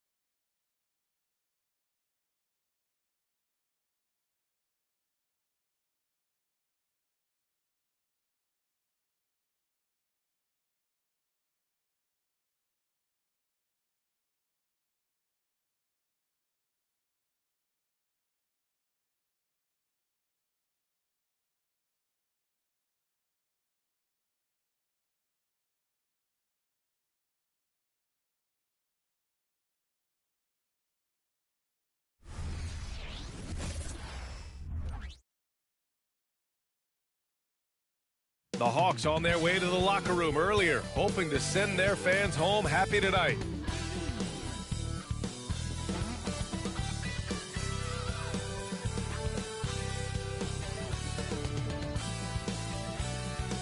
Glad to have you with us for this Monday afternoon presentation of the NBA on 2K Sports. With Grant Hill and Steve Smith, I'm Brian Anderson. Allie LaForce is our reporter.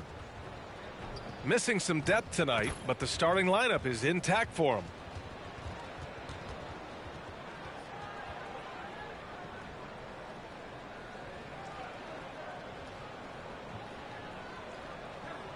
So here are the Jazz starting five. Collins and Kessler playing up front. Colin Sexton out there with Chris Dunn. And it's Markkanen in at the small forward position. And for the Hawks, the perimeter pair is Bogdanovic and Hunter. Johnson is out there with Clint Capella. And it's Murray in at the point guard position. And Smitty, the discipline both of these teams exude is unique. It's really a testament to how well coached they are. They really are, B.A. Both half-court teams. They like to slow the game down and execute their offense. I have to pay respect to that kind of approach. And it's the Hawks to start out. Pass to Hunter. Bogdanovic from long range.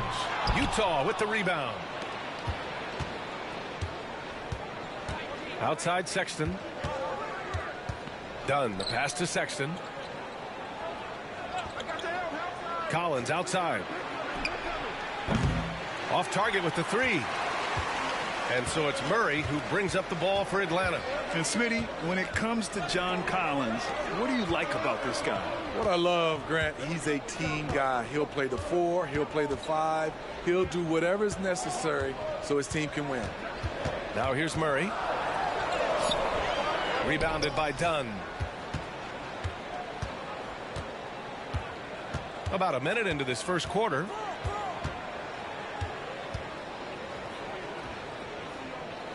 Collins outside. They set the pick. 6 on the shot clock. Pass to Markkanen. Fires the 3. Count it. 1 for 1 to start the game. This is where Markkanen is lethal. Good balance off the catch. Smooth mechanics. Soft touch. Screen by Capella. Murray from outside knocks it down from distance. And both teams running long-range plays that are working. How often do we see this these days? Clubs answering each other from range. The shot by Dunn, no good. I'm not sure what happened on that play. May have relaxed a little bit once he got to the rim. Bogdanovic on the wing. Check by Sexton. Bogdanovic passes to Capella. Outside Murray. Johnson with it. Takes a 3. It's good. And the assist goes to Murray. I mean, that's a nice find by Murray. He has the height to see the floor, and his awareness continues to grow. Pass to Markkanen. There's 48 seconds left to play in the first quarter. Ooh, the blocking skills of Walker Kessler have been getting him plenty of attention. B.A., that's not the only thing he does around the rim. He's also a very solid rebounder. So really, if there's any action under the hoop, he wants in on it.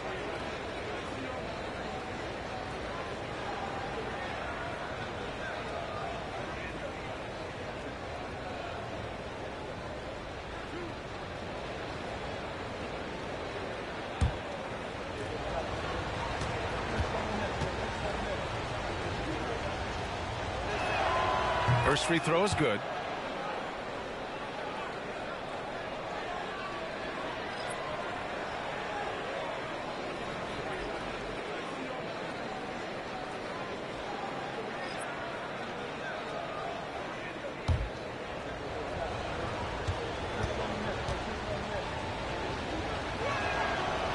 He does not get the second one.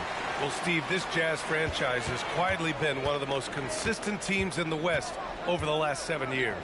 You're so right, B.A., and doing it without building a super team is the most impressive part for me.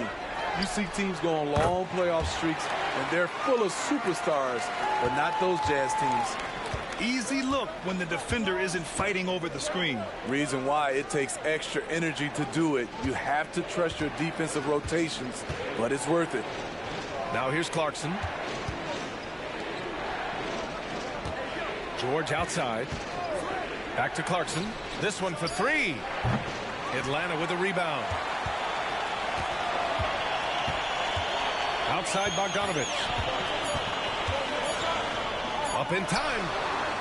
Oh, he got it up in time, but it wouldn't fall for him. And that concludes the first quarter of play. Hawks ahead, up by 5. And quarter number 2 will get underway just after this short break.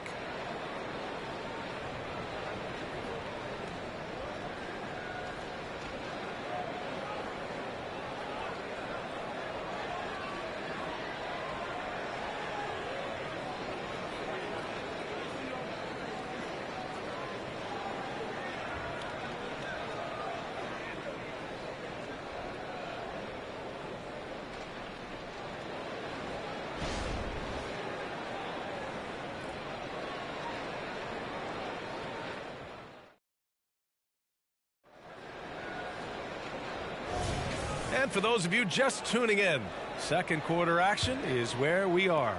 All right, guys, what do you think about the Hawks here in this one?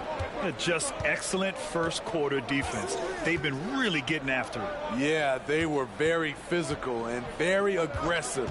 They've just been the better team so far. They've got Wesley Matthews.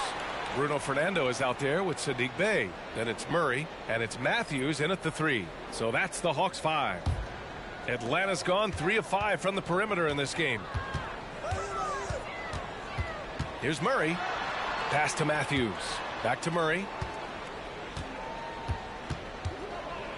And Grant, players often looking to exaggerate contact. You like the new idea to call techs for flopping? You know, B.A., it's even better than the fines they did in the past and posting it online.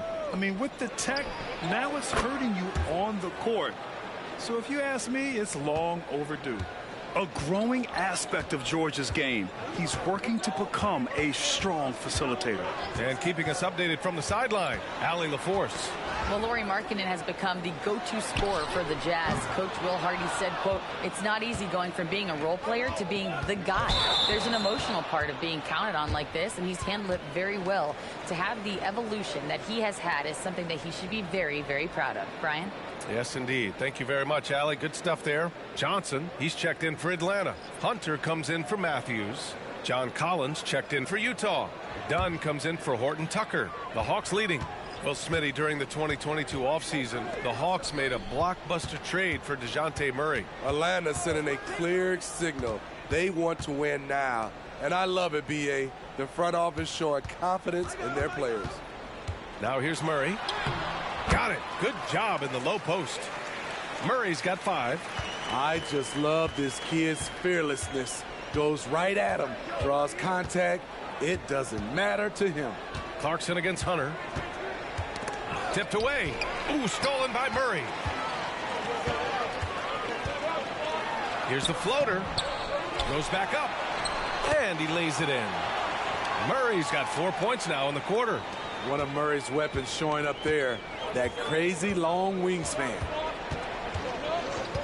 Pass to George. Back to Clarkson. Collins with a screen on Hunter. Clarkson passes to Collins. When it comes to the Utah Jazz, it's evident that they are in rebuild mode, Grant. Yeah, you know, B.A., after trading away both Rudy Gobert and Donovan Mitchell in the summer of 22, the Jazz are focused on starting new and building a team with young talent.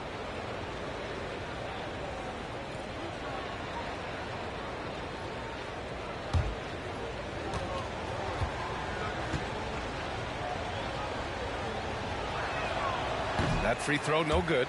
You know, he was considered to be just a piece of the puzzle when he was drafted. John Collins now a cornerstone for this franchise. Kessler, he's checked in for Utah. Sexton comes in for George.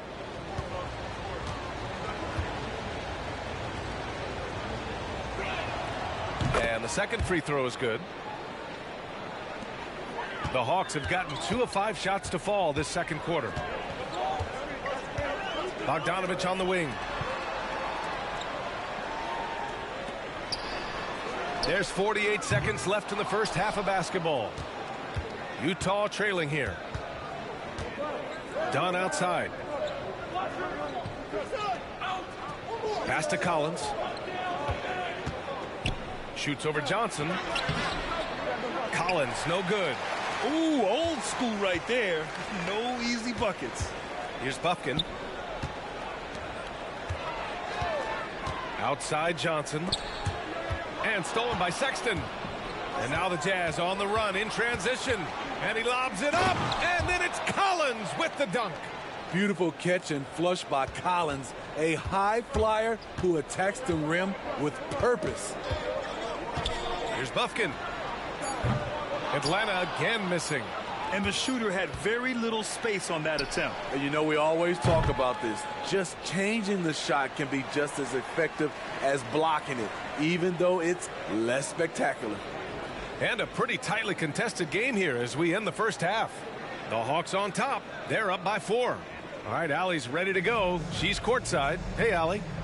I'm here with Coach Quinn Snyder. And, Coach, you're getting stops in the first half. What do you attribute to that? Well, we're playing hard, scrambling, picking up our effort, and trying to be precise and disciplined and talk. And we're not resting on our laurels at any point. Hopefully you can remain active on the defensive end in the second half. Thanks, Coach. Thanks, Allie. After the break, we'll see you right back here to begin quarter number 3.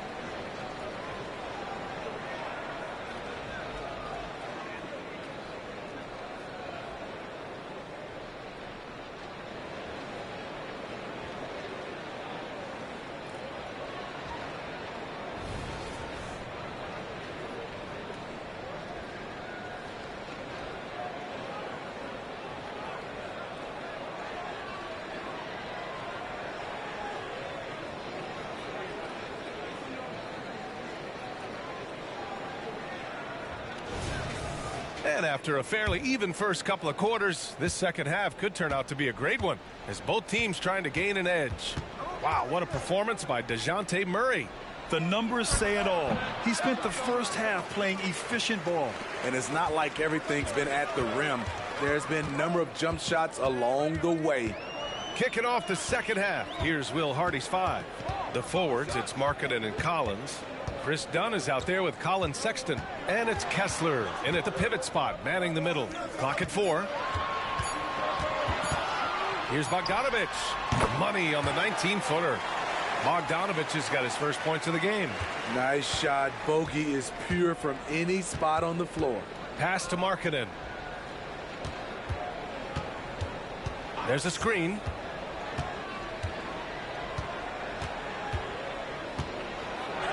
Just bullies his way in. Lauri Markkanen.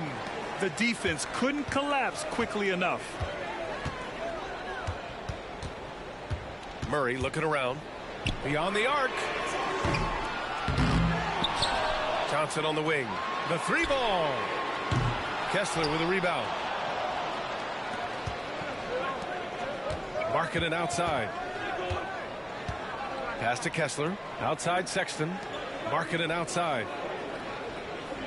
And here's Sexton. Stolen by Capella. Bogdanovich against Sexton. And it's Bogdanovich that time on the assist by Murray. Bogdanovich has got his second basket. A sneaky 6'6". Bogdanovich can bang down low. Pass to Kessler.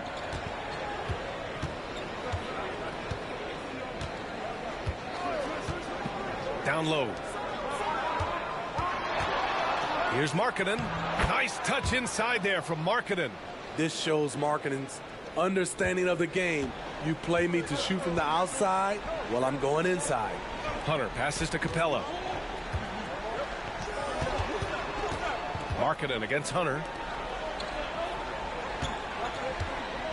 Murray inside. Up and overdone. And the Hawks tack on 2 more. A lot of teams bait Murray into taking this shot, and he obliges by knocking it down. Sexton passes to Kessler. Sexton against Bogdanovich. Pass to Kessler. Capella with a block. Outside Hunter. Right side Murray. Puts up a deep 3. That shot no good. Here's Markkanen. 7 points in the game. Dunn outside. From outside the arc. Ooh, he released it in time, but it's off the mark.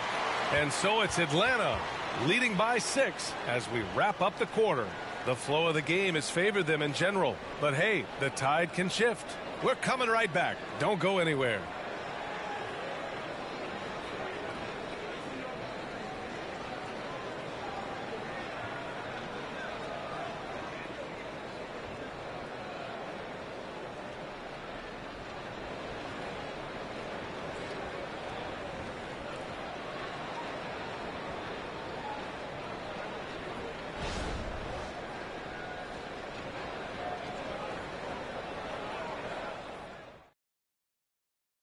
And let's take this opportunity to show you our State Farm assist to the game.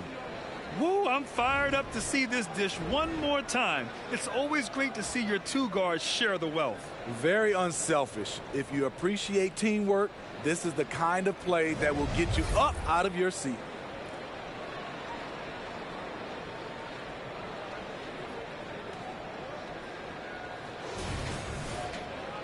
We've reached the 4th quarter in what has been a very competitive game. Should be an exciting finish. The perimeter pair is Bogdanovich and Hunter. Johnson is out there with Clint Capella. And it's Murray in at the 1. So that's the lineup for Atlanta. And the foul on the shot. So he'll take 2 from the free throw line. In the paint, Capella can be so aggressive. The foul isn't going to hold his shot back.